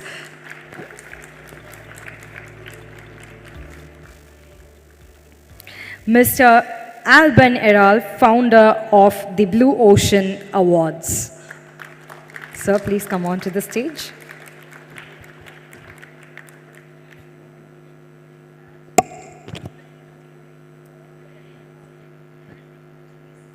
Our Honorable Minister for Information Technology and Digital Services, Thiruti Mano Thangaraj. Sir, please come on to the stage. We would like to invite J. Kumaraguruban, IAS Secretary, Department of Information Technology and Digital Services, Government of Tamil Nadu. Sir, please come on to the dais. We would also like to invite Mrs. Lee Stabot Ba, Consul General of Plants in Pondicherry and Chennai.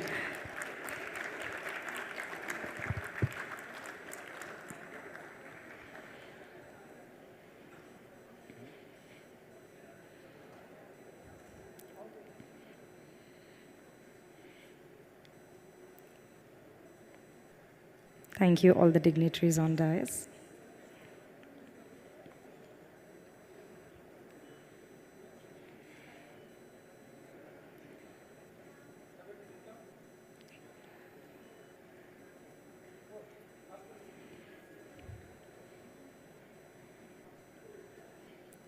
Now, we would like to call upon Director of Software Technology Parks of India, Dr. Sanjay Tyagi, to give a welcome address.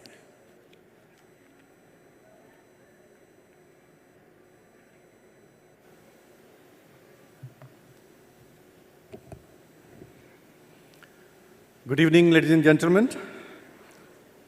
Honorable Minister of Information Technology and Digital Services, Thiru T. Manothangraj, Her Excellency, the Consul General of France in Pondicherry and Chennai, Secretary IT, Alban Arl, Founder Blue Ocean Awards, ladies and gentlemen. This is already a wonderful event which has seen the tremendous success in last 2 days. And at the outset, I would like to congratulate the Honorable Minister for bringing Asia's largest tech summit to the Chennai. We have done several events in the past. For last 25 years, we were doing IT event over here. But taking that event to this level, I think there is a great courage, there is a great conviction, and there is a great vision required. And I once again congratulate the Honorable Minister, Secretary IT, and all his team for taking this event to this level. The event is already a success. I am seeing all the sessions since the morning. They were house full. And the expo which we are having, who's and who in the expo is present, and the amount of the response we have got from the startups, tech startups, deep tech startups, and their presence in our expo itself makes it a big success. It's a great privilege for STPI to be the co-host of this event. We have been part and parcel of the earlier events as well, but we would like to continue to join hands with the government of Tamil Nadu for taking these events to the next level. I would like to brief you about this Blue Ocean Award. This Blue Ocean Award is based on the Blue Ocean Strategy from INSEAD, France. This award has started in 2014. It has gone to Senegal, South Africa, and now it has come to India. This is the 8th edition of the award, and this is the first time that this award is being presented in India, and that too in Chennai. So this is a great success. Umagine, they have brought the Blue Ocean Award over here, and we are very, very grateful to him. Blue Ocean Award is known for creativity, creating new markets which are uncontested and far from competition.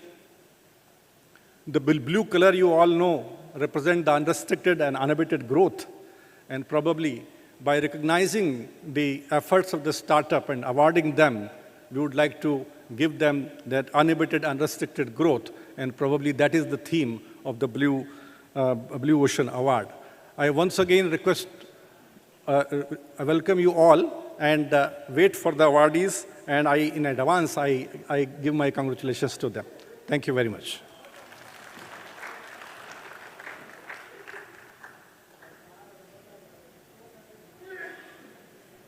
Thank you, sir. Now, let's hear from Mr. Alban Eral, founder of Blue Ocean Awards, on introduction, history, and all that you need to know about the Blue Ocean Awards.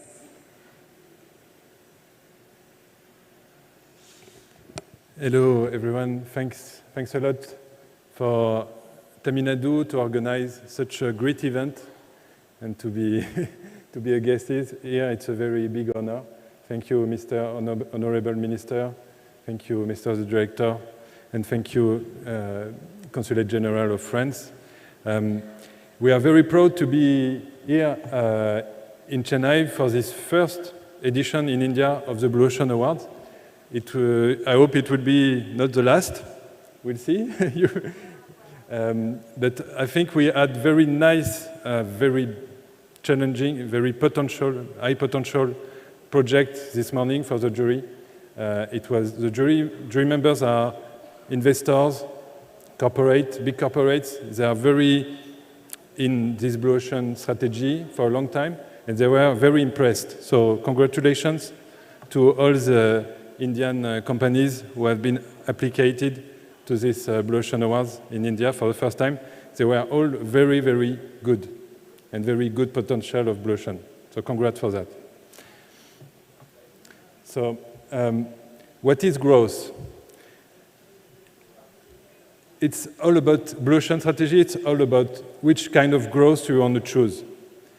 Is it making more money, business growth? So it's maybe from the past. It's up to you. You will decide.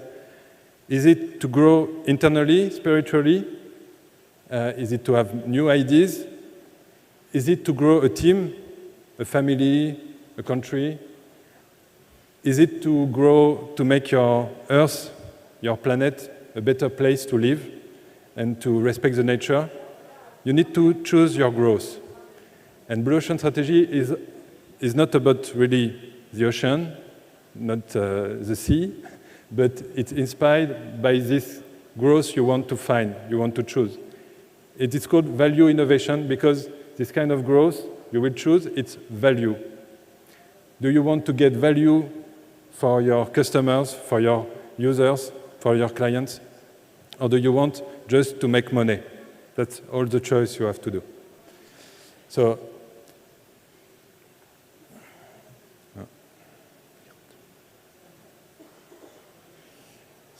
here you can see the two professors, Professor Chan Kim and Professor Moborn, who have created the Blue Ocean strategy with their first book, Blue Ocean Strategy, and then the second one, Blue Ocean Shift.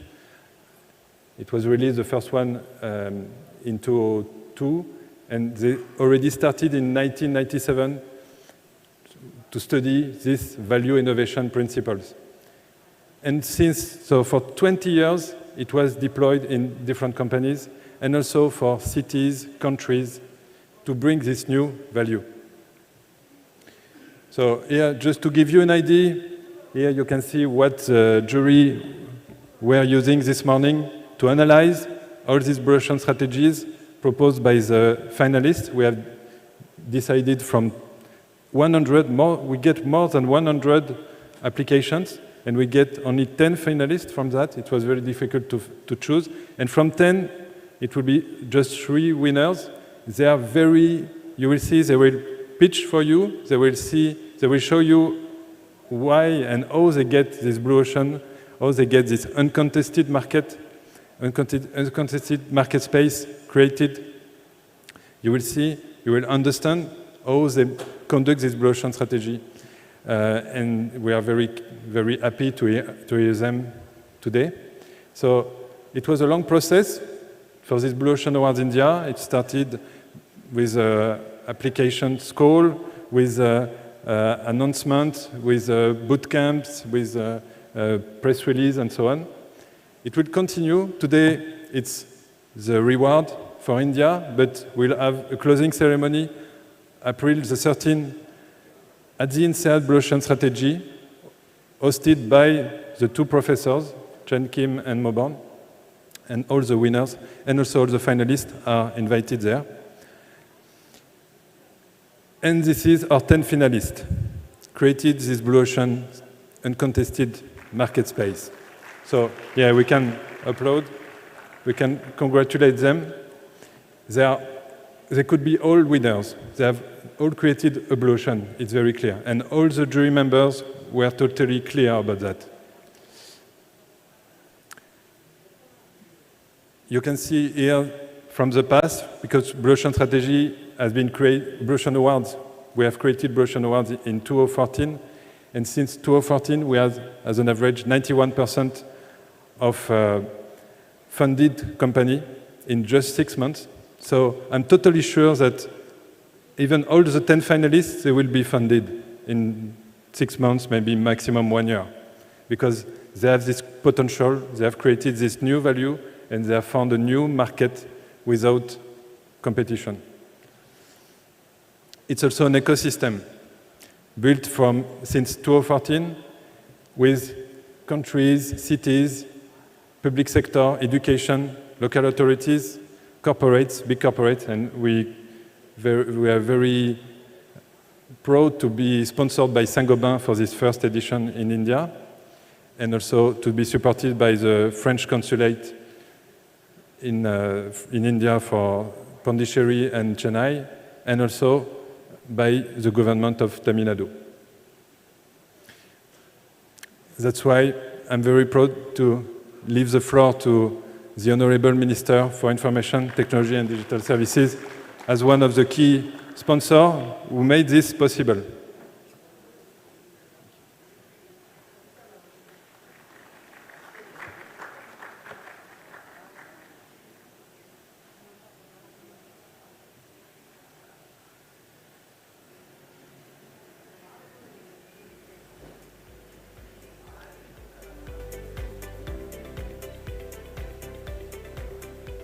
Now, we would like to welcome our Honorable Minister for IT and Digital Services to give an introduction speech to our delegates.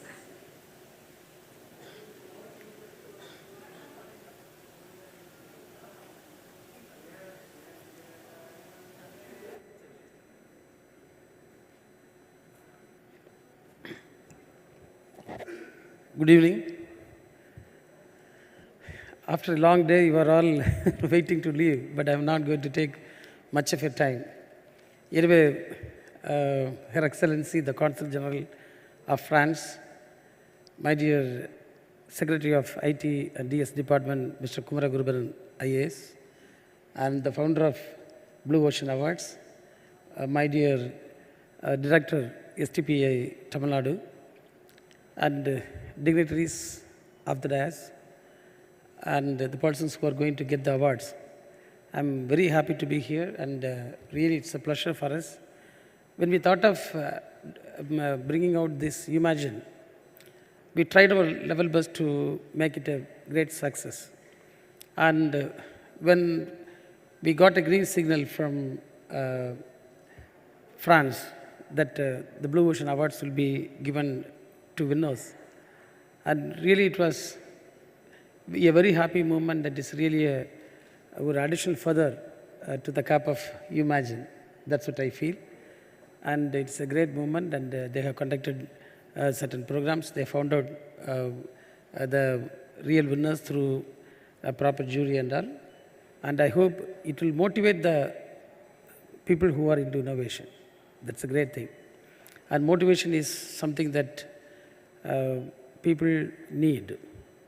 Everyone needs some kind of motivation.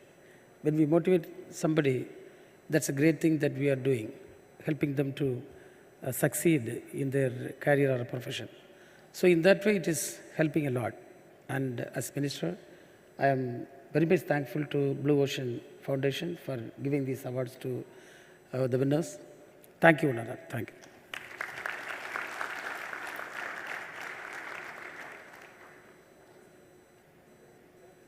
Many thanks to our Honorable Minister.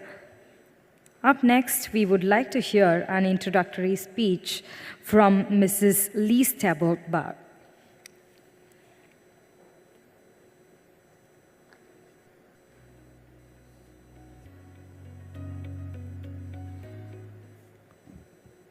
Vanakkam, good afternoon, bon après-midi, ladies and gentlemen, Honorable Minister, IT and Digital Services, Thiru Mano Tagaraj, Honorable Principal Secretary, IT and Digital Services, Thiru Kumara Gurubaran, Honorable Director, Cher Alban, founder of Blue Ocean Awards, Mesdames et Messieurs, ladies and gentlemen. It was a great pleasure for me as a Consul General of France to sit in the jury of the Blue Ocean Award this morning. We are really happy that France has been chosen the country partner for this first edition of Umagine Chennai. And I really thank... So Mekanandri to the government of Tamil Nadu and Thiru Manu Tagarach, Honorable Minister, for giving my country this great opportunity. We've been working together to prepare Umagine Chennai for months now, and we managed to have a French pavilion on the trade fair. So I hope you'll come and visit us, visit our French pavilion. We're exhibiting 10 innovating French companies active in India and bringing innovation in very different sectors, from medical sector with Air Liquide medical systems, or the software and online services with Boost My Shop, or with Soprasteria, and also electric vehicles with Stellantis. So come on the French pavilion and discover all this innovation that we are creating in India, hand in hand with our Indian partners. It's a chance to have Umagine Chennai this year, as France and India are celebrating 25 years of strategic partnership. We've been running diplomatic relations since the independence of India, but our country decided to take the relation forward, stronger, further with a strategic partnership. And IT and innovation are at the center of this strategic partnership. We adopted a roadmap in 2019 on cybersecurity and digital technologies. So I really consider this Umagine Chennai and France being the country partner as a starting point of new cooperation with the government of Tamil Nadu. You know that France and Tamil Nadu are sharing a very long history of relations. Our relations are dating back the 18th century. We have historical, cultural, even family ties with Tamil Nadu. You may know that a third of the population of the French island in the Indian Ocean, the Réunion Island, a third of its population is of Tamil origin. So we feel very close to Tamil Nadu, and we're really looking forward to develop cooperation even further.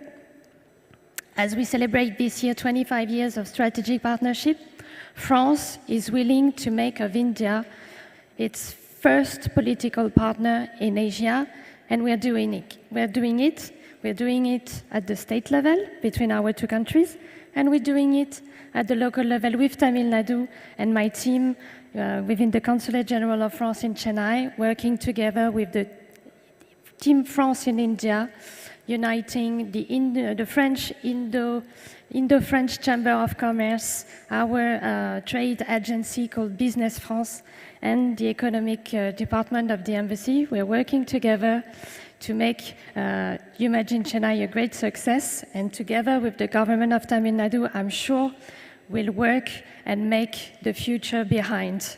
Thank you, Nandri.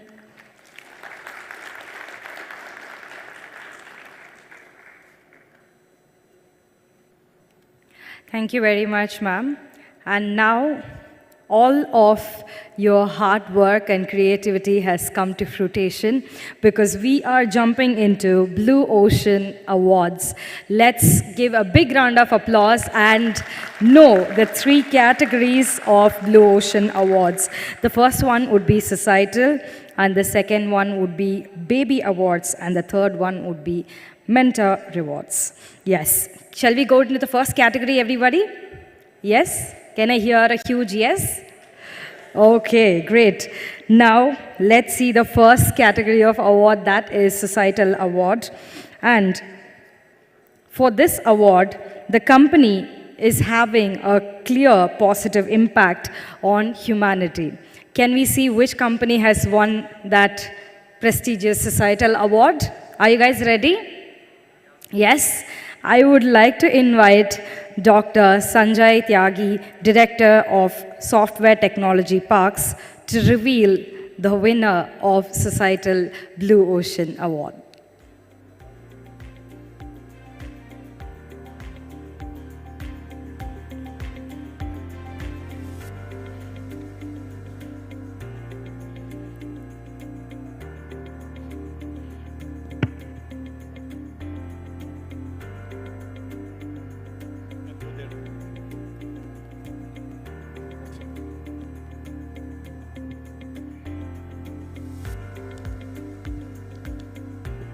Let's give a big round of applause and see who is the winner.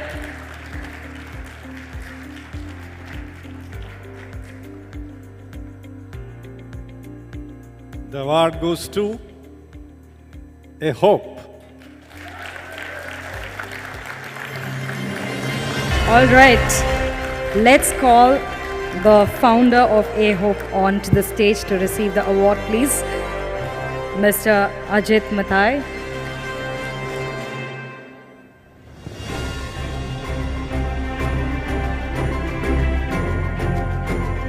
All right, we request our Honorable Minister for Information and Technology and Digital Services, Thiruti Mano Thangaraj, to give the award to the winner of Societal Blue Ocean Awards. With a grand round of applause, please.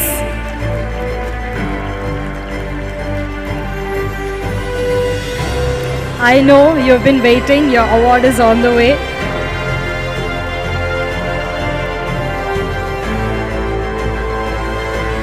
Let's have a huge round of applause again to A Hope.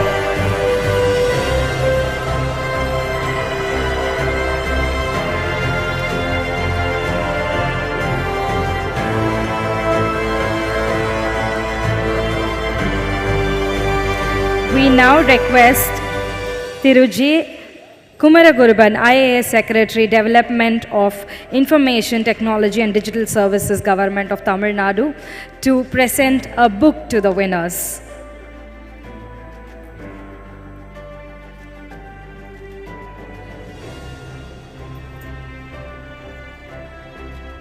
Grand round of applause, please.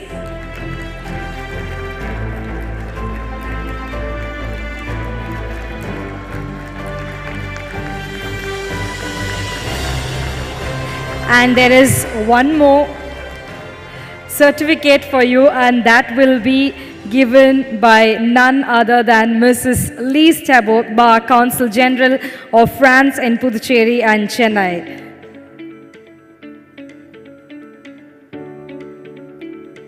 Sir, kindly receive your certificate of appreciation and winning. Grand round of applause, please.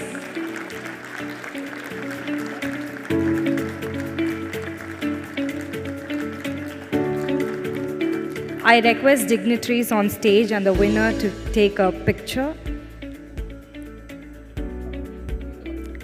We request A Hope's team to be present for the photo op, please.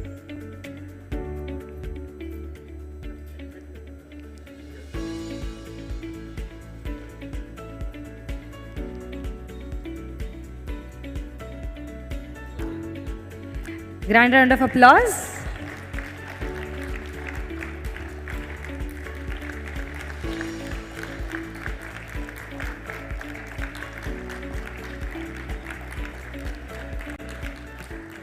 And we can also share with you that A Hope was the highest mark of the jury. Yeah, 7 points from 10. Thank you, dignitaries on the dais, and congratulations to the winners. Now, we will be seeing a small video and will be knowing more about the winner, A Hope. AV, please.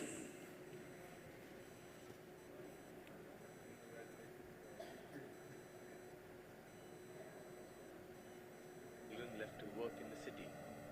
Mahatma Gandhi had a dream for farmers like me, of cooperatives and vibrant villages. I hope the virtual cooperative ecosystem now promises to make that dream a reality. Being desperate for working capital, a local agent would loan me money at 36% interest, and I was forced to sell him my produce at low prices. Through a hope, I can now avail working capital loans from banks. I am a small coffee homestead farmer. As I was not getting a good price for my coffee, I was always on the brink of giving up. My children left to work in the city. Mahatma Gandhi had a dream for farmers like me, of cooperatives and vibrant villages. I hope the virtual cooperative ecosystem now promises to make that dream a reality. Being desperate for working capital, a local agent would loan me money at 36% interest, and I was forced to sell him my produce at low prices. Through a hope, I can now avail working capital loans from banks for as low as 10% interest. I don't have to sell my produce cheap anymore. Rather than selling at farm gate, a hope allows me to own my produce further up the value chain, and that has helped me double my income. I'm not dependent on a single crop anymore. My children have returned to their soil. My son helps me and homesteads around us flourish. I believe with a hope, Gandhi's dream for villages like mine may indeed become a reality. After all, small is beautiful.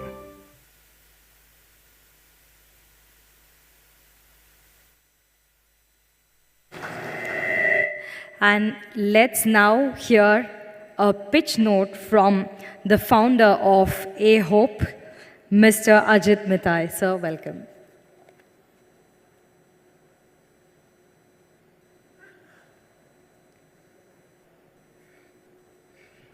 Honorable Minister, the Honorable Consulate General, members on the dais, ladies and gentlemen. It's indeed a pleasure to be here.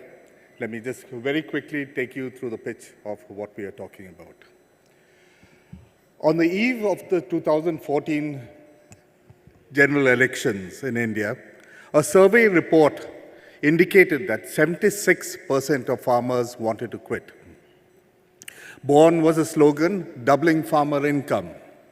A decade later, the percentage has probably increased, and doubling farmer income, a distant dream.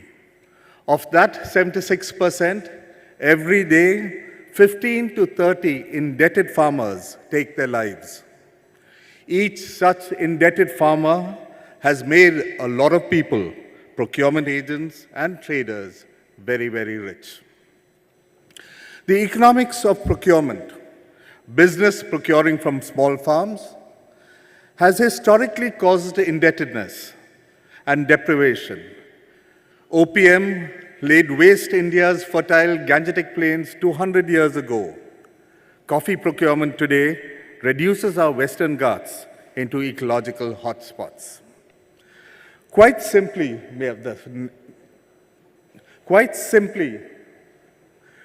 standing the procurement model on its head, the economics of aggregation, small farms aggregating for business, opens an entirely new blue ocean of shared prosperity. Schumacher, Gandhi, Eisenstein, and Piketty point to this. Why haven't we listened? A hope, ladies and gentlemen, listened. A hope promises an economics of shared, sustainable prosperity. We have the next slide, please. Climate change is upon us. Urban distress migration has to stop. For this to happen, the 76% of farmers must change their mind. And to do this, we need to address the issue of indebtedness.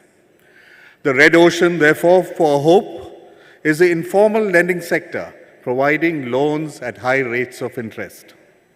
Our non-customers are the 76% indebted farmers. Put a number to it, 400 million farmers who are not creditworthy and therefore depend on informal loans. Throw in handicraft artisans, weavers, etc., the number just swells.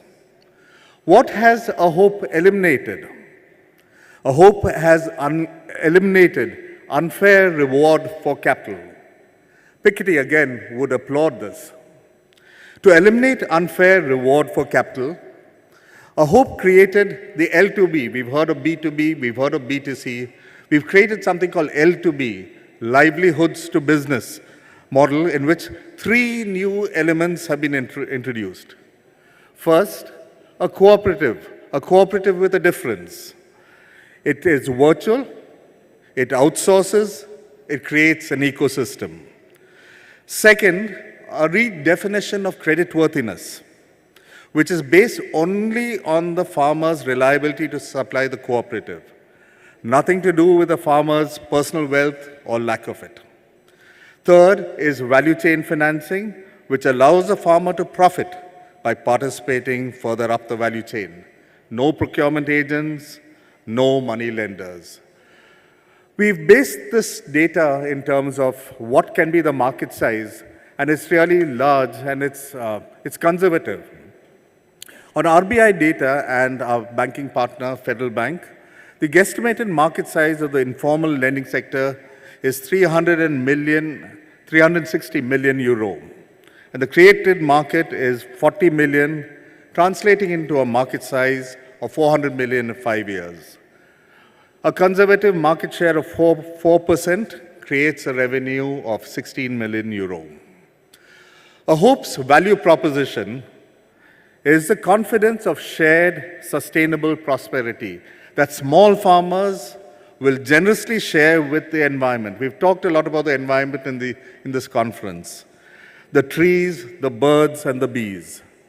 With this newfound confidence and the tagline, every home and enterprise, a vibrant village economy is created. A HOPE is a for-profit entity built on the principles of sharing and abundance. A HOPE is dedicated to every indebted farmer who has lost his life. A HOPE's promise, ladies and gentlemen, is a promise of shared sustainable prosperity. We have the last slide, please. So this is an interesting slide. Embiome is the parent company, a HOPE which actually works quite extensively with the governments of Tamil Nadu and Kerala. In the bottom left is a picture of the Honorable Minister of Agriculture releasing a 1,000 crore agro corridor report, which was announced in his budget. We hope a HOPE will be is built into that program. On the top is with the Industries Minister and also Federal Bank being our partner.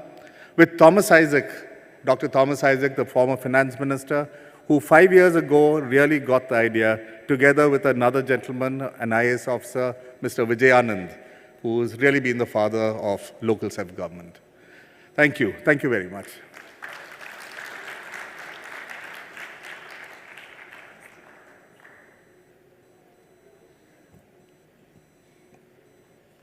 Thank you, sir, for that wonderful pitch and many congratulations. We would like to honor you with a small token of appreciation, for which we would like to call Mrs. Lee Stabot, Bar Counsel General of France in Pondicherry and Chennai. Sir?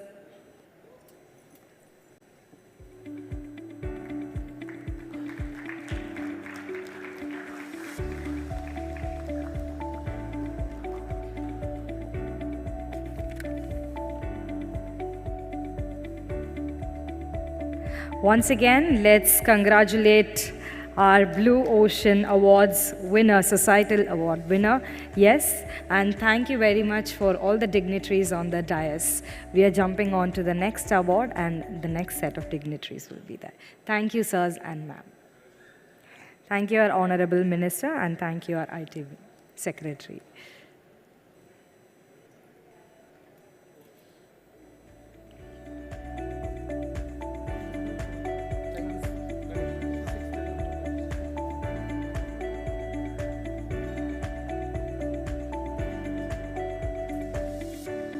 Now we will be seeing Blue Ocean Awards, Baby Rewards. Now, this category is a very interesting category because the company who are starting out in its market creation and are less than 2 years old are the ones that have been selected and nominated here, right? And for which we will be having on stage with us Mr. A.R. Unnikrishnan, MD, St. Gobain, India, and Chairman of CII Zone, Chennai Zone CII, and Mr. Kumar Karthik, R&D, St. Gobain, India, onto the stage.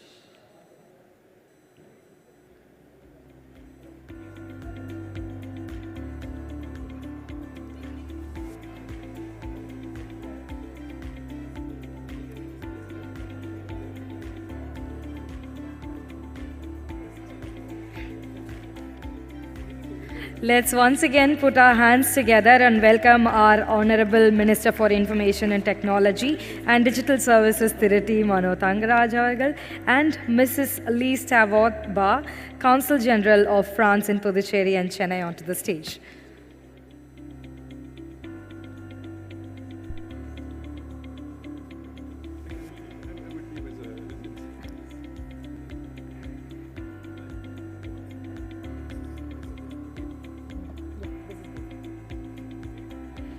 As we were saying, the Baby Awards are for the companies that have started out and created their market and are less than 2 years old. We will have our Honorable Minister for Information and Technology and Digital Services, Thiru T. Mano Thangaraj, to announce the winner. With a huge round of applause, let's see who is the winner for the Baby Reward category of Blue Ocean Awards.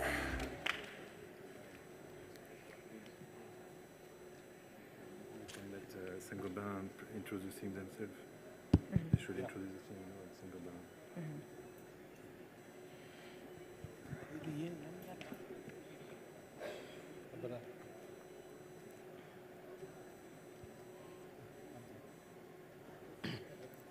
I'm happy to announce the winner, Ambaram. Huge round of applause, please. Can we have Ms. Kalyani Kunj, the founder of Ambaram brand, onto the stage? And we will have our very own Honorable Minister for Information and Technology and Digital Services, Tirti Mano Thangaraj, handing over the award for the winner of Baby Reward category from the Blue Ocean Awards.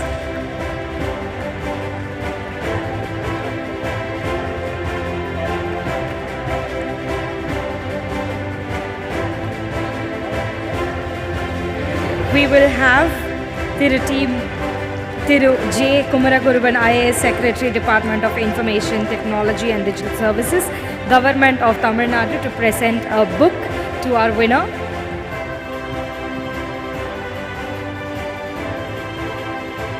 Huge round of applause, please.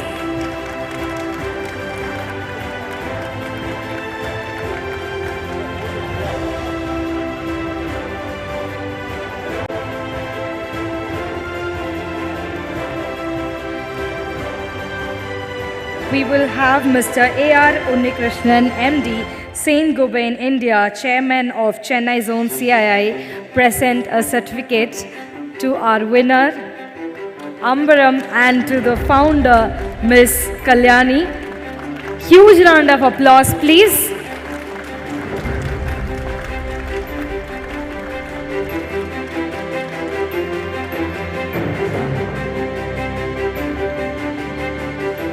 Thank you all the dignitaries on the dais, and congratulations to the Baby Reward category winner, Ambaram, and Ms. Kalyani Kunj, the founder.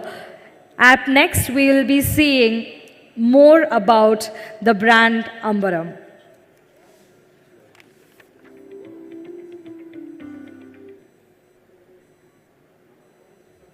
Who's on a mission to make the industry more sustainable. Like many fashion designers,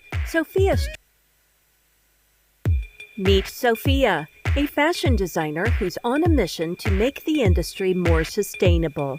Like many fashion designers, Sophia struggled to keep up with the latest trends and found it challenging to manage her workload.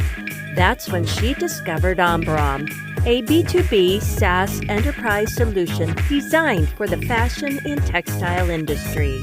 With Ambaram's innovative solution, Sophia can easily manage design assets and projects on the wall, which is Ambaram's unique proposition.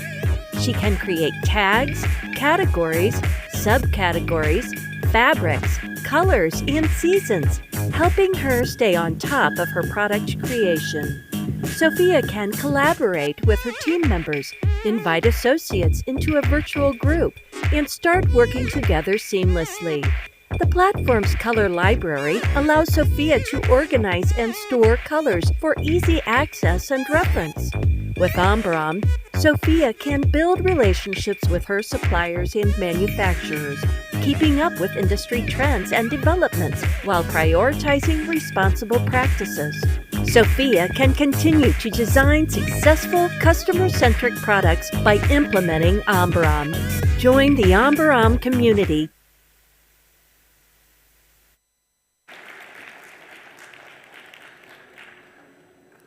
Now we will see a short pitch from the founder of Ambram.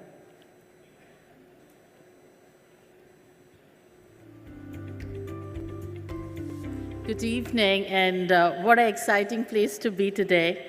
And thank you to all the organizations that have been done by the Tamil Nadu government and Paris, French consulate, to get all of us together for this awesome moment. One of the things that I really liked about is the exposure towards blue ocean and what we are doing. So let me start the pitch. Ambram is a B2B, can I see? Ambram is a B2B space for fashion and apparel industry. What we do here is get all the designers and designer community together to actually start collaborations together. Now, what we do, or what I want to say is where we are right now is the complicated supply chain that we have. And it takes almost a year for anybody to really get what you're wearing. So if you ask me, a designer right now is actually planning spring, summer 24. So, and that is exactly where we want to reduce the time and build digital libraries. What's happening with designers, say, who are sitting in different countries? They're working in their offices within their teams and also working with all the manufacturers that are there in India, Bangladesh, Vietnam, China. So that takes away a lot of their effort, and this is how it looks like. You know, the assets are heavy and they've not been able to share within their offered space, the email that is provided. And that's exactly why they go to different platforms to share their work and the data gets scattered. Now, that's what Ambram does, right? Ambram is in a space of product management in fashion industry, and we have our Red Ocean participants who not been able to deliver this particular software to the non-customers that Ambram can. And these are like design colleges, small and medium-sized companies, and also to design community. They've not been able to build a design community because of the software that they have. And what we're eliminating is the wastage that we have. We're eliminating the traditional way of working, the way we source our garments out of India or to different countries. And what we're reducing with Ambram is the unwanted designs. There's so many designs that don't get sold because of wrong design or the design not being on time. And apart from that, there is a certain way that we work right now which is siloed. And because of all that, and you are aware that fashion is the most pollutant industry. And that's exactly what we're addressing. And we're raising the bar with the ROI so that company can be 10 to 15% more profitable. And yes, the security, right? I mean, you don't want to lose your assets if you're designing a year ahead. And what we did uniquely is to create a hybrid work culture. This is a culture where designers don't say, hey, I want to feel the fabric before I order, but you can still do that with Ambram. And well, yes, at the end of the day, I would say the market size is fairly big. It's huge. It's 250 billion, and we're taking a very small amount, a small category of graphic designers, which is 50 billion. And even if I say that we're going to touch 1,300 companies with Ambram, it's still a $65 million turnover. What I say, but one of the most interesting part that we've done here is, can you see the amount of market size that we are still that's still left to address, even without Ambram? So I hope and pray that I have been able to, I would say, bring interest in the technology and the IT partners here and build something for fashion, because we need it more than anyone else. So thank you so much. And Yeah, that's the world we want to create, from a more traditional design process to a very collaborative fashion platform. Thank you.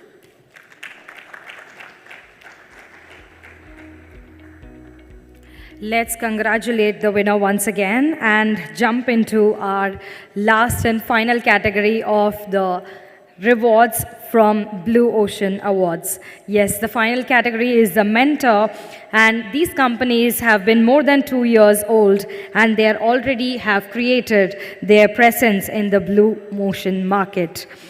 On that note, I would like to call upon Mr. Vignesh Ramanujam from Lok Capital onto the stage, and Mr. Claude Sar from Air France KLM India.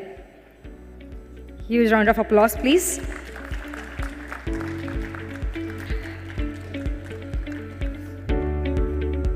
Now, let's jump into who wins the Mentor Award. Shall we do the reveal? Yes? We would request Mr. Vignesh Ramanujam to reveal the winner for the Mentor Reward category. With a huge round of applause, let's see who is the winner. So you have the mic there, so you can.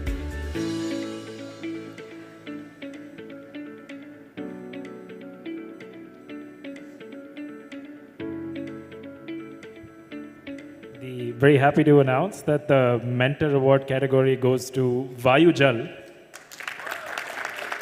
All right, so let's welcome Mr. Ramesh Kumar, the founder of Vayu Jal, onto the stage to receive his award. And it's a mentor reward, and we would like to be presented by our very own Honorable Minister for Information Technology and Digital Services, Government of Tamil Nadu, Thiruti Mano Thangaraj.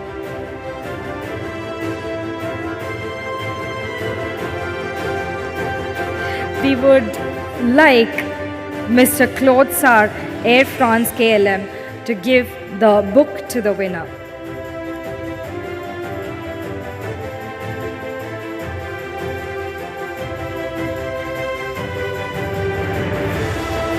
Huge round of applause, please.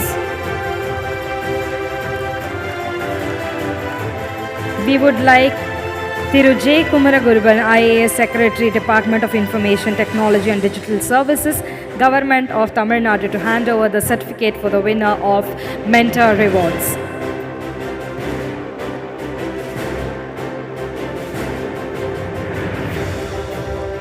Huge round of applause for the winner, please.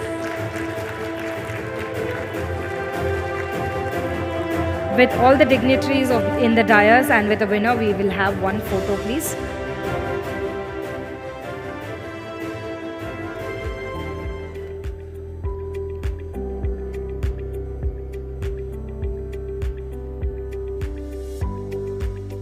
Let's call him the Water Genie. Water Genie is an automatic water generating machine. But before I tell you about the magic of this innovation, let's address the problems we currently face. Billions of people across the globe experience water scarcity. More than 70% of the houses in rural India have no access to clean tap water. And it is predicted that 21 Indian cities are likely to run out of water by 2030. Meet scientist Pradeep and researchers Ramesh and Ankit, who decided to find a solution to what could be the next biggest human challenge. The Water Genie sucks in the surrounding air from the front and pours clean drinking water into your glass on the other side. I mean, how simple and cool is that? Water from air. Water Genie is based on a simple idea. Drinking water from air, anytime, anywhere. Let's understand how it works. The air in our atmosphere has zillions of water molecules. The water molecules are what makes the humidity in the air. So we have millions and millions and millions liters of water available in our atmosphere. All we have to do is take a little bit from there. The vent at the front of this magic genie sucks in the air. The impurities are thoroughly filtered and the air is condensed into water. After this process, the Water Genie also adds minerals to it. And finally, you get clean and pure drinking water. And it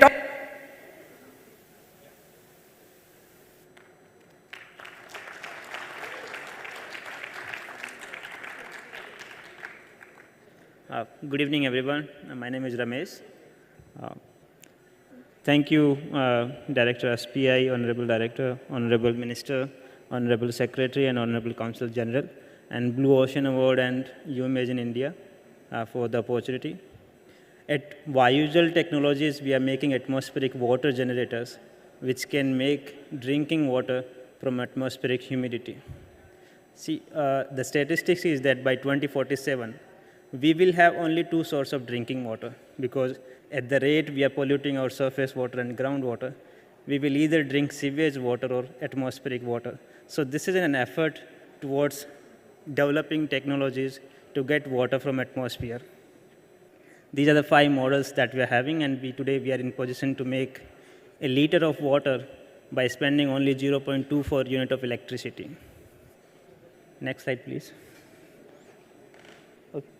Yeah. So what we are doing with this, that today this bottled water that we are using, water comes from a polluted source, going transported to an RO facility, then packaged into plastic bottle.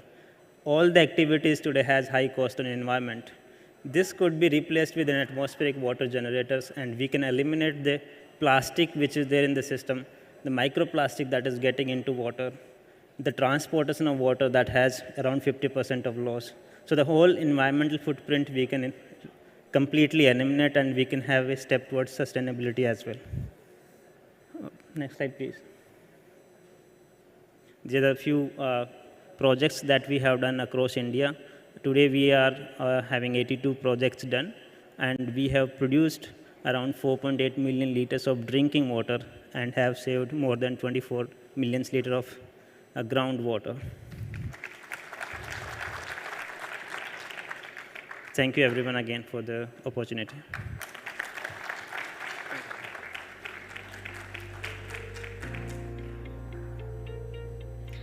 Now, we would like to hear concluding remarks from Professor George Epen, who was the president of the jury today and is the international director of Blue Ocean Awards.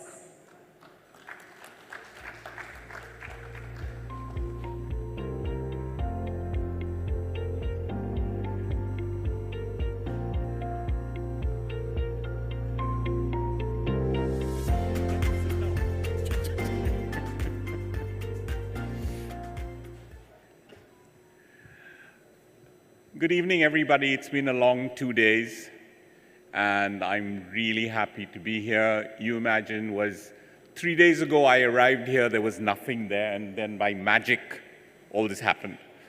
And we had a long day deliberating on the winners, and I think, the winners, actually all of them were winners. We just had to choose 3. So a little bit of background. I've been involved with Professors Chan Kim and René Mauborgne since 97, 98. But I met Alban about 3 years ago, and I found this effort really quite worthwhile because there's a clear outcome. And you imagine there's a historical connection. I was born in Chennai, and be able to come back and do this in Chennai was very satisfying. And the book has done incredibly well. It sold over 4 million copies in 46 languages. And the main thing is it's very simple. It's difficult to do, but very simple to understand. And you create a strategic conversation, and you get great ideas like we saw here. And what else can I say? It works. Thank Alban for dragging me here alone on the dais. And congratulate everybody, and Umagine and Tamilnadu and the Consul General of France, who I met. And she also helped me get back to France because I'd lost my papers. So this is the Blue Ocean Institute, where we've been working since about 15 years creating cases and content and running courses. And this is where we'll be having the closing ceremony. So winners are invited to participate. And what else can I say? Just one more thing in the words of Steve Jobs. Professors Kim and Moborn have written the third book, and I'm announcing it here. It comes on sale in the 2nd of May. Faut changer.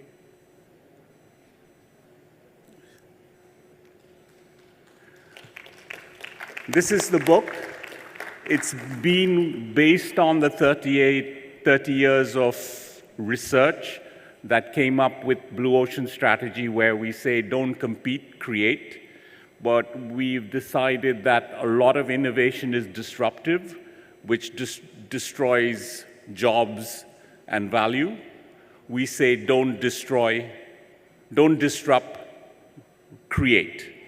And the book is already available on pre-order, and hopefully it will change the world. Thank you very much.